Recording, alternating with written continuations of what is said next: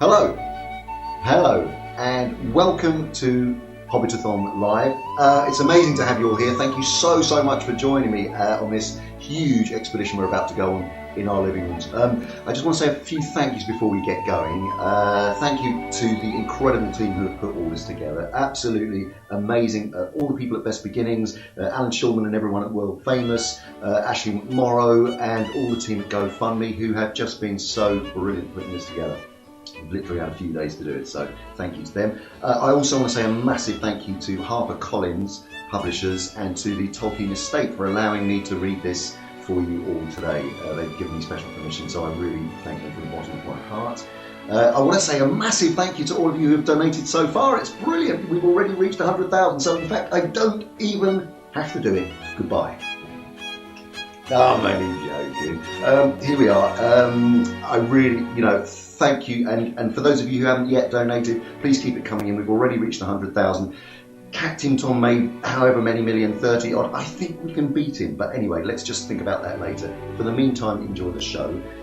If you do want to donate, you can go to www.gofundme.com/The Hobbitathon COVID-19 appeal.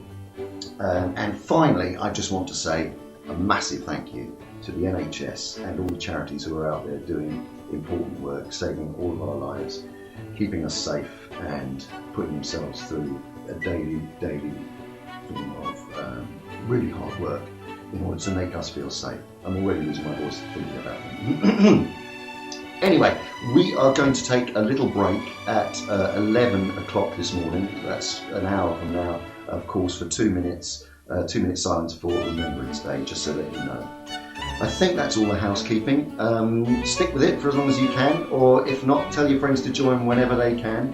I'm going to just have one last swig of water and then we shall begin. Hope you can see me over the rim of my glasses.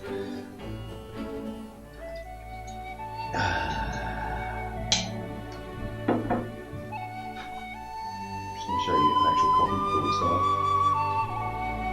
That's how I'm going to do it. Okay, here we go.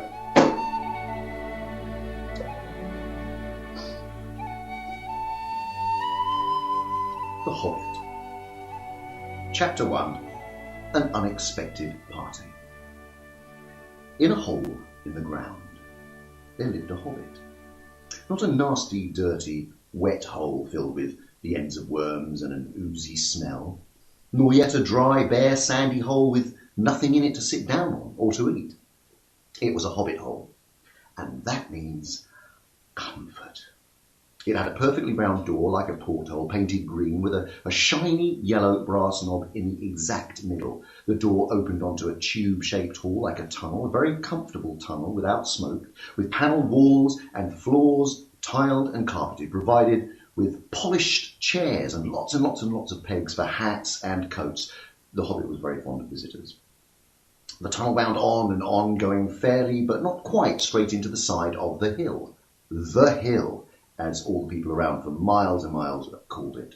And many little round doors opened out of it, first on one side and then another. No going upstairs for the hobbit. Bedrooms, bathrooms, cellars, pantries, lots of these. Wardrobes, he had whole rooms devoted to clothes. Kitchens, dining rooms, all were on the same floor and, indeed, the same passage.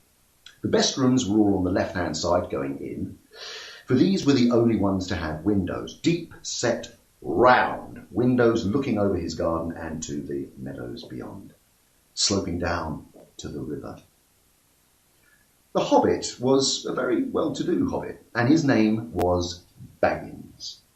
The Bagginses had lived in the neighbourhood of the hill for time out of mind, and people considered them very respectable, not only because most of them were rich, but also because they never had any adventures or did anything unexpected. You could tell what a Baggins would say on any question without the bother of asking him. But this is the story of how a Baggins had an adventure and found himself doing and saying things altogether unexpected. He may have lost the neighbours' respect, but he gained, well, you'll see whether he gained anything in the end. The mother of our particular hobbit. What is a hobbit? I suppose hobbits need some description nowadays, since they have become rare and shy of the big people, as they call us. They are, or were, a little people about half our height, and smaller than bearded dwarves. Hobbits have no beards. There is little or no magic about them, except the ordinary everyday sort which helps them to disappear quietly and quickly when large, stupid folk like you and me come blundering along making a noise like elephants, which they can hear a mile off. They're inclined to be fat in the stomach. They dress in bright colours, chiefly green and yellow. They wear no shoes because, well, their feet grow natural leathery soles and thick warm brown hair like the stuff on their heads, which is curly. They have long, clever brown fingers, good-natured faces, and they laugh deep, fruity laughs, especially after dinner, which they have twice a day when they can get it. Now you know enough to be getting on with. As I was saying, the mother of this hobbit, Bilbo Baggins, that is, was the famous Belladonna Took, one of the three remarkable daughters of Old Took, the head of the hobbits who lived across the water, the small river that ran at the foot of the hill. It was often said in other families that long ago one of the Took ancestors must have taken a fairy wife. That was, of course, absurd, but certainly there was something not entirely hobbit-like about them, and once in a while members of the Took clan would go and have adventures. They discreetly disappeared, and the family hushed it up. But the fact remained that the Tooks were not as respectable as the Bagginses, though they were undoubtedly richer. Not that Belladonna Took ever had any adventures after she became Mrs. Bungo Baggins. Bungo, that was Bilbo's father, built the most luxurious hole for her, and partly with her money. That was to be found either under the hill or over the hill or across the water, and there they remained to the end of their. Although he looked and behaved exactly like a second edition of his solid and comfortable father, got something a bit queer in his makeup from the Took side, something that only waited for a chance to come out. The chance never arrived until Bilbo Baggins was grown up, being about 50 years old or so, and living in the beautiful hobbit hole built by his father, which I have just described for you, until he had, in fact, apparently settled down immovably. By some curious chance, one morning long ago, in the quiet of the world, when there was less noise and more green, and the hobbits were still numerous and prosperous, and Bilbo Baggins was standing at his door after smoking an enormous long wooden pipe that reached nearly down to his woolly toes, neatly brushed, Gandalf came by. Gandalf. If you heard only a quarter of what I've heard about him, and I've only heard very little of all there is to hear, you would be prepared for any sort of remarkable tale. Tales and adventures sprouted up all over the place, wherever he went, in the most extraordinary fashion.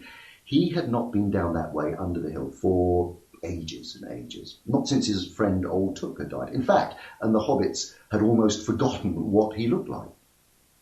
He had been away over the hill and across the water on business of his own since they were all small hobbit boys and hobbit girls.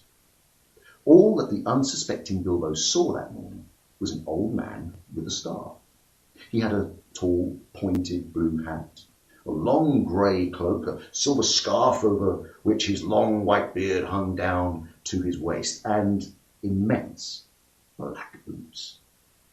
"Morning," said Bilbo, and he meant it. The sun was shining and the grass was very green, but Gandalf looked at him from under his long bushy eyebrows that stuck out further than the brim of his shady hat. "What do you mean?" he said. "You wish me a good morning, or mean that it is a good morning, whether I want it or not, or you feel that you feel good this morning, or that it is a morning to be good on." All of them at once," said Bilbo. "And a very fine morning for a pipe of tobacco out of doors into the bargain. If you have a pipe about you, sit down and have a fill of mine. There's no hurry. We have all the day before us." And then Bilbo sat down on a seat by his door, crossed his legs, and blew out a beautiful grey ring of smoke that sailed up into the air without breaking and floated away over the hill. "Very pretty," said Gandalf, "but I have no time to blow smoke rings this morning. I am looking for someone to share in an adventure that I am arranging. It's very difficult to find anyone. Well, I should think so. In these parts, we're very plain folk and we have no use for adventures. Nasty, disturbing, uncomfortable things. Make you late for dinner. No, I can't think what anybody sees in them, said old Mr. Baggins, and stuck one thumb behind his braces and blew out another, even bigger smoke ring. Then he took out his morning letters and began to read, pretending to take no more notice of the old man. He had decided that he was not quite his sort and he wanted him to go away. But the old man did not move. He stood leaning on his stick and gazing at the Hobbit without saying anything until Bilbo got quite uncomfortable and even a little cross. "Morning," he said at last. We don't want any adventures here, thank you. You might try over the hill or across the water." By this he meant that the conversation was at an end. "A lot of things you do use good morning for," said Gandalf. "Now you mean that you want to get rid of me and that it won't be good until I move on." No, not at all, my dear sir. Let me see. I don't think I know your name." Yes, my dear sir, and I do know your name, Mr. Bilbo Baggins. And you do know my name, though you don't quite remember that I belong to it. I am Gandalf, and Gandalf means me. To think that I should have been good morning by Belladonna Took's son as if I were selling buttons at the door. Gandalf! Oh, God, goodness gracious me! Not the wandering wizard that gave old Took a pair of magic diamond studs that fastened themselves and never came undone until ordered. Not the fellow who used to tell such wonderful tales at parties about dragons and goblins and giants and the rescue of princesses and the unexpected luck of widows' sons. Not the man who used to make such particularly excellent fireworks. Oh, I remember those. Old Took used to have them on Midsummer's Eve. Splendid. They used to go up like great lilies and snapdragons and laburnums of fire that hang in the twilight all evening. Oh, well, you will notice that Mr. Baggins was not quite so prosy as he liked to believe, and also that he's very fond of flowers. Dear me, he went on, not the Gandalf who was responsible for so many quiet lads and lasses going off into the blue for mad adventures. Anything from climbing trees or visiting elves or sailing in ships, sailing to other shores. Bless me, life used to be quite you used to upset things badly in these parts once upon a time, and I beg your pardon, but I had no idea that you were still in business. Where else should I be? Said the wizard. All the same, I am pleased to find you remember something about me. You seem to remember my fireworks kindly at any rate, and that is not without hope. Indeed, for your old grandfather's Took's sake, and for the sake of poor Belladonna, I will give you what you asked for. I beg your pardon. I haven't asked for anything. Yes, you have. Twice now. My pardon. I give it to you. In fact, I will go so far as to send you on this adventure. Very amusing for me, very good for you, and profitable too. Very likely, if you ever get over it. Sorry, I don't want any adventures, thank you. No, not today. Good morning. But please, come to tea any time you like. Why not tomorrow? Come tomorrow. Goodbye. With that, the Hobbit turned and scuttled inside the round green door, shut it as quickly as he dared, not to seem rude. Wizards are, after all, wizards. What on earth did I ask him for tea for? He said to himself and went to the pantry. He'd only just had breakfast, but he thought a cake or two and a drink of something would do him good after his fright. Gandalf, in the meantime, was standing outside the door and laughing long but quietly. After a while he stepped up, and with the spike on his staff, he scratched a queer sign on the Hobbit's beautiful green front door, and then he strode away, just about the time when Bilbo was finishing his second cake, and beginning to think that he had escaped adventures very well. The next day he'd almost forgotten about Gandalf. He did not remember things very well, unless he put them down in his engagement tablet, like this. Gandalf, tea, Wednesday. Yesterday he'd been too flustered to do anything of the kind. Just before tea time, there came a tremendous ring on the front doorbell, and then he remembered.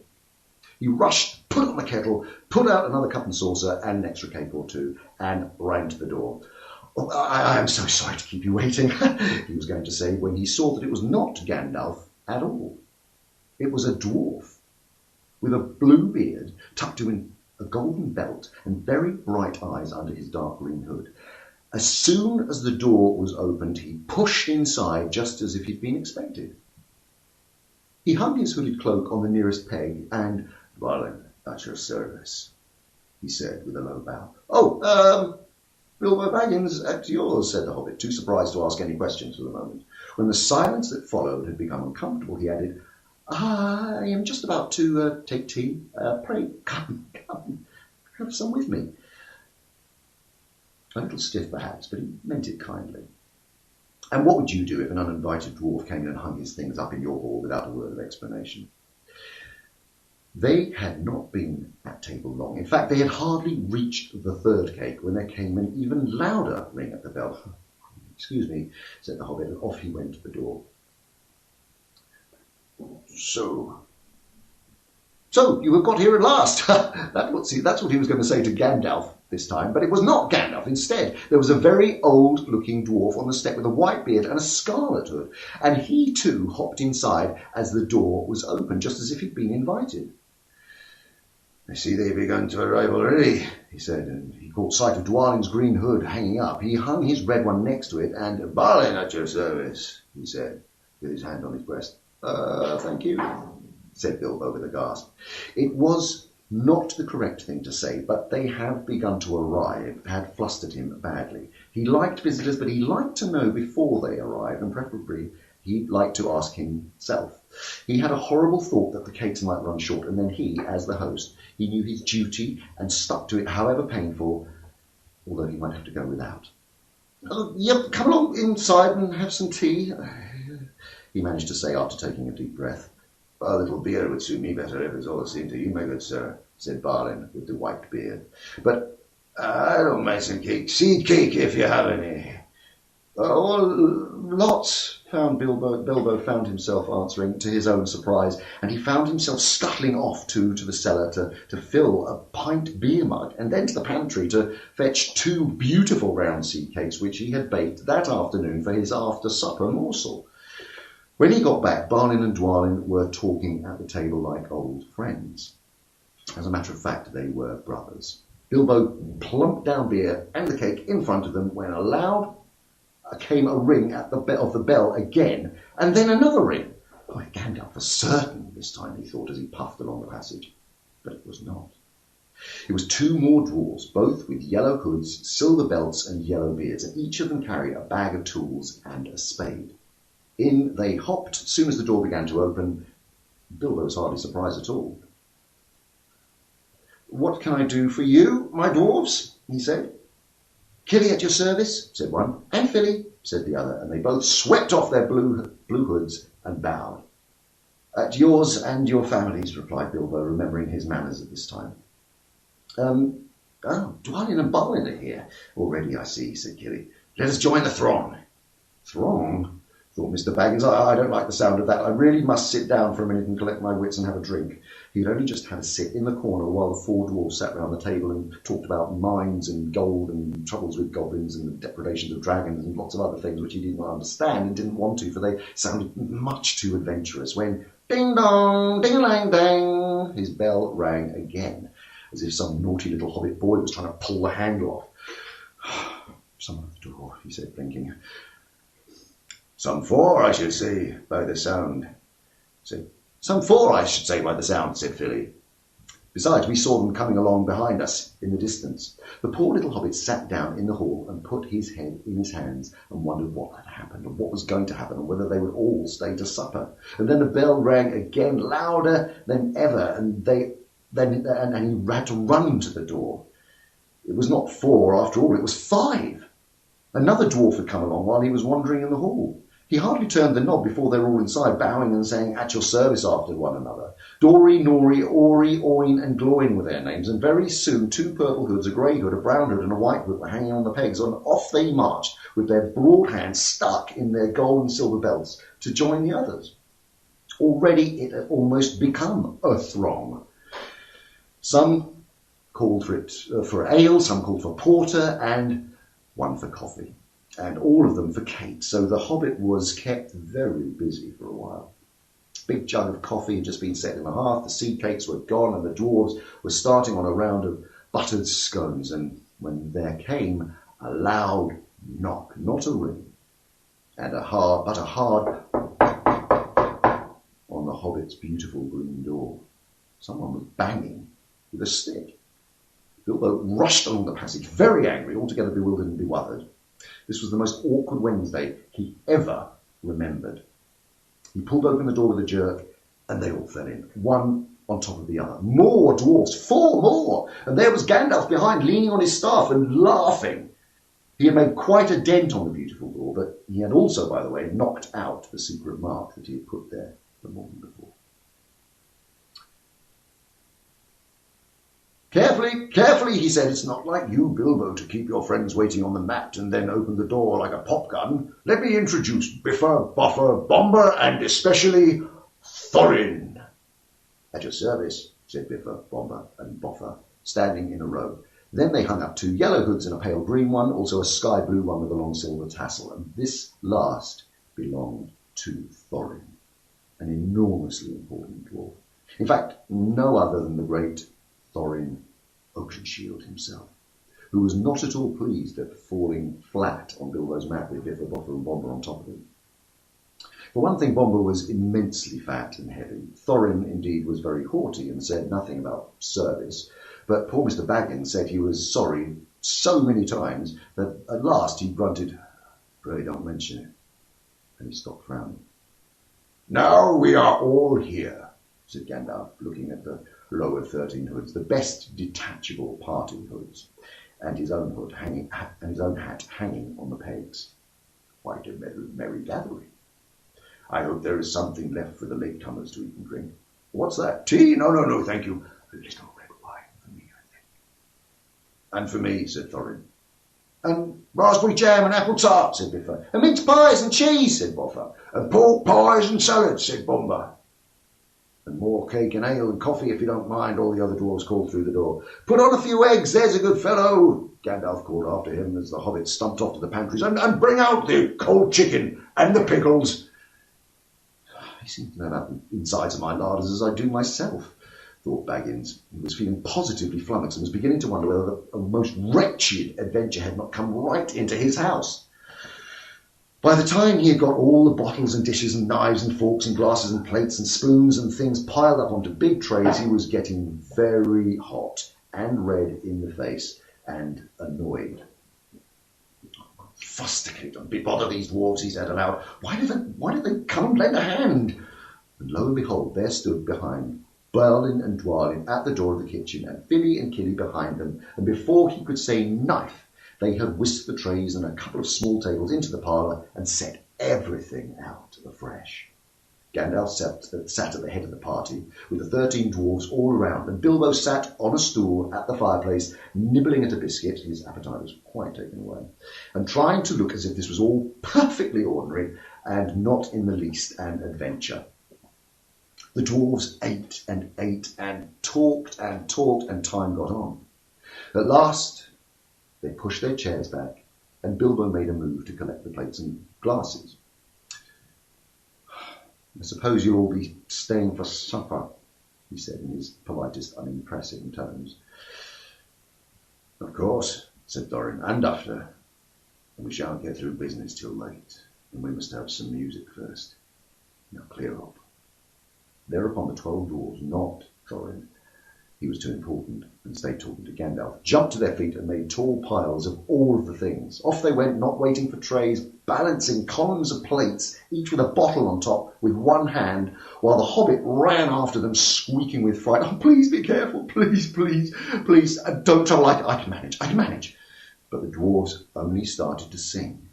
Chip the glasses and crack the plates, blunt the knives and bend the forks. That's what Bilbo Baggins said. Smash the bottles and burn the corks. Cut the cloth and tread on the fat. Pour the milk on the pantry floor. Leave the bones on the bedroom mat. Splash the wines on every door. Dump the crooks in a bowling ball. Pound them up with a thumping pole. And when you've finished, if any are whole, send them down the hole to roll. That's what Bilbo Baggins hates, so carefully with the plates. And of course they did none of these dreadful things. Everything was cleaned up and put away safely and as quickly as lightning, while the hobbits were turning round and round in the middle of the kitchen to try and see what they were doing. They went back in and they found Thorin with his feet on the fender, smoking a pipe. He was blowing the most enormous smoke rings wherever he told one to go. They went up the chimney, behind the clock on the mantelpiece, under the table, or round and round and round the ceiling. Wherever it went, it was not quick enough to escape Gandalf. Pop. He sent a smaller smoke ring from his short clay pipe straight through each one of Thorin's, and then Gandalf's smoke ring would go green and come back and hover over the wizard's head. He had a cloud of them about him already, and in the dim light it made him look strange and sorcerous. Bilbo stood still and watched. He loved smoke rings, and then he blushed to think how proud he had been yesterday morning of the smoke rings that he had sent up the wind over the hill. "Now, for some music," said Thorin. "Bring out the instruments." Killy and Filly rushed for their bags and brought back little fiddles. Dorry, Norry and Orry brought out flutes from somewhere inside their coats. Bomber produced a drum from the hall. Biffa, Bomber and Boffer went out too and came back with clarinets that they had left among the walking sticks. Dwalin and Balin said, "Excuse me, I left mine in the porch. Just bring in mine in with you." "Just bring in mine with you," said Thorin. They came back in with vials as big as themselves and with Thorin's heart wrapped in a green cloth. It was a beautiful golden heart. And when Thorin struck it, the music began all at once, so sudden and sweet that Bilbo forgot everything else and was swept away into the dark lands under strange moons, far over the water and very, very far from his hobbit hole under the hill. The dark came into the room from a little window that opened in the side of the hill. The firelight flickered. It was April, and they still played on, while the shadow of Gandalf's beard wagged against the wall. The dark filled all the room and the fire died down, and the shadows were lost. And still they played on, and suddenly first one and then the other began to sing as they played. Deep-throated singing of the dwarves in the deep places of their ancient homes. And this is like a fragment of their song, if it can be played like their song without their music. Far over the misty mountains cold, to dungeons deep and caverns cold, we must away ere break of day, to seek the pale enchanted gold. The dwarves of yore made mighty spells, while hammers fell like ringing bells in places deep, where dark things sleep in hollow halls beneath the fells. For ancient king and elvish lord, there may a gleaming golden hoard. They shaped and wrought and light they caught, to hide in gems on hilt of sword. On silver necklaces they strung the flowering stars, on crowns they hung the dragon fire in twisted wire. They meshed the light of moon and sun far over the misty mountains cold, to dungeons deep and caverns cold. We must away ere break of day, to claim our long forgotten gold. Goblets they carved there for them souls, and harps of gold where no man does. They lay there long, and many a song was sung unheard by men or elves. The pines were roaring on the height, the winds were moaning in the night. The fire was red and spread its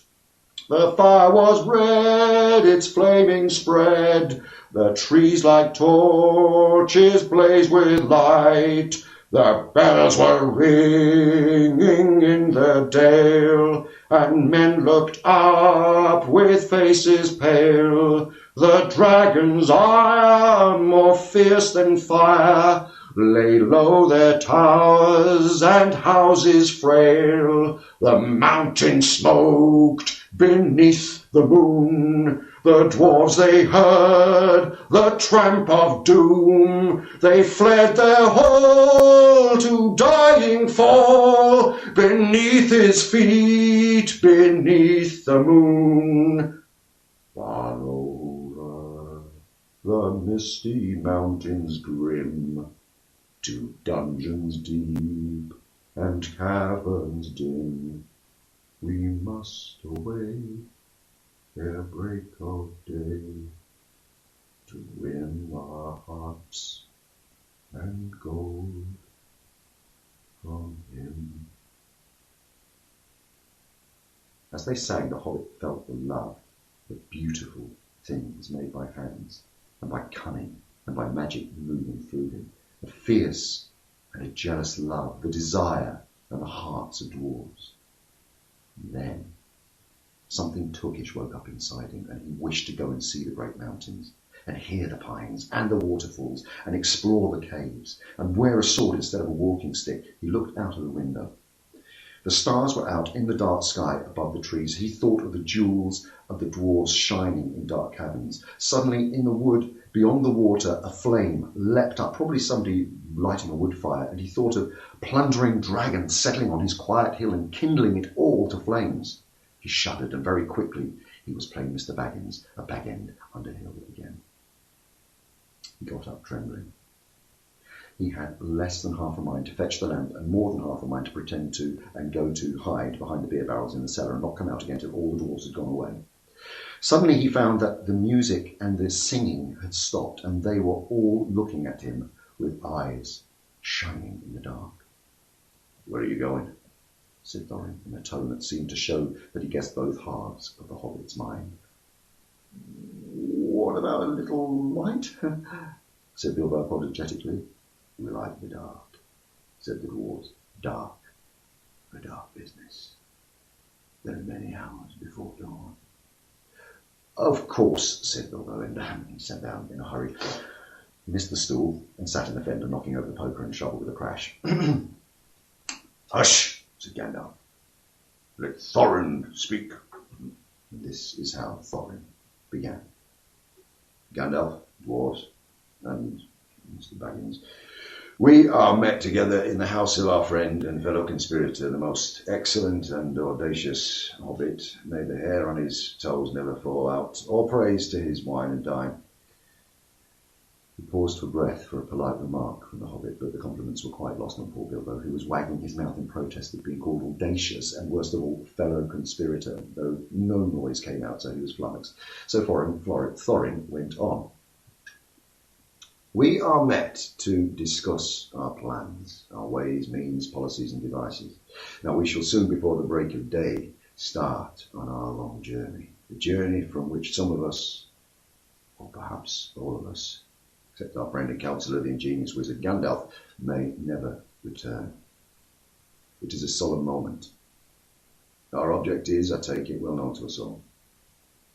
The estimable Mr. Baggins, and perhaps one or two of the younger dwarfs, I think I should be right in naming Killian Philly, for instance. The exact situation at the moment may require a little brief explanation. This was Thorin's style.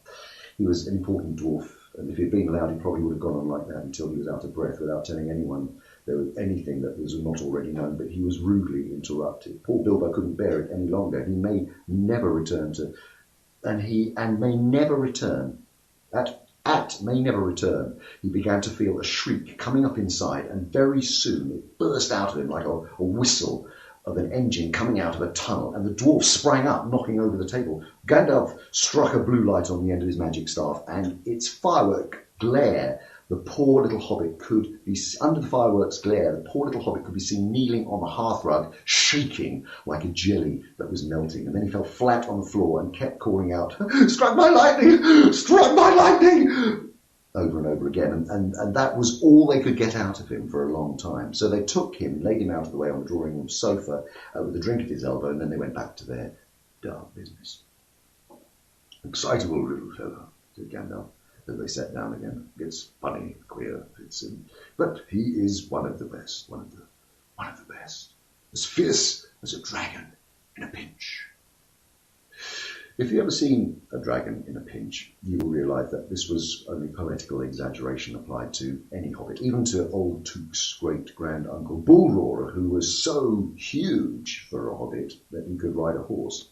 He charged the ranks of the goblins of Mount Graham in the Battle of the Green Fields and knocked their king Golfimble's head clean off with a wooden club. It sailed 100 yards through the air and went down a rabbit hole. And in this way, the battle was won, and the game of golf was invented at the same time. In the meanwhile, however, Bullroarer's gentler descendant was reviving in the drawing room. After a while and a drink, he crept nervously to the door of the parlour. This is what he heard.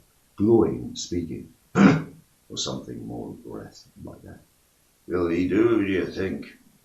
It's all very well for Gandalf to talk about this hobbit being fierce, but one shrieking like that in a moment of excitement would be enough to wake the dragon and all his relatives and kill a lot of us. I think it sounds more like fright than excitement. In fact, if it had not have been for the sign on the door, I should have been sure that we'd come to the wrong house. As soon as I clapped eyes on the little fellow bobbing and puffing on the mat, I had my doubts. It looks more like a grocer than a burglar." And then Mr. Baggins turned the handle and went in. The Took side had won. He suddenly felt he would go without bed and breakfast to be thought fierce. As for the little fellow bobbing on the mat, it almost made him really fierce. Many a time afterwards, the Baggins part regretted what he did now, and he said to himself, "Oh, Bilbo, you were a fool. You walked right in and you put your foot in it." Pardon me," he said. "If I have overheard words that you were saying, I don't pretend to understand what you are talking about, or your references to burglars, but I think that I'm right in believing this is what he called being on his dignity. That you think I'm no good. Well, I will show you. I have no signs on my door. It was painted a week ago, and I'm quite sure that you have come to the wrong house. As soon as I saw your funny faces on the doorstep, I had my doubts, but treat it as the right one. Tell me what you want done, and I will try it. And if I have to walk from here to the east of East and fight the wild wereworms in the last desert. I had a great-great-great-great-grand-uncle once. Bullroarer took and... Yes, that was long ago, said Gloin. I was talking about you. And I assure you there is a mark on this door, the usual one in the trade, or used to be. Burglar wants a good job, plenty of excitement, and reasonable reward. That's how it's usually read. You can say expert treasure hunter instead of burglar if you like. Some of them do. It's all the same to us. Gandalf told us that there was a man of these sorts in these parts looking for a job at once, and that he had arranged for us to meet here this Wednesday tea time. Of course there is a mark, said Gandalf. I put it there myself for very good reasons. You asked me to find the 14th man for your expedition, and I chose Mr. Baggins. Just let anyone say I chose the wrong man or the wrong house, and you can stop at 13 and have all the bad luck you like, or go back to digging coal. He scowled so angrily at Gloin that the dwarf huddled back in his chair, and when Bilbo tried to open his mouth and ask a question, he turned and frowned at him and stuck out his bushy eyebrows till Bilbo shut his mouth tight with a snap. That's right, said Gandalf. Let's have no more argument. I have chosen Mr. Baggins, and that ought to be enough for all of you. If I say he is a burglar he is, or will be when the time comes. There is a lot more in him than you guess, and a deal more than he has any idea of himself. You may, possibly, all live to thank me yet. Now, Bilbo, my boy, fetch the lamp, and let's have a little light on this. On the table, in the light of the big lamp. On the table, in the light of a big lamp with a red shade, he spread a piece of parchment, rather like a map. This was made by Thrall. This was made by Thror, your grandfather, Thorin, he said, in answer to the dwarf's excited questions. It is a plan of the mountain. I don't see what this will help us much, said Thorin disappointedly after a glance. I remember the mountain well enough and the lands about it, and I know where Mirkwood is, and the withered heath where the great dragons bred.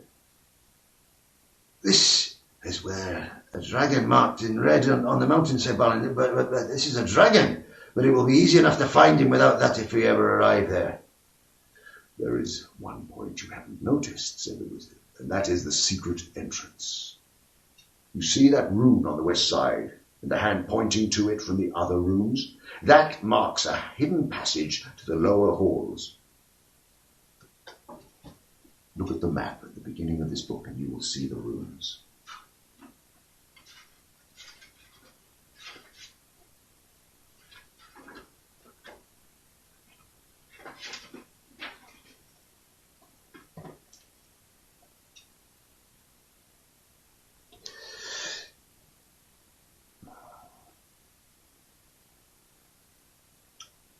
It may have been secret once, said Thorin, but how do we know that it is secret any longer?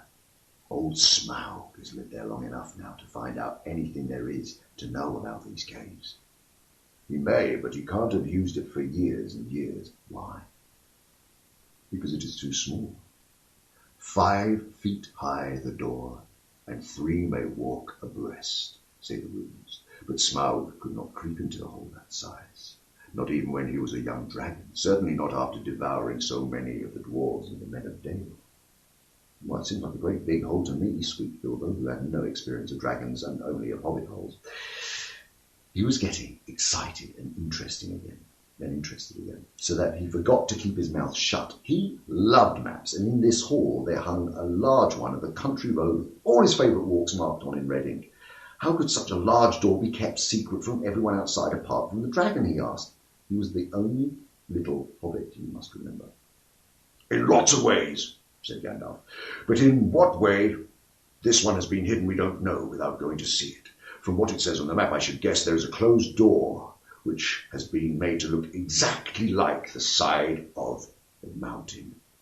This is the dwarves' usual method. I think that's quite right, isn't it? Quite right, said Thorin. Also, went on Gandalf, I forgot to mention that with this map went a key, a small, curious key.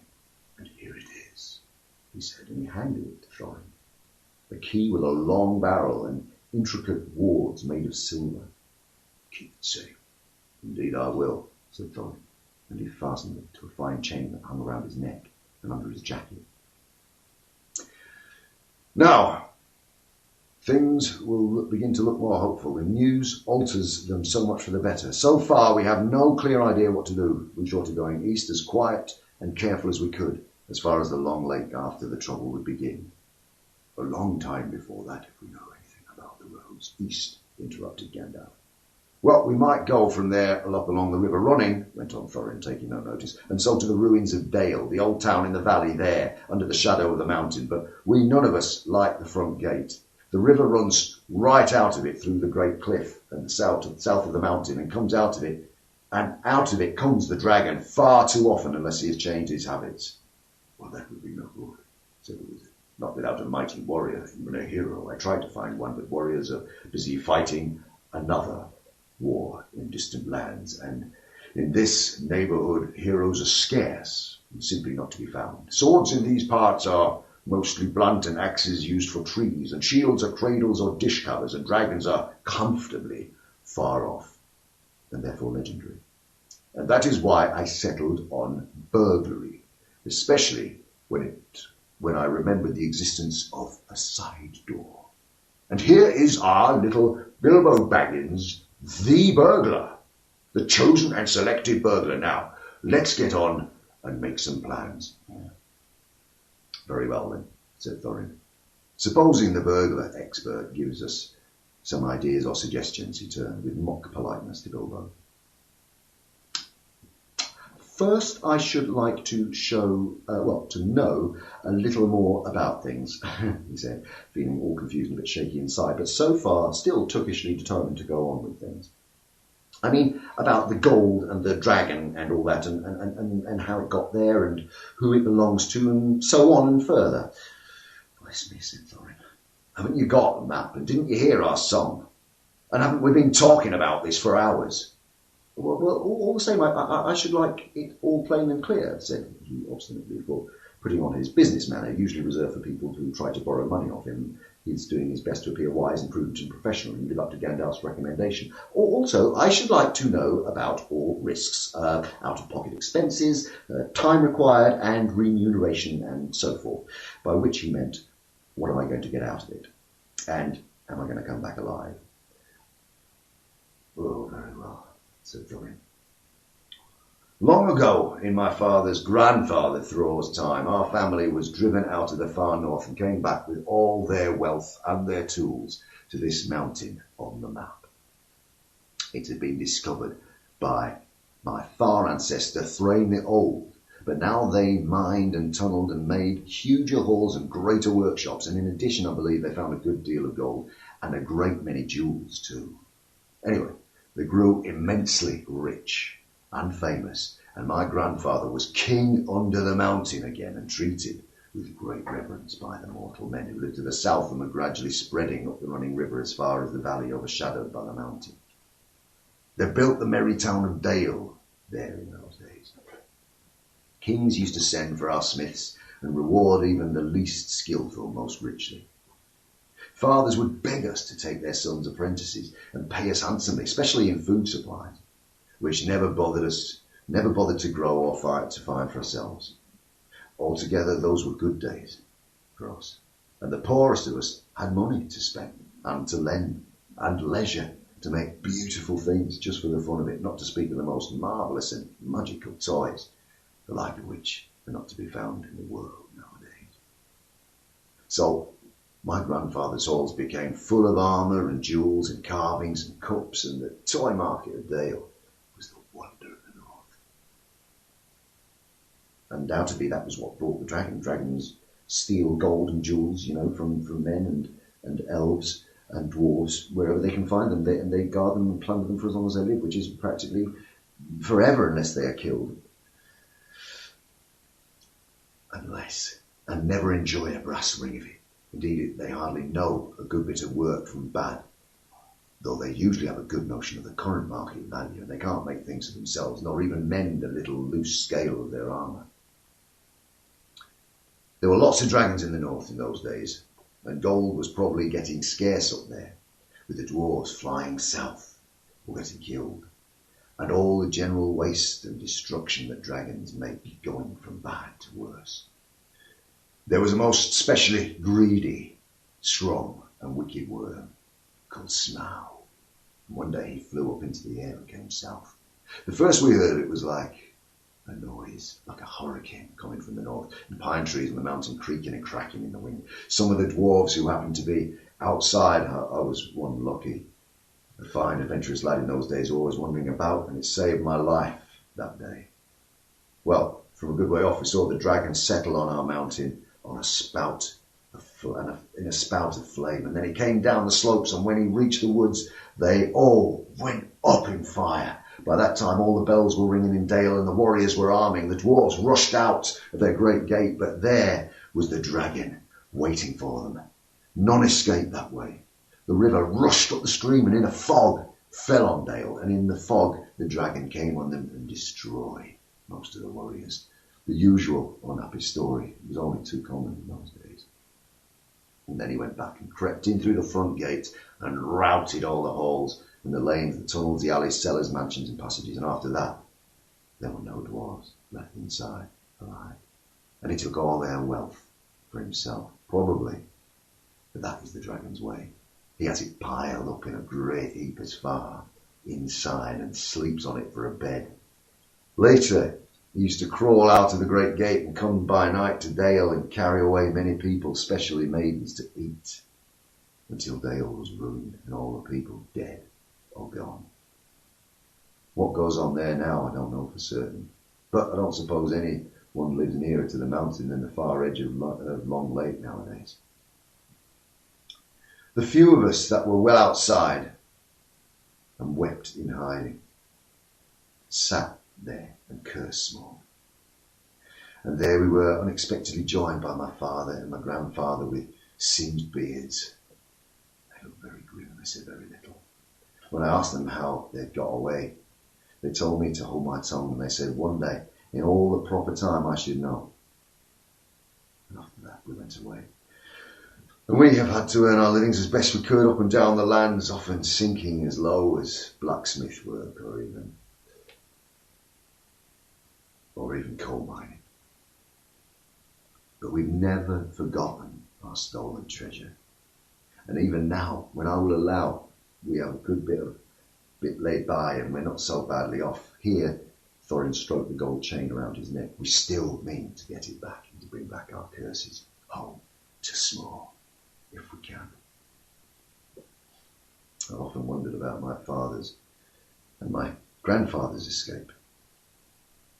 And I now see that we have had a private side door. We have a private side door which only they knew about, but apparently they made a map, and I should like to know how Gandalf got hold of it and why it did not come down to me, the rightful heir. I did not get hold of it. I was given it, said the wizard. Your grandfather Thror was killed, you remember, in the mines of Moria by Azog, the goblin. And curse his name, said Thorin. And Thrain, your father, went away on the 21st of April 100 years ago, last Thursday, and has never been seen by you since. True, said Thorin. Well, your father gave this to me to give to you, and if you have chosen, and I have chosen my own time and way of handing it over, then you can hardly blame me, considering the trouble I had to find you. Your father could not remember his own name when he gave me the paper, and he never told me yours, so on the whole I think I ought to be praised and thanked. Here it is, he said, handing the map to Thorin. I don't understand, said Thorin. Bilbo felt that he would like to have said the same. The explanation did not seem to explain. Your grandfather, said the wizard slowly and grimly, gave the map to his son for safety before he went to the mines of Moria. Your father went away to try his luck with the map, and your grandfather was killed. And lots of adventures of a most unpleasant sort he had, but he never got near the mountain. How he got there, I don't know. But I found him a prisoner in the dungeons of the Necromancer. Whatever were you doing there? Asked Thorin with a shudder. And all the dwarfs shivered. Never you mind, I was finding things out as usual. And a nasty, dangerous business it was. Even I, Gandalf, only just escaped. I tried to save your father, but it was too late. He was witless and wandering and had forgotten almost everything except the key and the map. We have long ago paid the goblins of Moria, said Thorin. We must give a thought to the Necromancer. Don't be absurd. He is an enemy far beyond the powers of all the dwarves put together. They would all be collected again from the four corners of the world. The one thing your father wished was for his son to read the map and use the key. The dragon and the mountain are more than big enough tasks for you. Hear, hear, said Bilbo, and accidentally said it aloud. Hear what? They all said, turning to it suddenly. And he was so flustered, and he answered, hear what I've got to say. What's that? They all asked. Well, I should say that you ought to go east and have a look around. And after all, there is a side door, and dragons must sleep sometimes, I suppose. And if you sit on the doorstep long enough, I dare say you will think of something. And, well, don't you know, I think we ought to talk long enough for one night, if you see what I mean. Well, what about bed and an early start and all that? And I'll give you a good breakfast before you go. Before we go, I suppose you mean, said Thorin. Aren't you the burglar? And isn't sitting on the doorstep your job, not to speak of getting inside the door? But I agree about bed and breakfast. I like 6 eggs with my hand when starting on a journey, fried, not poached, and mind you don't break them. After all the others had ordered their breakfasts without so much as a please, which annoyed Bilbo very much, they all got up. The Hobbit had to find a room for them all and filled his spare rooms and made beds on chairs and sofas before he got them all stowed and went to his own little bed, very tired and not altogether happy. One thing he did make up his mind about was not to bother to get up very early and cook everybody else's wretched breakfast. The tookishness was wearing off, and he was not now quite so sure whether he was going on any journey in the morning. As he lay in bed, he could hear Thorin still humming to himself in the bedroom, the best bedroom, next to him. Far from misty mountains cold, to dungeons deep and caverns cold, we must away ere break of day to find our long forgotten gold. Bilbo went to sleep with that in his ears, and it gave him very uncomfortable dreams. It was long after the break of day when he woke up. That's the end of the first chapter. We're about to start chapter 2, which is roast mutton, but it's 10:56, and I think perhaps we should just pause at this moment so that we can, of course, have our 2 minutes silence at 11 o'clock. So what do you think about that? And I'll give you a chance to have a drink or a comfort break, and then we'll carry on after the 2 minutes. All right? Okay. Welcome back, everybody. Chapter 2, roast mutton. Up jumped Bilbo, putting on his dressing gown, went into the dining room, and there he saw nobody, but all the signs of a large and hurried breakfast. There was a fearful mess in the room, and piles of unwashed crocks in the kitchen. Nearly every pot and pan he possessed seemed to have been used. The washing up was so dismally real that Bilbo was forced to believe the party of the night before had not been a part of his bad dreams, and that he had rather hoped. Indeed, he was really relieved, after all, to think that they had gone without him and without bothering to wake him up, but with a never a thank you, he thought, and yet in a way that he could not help feeling just a trifle disappointed. This feeling surprised him.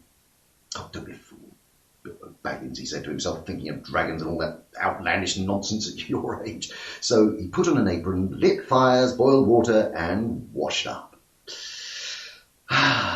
Then he had a nice little breakfast in the kitchen before turning out the dining room. By that time the sun was shining, the front door was open, letting in a warm spring breeze. Bilbo began to whistle loudly and to forget all about the night before.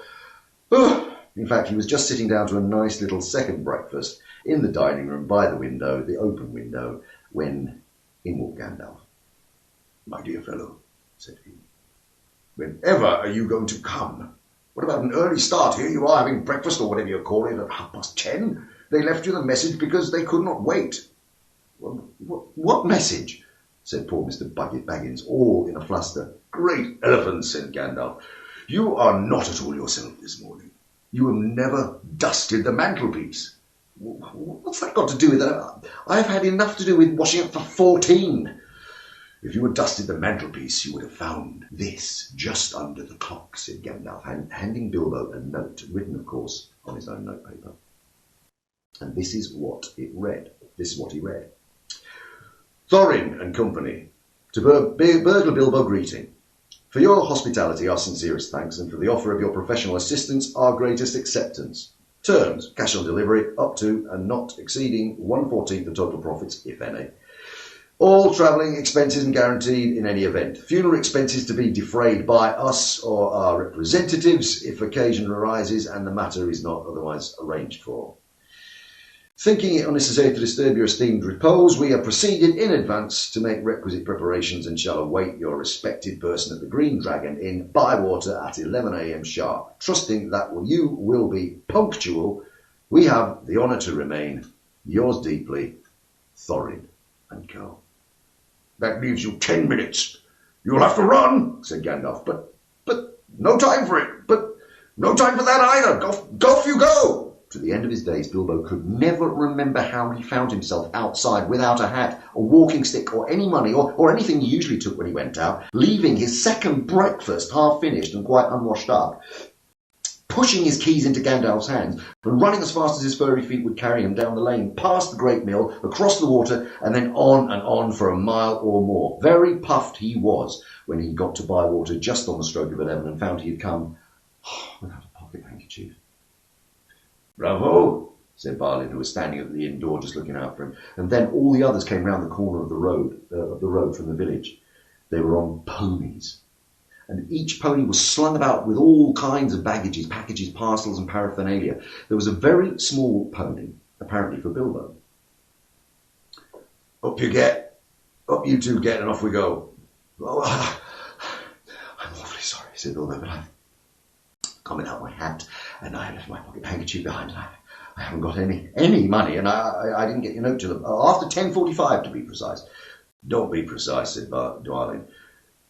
"Don't be precise," said Dwalin, "and don't worry, you have to manage without pocket handkerchiefs and a good many things other before you get to the journey's end. As for a hat, I've got a spare hood and a cloak in my luggage." And that is how they all came to start, jogging off from the inn one fine morning just before May on laden ponies, and Bilbo was wearing a dark green hood, a little weather-stained, and a dark green cloak borrowed from Dwalin. They were much too large for him. He looked rather comic. What his father, Bungo, would have thought of him, I daren't think. His only comfort was he couldn't be mistaken for a dwarf, as he had no beard. They'd not been riding very long, and Gandalf came up on a very splendid white horse. He had brought a lot of pocket handkerchiefs and Bilbo's pipe and tobacco. So after that, the party went along very merrily, and they told stories and sang songs, and they rode forward all day, except, of course, when they stopped for meals. These didn't come quite as often as Bilbo would have liked them, but still he began to feel that the adventures were not so bad after all. At first they had passed through Hobbit lands, a wide, respectable country inhabited by decent folk with good roads, an inn or two, and now and then a dwarf or farmer ambling along by doing his own business. And then they came to lands where people spoke strangely and sang songs Bilbo had never heard before. Now they had gone far into the lonesome lands where there were no people there, no inns, and the roads grew steadily worse. Not far ahead were dreary hills rising higher and higher and dark with trees. And on some of them were old castles with an evil look, as if some of them had been built by wicked people.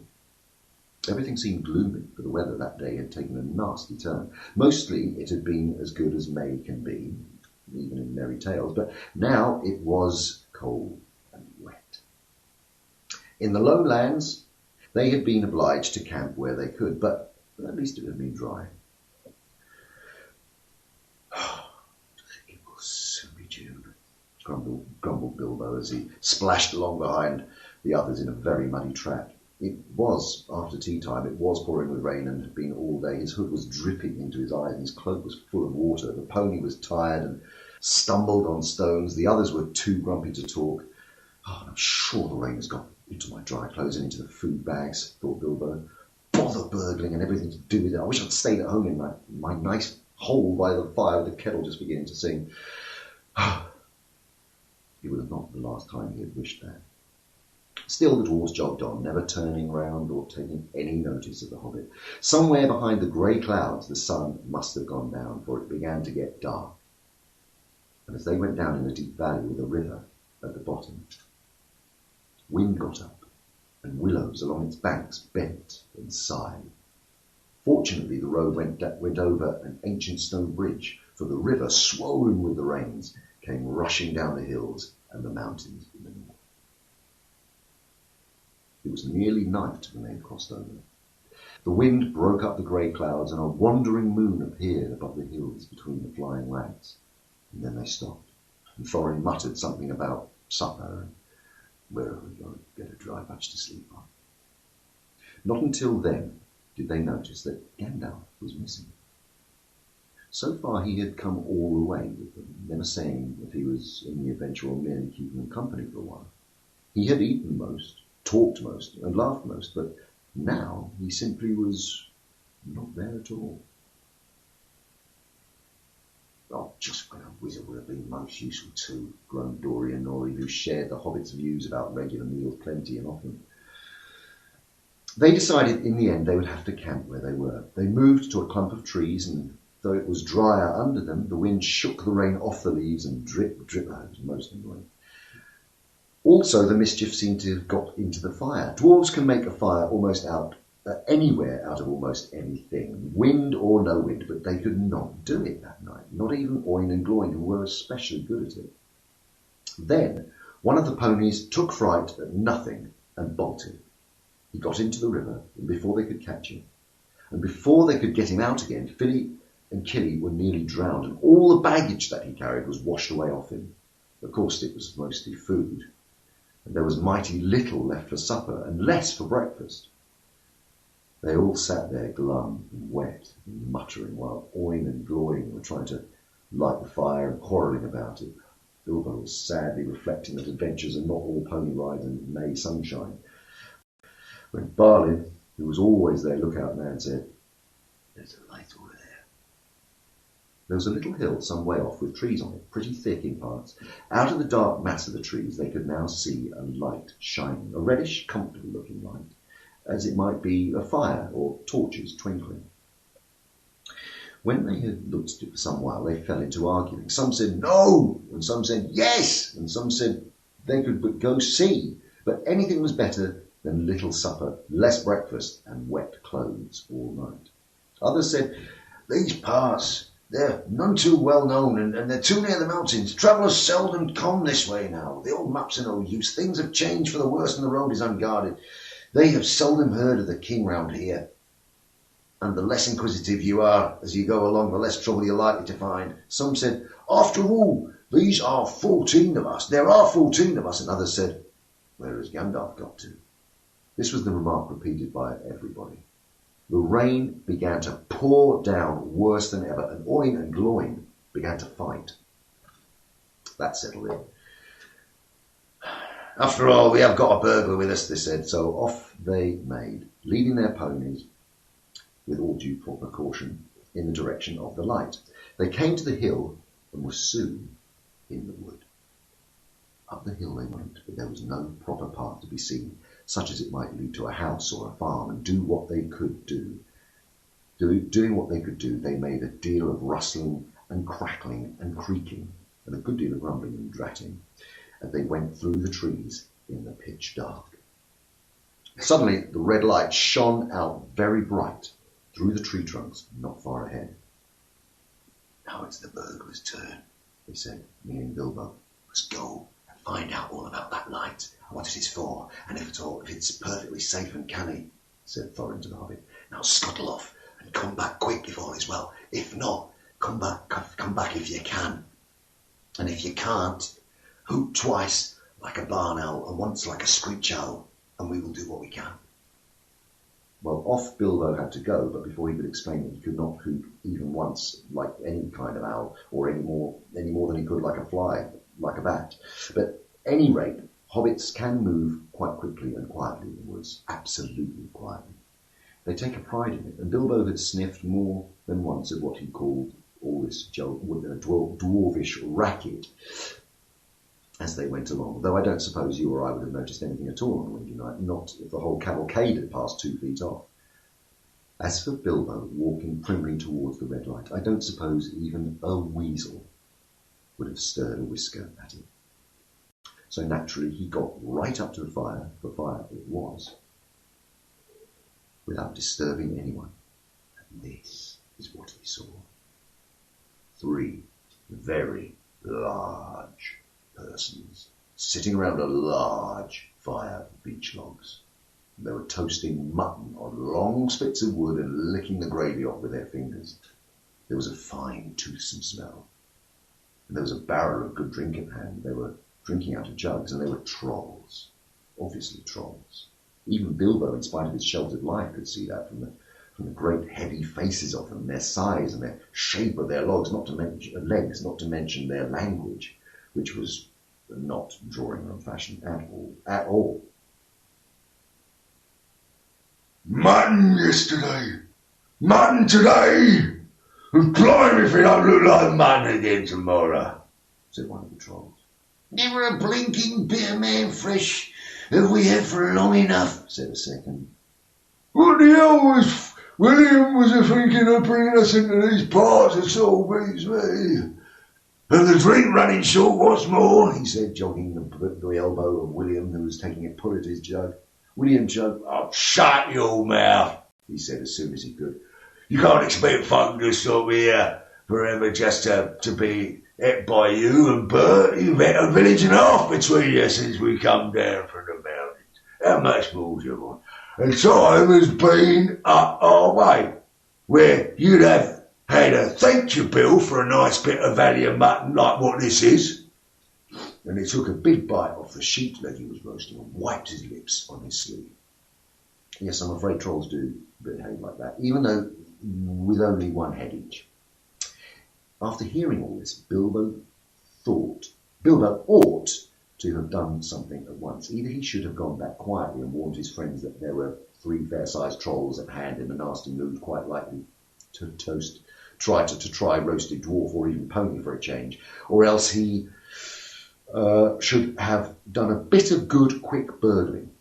A really first-class and legendary burglar would have done at this point at least picked the troll's pockets. It's nearly always worthwhile if you can manage it. Pinched at the very end of the beer and walked off without them even noticing him. Others more practical, with less professional pride, would perhaps have stuck a dagger into each of them before they observed him. And then that night they could have spent cheerily. Bilbo knew it. He had read of a good many things he had never seen or done. He was very alarmed and, as well as disgusted, he wished himself 100 miles away, and yet somehow he could not go straight back to Thorin and company empty-handed. So he stood and hesitated in the shadows. Of the various burglarious proceedings that he had heard of, picking trolls' pockets seemed to be the least difficult. So he crept behind the tree just behind William. Bert and Tom went off to the barrel, and William was having another drink. And then Bilbo plucked up courage, put his little hand into William's enormous pocket. There was a purse in it, as big as a bag to Bilbo. Ha! He thought, warming to his new work as he carefully lifted it out. This is a beginning. It was. Trolls' purses are the mischief, and this was no exception. Here, who are you? It squeaked as it left the pocket. And William turned around at once and grabbed Bilbo by the neck before he could duck behind the tree. Blimey, Bert, look what I've cropped, said William. What is it? Said the others coming up behind him. Lummy everything I feel I know. What are you? Bilbo Baggins, a hobbit, said poor Bilbo, shaking all over and wondering how to make owl noises before they throttled him. A hobbit? What? They said, a little bit startled. Trolls are slow on the uptake and mightily suspicious about anything new to them. What's a hobbit got to do in my pocket anyways? Said William. And can you cook 'em? Said Tom. You can try, said Bert, picking up a skewer. Yeah, you wouldn't make 'em more than a mouthful, said William, who had already had a fine supper. Not when he was skinned and boned. Well, perhaps more like him round about, we might make a pie, said Bert. Here you are. Are there any more of your Here, you! Are there any more sneaking around in these here woods, you little nasty rabbit? He said, looking at the hobbit's furry feet, picked him up by the toes and shook him. Yes, lots. But before he remembered not to give his friends away. No, I mean, none at all. None at all. Not one, he said immediately afterwards. What do you mean? Said Bert, holding him up right away by his hair this time. Oh, what I'm saying, said Bilbo, gasping. Please don't cook me, sirs. I am a good cook myself, and cook better than I cook, if you see what I mean. I cook beautifully. I'll cook beautifully for you, a perfectly beautiful breakfast for you, if only you won't have me for supper. Poor little blighter, said William. Oh, he has already had as much supper as he could hold. Also, he'd had lots of beer. Poor little blighter, let him go! Not till he says what he means by lots and none at all, said Bert. I don't want to have me throat cut in me sleep. Hold his toes over the fire until he talks. I won't have it, said William. I call him anyway. You're a fat fool, William, said Bert, as I've said before this evening, and you're a lout. And I won't take that from you, Bill Huggins, said Bert. And he put his fist in William's eye, and there was a gorgeous row. Bilbo had just enough wits left in him when Bert dropped him on the ground to scramble out of the way of their feet before they were fighting like dogs and calling one another all sorts of perfectly true and applicable names in very loud voices. Soon they were locked in each other's arms, rolling around nearly into the fire, kicking and thumping while Tom whacked at them both with a branch and bringing them to their senses. And that, of course, only made them madder than ever. That would have been the time for Bilbo to have left, but his poor little feet had been very squashed in Bert's big paw, so he had no breath in his body and his head was going round, so he lay there for a while, panting, just outside the circle of the firelight. Right in the middle of the fight came Balin. The dwarves heard the noises from a distance, and after waiting for some time for Bilbo to come back or hoot like an owl, they started off, one by one, to creep towards the light as quickly as they could. No sooner did Tom see Balin come through into the light than he gave an awful howl. Trolls simply detest the very sight of dwarves uncooked. Bert and Bill stopped fighting immediately and said, "A sack, Tom, quick!" they said. Before Balin, who was wondering where in all this commotion Bilbo was, knew what was happening, a sack was over his head, and he was down. "There's more to come," said Tom, "or I'm a mighty mistook. Lots and none at all, it is," said he. "No borough hobbits, but lots of these here dwarfs. That's about the shape of it." "Yeah, I reckon you're right," said Bert. "We'd better get out of the light." And so they did, with sacks in their hands that they had used for carrying off mutton and other plunder. They waited in the shadows, and each dwarf came up and looked at the fire and spilled jugs and gnawed the mutton. In surprise, pop went a nasty smelly sack over his head, and he was down. Soon Dwalin lay by Balin, Filly, Killy together, and Dory, Nori, Ori, and Ori, all in a heap, and Oin and Groin and Biffer and Boffer and Bomber piled uncomfortably near the fire. "Well, that'll teach them," said Tom, for Biffer and Bomber had given a lot of trouble, fought like mad as dwarfs are when cornered.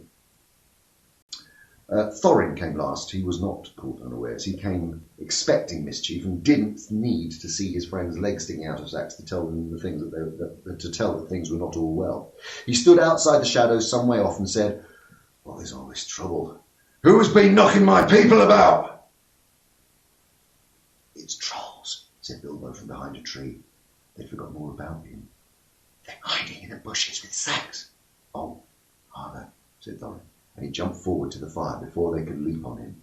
He caught a big branch all on fire at one end, and Bert got that end in his eye before he could step aside, and that put him out of the battle for a bit. Bilbo did his best. He caught hold of Tom's leg as well as he could. It was thick and as young as a young tree trunk. But then he was sent spinning up into the top of some sort of bushes, and when Tom kicked sparks up in Thorin's face. Tom got the branch in his teeth for that and lost one of the front ones.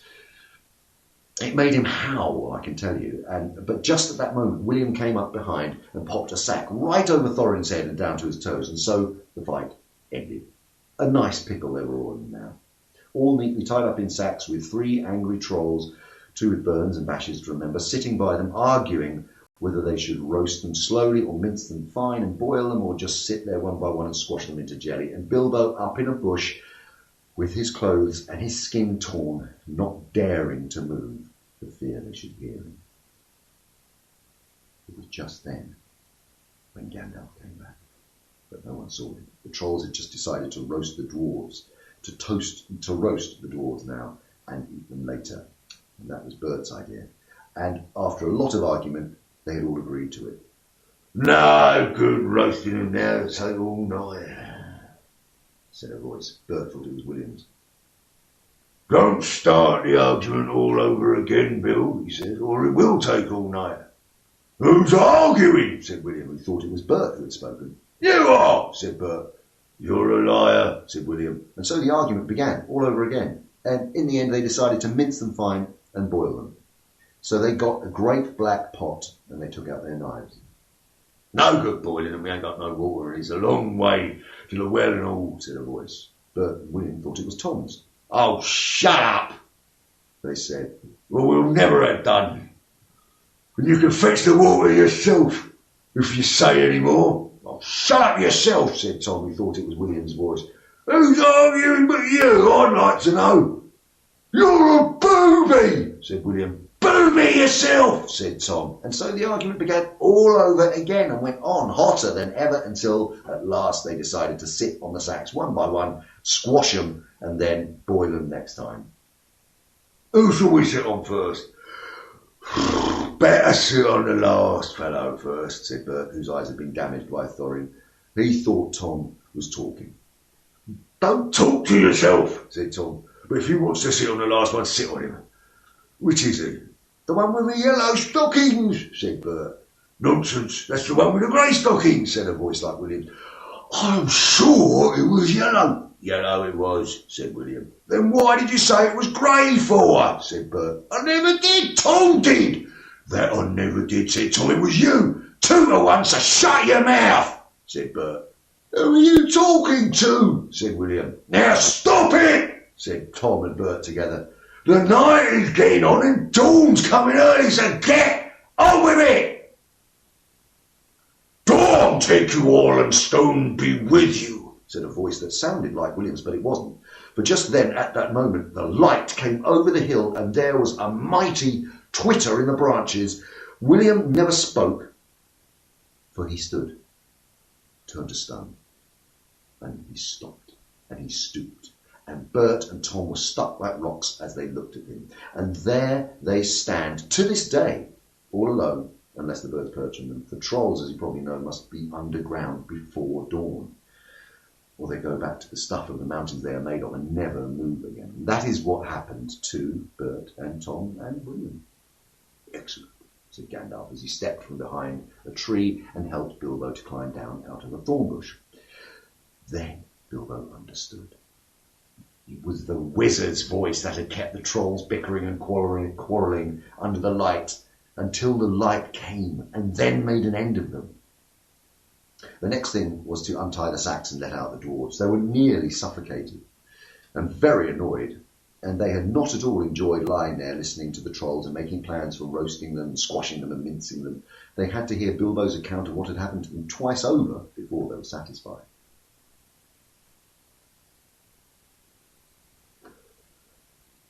Oh, silly time to go practising pinching and picketing, said Bomber, when what we wanted was fire and food. And that's just what you would have got. And that's just what you would have, and that's just what you wouldn't have got with those fellows without a struggle in any case, said Gandalf. Anyway, you're wasting time now. Don't you realise that the trolls must have a cave or a hole dug somewhere near to hide from the sun in? We must look into it. So they searched about and soon found the marks of the trolls' stony boots going away through the trees, and they followed the tracks up the hill until, hidden by bushes, they came upon a big door of stone leading to a cave. But they couldn't open it, not though they all pushed while Gandalf tried various incantations. Would this be any good? Asked Bilbo when they were tired and angry. I found it on the ground when the trolls had their fight. He held out a largish key, though no doubt William had thought it very small and secret. It must have fallen out of his pocket, very luckily, before he was turned to stone. Well, why on earth didn't you mention it before? They all cried. Gandalf grabbed it and fitted it into the keyhole. Then the stone door swung back with one big push, and they were all inside. There were bones on the floor, and a nasty smell was in the air. But there was a good deal of food, jumbled carelessly on shelves and on the ground, among an untidy litter of plunder of all sorts, from brass buttons to pots full of gold coins standing in the corner. There were lots of clothes, too, hanging on the walls, too small for trolls. I'm afraid they belonged to the victims. And among them were several swords of various makes, shapes and sizes. Two caught their eyes particularly because of their beautiful scabbards and jewelled hilts. Gandalf and Thorin each took one of these, and Bilbo took a knife in a leather sheath. It would have made only a tiny pocket knife for a troll, but it was as good as a short sword for the hobbit.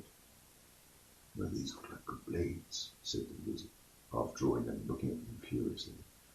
These were not made by any troll, nor by any smith among men in these parts and days, but when we can read the runes on them, then we shall know more about them. Oh, Let's get out this horrible smell, said Philly. So they carried the pots, the coins, and such food as was untouched and looked fit to eat, and also one barrel, which was of ale, which was still full. By that time they felt like breakfast, and being very hungry, they did not turn their noses at what they had got from the troll's larder. Their own provisions were very scanty, but now they had bread and cheese and plenty of ale and bacon to toast in the embers of the fire. After that, they slept, for their night had been disturbed, and they did nothing more until the afternoon. And then they brought up their ponies and carried away the pots of gold and buried them very secretly not far from the track by the river, putting a great many spells over them just in case they ever had the chance to come back and recover them. When that was done, they all mounted once more and jogged along again along the path towards the east. "Where did you go to, if I may ask?" said Thorin to Gandalf as they rode along. "To look ahead," said he. And what brought you back in the nick of time?" "Looking behind," said he. "Exactly," said Thorin. "But could you be more plain?" "I went on to spy out our road. It will soon become dangerous and difficult, and also I was anxious about replenishing our small stock of provisions. I had not gone far, however, when I met a couple of friends of mine from Rivendell." "Where's that?" asked Bilbo. "Don't interrupt," said Gandalf. "You will get there in a few days now, if we're lucky, and find out all about it. As I was saying, I met two of Elrond's people. They were hurrying along for fear of the trolls. It was they who told me that 3 of them had come down from the mountains and settled in the woods not far from the road, that they had frightened everybody away from the district, and they waylaid strangers. I immediately had a feeling that I was wanted back. Looking back, I saw the fire in the distance and made for it. So, now you know.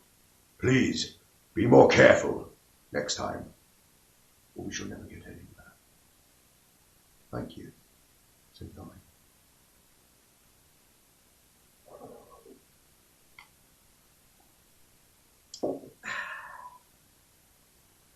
Chapter 3.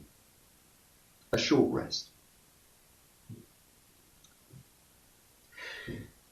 They did not sing or tell stories that day, even though the weather improved. Nor the next day, nor the day after. They had begun to feel that danger was not very far away on either side. They camped under the stars, and their horses had more to eat than they had, for there was plenty of grass.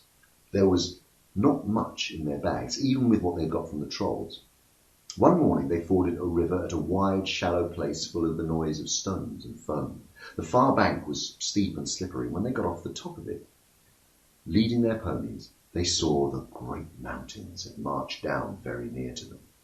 Already they seemed only a day's easy journey from the foot of the nearest. Dark and drear it looked, though there were patches of sunlight on its brown sides, and behind its shoulders the tips of the snow peaks gleamed. "Is that the mountain?" said Bilbo, in a solemn voice, looking at it with his round eyes. He had never seen anything that looked that big before. "Of course not," said Balin. "That is only the beginning of the Misty Mountains.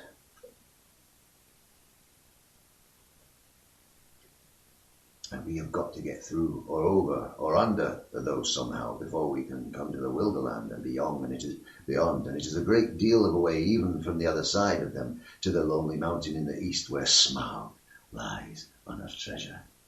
"Oh," said Bilbo, and just at that moment he felt more tired than he ever remembered feeling tired before. He was thinking once again of his comfortable chair before the fire in his favourite sitting room in his hobbit hole, and that kettle singing. Not for the last time. Now Gandalf led the way. "We must not miss the road, or we shall be done for," he said. "We need food, for one thing, and rest in reasonable safety. Also, it is very necessary to tackle the Misty Mountains by the proper path, or else you will get lost in them, and have to come back and start at the beginning again, if you ever get back at all." They asked him where he was making for, and he answered, You are to come to the very edge of the wild, as some of you may know. Hidden there, somewhere ahead of us in the fair valley of Rivendell, where Elrond lives in the last homely house. I have sent a message by my friends, and we are expected.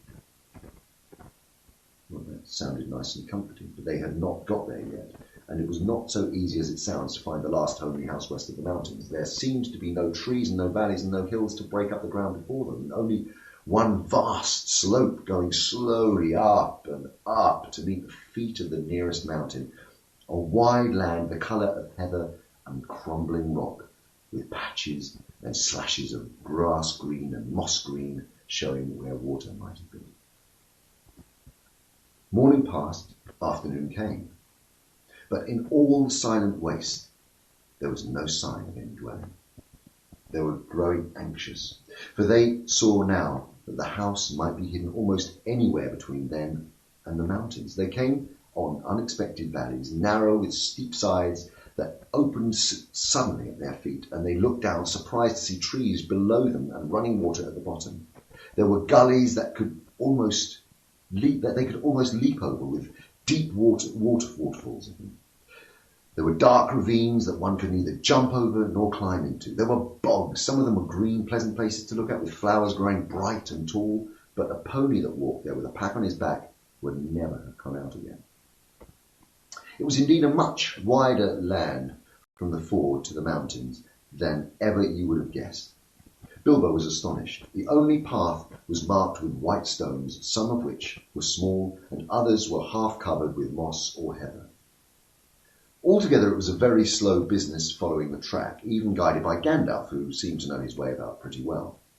His head and beard wagged this way and that as he looked for the stones, and they followed his lead, but they seemed no nearer to the end of the search when the day began to fail. Tea time had gone long by, and it seemed supper time would do the same. There were moths fluttering about, and the light became very dim, for the moon had not risen. Bilbo's pony began to stumble over roots and stones, and they came to the edge of a steep fall in the ground so suddenly that Gandalf's horse nearly slipped down the slope. "Here it is at last," he called, and the others gathered round and looked over the edge. They saw a valley far below, and they could hear the voice of hurrying water in a rocky bed at the bottom. The scent of trees was in the air, and there was a light on the valley side crossing across the water. Bilbo never forgot the way they slithered and slipped in the dusk down the steep zigzag path into the secret valley of Rivendell. The air grew warmer as they got lower, and the smell of pine trees made him drowsy, so that every now and again he nodded off and nearly fell off or bumped his nose on the pony's neck. And their spirits rose as they went down and down. The trees changed to beech and oak, and there was a comfortable feeling in the twilight. The last green had almost faded out of the grass when they came at length to an open glade not far above the banks of a stream. Smells like elves, thought Bilbo, and then he looked up at the stars. They were burning bright and blue, and just then there came a burst of song like laughter in the trees. "Oh, what are you doing? Where are you going? Your pony's been shoeing, the river is flowing. Oh, tra-la-la-lally here down in the valley. Oh, where are you seeking, and where are you making? The faggots are reeking, the bannocks are baking. Oh, trilly-lolly, the valley is jolly. Ha-ha. Oh, where are you going with beards all a-wagging? Not knowing, no knowing, what brings Mr. Baggins and Balin and Dwalin down into the valley in June? Ha-ha. Oh, will you be staying or will you be flying? Your ponies are straying, the daylight is dying. To fly would be folly, to stay would be jolly, and listen and hark till the end of the dark to our tune. So they laughed and they sang in the trees, and pretty fair nonsense, I dare say, you think it. Well, not that they would care. They would only laugh all the more if I told them so. They were elves, of course, and so as soon Bilbo caught the glimpses of them as the darkness deepened, he loved elves, though he seldom met them and he was a little frightened of them too. Dwarves don't get on with them very well. Even decent enough dwarves like Thorin and his friends think them foolish, which is a very foolish thing to do, or get annoyed with them, for some elves tease them and laugh at them, and most of them at all, and most of all at their beards. Well, well, said a voice, just look. Bilbo the Hobbit on a pony, my dear, isn't it delicious? Most astonishingly wonderful. And then off they went into another song as ridiculous as the one I've just written down in full and just sung you. At last, a tall young fellow came down out of the trees and bowed to Gandalf and Thorin. Welcome to the van. Thank you, said Thorin a bit gruffly, but Gandalf was already off his horse and among the elves talking merrily with them. You are a little out of your way, said the elf. That is, if you are making for the only path across the water and to the house beyond. We will set you right, but you had best get on foot until you are over the bridge. Are you going to stay a bit and sing with us, or will you go straight on? Supper is preparing over there, he said. I can smell the wood fires for the cooking. Tired as he was, Bilbo would have liked to stay for a while. Elvish singing is not a thing to miss. In June, under the stars, not if you care for such things. Also, he would have liked to have had a few private words with these people that seemed to know his names and all about him, although he had never seen them before. He thought their opinion of his adventure might be interesting. Elves know a lot, and are wondrous folk for news, and know what is going on amongst the peoples of the land, as quick as water flows or quicker. But the dwarves were all for supper as soon as possible, just then, and would not stay. On they all went, leading their ponies till they were brought to a good path, and so, at last, the very brink of the river. It was flowing fast and noisily, as mountain streams do of a summer evening, when sun has been all day on the snow far up above. There was only a narrow bridge of stone without a parapet, and over it they had to go, slow and careful, one by one, each leading his pony by the bridle. The elves had brought bright patterned lights to the shore, and they sang merry songs as the party went across. Don't dip your beard in the foam, father, they cried to Thorin, who was bent almost on his hands and knees. It is long enough without watering it. Mind Bilbo doesn't eat all the cakes, they said. He's too fat to get through the keyholes yet. Hush, hush, good people, and good night, said Gandalf, who came last. Valleys have ears, and some elves have over-merry tongues. Good night. And so at last they all came to the last homely house, and found its doors flung wide.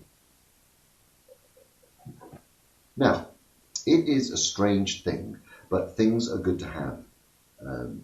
It is a strange thing, but things are good to have, and days that are good to spend are soon told about, and not much to listen to, while things that are uncomfortable, palpitating, and even gruesome may make a good tale, and take a great deal of telling anyway. They stayed long in that good house, 14 days at least, and they found it hard to leave.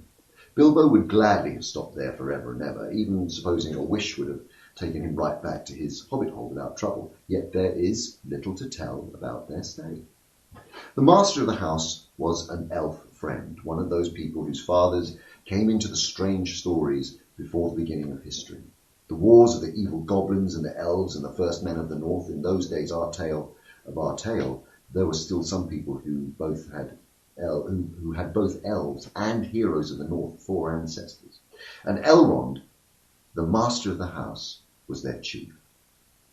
He was a noble, and as fair in face as an elf lord, as strong as a warrior, and as wise as a wizard, and venerable as a king of dwarves, and as kind as summer. He comes into many tales, but his part in the story of Bilbo's great adventure is only a small one, though important, as you will see if we ever get to the end of it. His house was perfect, whether you liked food or sleep or work or storytelling or singing or just sitting and thinking best, or a pleasant mixture of them all. Evil things did not come into that valley. I wish I had the time to tell you even a few of the tales, or one of the two of the songs that they heard in that house. All of them, the ponies as well, grew refreshed and strong in a few days there. Their clothes were mended as well as their bruises, their tempers and their hopes, and their bags were filled with food and provisions, light to carry but strong to bring them over the mountain passes. Their plans were improved with the best advice, so the time came to Midsummer Eve, and they were to go on again with the early sun on midsummer morning. Elrond knew all about the runes of every kind. That day he looked at the swords that had been brought from the troll's lair and said, "Those are not Trollmen. They are old swords, very old swords of the High Elves of the West, my kin. They were made in Gondolin for the Goblin Wars. They must have come from the Dragon's Hoard or Goblin's Plunder, for dragons and goblins destroyed that city many years ago. This, Thorin, the rune's name Orcrist, the Goblin Cleaver in the ancient tongue of Gondolin. It was a famous blade. And this, Gandalf, this was Glamdring, the foe hammer that the king of Gondolin once wore. Keep them well."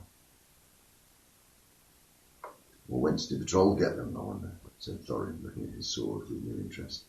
"I could not say," said Elrond, "but one may guess that your trolls have plundered other plunderers, or come down on the remnants of old robberies in some hold in the mountains. I have heard that there are still forgotten treasures of old to be found in the deserted caverns of the mines of Moria since the Dwarf and Goblin War." Thorin pondered these words. "I'll keep this sword in honour," he said. "May it soon cleave goblins once again." "But a wish like that is to be granted soon enough in the mountains," said Elrond. "But show me now your map." And he took it and he gazed long at it, and he shook his head, for he did not altogether approve of dwarves and their love of gold, and he hated dragons and their cruel wickedness, and he grieved to remember the ruin of the town of Dale and its merry bells, and the burned banks of the bright river running. The moon was shining in a broad silver crescent. He held up the map to the white light, and it shone through. "What is this?" he said. "There are moon letters here, beside the plain runes which say 5 feet high and full. 5 feet high the door, and 3 may walk abreast." "And what are the moon letters?" asked the Hobbit full of excitement. He loved maps, as I've told you before. He also liked names and letters and cunning runes and handwriting, and though he wrote himself, it was a bit thin and a bit spidery. "Moon letters are rune letters. But you cannot see them," said Elrond, "not when you look straight at them. They can only be seen when the moon shines behind them. And what is more, where there is cunning, with the more cunning sort, it must be a moon with the same shape and season as the day when they were written. The dwarves invented them and wrote them with silver pens, as your friends could tell you. These must have been written on Midsummer Night's evening, in a crescent moon, what a long while ago." "And what do they say?" asked Gandalf and Thorin together, a bit vexed perhaps even that Elrond should have found this out first, though really there had not been a chance before, and there would not have been another until goodness knows when.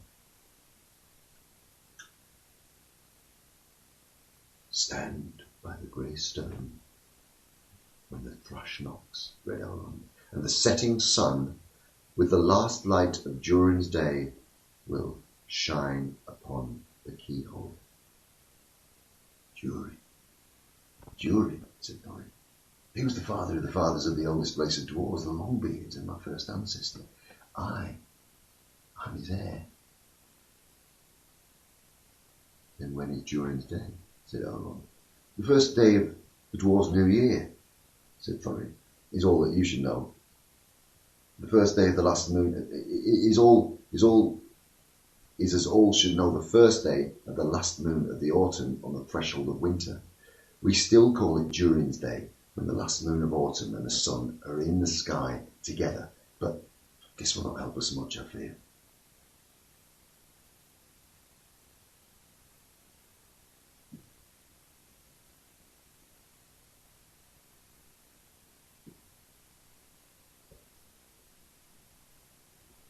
trying to find the page. I just swiped a little bit too far to the right here.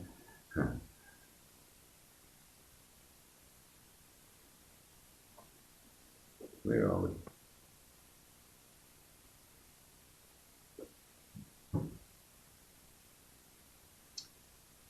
Okay. I'll be with you back in a second. I'll be with you in 2 seconds here. Just hang on.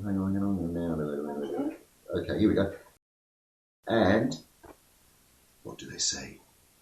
Asked Gandalf and Thorin together, a bit vexed, and perhaps that even Elrond should have found this out first, though really there had not been a second chance before, and there would not have been another until goodness knows when. Stand by the grey stone when the thrush knocks, read Elrond, and the setting sun with the last light of Durin's day will shine upon the keyhole. Durin, said Thorin. He was the father of the fathers of the oldest race of dwarves, the Longbeards, and my first ancestor. I am his heir. Then what is Durin's day? Asked Elrond.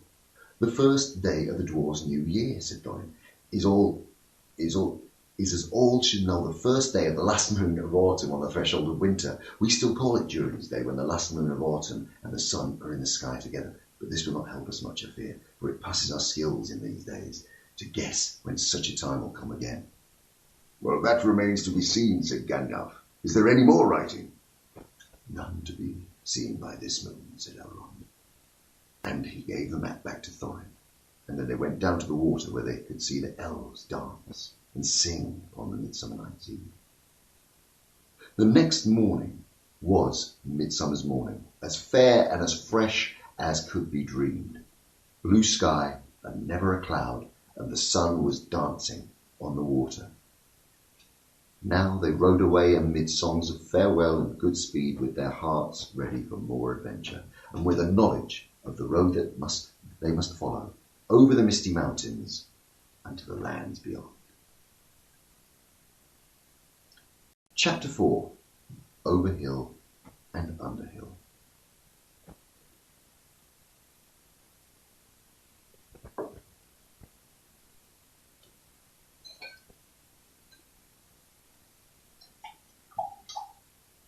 Cheers.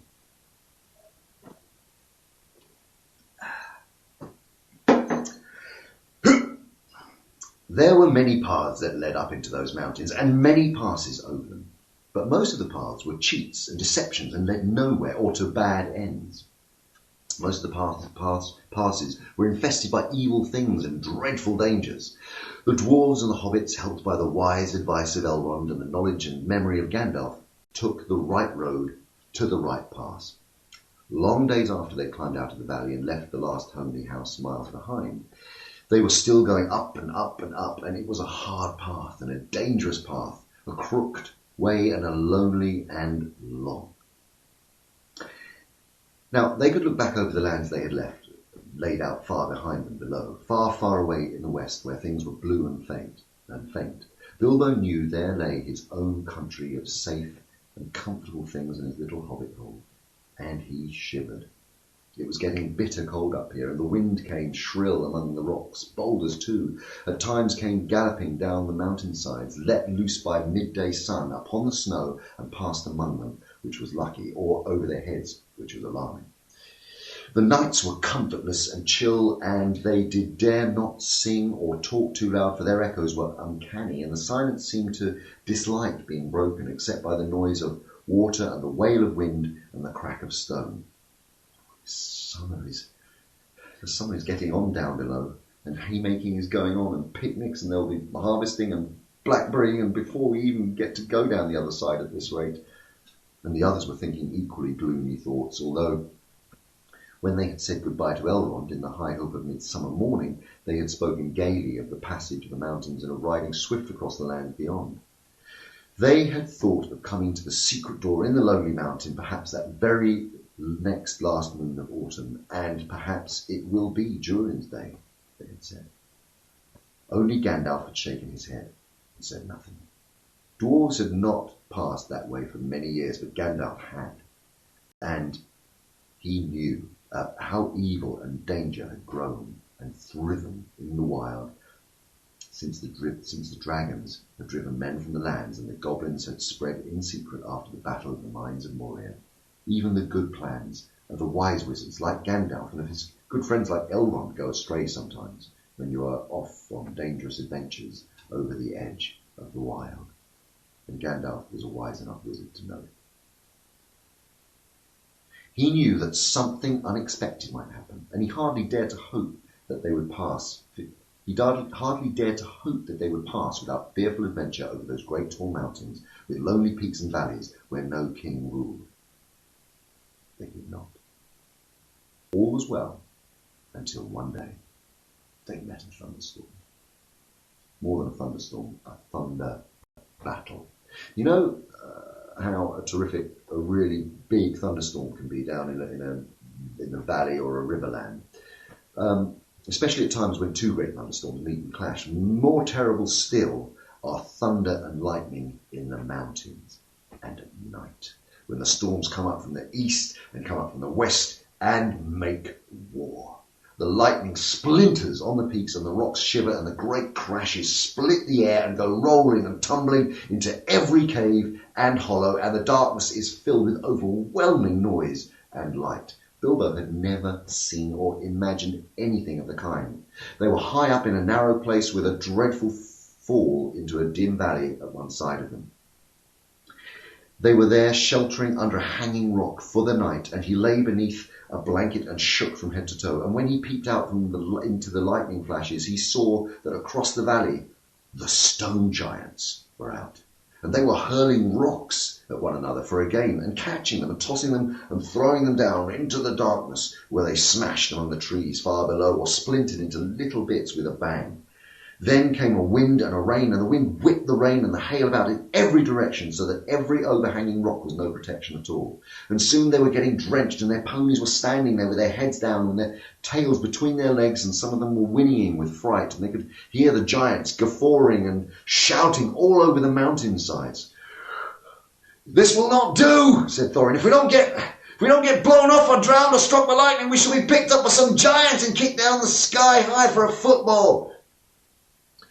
"Well, if you know anywhere better, take us there," said Gandalf, who was feeling very grumpy and was far from happy about the giants himself.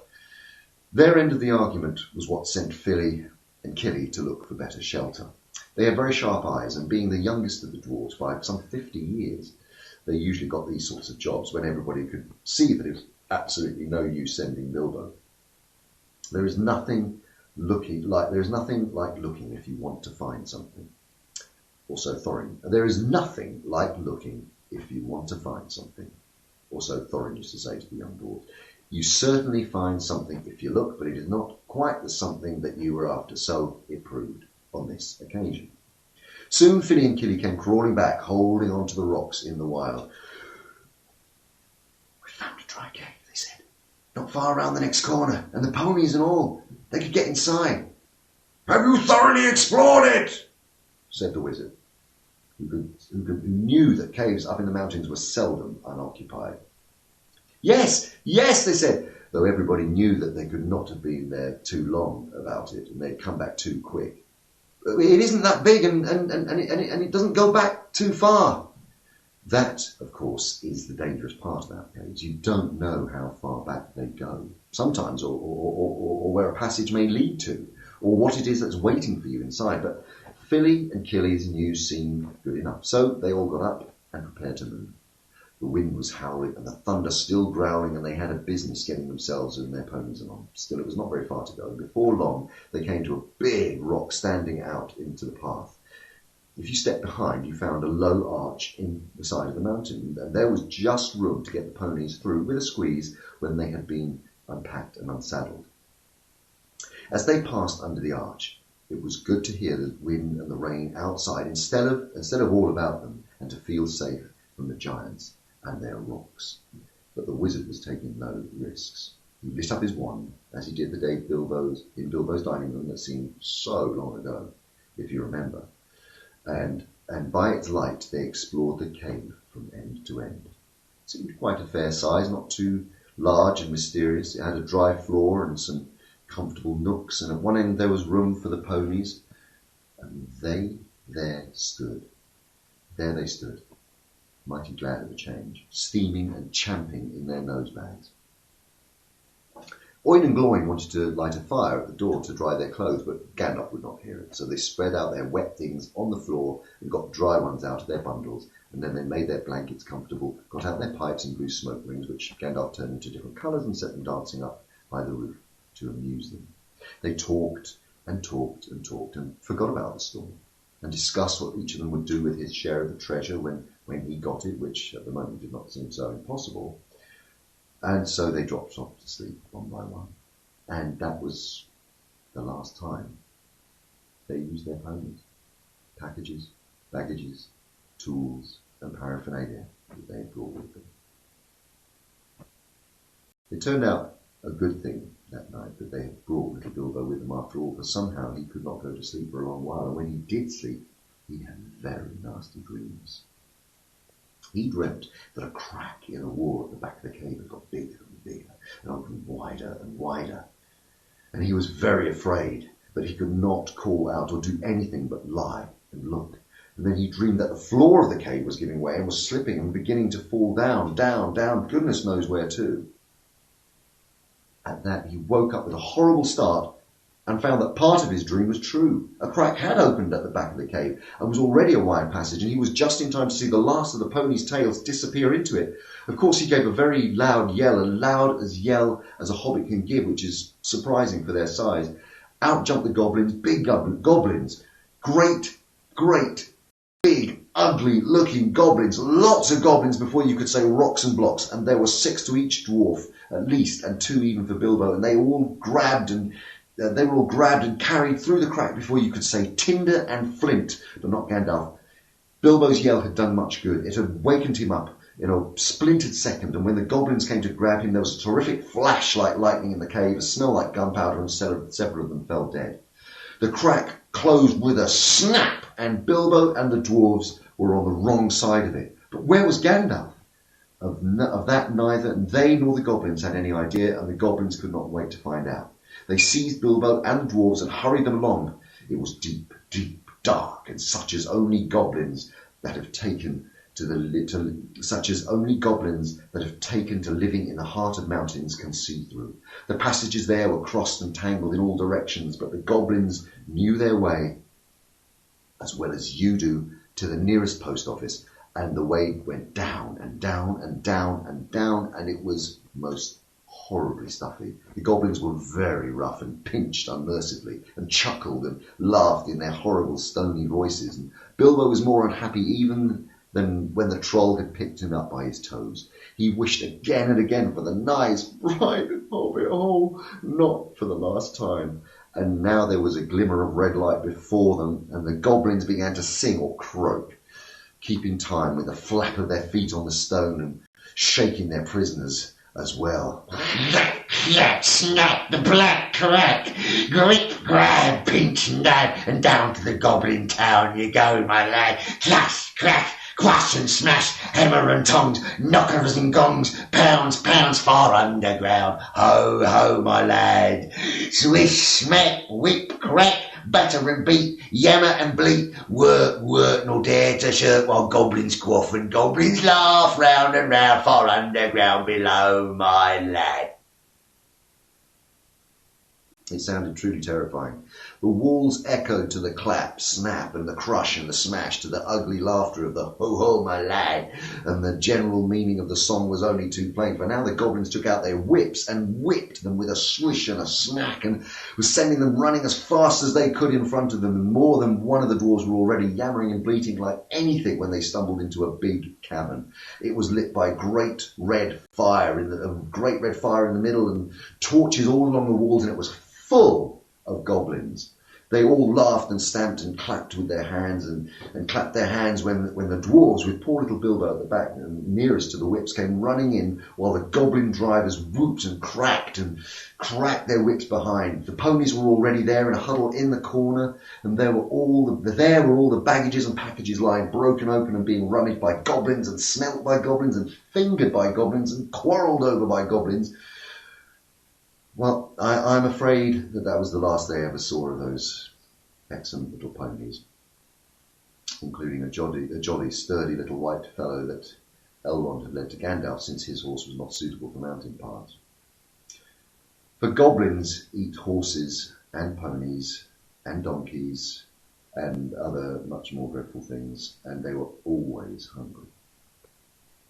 Just now, however, the prisoners were only thinking of themselves. The goblins chained their hands behind their backs and linked them all together in a line and dragged them to the far end of the cabin, with little Bilbo tugging at the end of the rope.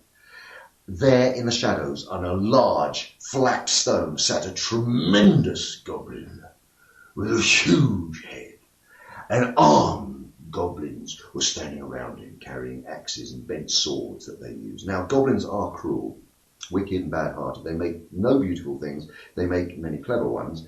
They can tunnel and mine as well as any, but the most skilled dwarves, when they make trouble, when they take the trouble, though they usually are untidy and dirty. Hammers, axes, swords, daggers, pickaxes, tongs, and also instruments of torture they make very well, or get other people to make to their design, prisoners and slaves that have to work till they die for want of air and light. It is not unlikely that they invented some of the machines that have since troubled the world, especially the ingenious devices for killing large numbers of people at once. For wheels and engines and explosions always delighted them. And also not working with their own hands more than they could help. But in those days and in those wild parts had not advanced, as they called it, so far. As it is called, so far. They did not hate dwarves especially, no more than they hated everybody and everything, and particularly the orderly and prosperous in some parts, wicked dwarves that had even made alliances with them. But they had a special grudge against Thorin's people because of the war which you have heard mentioned, but which does not come into this particular tale. And anyway, goblins don't care who they catch as long as it is done smart and secret and the prisoners are not able to defend themselves. "Who are these miserable persons?" said the great goblin. "Dwarves and this," said one of them, one of the drivers, pulling Bilbo's chain as he fell onto the floor, onto his knees, "with thousands sheltering the front porch." "What do you mean by it?" said the great goblin, turning to Thorin. "Up to no good, I warrant. Spying on the private business of my people, I guess.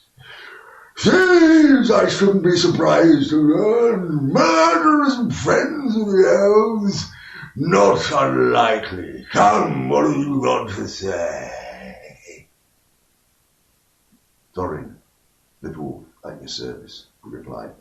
"It was merely, politely, nothing. Of all the things which you suspect and imagine, we had no idea at all. We sheltered from a storm in what seemed a convenient cave and unused, and nothing was further from our thoughts than inconveniencing goblins in whatever way. That was true enough," said the great goblin. "So you say. Might I ask what you were doing up in the mountains of all? Where you were coming from and where you were going to? I should like to know all about you. Not that it will do much good for an open shield. I know too much about your folk already, but let's have the truth, or I will prepare something particularly uncomfortable for you." Well, we were on a journey to visit our relatives, our nephews, nieces, and first, second, third cousins, and other descendants of our grandfathers who live on the east side of these truly hospitable mountains, said Thorin, not quite knowing what to say all at once in a moment which obviously the exact truth would not do at all. "He's a liar!" said one of the drivers. "Oh, truly tremendous one. Several of our people were struck by lightning in the cave when we invited these creatures to come below, and they are as dead as stones. Oh, he has not explained this. Also, he has not explained this. He held out the sword which Thorin had worn, the sword that came from the troll's lair. The great goblin gave a truly awful howl of rage. And he looked at it, and all his soldiers gnashed their teeth and clashed their shields and stamped. They knew the sword at once. It had killed hundreds of goblins in its time, when the fair elves of Gondolin hunted them in the hills or did the battles before their walls. They had called it Orcrist, Goblin Cleaver, but the goblins simply called it Biter. They hated it, and they hated worse anyone that carried it. Murderers are no friends, the great goblin shouted. Slash them, beat them, bite them, gnash them, take them away to dark holes full of snakes and never let them see the light again. He was in such a rage that he jumped off his seat, and he and himself rushed at Thorin with his mouth open. Just at that moment when all the lights in the cabin went out, and the great fire went off, poof, in a tower of blue glowing smoke right up to the roof that scattered piercing white sparks all among the goblins. The yells and the yammering, the croaking, the gibbering and jabbering, the howls, the growls, the curses, the shrieking, the shrieking that followed were beyond description. Several hundred wildcats and wolves being roasted slowly alive together would not have compared with it. The sparks were burning in the goblins.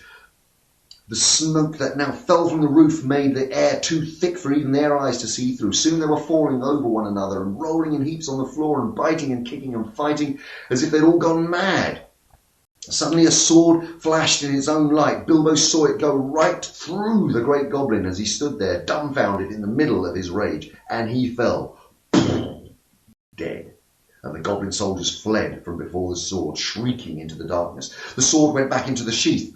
"Follow me quick," said a fierce voice and quiet, and before Bilbo understood what was happening, he was trotting along again as fast as he could trot. At the end of the line, down more passages, with yells of the goblin hall growing fainter behind him. A pale light was leading them on. "Quicker, quicker," said the voice. "The torches will soon be relit."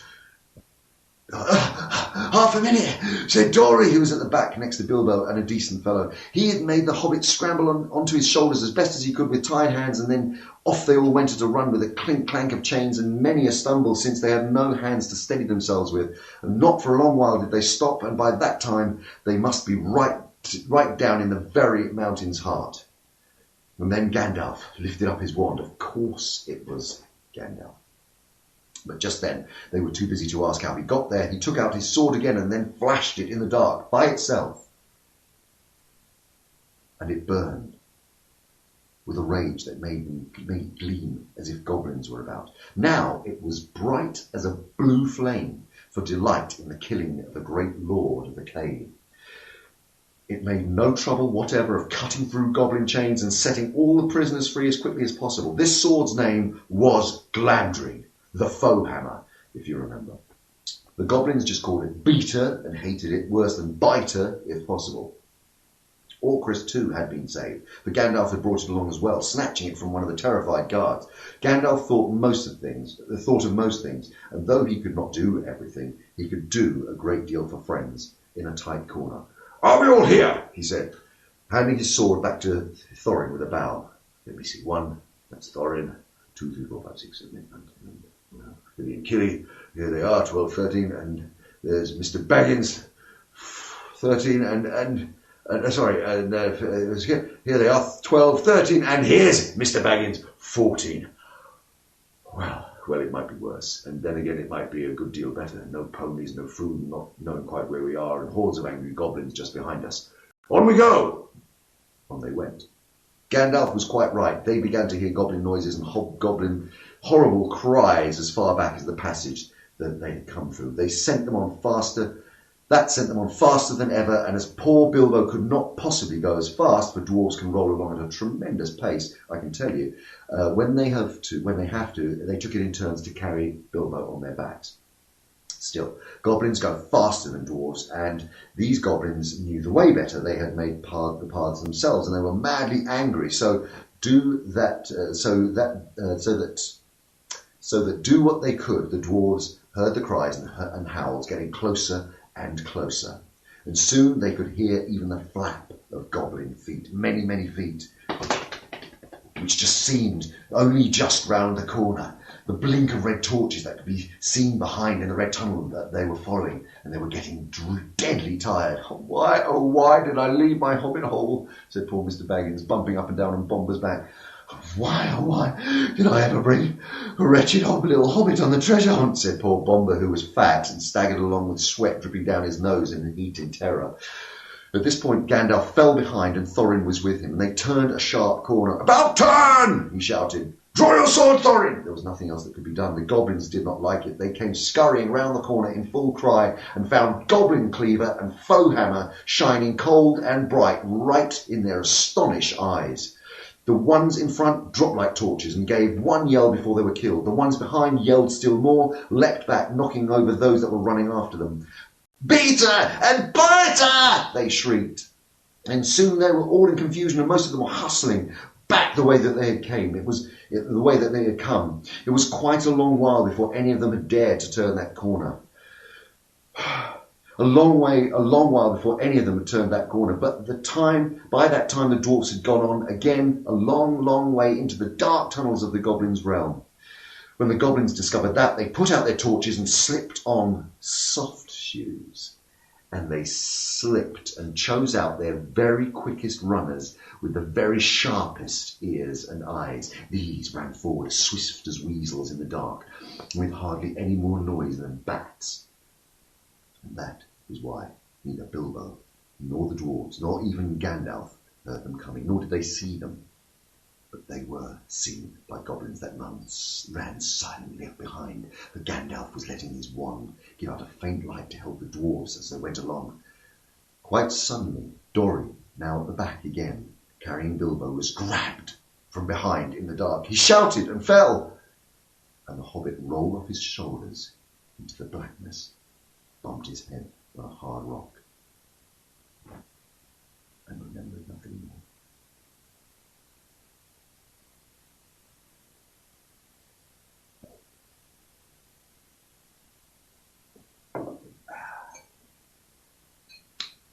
Cheers.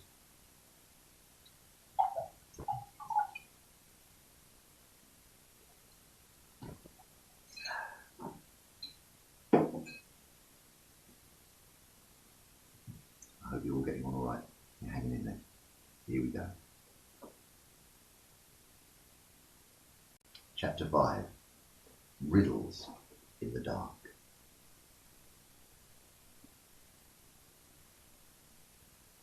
When Bilbo opened his eyes, he wondered if he had, for it was just as dark as with them shut. No one was anywhere near him. He just imagined his fright. He could hear nothing. He could see nothing. He could feel nothing except the stone of the floor. Very slowly he got up and groped about on all fours till he touched the wall of the tunnel, but neither up nor down could he find anything.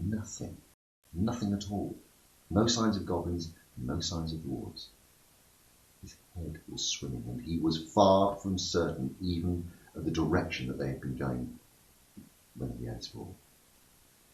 He guessed as well as he could and crawled along for a good way till suddenly his hand met what felt like a tiny ring of gold, metal, cold metal, lying on the floor of the tunnel. It turned out that this was a turning point in his career, but he did not know it. He put the ring in his pocket almost without thinking. Certainly it did not seem of any particular use at the moment. He did not go much further, but sat down on the cold floor and gave himself up to complete miserableness for a long while. And he thought of himself frying bacon and eggs in his own kitchen at home, where he could feel inside that it was a high time for some meal or other, but that only made him miserable. He could not think what to do, nor could he think what had happened, or why he'd been left behind, or why, if he'd been left behind, the goblins had not caught him, or why his head was so sore. The truth was that he had been lying quiet, out of sight and out of mind, and in a very dark corner for a long while.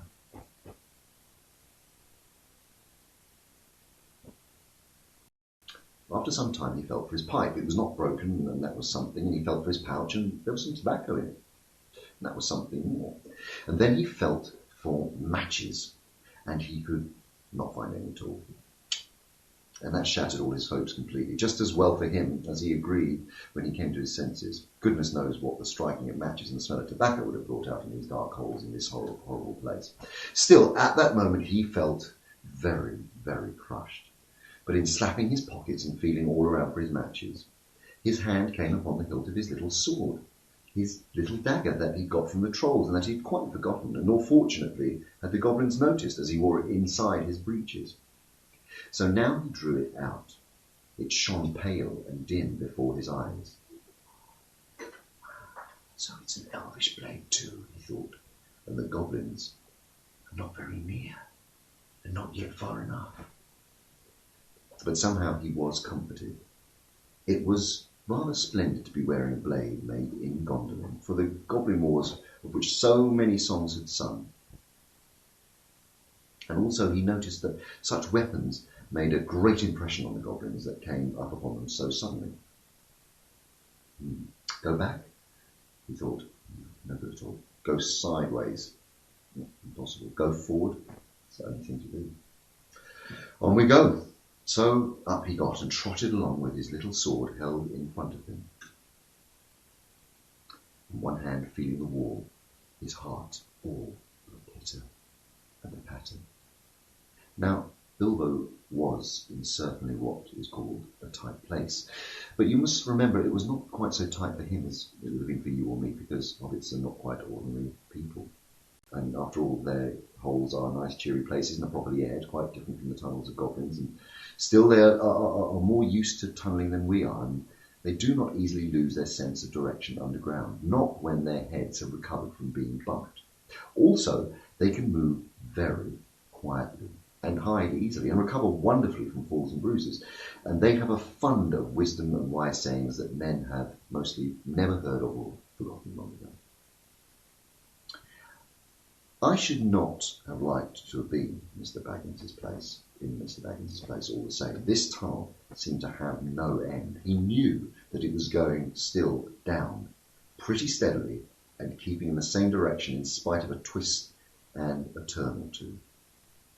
There were passages leading off to the side every now and then, and he knew by the glimmer of his sword, or he could feel that with his hand on the wall. Of these he took no notice except to hurry past fear of goblins, or half-imagined dark things coming out of him. On he went, down and down, and still he heard no sound of anything except the occasional whir of a bat by his ears, which startled him at first, till it became too frequent to bother about. Now, I do not know how long he kept on like this, hating to go on, nor daring to stop. On, until he was tired and tired. It seemed like all the way to tomorrow and over it to the days beyond. Suddenly, without any warning, he trotted splash into water. It was icy cold. That pulled him up sharp and short. He did not know whether it was just a pool in the path, or the edge of an underground stream that crossed the passage, or the brink of a dark subterranean lake. The sword was hardly shining at all.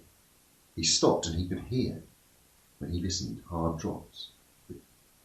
Drip, drip, dripping, dripping, from an unseen roof into the water below, but there seemed to be no other sort of sound.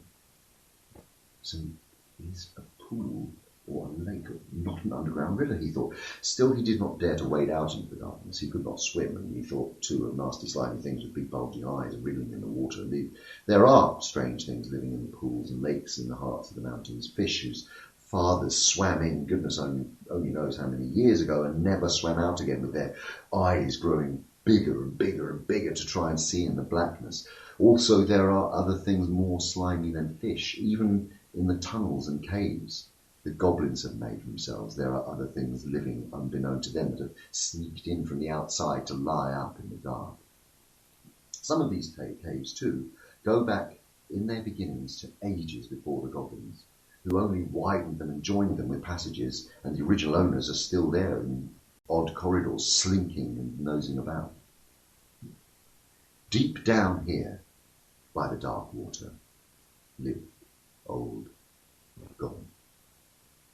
a small slimy creature. I don't know where he came from, nor who or what he was. He was Gollum, as dark as darkness, except for two round, big, pale eyes in his thin face. He had a little boat, and he rowed about quietly on the lake, for lake it was, wide and deep and deadly cold, and he paddled it with large feet dangling over one side, but never a ripple did he make, not he.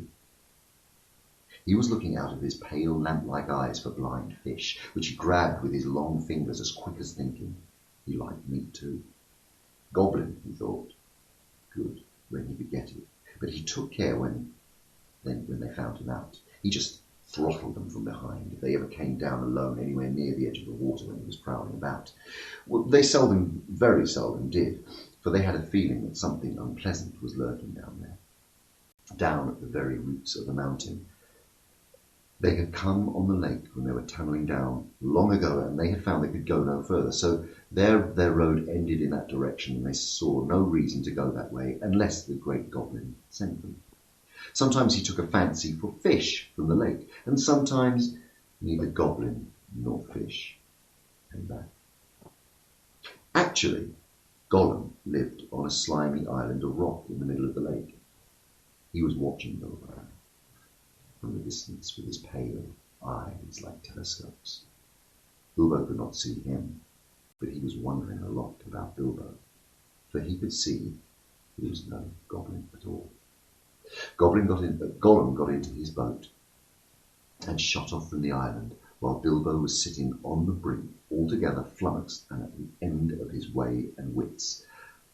And suddenly up came Gollum and whispered and hissed. Bless and splashes, my precious. I guess it's a choice feast. At least a tasty morsel it did make us. Gollum! And when he said Gollum, he made a horrible swallowing noise in his throat, and that is how he got his name, though he always called himself my precious. The Hobbit jumped nearly out of his skin when the hiss came in his ears, and he suddenly saw the pale eyes sticking out at him. "Who are you?" he said, thrusting his dagger in front of him. What is it, my precious? Whispered Gollum, who always spoke to himself through never having anyone else to speak to. This is what he had come to find out, for he was not really very hungry at the moment, only curious, otherwise he would have grabbed first and whispered afterwards. I'm Mr. Bilbo Baggins. I have lost the dwarves, and I have lost the wizard, and I don't know where I am, and I don't want to know, if only I can get away. What's it got in its hands, said Gollum, looking at the sword, which he did not quite like. A sword, a blade which came out of Gondolin, said Gollum, and then became quite polite. Perhaps he sits here and chats with it a bit, see, my precious. It likes riddles, perhaps, does it? He was anxious to appear friendly, at any rate for the moment, until he found out more about the sword and the Hobbit, and whether he was quite alone really, whether he was good to eat, and whether Gollum was really hungry. Riddles were all he could think of. Asking them and sometimes guessing them had been the only game that he had ever played with other funny creatures sitting in their holes in the long, long ago, before he lost all his friends and was driven away alone and crept down into the dark under the mountains. Very well, said Bilbo, who was anxious to agree, until he found out more about the creature, whether he was quite alone, whether he was fierce or hungry, or whether he was a friend of the goblins. You ask first, he said, because he had not had time to think of a riddle. So, Gollum hissed. What has roots as nobody sees? As taller than trees, up it goes, and yet never grows. Oh, that's easy, said Bilbo. Mountain, I suppose. Does it get easy? We must have a competition then with us, my precious. The precious asks, and it doesn't answer. We eats it, my precious, if it asks us, and we doesn't answer, then when we doesn't answer, then we does what it wants, eh? We shows it the way out, yes? All right, said Bilbo, not daring to disagree, and nearly bursting his brain to think of riddles that could save him from being eaten. 30 white horses on a red hill. First they champ, then they stamp, then they stand still. That was all he could think of to ask. The idea of eating was rather on his mind. It was rather an old one too, and Gollum knew the answer as well as you do. Chestnuts. Chestnuts, he hissed. Teeth, my precious, but we only have 6. And then he asked his second. Voiceless it cries, wingless flutters, toothless bites, mouthless mutters. Oh, half a moment, cried Bilbo, who was still thinking uncomfortably about eating. Fortunately, he had heard something rather like this before, and getting his wits back, he thought of the answer. Wind, of course. Yes, wind, he said. He was so pleased he'd made his mind up on the spot. This will puzzle a nasty little underground creature, he thought. An eye in a blue face saw an eye in a green face. That eye is like to this eye, said the first eye, but in low place, not in high place.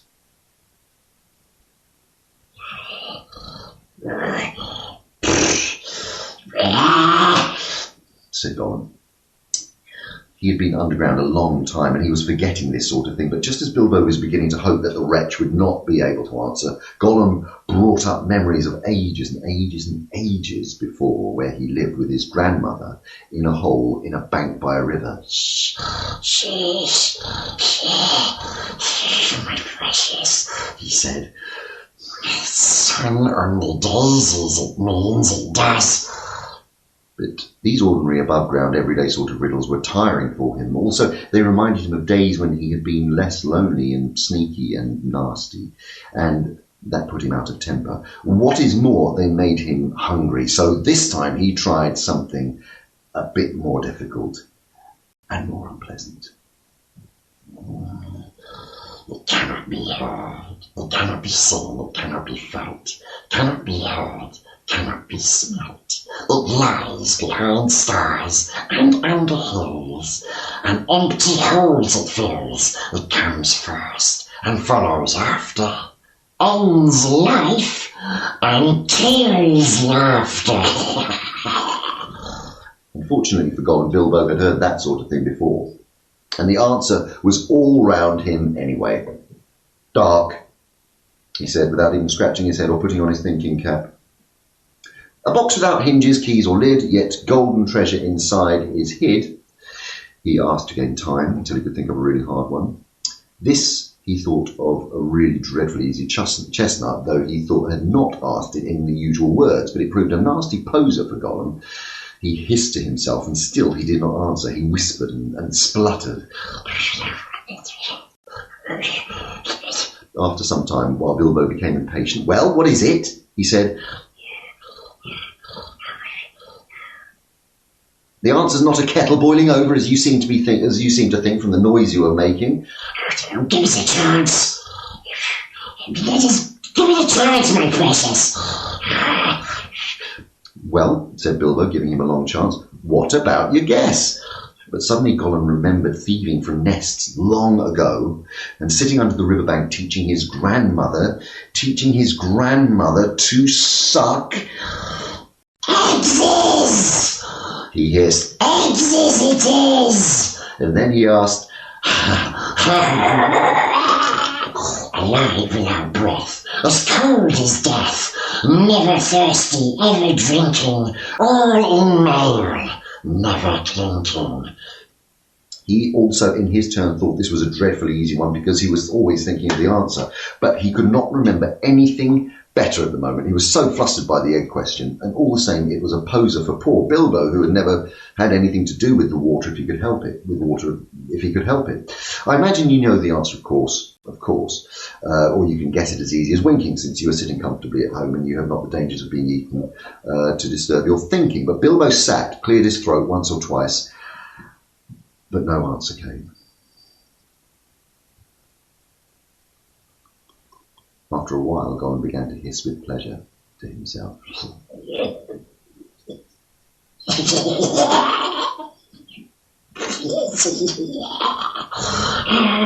Is it nice, my precious? Is it juicy? Is it scrumptious? Crunchable? He began to peer at Bilbo out of the darkness. Half a moment, said the Hobbit, shivering. I gave you a good long chance just now. It must make haste, said Gollum, beginning to climb out of his boat and onto the shore to get at Bilbo. But when he put his long webby foot in the water, a fish jumped out in fright and fell on Bilbo's toes. He said, "It's cold and clammy." And so he guessed. "Fish! Fish!" he cried. "It is a fish!" Gollum was dreadfully disappointed, but Bilbo asked another riddle as quick as he could so that Gollum could... Gollum was dreadfully disappointed, but Bilbo asked another riddle as quick as he could so that Gollum had to get back into his boat and think. No legs lay on one leg, 2 legs sat near on 3 legs, 4 legs got some. It was not really the right time for this riddle, but Bilbo was in a hurry, and Gollum might have had some trouble guessing it if he had not asked it another time. As it was, talking of fish, no legs was not so very difficult, and after that the rest was easy. Fish on a table, man at table, man sitting on stool, the cat has the bones. That, of course, is the answer, and Gollum soon gave it. Then he thought the time had come to ask something hard and terrible. Then he thought, this is what he said. This thing, all things devours, birds, beasts, trees, flowers, gnaws iron, bites steel, grinds hard stones to meal, slays kings, ruins towns, and beats high mountains down. Poor Bilbo sat in the dark, thinking of all the horrible names of all the giants and the ogres he had ever heard told of in tales, but not one of them had done all of these things. He had a feeling that the answer was quite different and that he ought to know it, but he couldn't think of it. He began to get frightened, and that is bad for thinking. Gollum began to get out of his boat. He flapped into the water and paddled back to the bank. Bilbo could see his eyes coming towards him. His tongue seemed to stick in his mouth. He wanted to shout, "Give me more time, give me time," but all that came out was a sudden squeal, as a sudden squeal was time, time. Bilbo was saved by pure luck, for that, of course, was the answer. Gollum was disappointed once more, and now he was getting angry and also tired of the game. It had made him very hungry indeed, and this time he did not go back to the boat. He sat down in the dark by Bilbo, and that made the Hobbit most dreadfully uncomfortable and scattered his wits. It's good to ask us a question, my precious.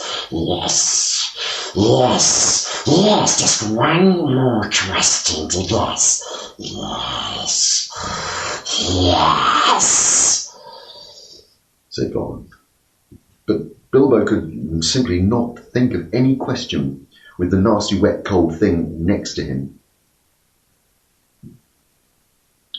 and pouring and poking him, and he scratched himself and he pinched himself, and still he could not think of anything. Ask us, said Gollum. Ask us.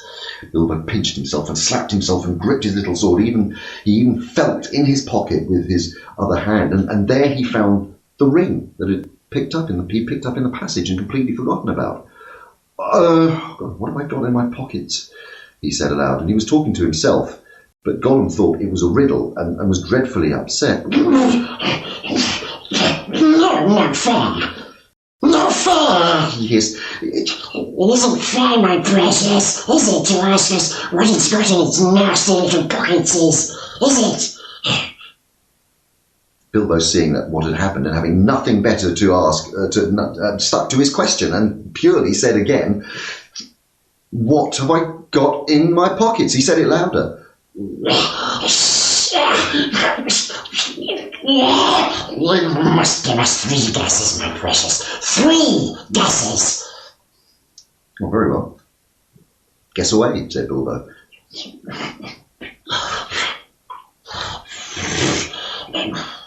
Houses. said Gollum. Wrong, said Bilbo, who had luckily just taken his hands out again. Guess again, said Gollum, more upset than ever. He thought of all the things he kept in his own pockets: fish bones, goblin's teeth, wet shells, a bit of a bat wing, sharp stones to sharpen his fangs on, and other nasty things. He tried to think what other people kept in their pockets. Knife!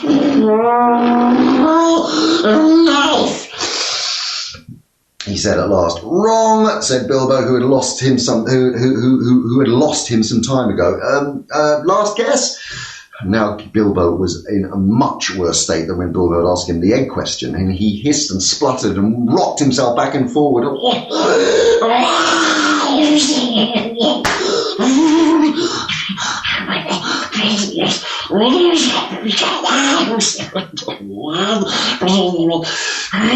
And he squirmed and wriggled, but still he did not dare to waste his last guess. Oh, come on, said Bilbo, I'm waiting. And he tried to sound bold and cheerful, but it did not feel at all sure how the game was going to end, whether Gollum was going to guess right or not. Time's up. String or nothing, shrieked Gollum, which was not quite fair, but working in two guesses at once. Both wrong, cried Bilbo, very much relieved. Then he jumped onto his feet at once, put his back to the nearest wall, held out his little sword. He, of course, knew that the riddle game was sacred and of immense antiquity, and even wicked creatures were afraid to cheat when they played it. But he felt he could not trust this slimy thing to keep any promise at a pinch. Any excuse would do for him to slide out of it. And after all that, the last question had not been a genuine riddle, according to ancient laws. But at any rate, Gollum did not attack at once. He could see the sword in Bilbo's hands, and he sat still, shivering and whispering. At last, Bilbo could not wait any longer. Well, he said, what about your promise? I want to go. You must show me the way. Did you say so? Precious. Show the nasty little pumpkins the way out. Yes. But what has it got in its pockets, says I? Not strange, precious, but not nothing. Oh no, well. Never you mind, said Bilbo. A promise is a promise. Of course it is. Impatient, precious, hissed Gollum, but it must wait. Yes, it must. We can't go up the tunnel so easy. We must go and get some things first. Yes, these things to help us. Well, hurry up, and said Bilbo, relieved to think of Gollum going away. He thought he was just making an excuse and did not mean to come back. What was Gollum talking about? What was useful? A useful thing that he could keep out in the dark lake, but he was wrong. Gollum did mean to come back. He was angry now and hungry, and he was miserable. He was a miserable, wicked creature, and he already had a plan. Not far away on his island, of which Bilbo knew nothing, and there in his hiding place he kept a few wretched oddments, and one very beautiful thing, very wonderful. He had a ring, a gold ring, a golden ring, a precious ring. My birthday present, he whispered himself, as he had often done in the endless dark days. That's what we want now, Wars. We want it. We wanted it because it was a ring of power. And if you slipped that ring of power on your finger, you were invisible. Only in the full sunlight could you be seen. And then, only by your shadow, and that would be shaky and faint. My birthday present. Oh, it came to me on my birthday, my precious. So he had always said to himself, but who knows how Gollum came by that present ages ago in the old days when such rings were still at large in the world. Perhaps even the master who ruled them could not have said. Gollum used to wear it at first, until it tired him. And then he kept it in a pouch next to his skin till it galled him. And now, usually he hid it in a hole in the rock on his island and was always going back to look at it. And still sometimes he put it on when he could not bear to be parted from it any longer, or when he was very, very hungry and tired of fish.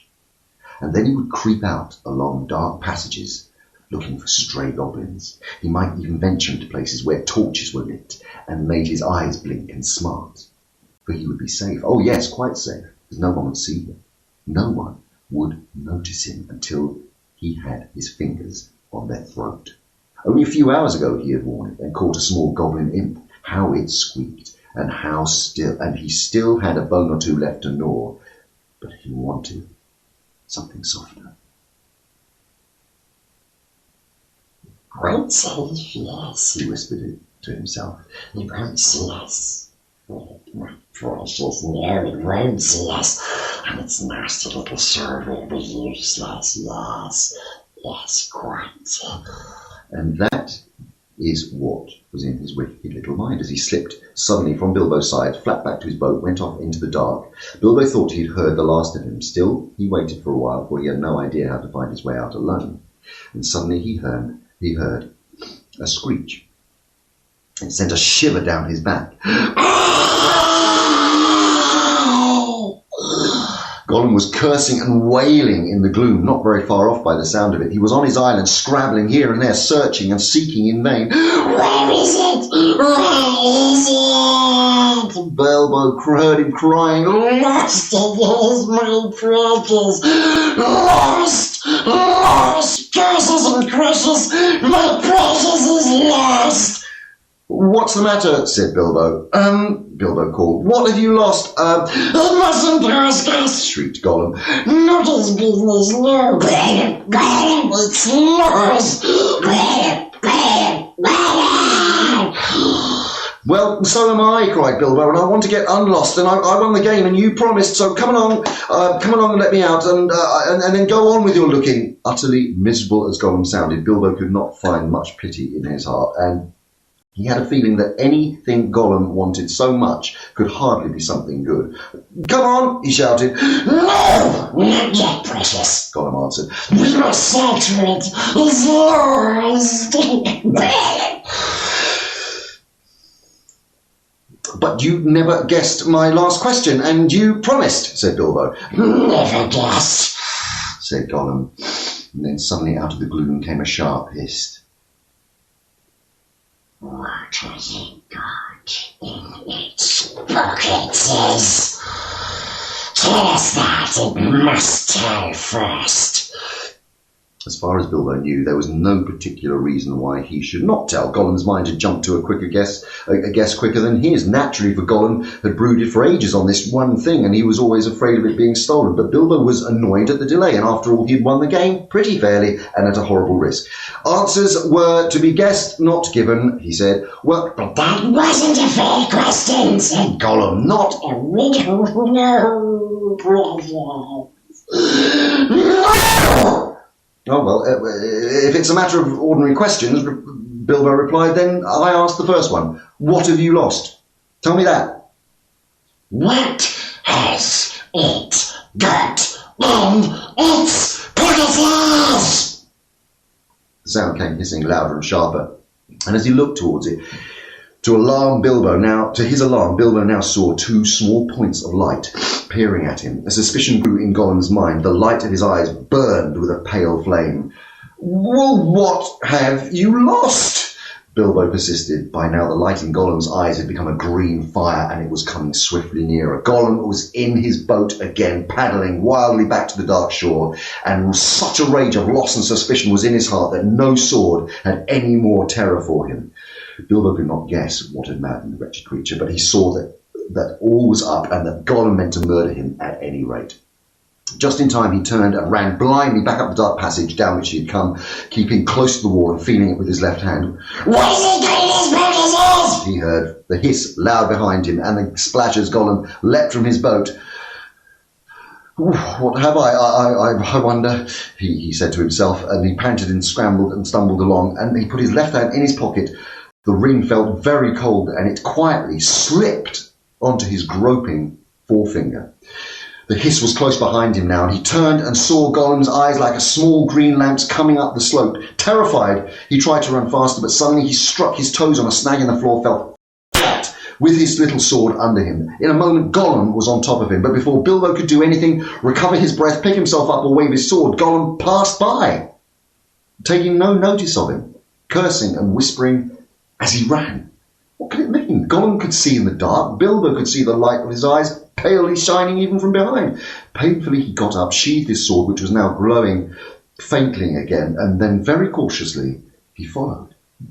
There seemed nothing else to do. It was no good crawling back down to Gollum's water. Perhaps if he followed him, Gollum might lead the way, might lead him to some way of escape without meaning to. Curse it! Curse it! Curse it! Hissed Gollum. Curse the Baggins! It's gone! What has he got in his pockets? Oh, he does! He does, my precious! He found it, yes! He must have my birthday present! Bilbo pricked up his ears. He was beginning to guess himself. He hurried a little, getting as close as he dared behind Gollum, who was still going quickly, not looking back, but turning his head from side to side as Bilbo could see from the faint glimmer of the walls. My birthday present! Curse it! How did we lose it, my precious? How did we lose it? Yes, yes. That's it. When we came this way last, we twisted that nasty young squeaker. That's it. Curse it. It slipped from us. After all those ages and ages, it's gone. Bam! Suddenly Gollum sat down and began to weep. A whistling, gurgling sound horrible to listen to, and Bilbo halted and flattened himself against the side of the tunnel wall. After a while, Gollum stopped weeping and began to talk. He seemed to have an argument with himself. It's no good going back to Rome. To search. No, he doesn't remember all the places we visited. It's no use. The Baggins has got it in his promises. The nasty nosers have found it. We says. We guess, precious. Only guesses. We can't know until we find the nasty creature and squeeze it. He doesn't know what the present can do, does it? He just keeps it in his pockets and he doesn't know. And he can't go far. It's lost itself. The nasty nosy thing. It doesn't know the way out. It said so. It said so, yes. Yes, but it's tricksy. It doesn't say what it means. It won't say what it's got in his pockets. But it knows. It knows the way in. It must know the way out, yes.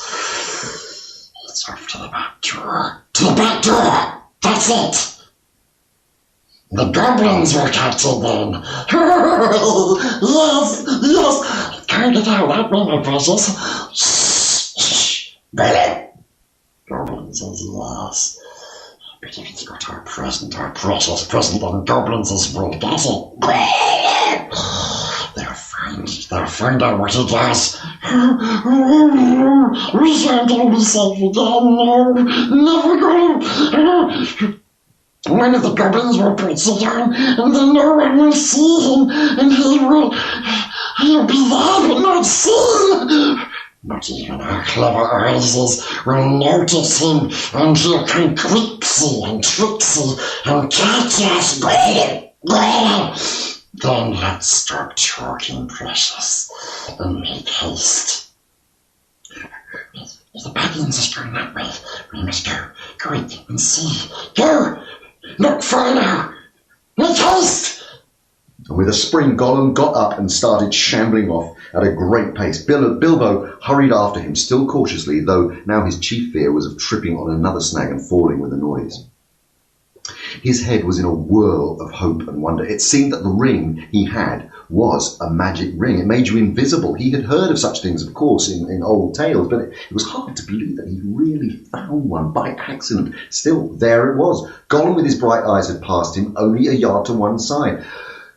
On they went, Gollum flip-flapping ahead, hissing and cursing, and Bilbo behind going as softly as a hobbit can. Soon, they came to places where, as Bilbo noticed on the way down, side passages opened this way and that, and Gollum began to count them at once.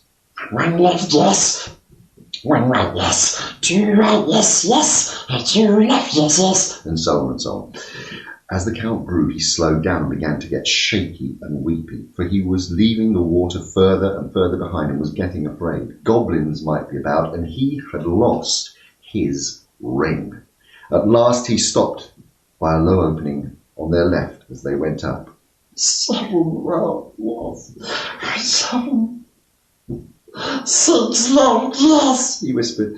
this is the way to the back door. Yes, here's the passage. He peered in and shrank back. But we dasn't go in, my precious. No, we dasn't. Goblins is down there. Lots of goblins is. We smells them. But what shall we do? Curse them and crush them. We must wait here, precious. Wait a bit and see. So they came to a dead stop. Gollum had brought Bilbo to the way out, after all, but Bilbo could not get in. There was Gollum sitting humped up right in the opening, and his eyes gleamed cold in his head, and he swayed it from side to side between his knees. Bilbo crept away from the wall more quietly than a mouse, but Gollum stiffened at once and sniffed, and his eyes went green. He hissed softly but menacingly. He could not see the Hobbit, but he was now on the alert. He had other senses that the darkness had sharpened, hearing and smell, and he seemed to be crouched right down with his flat hands splayed on the floor and his head thrust out, nose almost to the stone. Though he was only a black shadow in the gleam of his own eyes, Bilbo could see or feel that he was tense as a bowstring gathered for a spring. Bilbo almost stopped breathing. He went stiff himself. He was desperate. He must get away out of this horrible darkness while he had any strength left. He must fight. He must stab the foul thing. Put out its eyes. Kill it. It meant to kill him. No, that was not a fair fight. He was invisible now. Gollum had no sword. Gollum had not actually threatened to kill him or tried to yet. And he was miserable, alone, lost, and a sudden understanding of pity mixed with horror welled up in Bilbo's heart. A glimpse of endless, unmarked days without light or hope of betterment. Hard stone, cold fish, sneaking and whispering. All these thoughts passed in a flash of a second. He trembled, and then quite suddenly, in another flash, as if lifted by a new strength and resolve, he leapt. No great leap for a man, but a leap in the dark. Straight over Gollum's head he jumped, 7 feet forward and 3 in the air. Indeed, had he only just missing cracking his skull on the low arch of the passage. Gollum threw himself backwards and grabbed the Hobbit at the Hobbit as he flew over, but too late. His hands snapped thin air, and Bilbo, falling on his sturdy feet, sped off down the new tunnel. He did not see what Gollum was doing. There was a hissing and a cursing almost at his heels at first, but then it stopped. At once there came a blood-curdling shriek filled with hatred and despair. Gollum was defeated. He dared go no further. He had lost his prey, and lost too the only thing that he had ever cared for, his precious. The cry brought Bilbo's heart to his mouth, but still he held on. Now, as faint as an echo, but menacing, the voice came from behind. Thief! Thief! Thief! Bones! We hate it! We hate it! We hate it! Forever! And then there was a silence. That seemed too menacing to Bilbo.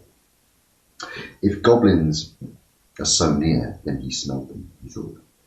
And they'll have heard his shrieking and cursing. Careful now, or this way will lead you to worse things. The passage was low and roughly made. It was not too difficult for the Hobbit, except when, in spite of all care, he stubbed his poor toes again several times on nasty, jagged stones on the floors. It's a bit low for goblins, at least for the big ones, thought Bilbo, not knowing that even the big ones, the orcs of the mountains, go along at great speed, stooping low with their hands almost on the ground. Soon the passage that had been sloping down began to go up again, and after a while it climbed steeply, and that slowed Bilbo down. But at last the slope stopped. The passage turned a corner and dipped down again, and there, at the bottom of the short incline, he saw filtering around another corner glimpse of light. Not a red light, as of fire or lantern, but a pale, out-of-doors sort of light. And then Bilbo began to run.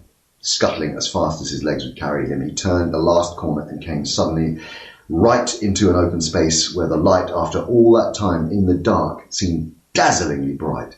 Really, it was only a leak of sunshine through a doorway where a great door, a stone door, was left standing open. Bilbo blinked, and then suddenly he saw the goblins. Goblins in full armour with drawn swords, sitting just inside the door, watching it with wide eyes and watching the passage that led to it. They were aroused, alert, and ready for anything. They saw him sooner than he saw them. Yes, they saw him. Whether it was an accident or a trick of the ring before it took a new master, it was not on his finger. With yells of delight, the goblins rushed upon him. A pang of fear and loss like an echo of Gollum's misery smote Bilbo, and forgetting how to draw his sword, he stuck his hands into his pockets, and there was the ring, still in his left pocket, and it slipped onto his finger. And the goblins stopped short. They could not see any sign of him. He had vanished. They yelled twice as loud before, but not so delightedly. Where is it? They cried. Go back up the passage. Some shouted. This way! Some yelled. That way. Others yelled. Look out for the door! Bellowed the captain. Whistles blew, the armours clashed, swords rattled. The goblins cursed and swore and ran hither and thither, falling over one another and getting very angry. There was a terrible outcry, to-do, and disturbance.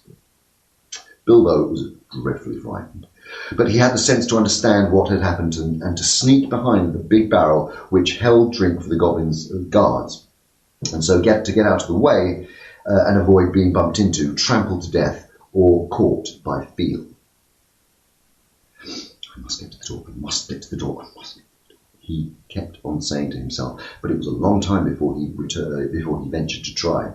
Then it was like a horrible game of blind man's buff. The place was full of goblins running about, and the poor little hobbit dodged either this way and that, was knocked over by a goblin who could not make out what he'd bumped into, scrambled away on all fours, slipped between the legs of the captain just in time, got up and ran for the door. It was still ajar, but a goblin had pushed it nearly to. Bilbo struggled, but he could not move it. He tried to squeeze through the crack. He squeezed, and he stuck. It was awful. His buttons got wedged into the edge of the door and on the doorpost, and he could see outside into the open air. There were a few steps running down into a narrow valley between tall mountains. Sun came out from behind a cloud and shone bright on the outside of the door, but he could not get through. Suddenly one of the goblins inside shouted, There's a sound by the front door! Something is outside! Bilbo's heart jumped to his mouth. He gave a terrific squirm, and buttons burst off in all directions. He was through with a torn coat and waistcoat, leaping down steps like a goat, while bewildered goblins were still pricking up his nice brass buttons on the doorstep. Of course, they came down soon after him, hooting and howling and hunting through the trees, but they don't like the sun, and it makes their legs wobble and their heads giddy, and they could not find Bilbo with the ring on, slipping in and out of shadows of trees, running quick and quiet and keeping out of the sun. So soon they went back to grumbling and cursing and to guard the door. Bilbo had escaped.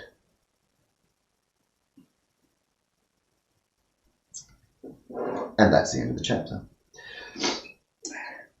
So I'm just going to have a quick drink.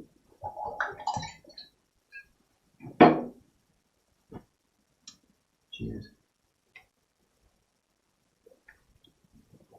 At this point, I'd just like to say, again, for those of you who missed it at the beginning, a big thank you to the Tolkien estate and to HarperCollins, who obviously published the book, who have allowed me to take the opportunity to read to you today and for this cause. And they've been incredibly supportive of the Hobbitathon COVID-19 appeal. So thank you very much for them having a sweet for 2 seconds.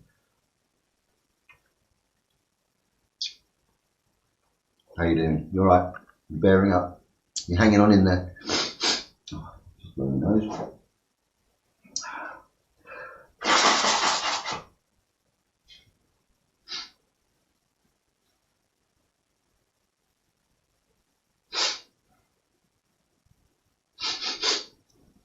Hope there's nothing up there.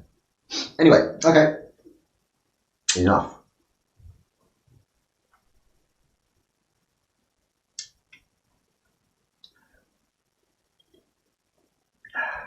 One last little suck. Good.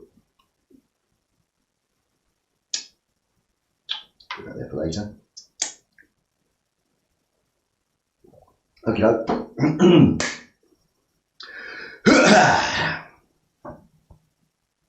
Chapter 6.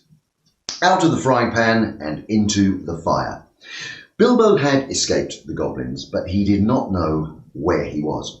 He had lost hood, cloak, food, pony, his buttons, and his friends. He wandered on till the sun began to sink westwards behind the mountains. Their shadows fell across Bilbo's path, and he looked back. And then he looked forward, and he could see before him only ridges and slopes falling away towards lowlands and plains, glimpsed occasionally between the trees. Good heavens, he exclaimed. I seem to have got on the right to the other side of the misty mountains, right to the edge of the land beyond. Where, oh, where can Gandalf and the dwarves have got to? I only hope to goodness that they are not still back there in the power of the goblins. He still wandered on out of the little high valley, over its edge and down to the slopes beyond, but all the while a very uncomfortable thought was growing inside him. He wondered whether he ought not, now he had the magic ring, go back, whether he not ought to go back into the horrible, horrible tunnels and look for his friends. He'd just made his mind up that that was his duty and that he must turn back, and very miserable he felt about it when he heard voices. He stopped and listened. It did not sound like goblins, so he crept forward carefully. He was on a stony path winding downwards towards a rocky wall on the left-hand side, and on the other side the ground sloped away and there were dells below the level of the path, overhung with bushes and low trees, and in one of these dells under the bushes people were talking. He crept still nearer, and suddenly he saw peering between two big boulders a head with a red hood on it. It was Balin. Doing lookout, he could have clapped and shouted for joy, but he did not. He had still got the ring on, and for fear of meeting something unexpected and unpleasant, he saw that Balin was looking straight at him without even noticing him. I'll give them all a surprise, he thought, and he crawled into the bushes at the edge of the dell. Gandalf was arguing with the dwarves. They were discussing all that had happened to them in the tunnels and wondering and debating what they were going to do now. The dwarves were grumbling, and Gandalf was saying that they could possibly go on their journey without leaving Mr. Baggins in the hand of the goblins, without trying to find out whether he was alive or dead, or without trying to rescue him. After all, he is my friend, said the wizard, and not a bad little chap, and I feel responsible for him. I wish to goodness you had not lost him. The dwarves wanted to know why he had never been brought at all, and why he could not stick to his friends and come along with them, and why the wizard had not chosen someone with more sense. He's been more trouble than you so far, said one. If we ever have to go back now and into those abominable tunnels to look for him, then drat him, I say. Gandalf answered angrily. I brought him, and I don't bring things that are no use. Either you help me to look for him, or I go and leave you here and get out of the mess as best you can yourselves. If we can only find him again, you will thank me before this is over. Whatever did you want to go and drop him for, Dory? Oh, well, you would have dropped in, said Dory, if a goblin had suddenly grabbed your legs from behind in the dark and tripped you up at your feet and you kicked you in the back. Then why didn't you pick him up again? Oh, good heavens, can you ask? Goblins fighting and biting in the dark, everybody falling over bodies and hitting one another, and you nearly chopped my head off with Glandry, and Thorin was stabbing here and everywhere with Orcrist, and all of a sudden you gave one of your blinding flashes and we saw goblins running back yelping, and you shouted, follow me everybody, and everybody followed, and we thought everybody had, and there was no one time to count, and so you know quite well we still had to dash through the gate guards and out the lower doors and out the skelter down here, and here we are without a burglar. Confiscate him. And here is the burglar, said Bilbo, stepping out into the middle of them, slipping off his ring. Bless me, how they jumped. And they jumped and shouted with surprise and delight, and Gandalf was astonished as any of them, but probably more pleased than all the others. They called to Balin and told him what they thought of a lookout man who let people walk right into them like that without even a warning. It was a fact that Bilbo's reputation went up a great deal in that moment with the dwarves after this. If they had still doubted that he was a really first-class burglar, in spite of Gandalf's words, they doubted no longer. Balin was the most puzzled of all, but even everyone said it was a very clever bit of work. Indeed, Bilbo was so pleased with their praise that he just chuckled inside and said nothing about about the ring. And when they asked him how he did it, he said, I just crept along, very carefully and quietly. Well, it's the first time that even a mouse has crept along carefully and quietly. Well, it's the first time that even a mouse has crept along carefully and quietly under my very nose and not been spotted, said Balin. I take my hat off to you. Which he did. Balin, at your service. Your servant, Mr. Baggins, said Bilbo. Then they wanted to know all about his adventures after they had lost him, and he sat down and told them everything, except about finding the ring. Not just now, he thought.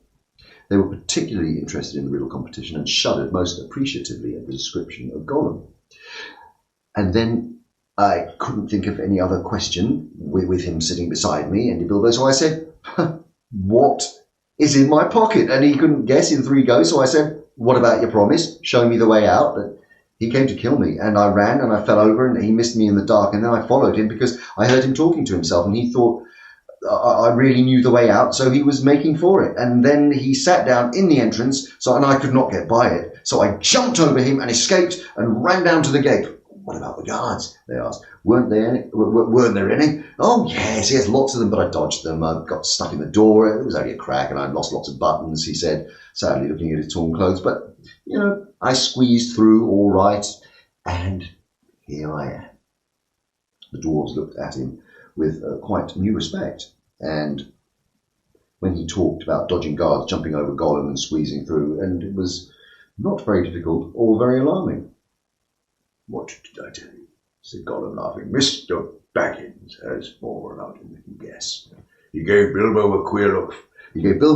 From under his bushy eyebrows as he said this, and the Hobbit wondered if he guessed at the part of his tale that he had left out.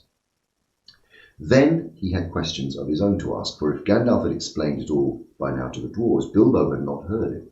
He wanted to know how the wizard had turned up again, and where they had all got to now. The wizard, to tell the truth, never minded explaining his cleverness more than once. So now he told Bilbo that both he and Elrond had been well aware of the presence of evil goblins in that part of the mountains, but their main gate used to come out a different pass, one more easy to travel by, so that they often caught people benighted near the gates. Evidently, people had given up going that way, and the goblins must have opened their new entrance at the top of the pass the dwarves had taken quite recently, because they had found it quite safe up to now. I must see if I can't find a more or less decent giant to build it up again, said Gandalf, or soon there will be no getting over the mountains at all. As soon as Gandalf had heard Bilbo's yell, he realized what had happened. In the flash which killed the goblins that were grabbing him, he had nipped out inside the crack just as it snapped to. He followed after the drivers and prisoners right to the edge of the Great Hall, and there he sat down and worked up the best magic he could in the shadows. A very ticklish business it was, he said. Touch and go. But of course Gandalf had made a special study of the bewitchments, and with fire and lights. Even the hobbits had never forgotten the magic fireworks of old Took's midsummer parties, as you remember. The rest we all know, except Gandalf knew all about the back door, as the goblins called the lower gate, where Bilbo lost his buttons. As a matter of fact, it was well known to anybody who was acquainted with this part of the mountains, but it took a wizard to keep his head in the tunnels and guide them in the right direction. They made that gate ages ago, he said, partially for a way of escape if they needed one, partly as a way out into the lands beyond, where they still come into the dark and do great damage. They guard it always, and no one has ever managed to block it up. But they will guard it doubly after this, he laughed. And the others laughed too, after they had all lost a good deal, but they had killed the great goblin, and a great many others besides, and they had all escaped, so they might have said to have had the best of it so far. But the wizard called them to their senses. "We must be getting on now. We are a little rested," he said. "There will be out after us in hundreds when the night comes on, and already shadows are lengthening. They can smell our footsteps for hours and hours after we have passed. We must be miles on before dusk. Now there will be a moon. Now there will be a bit of a moon if it keeps fine, and that is lucky. Not that we mind the moon too much, but it will give us a little light to steer by." "Oh, yes, yes," he said in answer to more questions from the Hobbit. "You lose track of time inside goblin tunnels. Today is Thursday, and it was Monday night or Tuesday morning when we were captured. We have gone miles and miles and come right down through the heart of the mountains, and are now on the other side. Quite a short cut, but we are not at the point which our pass would have brought us. We are far too far to the north and have some awkward country ahead, and we are still pretty high up. Let's get on." I'm dreadfully hungry," said Bilbo, who was suddenly aware that he had not eaten a meal since the night before last. I mean, just think of that for a hobbit. His stomach felt all empty and loose and his legs all wobbly, and now that the excitement was over. "Can't help it," said Gandalf, "unless you like to go back and ask the goblins nicely to let you have your little pony back and your luggage." "No, thank you," said Bilbo. "Well, very well then. We must tighten our belts and trudge on, or we will be made into supper, and that will be much worse than having none ourselves." As they went on, Bilbo looked from side to side for something to eat, but the blackberries were still only in flower, and of course there were no nuts, not even the hawthorn berries. He nibbled a bit of sorrel, and he drank from a small mountain stream that crossed the path, and he ate 3 wild strawberries that he found on the bank, but it was not much good. Then they went still on and on. The rough path disappeared, the bushes and the long grasses between the boulders, the patches of rabbit-cropped turf, the thyme and the sage with the marjoram and the yellow rock roses all vanished, and they found themselves at the top of a wide, steep slope of fallen stones, the remains of a landslide. And when they began to go down this, rubbish and small pebbles rolled away from their feet, and soon larger bits of split stone went clattering down and started other pieces below them still slithering and rolling, and then lumps of rock were disturbed and bounded off, crashing down with the dust and noise. Before long the whole slope above them and below them seemed on the move, and they were sliding away, huddled together, all in fearful confusion of slipping, rattling, cracking slabs and stones. It was the trees at the bottom that saved them. They were slid into the edge of a climbing wood of pines that here stood right up the mountain slope from the deeper, darker forests of the valleys below. Some caught hold of the trunks and swung themselves into the lower branches. Some, like the little hobbit, got behind a tree shelter from the onslaught of the rocks. Soon the danger was over and the slide had stopped, and the last faint crashes could be heard as the last of the disturbed stones went bounding and spinning among the bracken and the pine roots far below. "Well, that has got us out of it," said Gandalf, "and even goblins tracking us will have a job to come down here quietly." I dare say," said Grumble Bumble, "but they won't find it easy to send stones bouncing down on our heads. The dwarves..." The dwarves and Bilbo were feeling far from happy, and they were rubbing their bruised and damaged legs and feet. "Nonsense. We are going to turn aside here out of the path of the slide. We are going to turn aside here out of the path of the slide. We must be quick. Look at the light." The sun had long gone behind the mountains. Already the shadows were deepening about them, though far away through the trees and over the black tops of those growing lower down, they could see still the evening lights on the plains below. They limped along now as fast as they were able down the gentle slopes of the pine forest, in a slanting path leading to steadily downwards, southwards. At times they were pushing through a sea of bracken with tall fronds rising above the hobbit's head. At times they were marching along quiet as quiet over a floor of pine needles, and all the while the forest gloom got heavier and heavier, and the forest silence deeper. There was no wind that evening to bring even a sea sighing into the branches of the trees. "Must we go further?" asked Bilbo. When it was so dark he could only just see Thorin's beard wagging beside him, and so quiet that he could hear the dwarves breathing like a loud noise. "I toes are all so bruised and bent, and my legs ache, and my stomach is wagging like an empty sack. A bit further, said Gandalf. After what seemed like ages, they came suddenly to an opening where no trees grew. The moon was up and was shining into the clearing. Somehow it struck all of them that as not at all a nice place, although there was nothing wrong to see. All of a sudden they heard a howl away down the hill, a long, shuddering howl. It was answered by another away to the right, and had a good deal nearer to them. Then by another not far to the left. It was wolves howling at the moon, wolves gathering together. There were no wolves living next to Mr. Baggins's hole at home, but he knew the noise, and he knew how to describe it often enough in tales. He had had it described to him often enough in tales. One of his elder cousins on the Took side, who had been a great traveller, used to imitate and to frighten him. To hear it out in the forest under the moon was too much for Bilbo.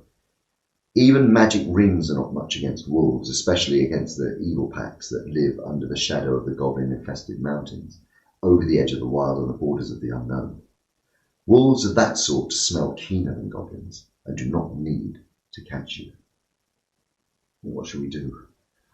What shall we do? He cried. Escaping goblins to be caught by wolves, he said, and it became a proverb.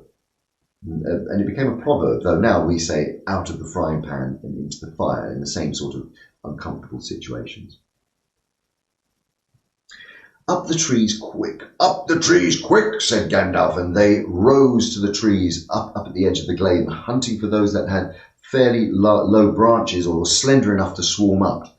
They found them as quick as ever they could, you can guess, and up they went as high as they ever could trust the branches. You would have laughed from a safe distance if you had seen the dwarfs sitting up in the trees with their beards dangling down like old gentlemen gone cracked and playing at being boys. Philly and Killy were at the top of a larch like an enormous Christmas tree. Dorry, Norry and Orry and Gloin were more comfortable in a huge pine with regular branches sticking out at intervals like the spokes of a wheel. Biffa, Boffa, Bomber and Thorin were in another. Dwalin and Balin had swarmed up in a tall, slender fir with few branches and were trying to find a place to sit in the greenery of the topmost boughs. Gandalf, who was a good deal taller than the others, had found a tree into which they could not climb, a large pine standing at the very edge of the glade. He was quite hidden in his boughs, but you could see his eyes gleaming in the moon as he peeped out. And Bilbo? Bilbo could not get into any tree. He was scuttling about from trunk to trunk like a rabbit that has lost its hole when it has a dog after it. You left the burglar behind again, said Norry to Dorry, looking down. I can't always be carrying burglars on my back, said Dorry. Now down tunnels and up trees, what do you think I am? A porter? He'll be eaten if we don't do something, said Thorin, for there were howls all around him, getting nearer and nearer. Dorry, he called, for Dorry was the lowest down in the easiest tree. Be quick and give Mr. Baggins a hand up. Dorry was really a decent fellow in spite of his grumbling. Poor Bilbo could not reach his hands down even when he climbed down to the bottom branch and hung his arm down as far as ever he could. So Dorry actually climbed out of the tree and let Bilbo scramble and stand upon his back. Just at that moment, the wolves trotted howling into the clearing. All of a sudden, there were hundreds of eyes looking at them. Still, Dorry did not let Bilbo down. He waited till he had clambered off his shoulders and into the branches, and then he jumped for the branches himself. Only just in time, a wolf snapped at his cloak as he swung up and nearly got him. In a minute, there was a whole pack of them yelping round the tree and yelping and leaping up at the trunk with eyes blazing and tongues hanging out. But even the wild fangs for the evil wolves over the edge of the wild were named cannot climb trees. For a time, they were safe. Luckily, it was warm and not windy. Trees are not very comfortable to sit in for long periods of time. But in the cold and in the wind, with the wolves all around them waiting for you, they can be perfectly miserable places. This glade in the ring of trees was evidently a meeting place of the wolves. More and more kept coming. and they left guards at the door at the foot of the tree in which Dorry and Bilbo were, and then went sniffing about until they had smelt out every tree that had anyone in it. These they guarded too, while all the rest, hundreds and hundreds it seemed, went and sat in the circle, great circle in the shade, and in the middle of the circle sat a grey wolf. He spoke to them in dreadful language of the wargs. Gandalf understood it. Bilbo did not, but it sounded terrible to him, as if all their talk was about cruel and wicked things, as it was. Every now and then, all of the wargs in the circle would answer their grey chief all together, and their dreadful clamour almost made the hobbit fall out of his tree. I will tell you what Gandalf heard, though Bilbo did not understand it. The wargs and the goblins often helped one another in the wicked lands, in wicked deeds. Goblins do not usually venture far from the mountains unless they are driven out and look for new homes, or are marching to war, which I'm glad to say has not happened for a long while. But in those days, they did sometimes used to go on raids, especially to get food or slaves to work for them. They often used to get the wargs to help and share the plunder with them. Sometimes they rode on wolves, like men do on horses. Now it seemed that a great goblin raid had been planned for that very night. The wargs had come to meet the goblins, and the goblins were late. The reason, no doubt, was the death of the great goblin, and all the excitement caused by the dwarves and Bilbo and the wizard, for whom they were probably still hunting. In spite of the dangers of this far land, bold men had of late been making their way back into the In spite of the dangers of this far land, bold men had of late been making their way back into it from the south, cutting down trees and building themselves places to live in and amongst the more pleasant woods in the valleys along the river shores. There were many of them, and they were brave and well armed, and even the wargs dared not attack them if they were many together, or in the bright day. But now they had planned, with the goblins' help, to come by at night upon some of the villages nearest the mountains. If their plan had been carried out, there would have been none there left the next day. All would have been killed except a few goblins kept from the wolves and kept as prisoners to take back to their caves. This was dreadful talk to listen to, not only because of the brave woodmen and their wives and children, but because of the danger which now threatened Gandalf and his friends. The wargs were very angry and puzzled at finding them here in their very meeting place. They thought they were friends of the woodmen and were come to spy on them, and would take news of their plans down into the valleys, and then the goblins and the wolves would have to fight a terrible battle instead of capturing prisoners and devouring people waked suddenly from their sleep. So, the wargs had no intention of going away and letting the people up the trees escape. At any rate, not until morning. And long before that, they said, goblin soldiers would be coming down from the mountains, and goblins can climb trees or cut them down.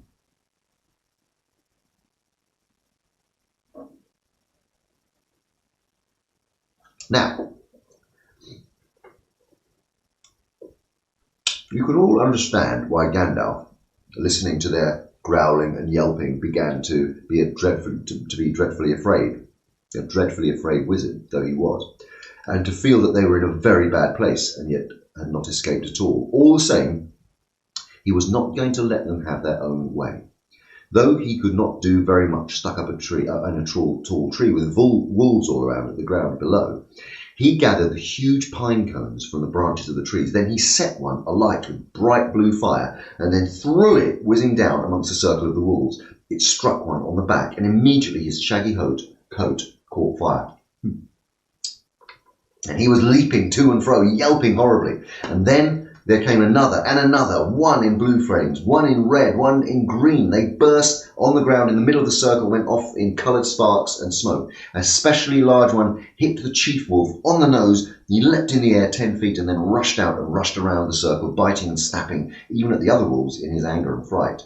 The dwarves and Bilbo shouted and cheered.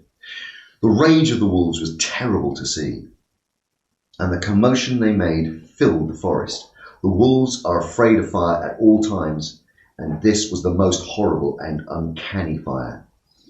If a spark had got into their coats, it stuck and burned into them, and unless they rolled over quickly, they were soon in flames. Very soon about the glade, the wolves were rolling over and over, trying to put the sparks out on their back, while those that were burning were running about, howling and setting others alight, till their own friends chased them and fled off down the slopes, crying and yammering and looking for water. What is all this uproar in the forest tonight? Said the Lord of the Eagles. He was sitting there, black in the moonlight, at the top of the lonely pinnacle of rock on the east edge of the mountains. I hear wolves' voices.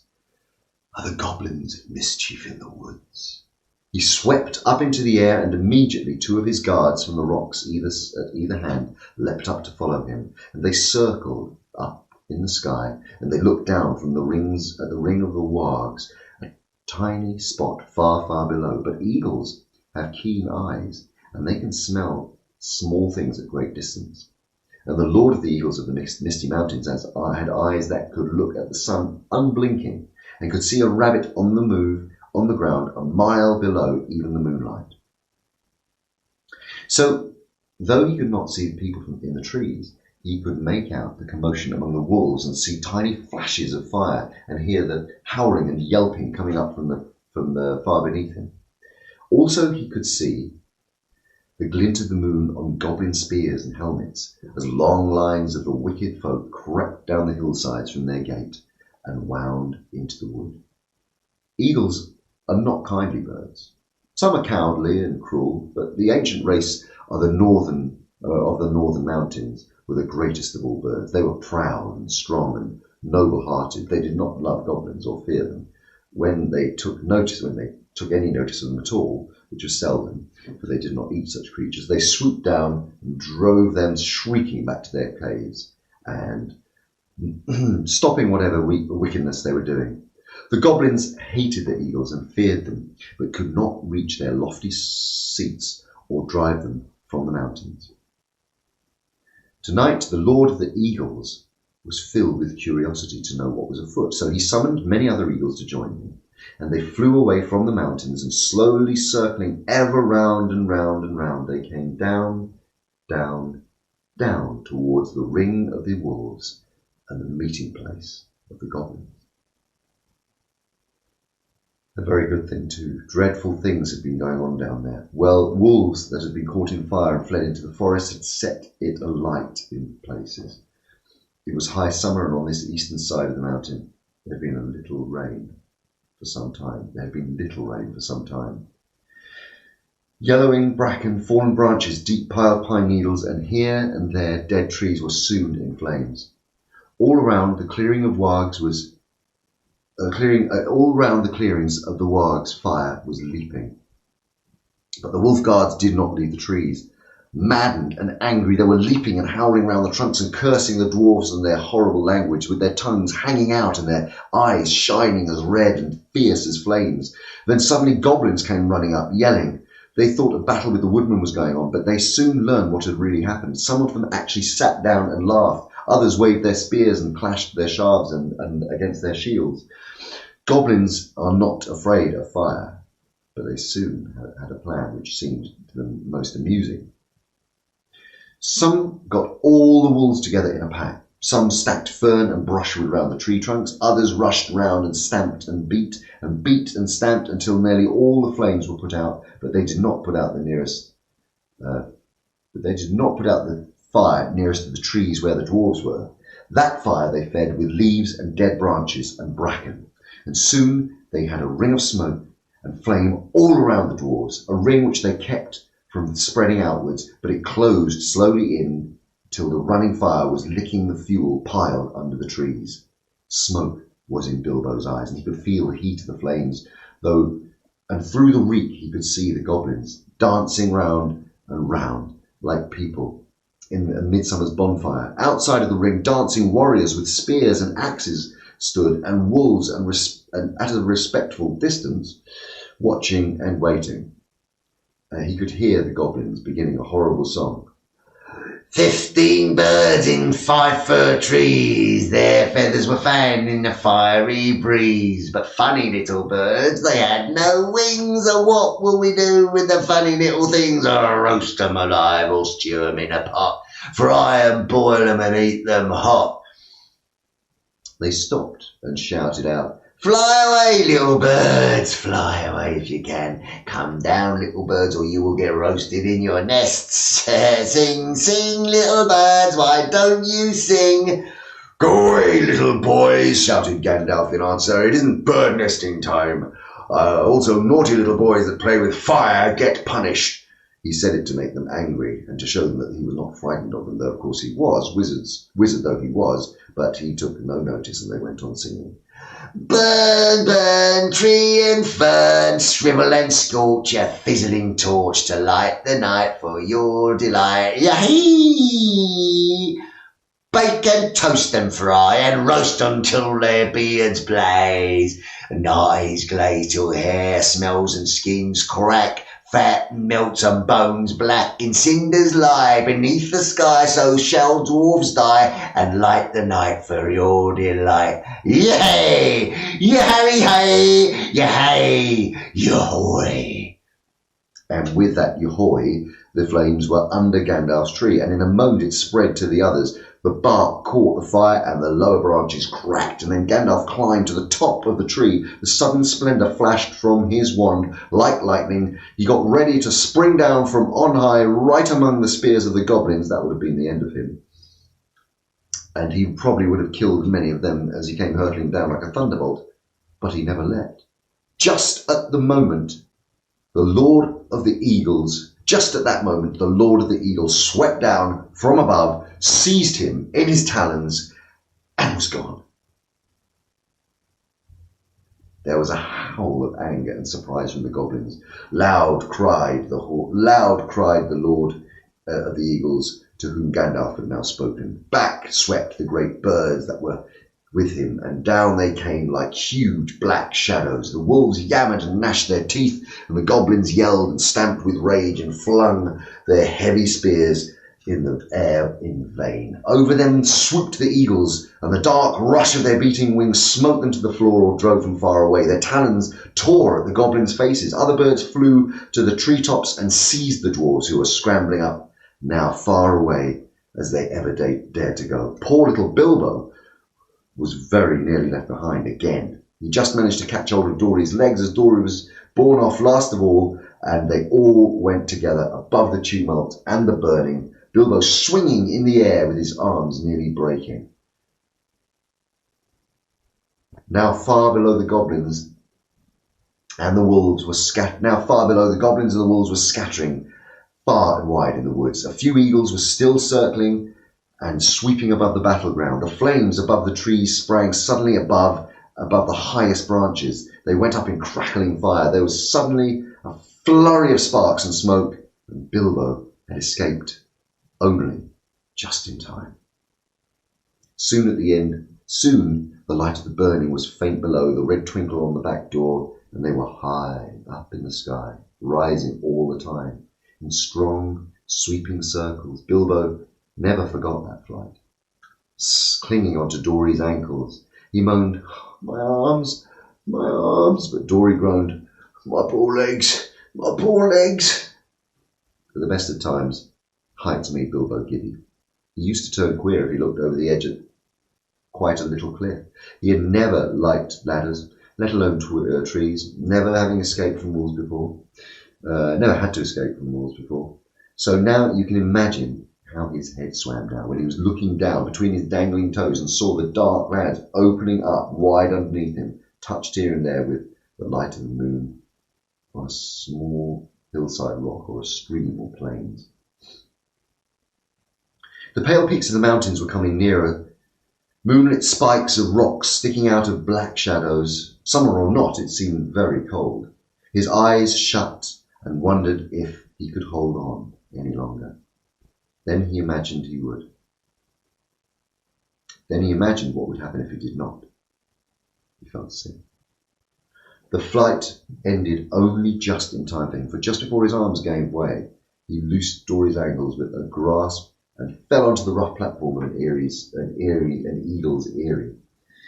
There he lay without speaking. His thoughts were a mixture of surprise at being saved from the fire and fear lest he fall off that narrow place into the deep shadows on either side. And he was feeling very queer indeed in his head, and this time, after the dreadful adventures of the last 3 days with nothing to eat, he found himself saying aloud, "Now I know what a piece of bacon feels like when it's suddenly picked up out of the pan on a fork and put back on the shelf." "No, you don't," he heard Dory answering, "because the bacon knows that it'll get back in the pan sooner rather than later, and sooner or later, and it's going to be hoped it shan't." I'll do that again.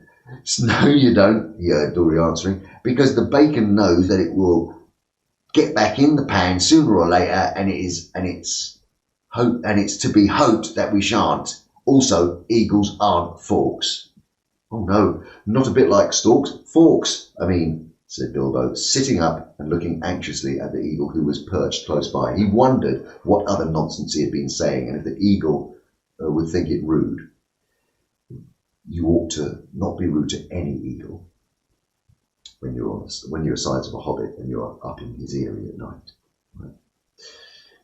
The eagle only sharpened his beak on a stone and trimmed his feathers and took no notice. Soon another eagle flew up. "The Lord of the Eagles bids you to bring the prisoners to the great shelf," he cried, and was off again. The other seized Dory in his claws and flew away with him into the night, leaving Bilbo all alone. He had just strength to wonder what the messenger had meant by prisoners, and he began to think of being torn up for supper like a rabbit when his own turn came. The eagle came back, seized him by his talons, by the back of his throat, and swooped him off. This time he flew only a short way. Very soon Bilbo was laid down, trembling with a fear, on a wide shelf of rock on the mountainside, and there was no path down onto it save by flying, and no path down off it except by jumping over a precipice. And there he found all the others sitting with their backs to the mountains. The Lord of the Eagles was also there, and was also speaking to Gandalf. It seemed that Bilbo was not going to be eaten after all. The wizard and the Eagle Lord appeared to know one another slightly, and even be on friendly terms. As a matter of fact, Gandalf, who had often been in the mountains, had once rendered a service to the eagles and healed their lord from an arrow wound. So you see, prisoners had meant prisoners rescued from goblins only, and not captives of the eagles. As Bilbo listened to the talk of Gandalf, he realised that they were going to escape really and truly from the dreadful mountains. He was discussing plans with the great eagle for carrying the dwarves and himself and Bilbo far away and setting them down well on their journey and across the plains below. The Lord of the Eagles would not take them anywhere near men lived. "They would shoot at us with their great bows of yew," he said, "for they would think that we are after their sheep. And none at other times they would be right. No, we are glad to cheat the goblins of their sport, and glad to repay our thanks to you, but we will not risk ourselves for dwarves in the southern plains." "Well, very well," said Gandalf. "Take us where and as far as you will, and we are already obliged to you, but in the meantime we are famished with hunger." I'm nearly dying of it," said Bilbo in a little weak voice that nobody heard. "Then perhaps you can be mended," said the Lord of the Eagles. Later on, you would or might have seen a bright fire on the shelf of rocks, and the figures of the dwarves round it, cooking and making a fine roasting smell. The eagles had brought up dry boughs for fuel, and had brought rabbits, hares, and a small sheep. The dwarves managed all the preparations.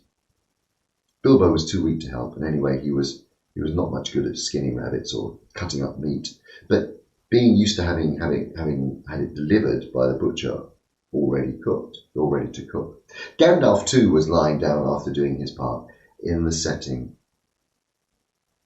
Gandalf too was lying down after doing his part in setting the fire going, since Oin and Gloin had lost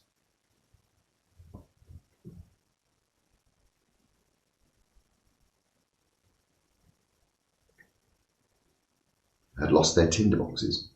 Dwarves have never taken to matches even yet, so ended the adventures of the Misty Mountains. Soon Bilbo's stomach was feeling full and comfortable again, and he felt he could sleep contentedly. Though really he would like to have a loaf of butter better than bits of meat toasted on sticks. He slept curled up on the hard rock more soundly than ever he had done on his feather bed and in his own little hole at home. But all night he did dream of his own house and wandered in his sleep into all his different rooms, looking for something that he could not find, nor remember what it looked like.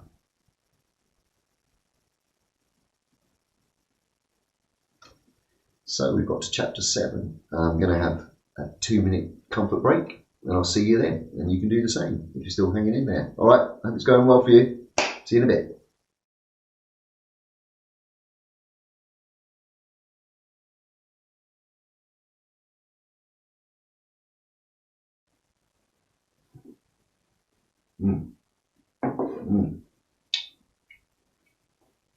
Second breakfast. I hope you're getting a munch as well.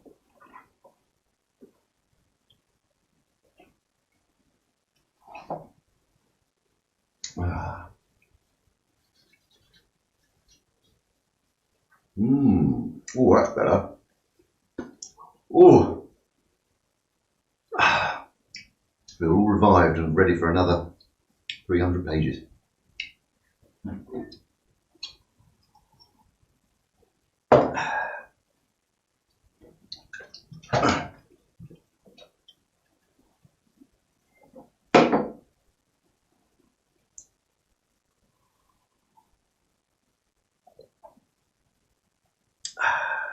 Righty, shall we? You ready? Okay, let's do it. I still want a sip of coffee first.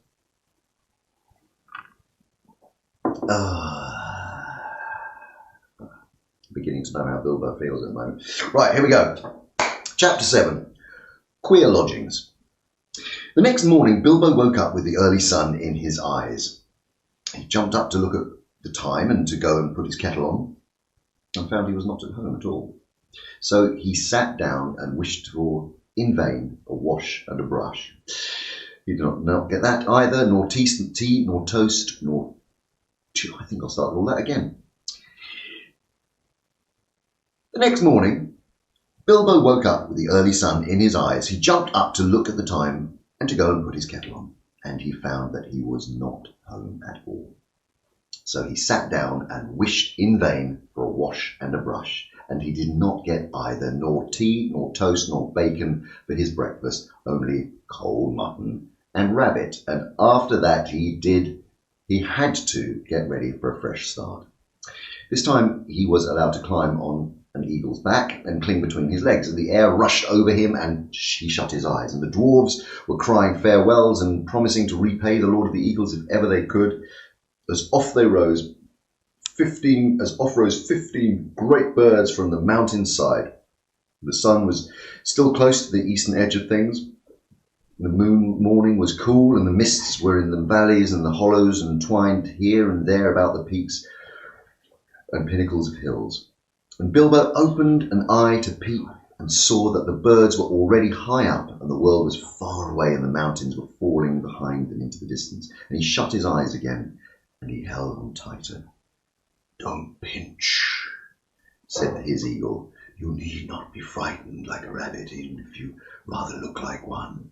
It is a fair morning, with a little wind. What is finer than flying?"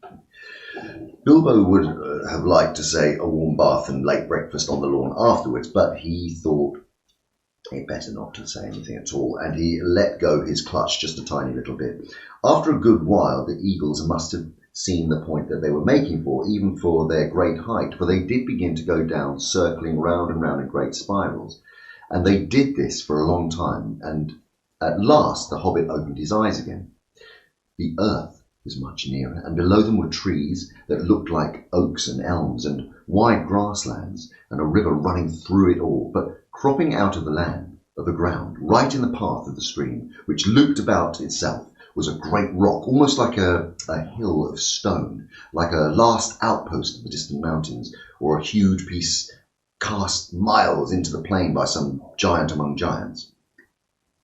Quickly now, to the top of this rock the eagles swooped one by one and set down their passengers.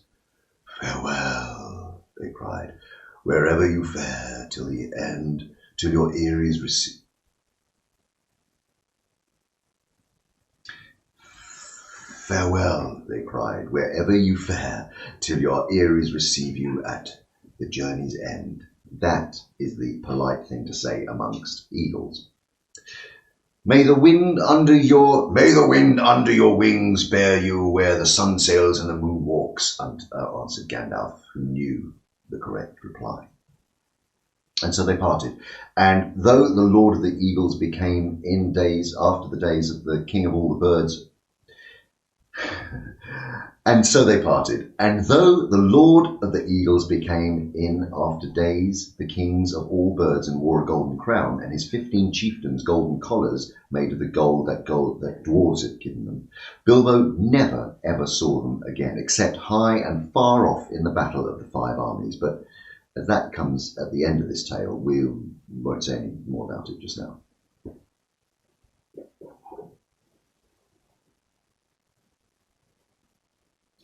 There was a flat space at the top of the hill of stone, and a well-worn path with many steps leading down to the river, across which a ford of huge flat stones led to the grassland beyond the stream. And there was a little cave, a little wholesome one, with a pebbly floor at the foot of the steps and near the end of the stony ford. Here the party gathered and discussed what was to be done.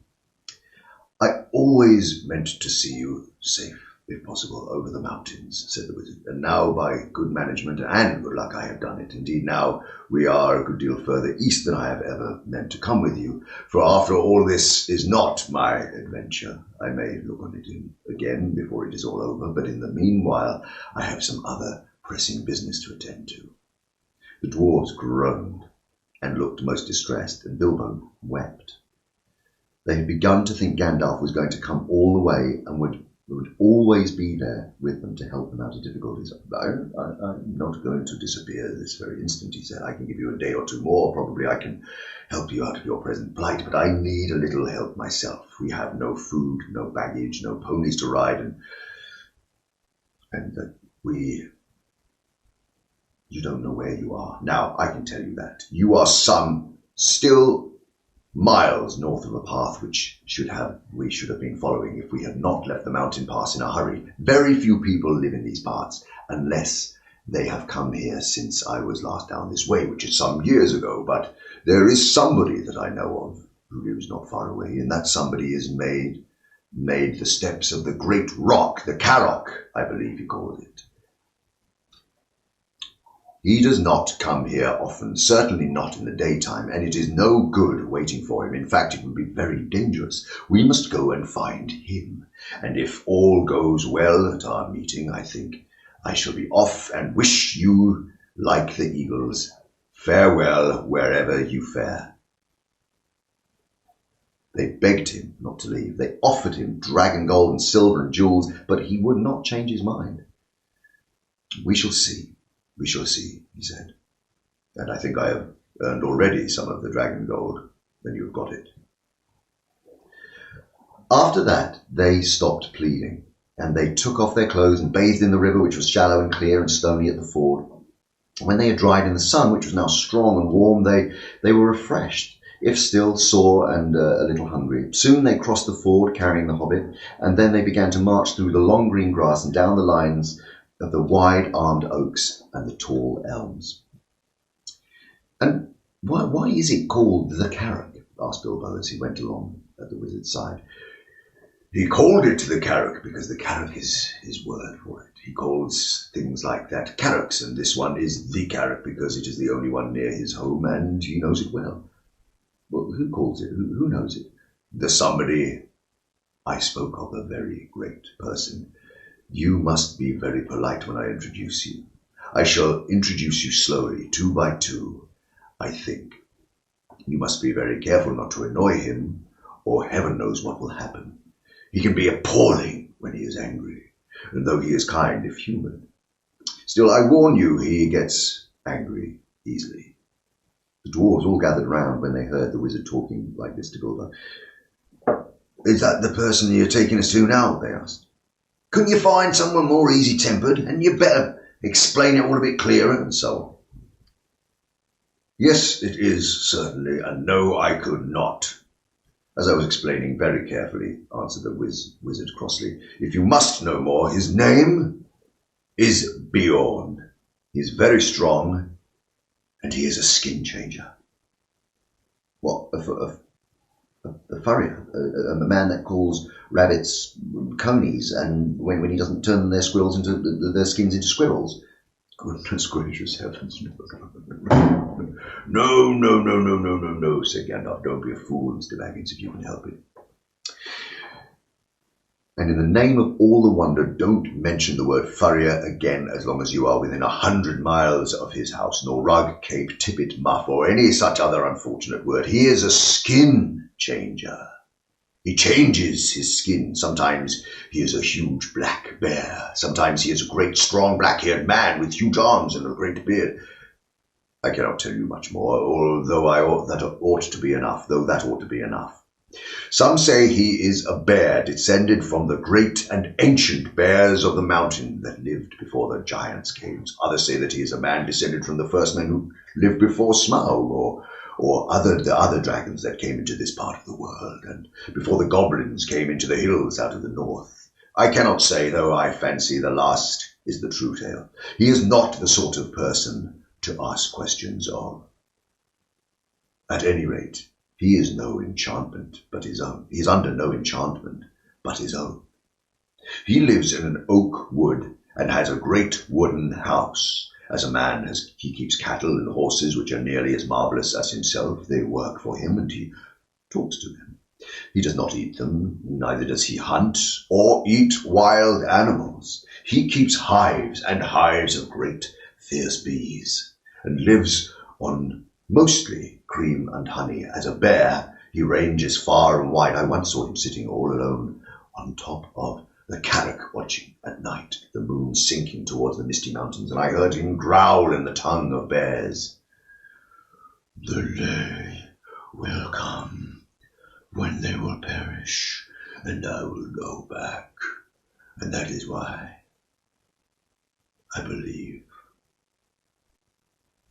And that is why I believe he came back from the mountain himself. So the last bit was Gandalf.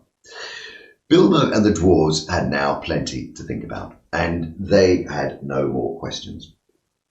They still had a long way to walk before them. Up slope and down dale they plodded. It grew very hot. Sometimes they rested under the trees, and then Bilbo felt so hungry that he would have eaten acorns if there had been any ripe enough to have fallen on the ground.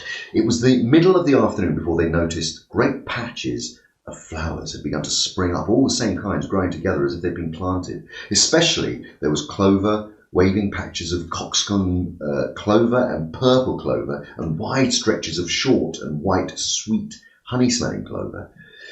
And there was a buzzing and a whirring and a droning in the air, and bees were busy everywhere, and such bees. Bilbo had never seen anything like them. If one were to sting me, he thought, I should swell up as big again as I am. They were bigger than hornets. The drones were bigger than your thumb, and a good deal, and the bands of yellow on their deep black bodies shone like fiery gold. We are getting near, said Gandalf. We are on the edge of his bee pastures. After a while, they came to a belt of tall and very ancient oaks, and beyond these to a high thorn hedge, through which you could neither see nor scramble. You had better wait here, said the wizard to the dwarves. When I call or whistle, begin to come after me, and you will see the way I go, but only in pairs, mind, and about 5 minutes between each pair of you. Bomber is the fattest and will do for 2. He had better come alone and last. But come on, Mr. Baggins. There is a gate somewhere around this way. And with that, he went off along the hedge, taking the frightened hobbit with him.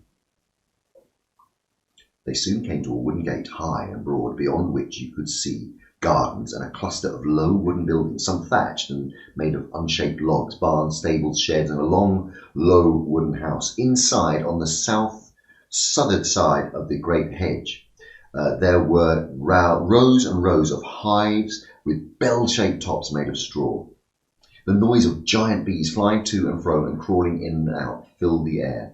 The wizard and the hobbit pushed open the heavy creaking gate and went down a wide track towards the house. Some horses, very sleek and well-groomed, trotted up across the grass and looked at them intently with very intelligent faces.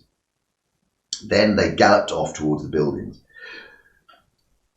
"They have gone to tell him of the arrival of strangers," says Gandalf. Soon they reached a courtyard, 3 walls of which were formed by the wooden house, and it had 2 long wings. In the middle there was lying a great oak trunk with many lopped branches beside it.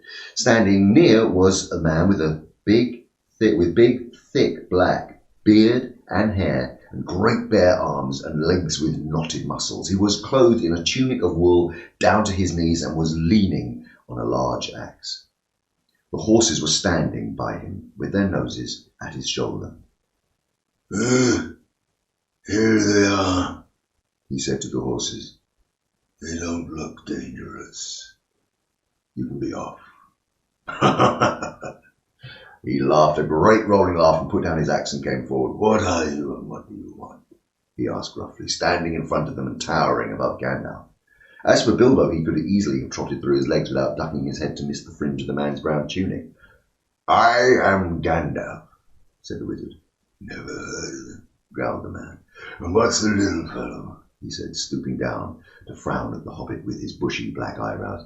"That is Mr. Baggins, a good hobbit of good family and an unimpeachable reputation," said Gandalf.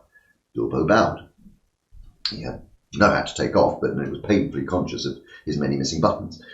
"I am a wizard," continued Gandalf. "I have heard of you, and if you have not heard of me, but perhaps you have heard of my good cousin Radagast, who lives near the southern borders of Mirkwood." "Yeah, that's not a bad fellow, as wizards go, I believe. I used to see him now and again," said Bjorn. "Well, now I know who you are and who you say you are. What do you want?" "To tell the truth, we have lost our luggage and nearly lost our way and are rather in need of help, or rather at least of advice. I may say that we have had rather a bad time with goblins in the mountains." "Goblins," said the big man less gruffly. You've been having trouble with them, have you? What did you go near them for?" "Well, we did not mean to. They surprised us at night in a pass which we had to cross when we were coming out of the lands over west into these countries. It's a long tale." "Then you had better come inside and tell me if some of it won't take all day," said the man, leading the way through the dark door that opened out of the courtyard into the house. Following him, they found themselves in a wide hall with a fireplace in the middle. Though it was summer, there was a wood fire burning, and the smoke was rising to the blackened rafters in search of the way out through the opening in the roof. They passed through this dim hall lit only by fire and the hole above it, and came through another small door into a sort of veranda propped on wooden posts made of single tree trunks. It faced south, and it was still warm and filled with the light of the westering sun, which slanted into it, and fell golden on the garden full of flowers that came right up to the steps.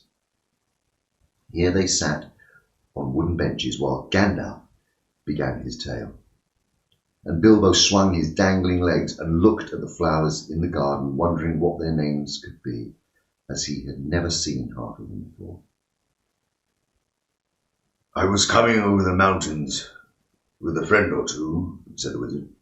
"Or two, I can see one, and a little one at that," said Bjorn. Well, to tell you the truth, I did not like to bother you with a lot of us until I found out if you were busy. I will give you a call if I may." "I will give a call if I may." "Well, go on.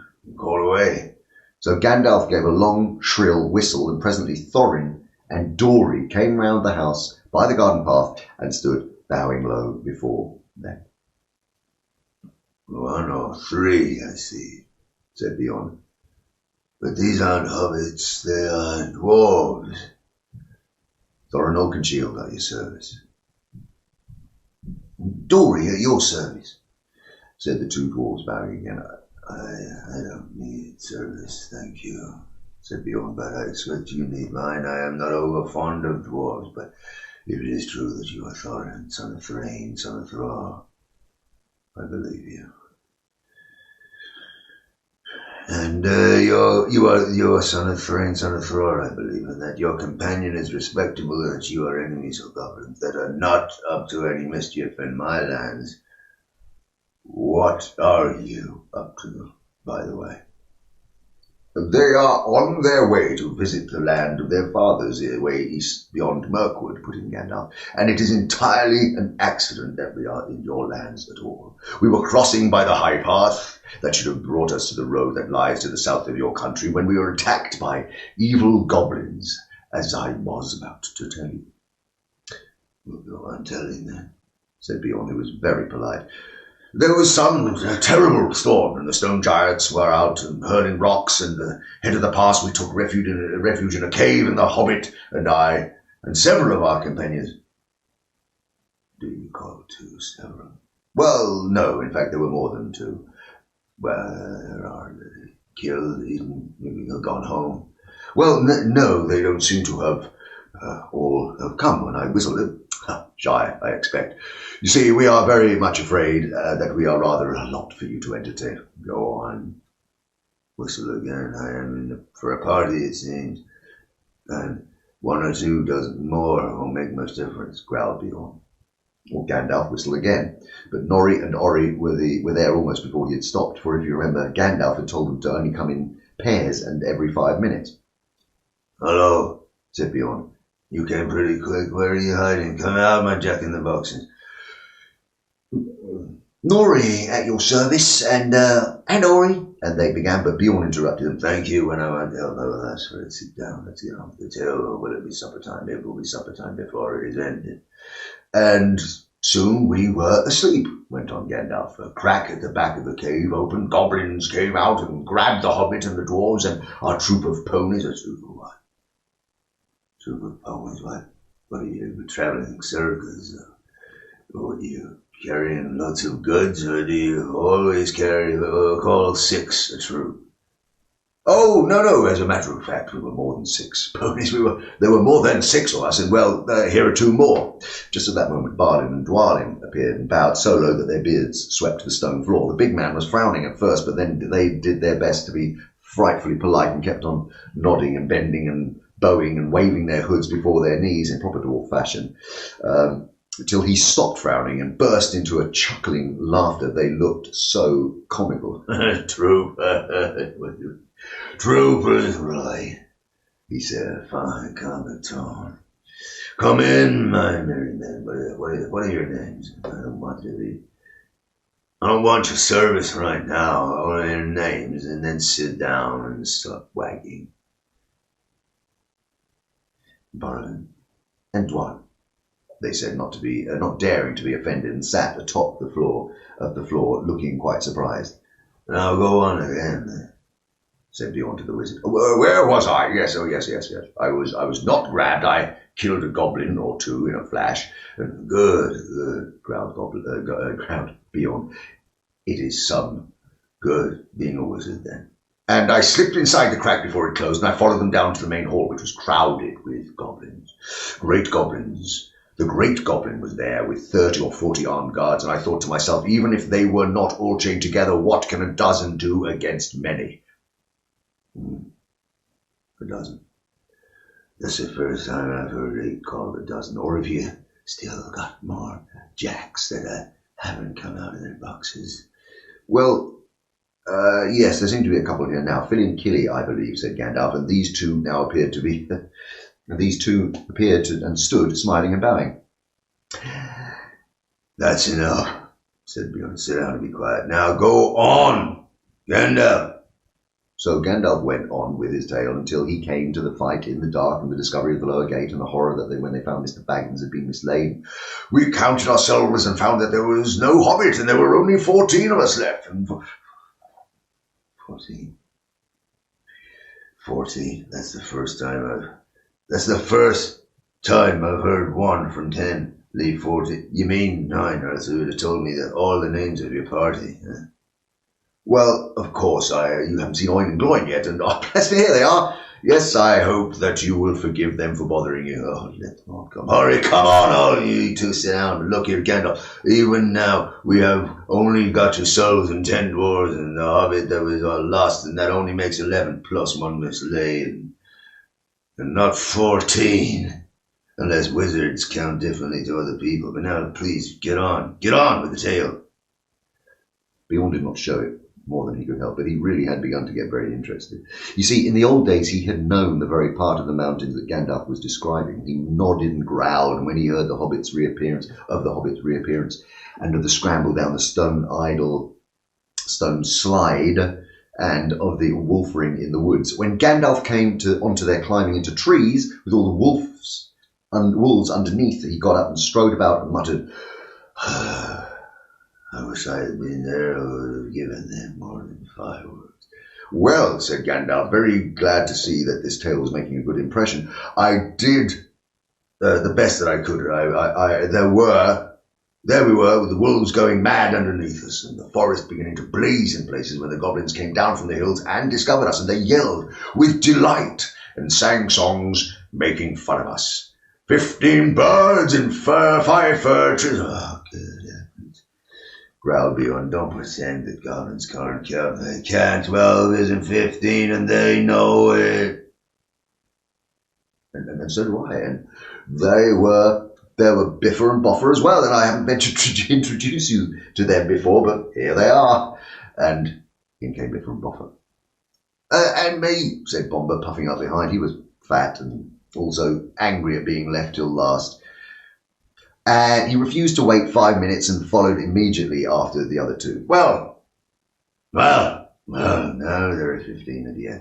And since goblins can count, I suppose that is all that we're up to, that we're in the trees. Now perhaps you can finish this story without any more interruptions. Mr.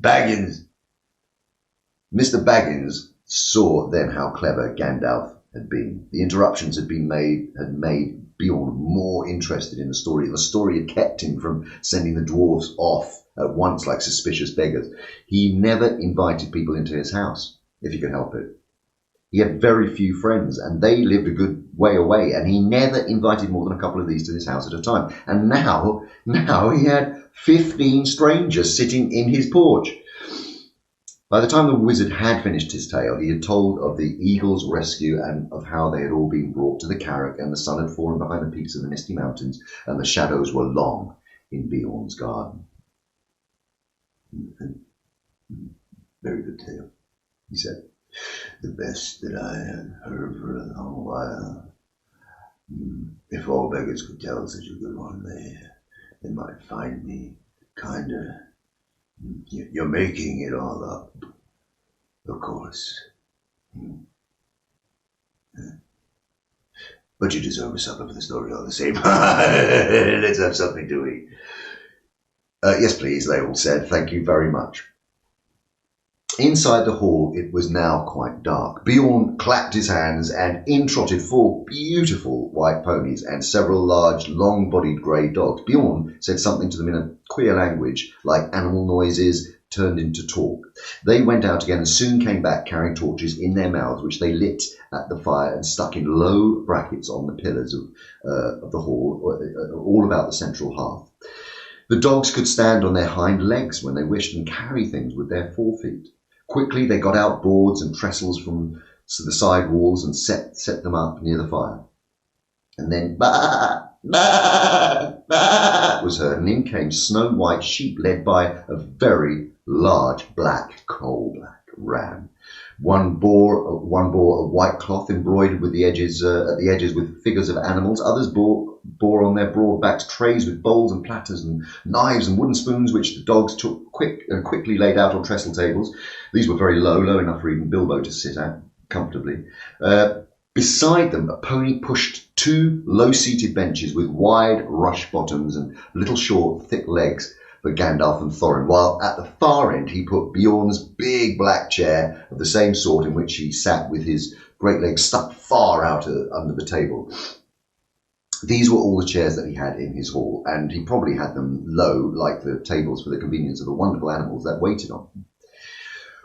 What did the rest sit on? Well, they were not forgotten. The other ponies came in, rolling around drum-shaped sections of logs, smooth and polished and low enough for even Bilbo. So soon they were all seated at Bjorn's table, and the hall had not seen such a gathering for many a year.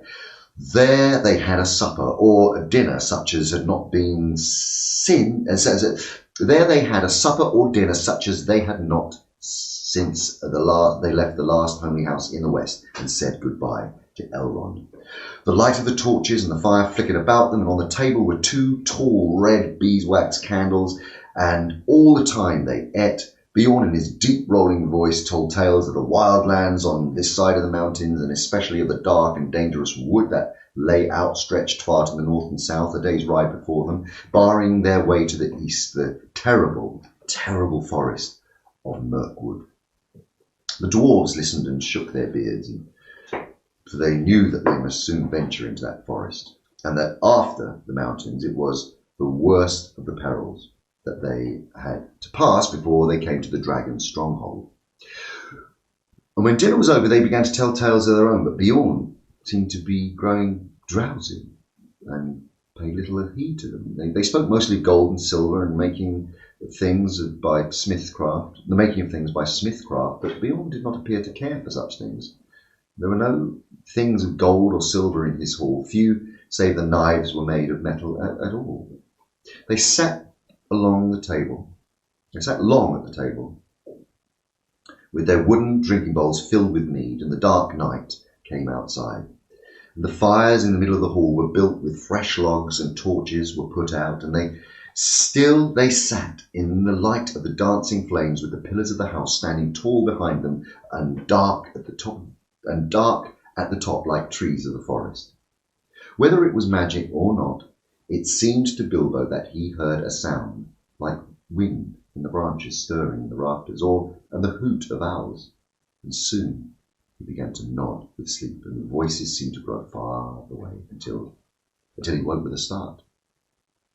The great door creaked and slammed, and Bjorn was gone. The dwarves were sitting cross-legged on the floor around the fire, and presently they began to sing. Some of the verses were like this, but there were many more, and their singing went on for a long while. The wind was on the withered heath, but in the forest stirred no leaf. Their shadows lay by night and day, the dark things silent crept beneath. The wind came down from mountains cold, and like a tide it roared and rolled. The branches groaned, the forest moaned, and leaves were laid upon the mould. The wind went on from west to east, or movement in the forest ceased, but shrill and harsh across the marsh, in whistling voices were released. The grasses hissed, their tassels bent, the reedings were rattling, on it went.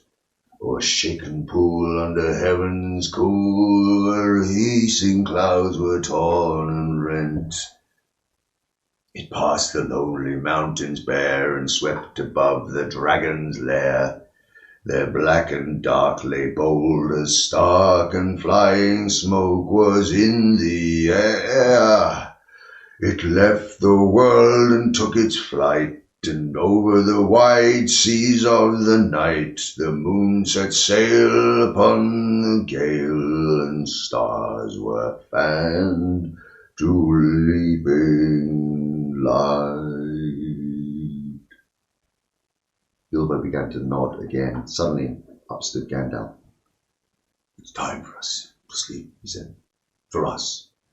But not, I think, for Bjorn. I think in this hall we can rest safe and sound, but I warn you all not to forget what Bjorn said before he left us. You must not stray outside until the sun is up at your peril. Upon your peril. Bilbo found that beds had already been laid at the side of the hall on a sort of raised platform between pillars and outer walls. For him, there was a little mattress of straw and woolen blankets, and he snuggled into them very gladly, summertime though it was. The fire burned low, and he fell asleep. Yet in the night he woke, and the fire now sunk to few embers. The dwarfs and Gandalf were all asleep. To judge by their breathing, a splash of white on the floor came from the high moon, which was peering down through the smoke hole in the roof. There was a growling sound outside, and a noise of some great animal scuffling at the door. Bilbo wondered what it was, and whether it could be Beorn in enchanted shape, and if he would come in as a bear and kill them. He dived under the blankets and hid his head, and fell asleep again, at last, in spite of his fears. It was full morning when he awoke. One of the dwarves had fallen over him in the shadows where he lay. He had rolled down with a bump on the platform to the floor. It was Boffer, and he was grumbling about it when Bilbo opened his eyes. Get up, lazy bones, he said, or there will be no breakfast for you. Up jumped Bilbo. Breakfast? Where is breakfast? Mostly inside us, answered the other dwarves, who were moving about the hall, but what is left is outside on the veranda. But we've been looking for Beorn ever since the sun got up, and there's no sign of him anywhere, though we found breakfast laid as soon as we went out. Where's Gandalf? Said Bilbo, moving off to find something to eat as quick as he could. Oh, out and about somewhere. Yes, out and about somewhere, they told him. But he saw no sign of the wizard at all that day until the evening. And just before sunset, he walked into the hall where the Hobbit and the dwarves were having supper, waited on by Beorn's wonderful animals, as they had been all day. Of Beorn they had seen and heard nothing since the night before, and they were getting puzzled. Where is our host? Where is it? Where have you been all day? And where have you been all day yourself? One question at a time, and none till after supper. I haven't had a bite since breakfast. At last Gandalf pushed away his plate and jug. He had eaten 2 whole loaves with masses of butter and honey and clotted cream, and drunk at least a quart of mead, and he took out his pipe. I will answer the second question first, he said. But bless me, there is a splendid place for smoke rings. Indeed, for a long time they could get nothing out of him more. He was so busy sending smoke rings up into the, dodging around the pillars of the hall and changing into all sorts of shapes and colours and setting them down and chasing one another all around the hole in the roof. They must have looked very queer from the outside, popping out of the air one after another, green, blue, red, silver grey, yellow, white, big ones, little ones dodging in through big ones and joining into figure eights and going off like a flock of birds into the distance. I have been picking up bear tracks, he said at last. There must have been a regular bears meeting outside here last night. I soon saw that Beorn could not have made them all. There were far too many of them, and there were of various sizes too. I should say that there were little bears, large bears, ordinary bears, gigantic big bears, all dancing outside from dark till nearly dawn. They came from almost every direction except from the west to the east, from the west from the river, from the mountains. In that direction only one set of footprints, none coming, only one's going away from here. I followed these to the Carrack, and there they disappeared into the river. But the water was too deep and strong beyond the rocks for me to cross. It is easy enough, as you remember, to get from this bank to the Carrack, but the other side of the cliff is standing up from a swirling channel. I had to walk miles before I found a place where the river was wide and shallow enough for me to wade and swim, and then miles back again to pick up the tracks again. And by that time it was too late for me to follow them far. They went straight off in the direction of the pine woods on the east side of the misty mountains, where we had our pleasant little party with the wargs the night before last. And now I think I have answered all of your questions, or the first question too, ended Gandalf. And he sat a long while, silent.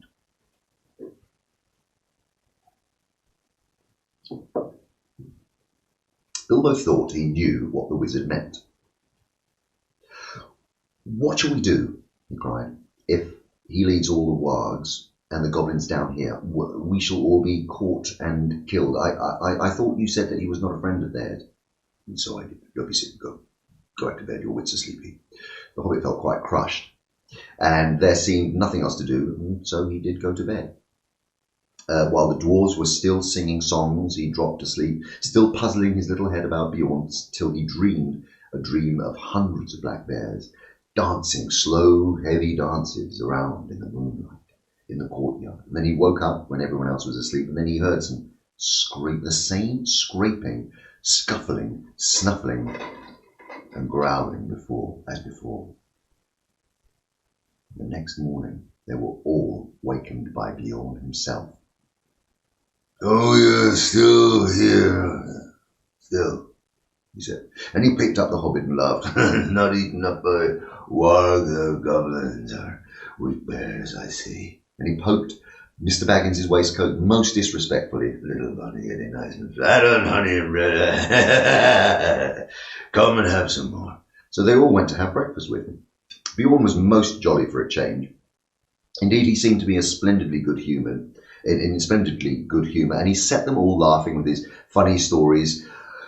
Nor did they have to wonder long where he had been or why he had been so nice to them, for he told them himself. He had been over the river, right back up to the mountains, from which you can guess he could travel quickly in bear's shape.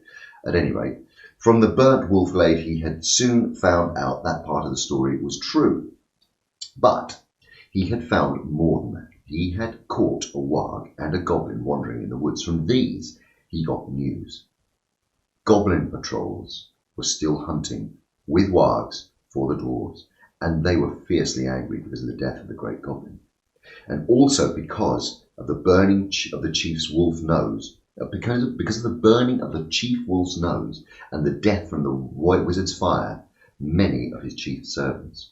So much they told him when he forced them. He guessed there was more wickedness than this afoot, and that a great raid of the whole goblin army with their wolf allies into the lands shadowed by the mountains might soon be made to find the dwarves, or to take vengeance on the men and the creatures that lived there, who they thought must be sheltering them. "A good story of yours," said Bjorn, "but I feel like it is better now. I'm sure it is true. You must forgive my not taking your word. If you lived near the edge of Mirkwood, you would take a word from no one that you did not know as well as a brother or sister. As it is, I can only say that I have hurried home as fast as I could to see that you were safe and to offer you any help that I can. And I shall think more kindly of dwarves after this. Kill the Grey Goblin. Kill the Grey Goblin." He chuckled fiercely to himself. "But what did you do? What did you do with the goblin and the warg?" asked Bilbo suddenly. "Come and see," said Bjorn, and they followed around the house. A goblin's head was stuck outside the gate, and a warg's skin was nailed to a tree just beyond. Bjorn was a fierce enemy. But now he was their friend, and Gandalf thought it wise to tell him their whole story and the reason for their journey, so that they could get most help that he could offer. This is what he promised to do for them. He would provide ponies for each of them, a horse for Gandalf, for their journey to the forest, and he would lade them with food to last them for weeks with care, and packed so as to be easy and possible to carry. Nuts, flowers, sealed jars of dried fruits, and red earthenware pots of honey, and twice-baked cakes that he would keep for a good long time, and on a little of which they could march far. The making of these was one of his secrets, but the honey was in them, and as in most of his foods, and they were good to eat, though they made one thirsty. "Water," he said, they would not need to carry this side of the forest, for there were streams and springs along the road, but "Your way through Mirkwood is dark, dangerous, and difficult," he said. "Water is not easy to find there, nor food. Time is not yet come for nuts, though It may be past and gone indeed, that before you get to the other side. And nuts are about all that grows there for fit for food. And the wild things are dark, queer, and savage.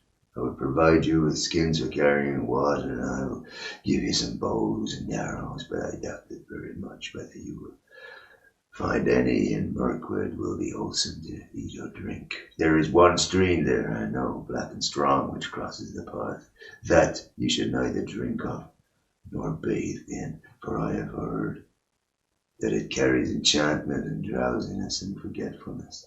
In the dim shadows of that place, I don't think you will shoot anything wholesome or unwholesome without straying from the path. That you must not do for any reason. That is all the advice I can give. Beyond the forest, I cannot help you much. You must depend on your luck and your courage and the food I send with you. At the gate of the forest, I must ask you to send back my horse and my ponies. But I wish you all good speed. And my house is open to you if you ever come back this way again. They thanked him, of course, with many bows and sweepings of their hoods, and with many "At your service, O master, O of the wild wooden halls," but their spirits sank at his grave words, and they all felt that the adventure was far more dangerous than they had thought. While all the time, even if they passed all the perils of the road, the dragon was waiting at the end. All that morning they were busy with preparations. Soon after midday, they ate with Bjorn for the last time. And after the meal, they mounted the steeds he was lending them, and bidding them many farewells, they rode off through his gate at a good pace. As soon as they left his high hedges at the east of his fenced lands, they turned north and then bore towards the northwest. By his advice, they were no longer making for the main forest road to the south of his land. Had they followed the pass, their paths would have been led down a stream from the mountains that joined the river miles south of the Carrick. At that point there was a deep ford which they might have passed if they had still had their ponies, and beyond that track that led to the skirts of the woods and led to the entrance of the old forest road. But Bjorn had warned them that that way was now often used by goblins, while the forest road itself, he had heard, was overgrown and disused at the eastern end, and led to impassable marshes where the paths had been lost. Its eastern opening had also always been far to the south of the lonely mountain, and that would have left them still with a long and difficult northward march when they got to the other side. North of the Carrick, the edge of Mirkwood drew closer to the borders of the great river, and though here the mountains drew nearer, Bjorn advised them to take this way. For at a place a few days' ride due north of the Carrick was the gate of the little-known pathway through Mirkwood that led almost straight towards the lonely mountain. The goblins, Bjorn had said, will not dare to cross the river for 100 miles north of the Carrick, nor to come near my house. It is well protected at night, but I should ride fast, for if they make their raid soon, they will cross the river to the south and scour all the edge of the forest so as to cut you off, and the wogs will run swifter than ponies. Still, you are safer going north, even though you seem to be going back nearer to their strongholds, for that is what they will least expect, and they will have the longer ride to catch you. Now, be off and as quick as you may. That is why they were now riding in silence, galloping wherever the sound was grassy and smooth, with the mountains dark on their left, and in the distance the line of the river with its trees drawing ever closer. The sun had only just turned west when they started, and till evening it lay golden on the land about them. It was difficult to think of pursuing goblins behind, and when they had put many miles between them and Bjorn's house, they began to talk and to sing again and to forget the dark forest path that lay in front. But in the evening, when the dusk came on and the peaks of the mountains glowered against the sunset, they made a camp and set a guard, and most of them slept uneasily with dreams in which there came the howl of hunting wolves and the cries of goblins.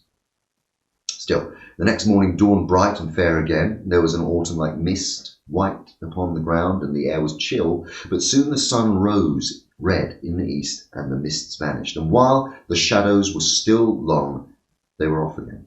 So they rode now for 2 more days, and while they saw nothing save grass and flowers and birds and scattered trees, and occasionally small herds of red deer browsing or sitting at noon in the shade, sometimes Bilbo saw the horns of harts sticking up out of the long grass. At first he thought they were dead branches of trees, and that the third evening they were so eager to press on.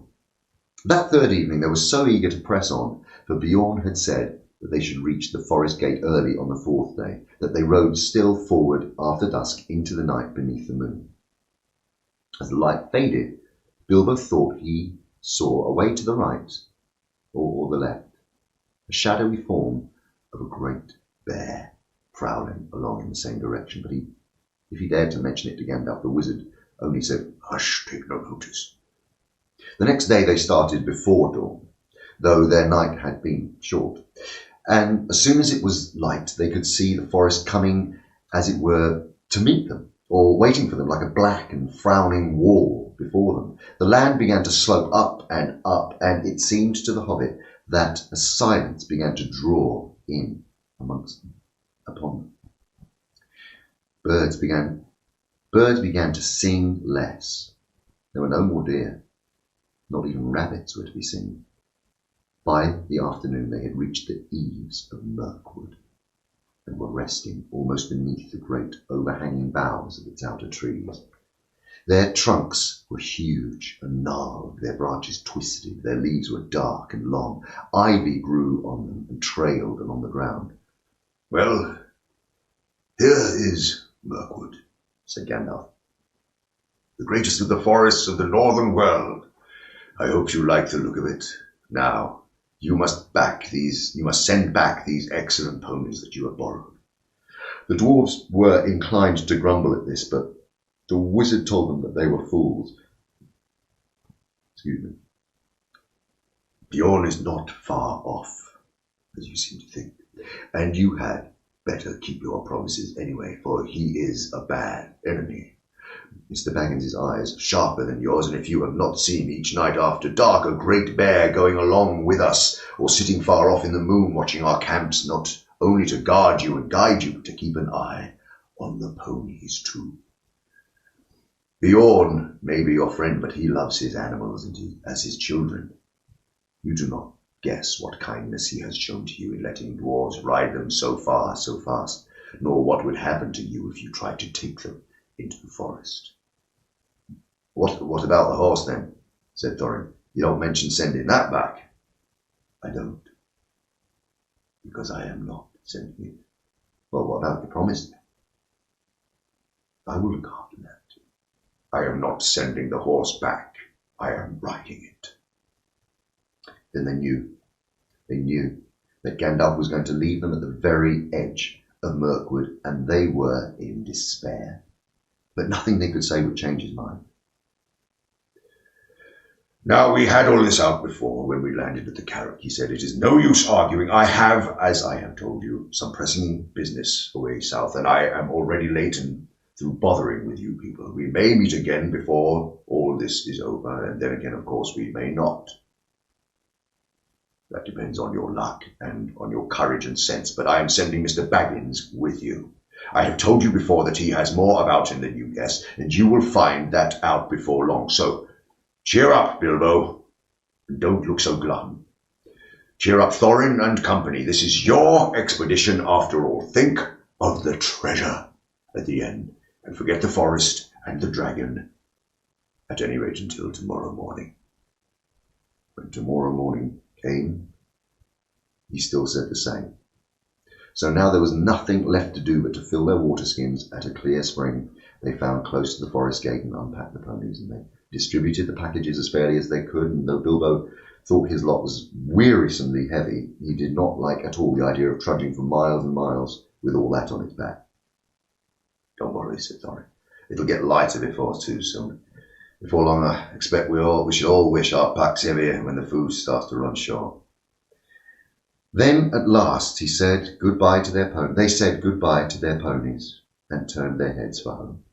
Off they trotted gaily, seemingly very glad to put their tails towards the shadow of Mirkwood. As they went away, Bilbo could have sworn that a thing like a bear left the shadow of the trees and shambled quickly off after them. And now Gandalf said too farewell. Bilbo sat on the ground feeling very unhappy and wishing he was beside the wizard on his tall horse. He had gone just inside the forest after breakfast, a very poor one, and it seemed as dark in there in the morning as at night, and very secret. A sort of watching and waiting feeling, he said to himself. Goodbye, said Gandalf to Thorin, and goodbye to you all. Goodbye.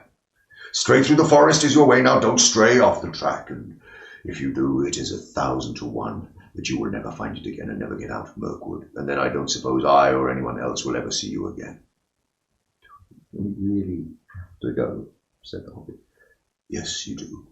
If you want to get to the other side, if you either go through or give up your quest, you must either go through or give up your quest, and I am not going to allow you to back out now, Mr. Baggins. I am ashamed of you for thinking of it. You have got to look after all these dwarves for me. No, said Bilbo. I didn't mean that. I meant, is there no way around it? There is, if you care to go 200 miles or so out of your way north and twice that south, but you wouldn't get a safe path even then. There are no safe paths in this part of the world. Remember, you are over the edge of the wild now, and in for all sorts of fun wherever you go. But before you get round Mirkwood in the north, you would be right among the slopes of the Grey Mountains. They're simply stiff with goblins, hobgoblins, and orcs of the worst description. Before you could get round it to the south, you would get into the land of the necromancer, and even you, Bilbo, won't need me to tell you the tales of that black sorcerer. I don't advise you to go anywhere near the places overlooked by his dark tower. Stick to the forest track, keep your spirits up, hope for the best, and with a tremendous slice of luck you may come out one day and see the long marshes lying below you, and beyond them, high in the east, the lonely mountains where dear old Smaug lives, though I hope he is not expecting you. Very comforting you are, to be sure, said Thorin. Goodbye. If you won't come with us, you'd better get off without any more talk. Well, goodbye then, and really goodbye, said Gandalf, and he turned his horse, and he rode down into the west, but he could not resist the temptation to have the last word. Before he had passed quite out of their hearing, he turned and put his hand to his mouth and called back to them, and they heard his voice come faintly. Goodbye! Be good and take care of yourselves! And don't leave the path! And then he galloped away and was soon lost to sight. Oh, goodbye and go away, grunted the dwarves, and all the more angry because they were really filled with dismay at losing him. Now began the most dangerous part of the journey. They each shouldered the heavy pack and the water skin, which was their share, and turned from the light that lay on the lands outside and plunged into the forest.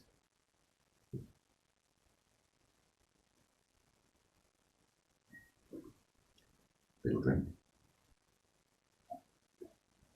Oh, it's getting good, isn't it? Quite exciting. What happens next there?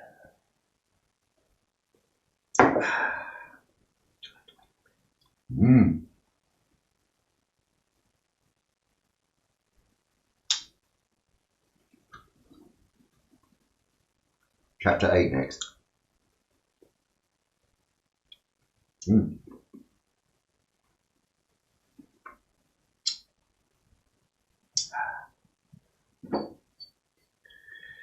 All this talk of food and drink, honestly, it's a real tease.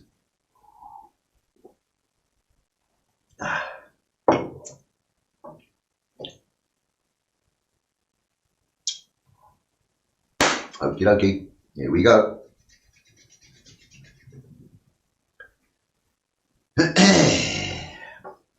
Chapter 8. Flies and Spiders. They walked in single file. The entrance to the path was like a sort of arch leading into a gloomy tunnel made by two great trees that leant together, too old and strangled with ivy and hung with lichen to bear more than a few blackened leaves. The path itself was narrow and wound in and out among the trunks. Soon the light at the gate was like a little bright hole far behind, and the quiet was so deep that their feet seemed to thump along while all the trees leaned over them and listened. As their eyes became used to the dimness, they could see a little way either to the side and in a sort of darkened green glimmer. Occasionally a slender beam of sun that had the luck to slip through some opening in the leaves far above, and still more luck not being caught in the tangled boughs and matted twigs beneath, stabbed through thin and bright before them, but this was seldom, and soon ceased altogether. There were black squirrels in the woods. As Bilbo's sharp, inquisitive eyes got used to seeing things, he could catch glimpses of them whisking off the path and scuttling behind tree trunks. There were queer noises too, grunts, scufflings, and hurryings in the undergrowth and among the leaves.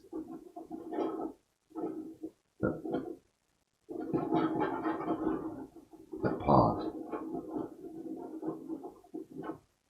Those were queer noises too. They lay endlessly thick in places on the forest floor, but what made the noises he could not see. The nastiest things they saw were the cobwebs. The dark, dense cobwebs with threads extraordinarily thick, often stretched from tree to tree, tangled in the lower branches on either side of them. There were none stretched across the path, but whether because some magic had kept it clear or for what other reason they could not guess. It was not long before they grew to hate the forest as heartily as they'd hated the tunnels of the goblins, and it seemed to offer even less hope of any ending. But they had to go on and on and on, long after they were sick for the sight of the sun and the sky, and long after the feel of the wind on their faces. There was no movement of any air down under the forest roof, and it was everlastingly still and dark and stuffy. Even the dwarves felt it, who were used to tunnelling and lived at times for long whiles without the light of the sun. But the hobbit, who liked holes to make a house in, but not to spend summer days in, felt he was being slowly suffocated. The nights were the worst. It became pitch dark. Now, what you call pitch dark, not what you call pitch dark, but really pitch dark. So black that you could really see nothing. Bilbo tried flapping his hand in front of his nose, but he couldn't see anything at all. Well, perhaps it's not true to say that you could see nothing. They could see eyes. They slept all closely huddled together, and took turns to watch. When it was Bilbo's turn, he would see gleams in the darkness around, and sometimes a pair of yellow eyes or red eyes or green eyes would stare at him from a little distance, and then slowly fade and disappear and slowly shine out again in another place. And sometimes they would gleam down from branches just above him, and that was most terrifying.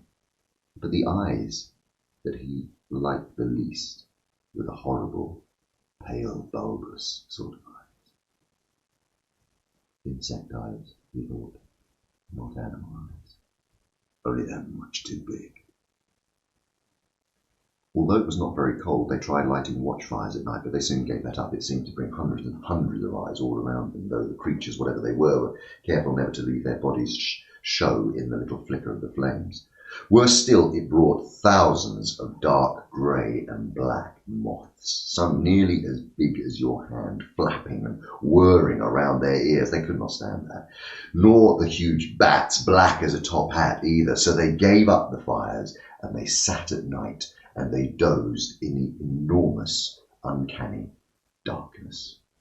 All this went on for what seemed to the hobbit for ages upon ages.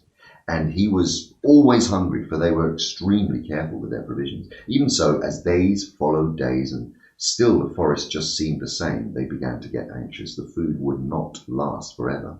In fact, it was already beginning to get low. They tried shooting at the squirrels. They wasted many arrows before they managed to bring one down on the path. But when they roasted it, it proved horrible to the taste, and they shot no more squirrels. And they were thirsty too. They had not too much water, and in all the time that they had seen neither spring nor stream. This was the state they were in when one day they found their path blocked by running water. It flowed fast and strong, but not very wide, right across the way, and it was black, or it looked so in the gloom. And it was well that Bjorn had warned them against it, or they would have drunk from it, whatever its colour, and filled some of their empty skins at the bank. As it was, they only thought of how to cross it without wetting themselves in the water. There had been a bridge of wood across, but it had rotted and fallen, leaving only the broken posts near the bank. Bilbo, kneeling on the brink and peering forward, cried, there is a boat against the far bank now. Why couldn't it have been on this side? How far away do you think it is? Asked Thorin, for now they knew Bilbo had the sharpest eyes among them. Not far, not at all far. But I think I should think about 12 yards. 12 yards? I should have thought it was 30 at least, but my eyes don't see as well as they used to 100 years ago. Still, 12 yards is as good as a mile. We can't jump here. We don't try to wade or swim. Can any of you throw a rope? Well, what's the good of that? The boat is sure to be tied up even if we hook it, which I doubt. I don't believe it is tied, said Bilbo, though of course I can't be sure in this light, but it looks to me as if it was just drawn up against the bank, which is low, just there where the path goes down into the water. Well, Dory's the strongest, but Philly is the youngest, and he has the best sight, said Thorin. Come here, Philly. Come and see if you can see the boat Mr. Baggins is talking about. Philly thought he could. So when he had stared a long while to get an idea of the direction, the others brought him a rope. Then they had several with them. And on the end of the longest, they fastened one of the large iron hooks that they had used for catching their packs to the straps about their shoulders. Philly took this in his hand, balanced it for a moment, and then flung it across the stream. Splash! Fell into the water. Not far enough, said Bilbo, who was peering forward. A couple of feet and you would have dropped it onto the boat. Try again, but I don't suppose the magic is strong enough to hurt you if you touch a bit of wet rope. Philly picked up the hook that he had just drawn back, rather doubtfully, all the same. This time he threw it with great strength. Steady, said Bilbo. You'd have thrown it right into the wood on the other side now. Now draw it back gently. Philly hauled the rope back slowly. After a while, Bilbo said, right, carefully, it's lying on the boat. Right, let's hope the hook will catch. And it did. The rope went taut, and Philly pulled in vain, and Killy came to his help, and then Oin and Gloin, and they tugged, and suddenly they all fell over on their backs. Bilbo was on the lookout, however, caught the rope with a piece of stick, fended off the little black boat as it came rushing across the stream. Help! He shouted, and Balin was just in time to seize the boat before it floated off down the current. It was tied after all, he said, looking at the snapped painter that was still dangling from it. That was a good pull, my lads, and a good job that our rope was strong. Who'll cross first? Asked Bilbo. I shall, said Thorin, and you will come with me, and Philly and Balin. And that's as many as the boat will hold at a time. After that, Killy and Oin and Gloin and Dory, next Orry, Norry, Biffer and Boffer, and last Dwalin and Bomber. I'm always the last, and I don't like it, said Bomber. So it's somebody else's turn today. You should not be so fat as you are. You must be the last and the lightest boatload. Don't start grumbling against orders, or something bad will happen to you. There aren't any oars. How are you going to push the boat back to the far bank? Asked the Hobbit. Give me another leg to rope and another hook, said Philly. And, he's youngest. "Give me another length of rope and another hook," said Philly. When they had got to it ready, he cast it into the darkness ahead and as high as he could throw it, since it did not fall down, and they saw it must have stuck in the branches. "Well, get in now," said Philly, "and one of you haul on the rope that's stuck on the tree on the other side. One of the others must keep hold of the hook we used at first, and then we are safe on the other side, and he can hook it on, and then you can draw the boat back." In this way, they were all soon on the bank, on the far side of the bank across the enchanted stream. Dwalin had just scrambled out with the coiled rope on his arm, and Bomber, still grumbling, was getting ready to follow when something bad did happen. There was a flying sound of hooves on the paths ahead. Out of the gloom came suddenly a shape of a flying deer. It charged into the dwarves and bowled them over, and then gathered itself for a leap. It sprang and cleared the water with a mighty jump, but it did not reach the other side in safety. Thorin was the only one who had kept his feet and his wits, and soon as they had landed, he had his bow bent and fitted an arrow in case any hidden guardian of the boat appeared. Now he sent a swift and sure shot into the leaping beast, and as it reached the further bank, it stumbled. The shadows swallowed it up, but they heard the sound of hooves quickly falter and then go on still. Before they could shout in praise of the shot, however, a dreadful wail came from Bilbo, put all thoughts of venison out of their minds. "Bomber has fallen in! Bomber is drowning!" he cried, and it was only too true. Bomber had only 1 foot on the land when the Hart had bore down on him and sprang over him. He had stumbled, thrusting the boat away from the bank, and toppled back into the dark water, his hands slipping off the slimy roots at the edge, while the boat span slowly off and disappeared.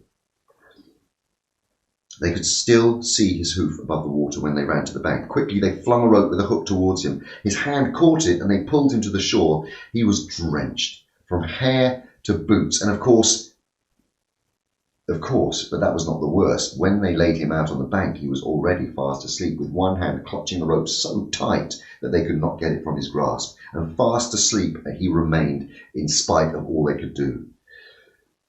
They were all standing over him, cursing their ill luck and Bomber's clumsiness, and lamenting the loss of the boat, which made it impossible for them to go back and look for the Hart, which, when they all became aware of the dim blowing of horns in the woods and the sounds of dogs baying off so far, they all fell silent, and then they sat, it seemed, and they could hear the noise of a great hunt going on to the north of the path, but they saw no sign of it. There they sat for a long while and did not dare to make a move. Bomber slept on with a smile on his fat face, as if he no longer cared for all the troubles that vexed him.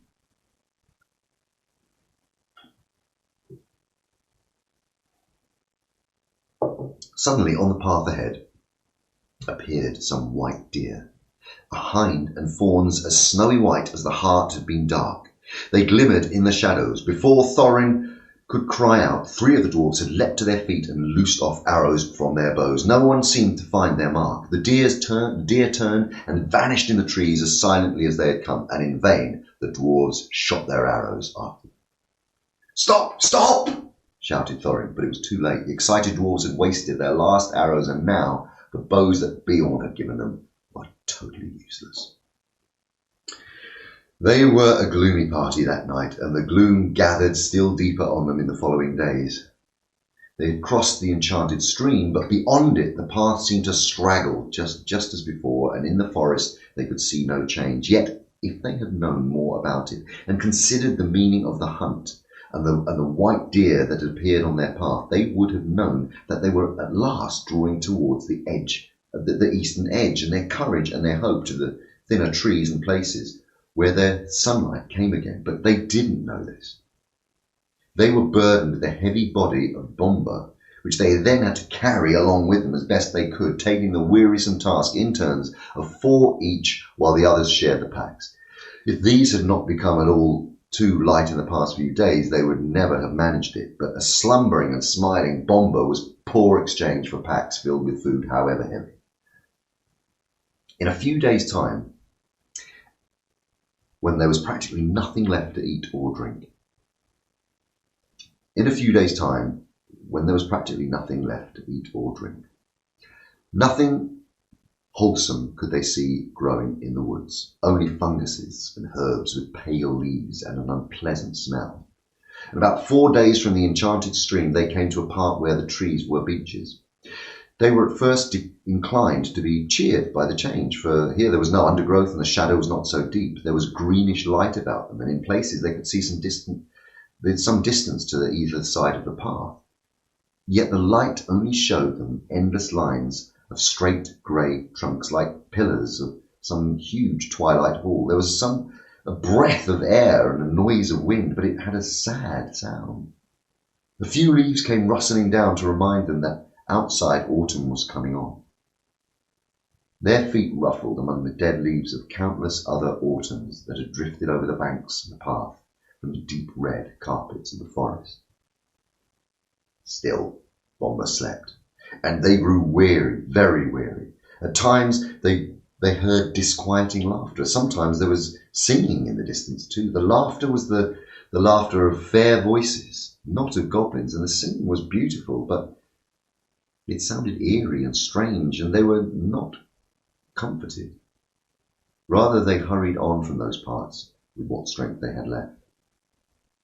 2 days later, they found their path going downwards, and before long they were in a valley filled almost entirely with a mighty growth of oaks. "Is there no end to this accursed forest?" said Thorin. "Somebody must climb a tree and see if we can get his head above the roof and have a look around. The only way is to choose the tallest tree that overhangs this path." Of course, somebody named Bilbo. They chose him because to be of any use, the climber must be able to get his head above the topmost leaves, so he must be light enough for the highest and slenderest branches to bear him. Poor Mr. Baggins had never had so much practice in climbing trees, but they hoisted him up into the lowest branches of an enormous oak tree that grew up right out. They never had so much practice climbing trees, but they hoisted him up into the lowest branches of an enormous oak that grew right out into the path, and up he had to go as best he could. He pushed his way through the tangled twigs with many a slap in the eye. He was greened and grimed from the old bark of the great boughs. More than once he slipped and caught himself just in time, and at last, after a dreadful struggle, in a difficult place where there seemed to be no convenient branches at all, he got near the top. All the time he was wondering whether there were spiders in the tree and how he was going to get down again, except by falling.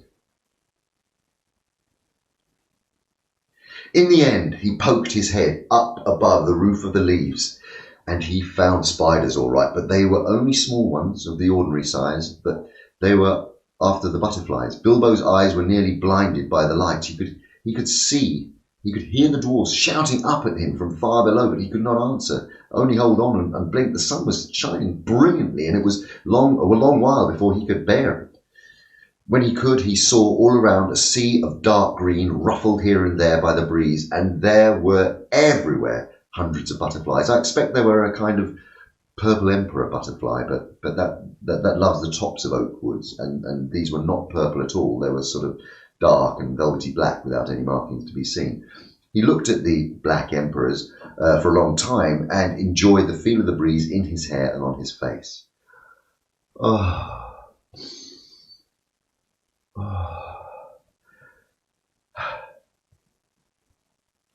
But at the length, the cries of the dwarfs, who were now simply stamping with impatience down below, they reminded him of his real business. It was no good. Gaze as much as he might see no end to the trees and leaves in any direction. His heart, that had been lightened by the sight of the sun and the feel of the wind, sank back into his toes. There was no food to go back to down below. Actually, as I've told you, they were not far from the edge of the forest, and if Bilbo had had the sense to see it, the tree that he had climbed, though it was tall itself, was standing near to the bottom of a wide valley, so that from the top of the tree seemed to swell up all around like the edge of a great bowl. He could not expect to see how far the forest lasted. Still, he did not see this, and he climbed down full of despair. He got to the bottom again, and at last, scratched, hot and miserable, he could not see anything in the gloom below when he got there. His report soon made the others as miserable as he was. Well, the forest goes on forever and ever, and ever, in all directions. Whatever shall we do? What is the use of sending a hobbit? And what is the use of sending a hobbit? They cried, as if it was his fault. They did not care twopence about the butterflies. They were only made more angry when he told them of the beautiful breeze which they were too heavy to climb up and feel. That night they ate their very last scraps and crumbs of food, and next morning they woke very first thing and they noticed that they were still gnawingly hungry. The next thing, and that it was raining, and that there and there the drip of it was dropping heavily on the forest floor. That only reminded them that they were only parchingly thirsty, and without doing anything to relieve them, you cannot quench a terrible thirst by standing under a giant oaks waiting for the chance of a drop to fall onto your tongue. Only the only scrap of comfort that was there came unexpectedly from Bomba. He woke up suddenly, scratching his head. He could not make out where he was at all, and why he felt so hungry, for he had forgotten everything that had happened since they started their journey that May morning long ago. The last thing he remembered was the party at the Hobbit's house, and had great difficulty in making believe their tale of all the adventures many had had since. When he heard that there was nothing to eat, he sat down and wept, for he felt very weak and wobbly in the legs. Why did I ever wake up? He cried. I was having such beautiful dreams. I was walking in a forest like this one, only lit with torches, and on the trees, and lamps swinging from the branches, and fires burning on the ground, and then there was a great feast going on forever. A woodland king was there with a crown of leaves, and there was merry singing, and I could not count or describe the things there were to eat and drink. You need not try, said Thorin. In fact, you can talk about something else, and you'd better be silent. We're quite annoyed enough with you as it is. If you hadn't waked up, we should have left you to your idiotic dreams in the forest. You're no joke to carry even after weeks of shortcomings. There was nothing to do now but tighten their belts around their empty stomachs, hoist their empty packs and sacks, and trudge along the track without any great hope of ever getting to the end before they lay down and died of starvation. This they did all day, going very slowly and wearily, while Bomba kept on wailing that his legs would not carry him and that he wanted to lie down and sleep. No, you don't, they said. Let your legs take the share, and we have carried you far enough. All the same, he suddenly refused to go a step further and flung himself on the ground. Oh, go on if you must, he said. No, actually this is Bomba. Sorry, got it wrong. No. All the same, he suddenly refused to go on a step further, flung himself to the ground. Go on if you must, he said. I'm just going to lie here, sleep and dream of food, and if I can't get it any other way, I hope I never, ever wake up again. That moment came. At that very moment, Balin, who was a little way ahead, called out, What was that? I thought I saw a twinkle of light in the forest. And they all looked a longish way off, it seemed, and saw a red twinkle in the dark, and then another sprang out beside it. Even Bomba got up, and they hurried along then, not caring if it was trolls or goblins. The light was in front of them and to the left of the path. And when at last they had drawn level with it, it seemed plain that torches and fires were burning under the trees, but a good way off their track. Oh, it looks like my dreams were coming true, gasped Bomba, puffing up behind her. He wanted to rush straight off into the wood after the lights, but the others remembered only too well the warnings of the wizard and of Bjorn. A feast would be no good. A feast would be no good. If we ever got out alive from it, said Thorin, but without a feast, we shan't remain alive longer anyway, said Bomba, and Bilbo heartily agreed with him.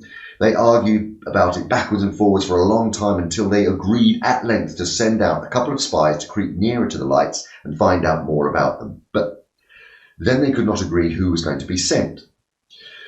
But then they could not agree who was to be sent. So no one seemed anxious to run at the chance of being lost or find his way to finding their friends again. But in the end, in spite of warnings, hunger decided them, because Bomba kept on describing all the good things that were being eaten according to his dream in the woodland feast. So they all left the path and plunged into the forest together. After a good deal of creeping and crawling, they peered round trunks and looked into a clearing where some trees had been felled and the ground levelled. There were many people there, elvish-looking folk, all dressed in green and brown and sitting on sawn rings of felled trees in a great circle. There was a great fire in their midst, and there were torches fastened to some of their trees round and about. But the most splendid sight of all, they were all eating and drinking and laughing merrily.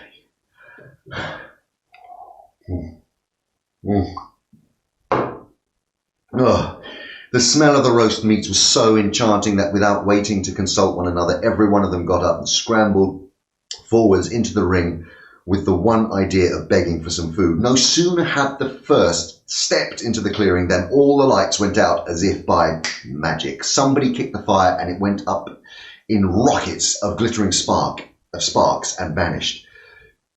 They were lost in complete lightless dark, and they could not even find one another. Not for a long time at any rate. After blundering frantically in the gloom, falling over logs, bumping, crashing into trees and shouting and calling till they must have waked everything in the forest for miles, at last they managed to gather themselves in a bundle and counted themselves by touch. By that time they had, of course, quite forgotten in which direction the path lay, and they were hopelessly lost, at least till morning. There was nothing for it but to settle down for the night where they were, and they did not even dare to search on the ground for scraps of food for fear of becoming separated again. But they had not been lying long, and Bilbo was only just getting drowsy when Dory, whose turn it was to watch first, said in a loud whisper, "The lights are coming out again over there, and there are even more of them." Up they all jumped. There, sure enough, not far away, were scores of twinkling lights, and they heard the voices and the laughter quite plainly. They crept slowly towards them in a single line, each touching the back of the one in front. And when they got near, Thorin said, "No rushing forward this time. No one is to stir from hiding till I say. I shall send Mr. Baggins alone first to talk to them, and then they won't be frightened of it." "But what about me of them?" thought Bilbo. "And anyway, I won't. They won't do anything nasty to him." When they got to the edge of the circle of lights, they pushed Bilbo suddenly from behind. Before he had time to slip on his ring, he stumbled forward into a full blaze of fire and torches. It was no good. Out went all the lights and the complete darkness fell. If it had been difficult collecting themselves before, it was far worse this time, and simply could not find the Hobbit. Every time they counted themselves, it only made 13. They shouted and called, "Bilbo Baggins! Hobbit, you dratted Hobbit! Hey, Hobbit, come fustigate you! Where are you?" and other sorts of things, but there was no answer. They were just giving up hope when Dory stumbled across him by sheer luck. In the dark, he fell over what he thought was a log and found it was the Hobbit, curled up, fast asleep. It took a deal of shaking to wake him up. When he was awake, he was not pleased at all. "Oh, I was having such a lovely dream," he grumbled, "all about having a most gorgeous dinner." "Oh, good heavens," he said, "he's gone like Bomba. Oh, don't tell us about dreams. Dream dinners aren't any good and we can't share them." "Well, they're the best I'm likely to get in this beastly place," he muttered, and he lay down beside the dwarves and he tried to go back to sleep to find his dream again. But this was not the last of the lights of the forest. Later, when the night must have been getting old, Killy, who was watching them, came and roused them all again, saying, "There's a regular-sized blaze of light, but not far away. Hundreds of torches, many fires must have been lit suddenly and by magic.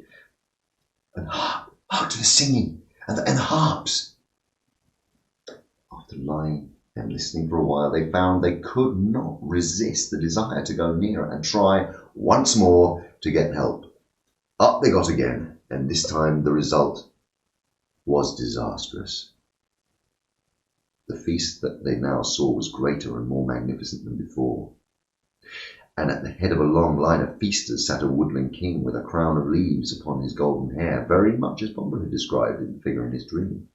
The elvish folk were passing bowls from hand to hand across fires. Some were harping and many were singing. Their gleaming hair was twined with flowers. Green and white gems glinted on their collars and their belts, and their faces and their songs were filled with mirth. Loud and clear and fair were the songs, and out stepped Thorin into their midst. Dread silence fell in the middle of a word. Out went all light. The fires leapt up, black smokes. Ashes and cinders were in the eyes of the dwarves, and the wood was filled again with their clamour and cries. Bilbo found himself running around and around as he thought, and calling, Dorry, Norry, Orry, Oin, Gloin, Filly, Killy, Bumber, Biffer, Boffer, Dwalin, Barlin, Thorin, Oakenshield, while people could not see or feel. While people he could not see or feel were doing the same around him, with an occasional Bilbo thrown in. But the cries of the others got steadily further and further, fainter and fainter. And though after a while it seemed to him that they changed their yells and cries for help in the far distance, all noise at last died right away, and he was left alone in complete silence and darkness. That was one of his most miserable moments.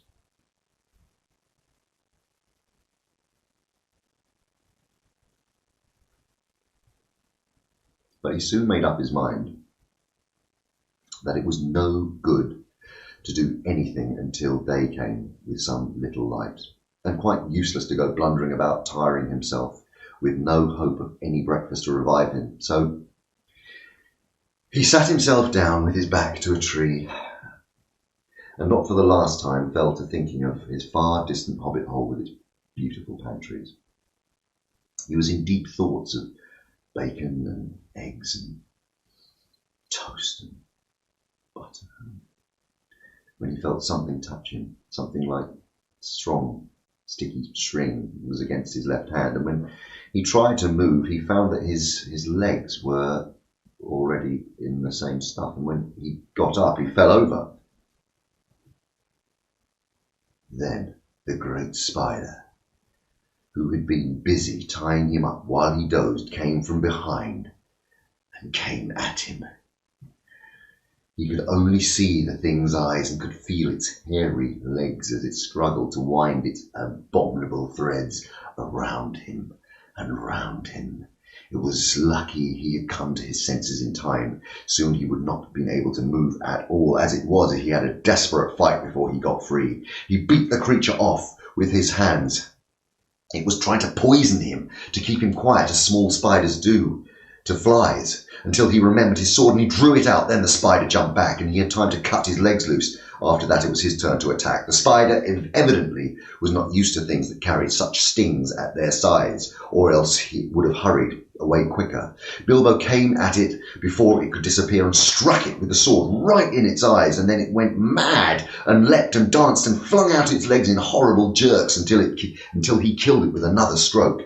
He then fell down and remembered nothing more for a long while. There was the usual dim grey light of the forest day about him when he came to his senses. The spider lay dead beside him, and his sword blade was stained black. Somehow the killing of the giant spider all alone by himself in the dark, without the help of the wizard or the dwarf or anyone else, made a great difference to Bilbo Baggins. He felt a different person. He felt much fiercer and bolder, and in spite of an empty stomach, he wiped his sword on the grass and put it back in his sheath. "I will give you a name," he said to it, "and I shall call you Stick." And after that he set about to explore. And the forest was grim and silent, but obviously he had First of all, to look for his friends, who were not likely to be very far off unless they had been made prisoners by the elves or worse things. Bilbo felt that it was unsafe to shout, and he stood a long while wondering in what direction the path lay and in what direction he should go first to look for the dwarves. Boy, Bjorn's advice, and Gandalf's even into what a mess that we are in now. Yeah, if I only wish that it was we. It is horrible being all alone. In the end, he made as good a guess as he could at the direction from which the cries for help had come in the night, and by luck, he was born with a good share of it. He guessed more or less right, as you will see. Having made up his mind, he crept along as cleverly as he could. Hobbits are clever at quietness, especially in woods, as I've already told you. And also Bilbo had slipped on his ring before he'd started, and that is why the spiders neither saw nor heard him coming. He had picked his way stealthily for some distance when he noticed a place of dense black shadow ahead of himself. Black even for that forest, like a patch of midnight that had never been cleared away. As he drew nearer, he saw it was made by spider webs, one behind and over, tangled with another. Suddenly he saw too that there were spiders, huge and horrible, sitting in the branches above him. And ring or no ring, he trembled with fear lest they should discover him. Standing behind a tree, he watched a group of them for some time, and then in the silence and the stillness of the wood, he realized that these loathsome creatures were speaking to one another. Their voices were a sort of thin creaking and hissing, and he could make out many of the words that they said. They were talking about the dwarves. It was a sharp struggle, but worth it, said one. What a nasty thick skin they have, to be sure, but I'll wager that there is a good juice inside. They'll make fine eating when they've hung about a bit, said another. Don't hang them too long, said a third. They're not as fat as they might be. Been feeding none too well of late, I should guess. Kill them, I say, hissed the fourth. Kill them now and hang them dead for a while. They're dead now, I'll warrant, said the first. Now that they are not, I saw one struggling just now. Just come round again, I should say, after a beautiful sleep. I'll show you. With that, one of the fat spiders ran along a rope until it came to a dozen bundles hanging in a row from a high branch. Bilbo was horrified now. He noticed them for the first time dangling in the shadows to see a dwarfish foot sticking out of the bottoms of some of the bundles, or here and there the tip of a nose, or a beard, or a hood. To the fattest of these bundles the spiders went, This is poor Bumper, I bet. Sorry. To the fattest of these, the spider went, It is poor old Bumper, I bet, thought Bilbo, and he nipped hard at the nose that struck out. There was a muffled yelp inside, and the toe shot up and kicked the spider straight and hard. And there was life in Bomber still. There was a noise like the kicking of a flabby football, and the enraged spider fell off the branch, only catching itself with its own thread just in time. The others laughed. Yeah, you were quite right. The meat's alive and kicking. I'll soon put an end to that, hissed the angry spider, climbing back onto the branch. Bilbo saw that moment had come where he must do something. He could not get up to the brutes, and he had nothing to shoot with, but, looking around, he saw in this place there were many stones lying in what appeared to be a dry little watercourse. Bilbo was a pretty fair shot with a stone. He did not take long to find a nice, smooth, egg-shaped one that fitted into his hand cosily. As a boy, he used to practice throwing stones at things until rabbits and squirrels and even birds got out of his way as quick as lightning as if they saw him stoop. And Even grown up, he had still spent a deal of his time at quoits and dart throwing and shooting at the wand, bowls, ninepins, and other quiet games of the aiming and throwing sort. And indeed, he could do lots of things besides blowing smoke rings, asking riddles, and cooking that I haven't even had time to tell you about. But there is no time now.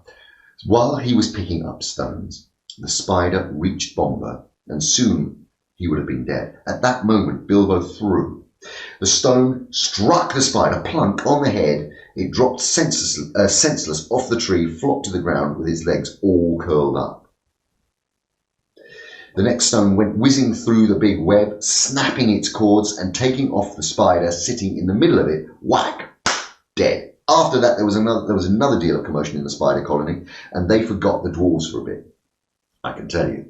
They could not see Bilbo, but they could make a good guess at the direction from which the stones were coming. So as quick as lightning, they came running and swinging towards the Hobbit, flinging out their long threads in all directions till the air seemed full of waving snares. And Bilbo, however, soon slipped away to a different place. The idea came to him to lead the furious spiders further and further and further away from the dwarves if he could, to make them curious, excited, and angry all at once. When about 50 of them had gone to the place where he had stood before, he threw some more stones at these, and then at the others he had stopped behind, and then dancing among the trees, he began to sing a song to infuriate them and to bring them all after him, and also to let the dwarves hear his voice.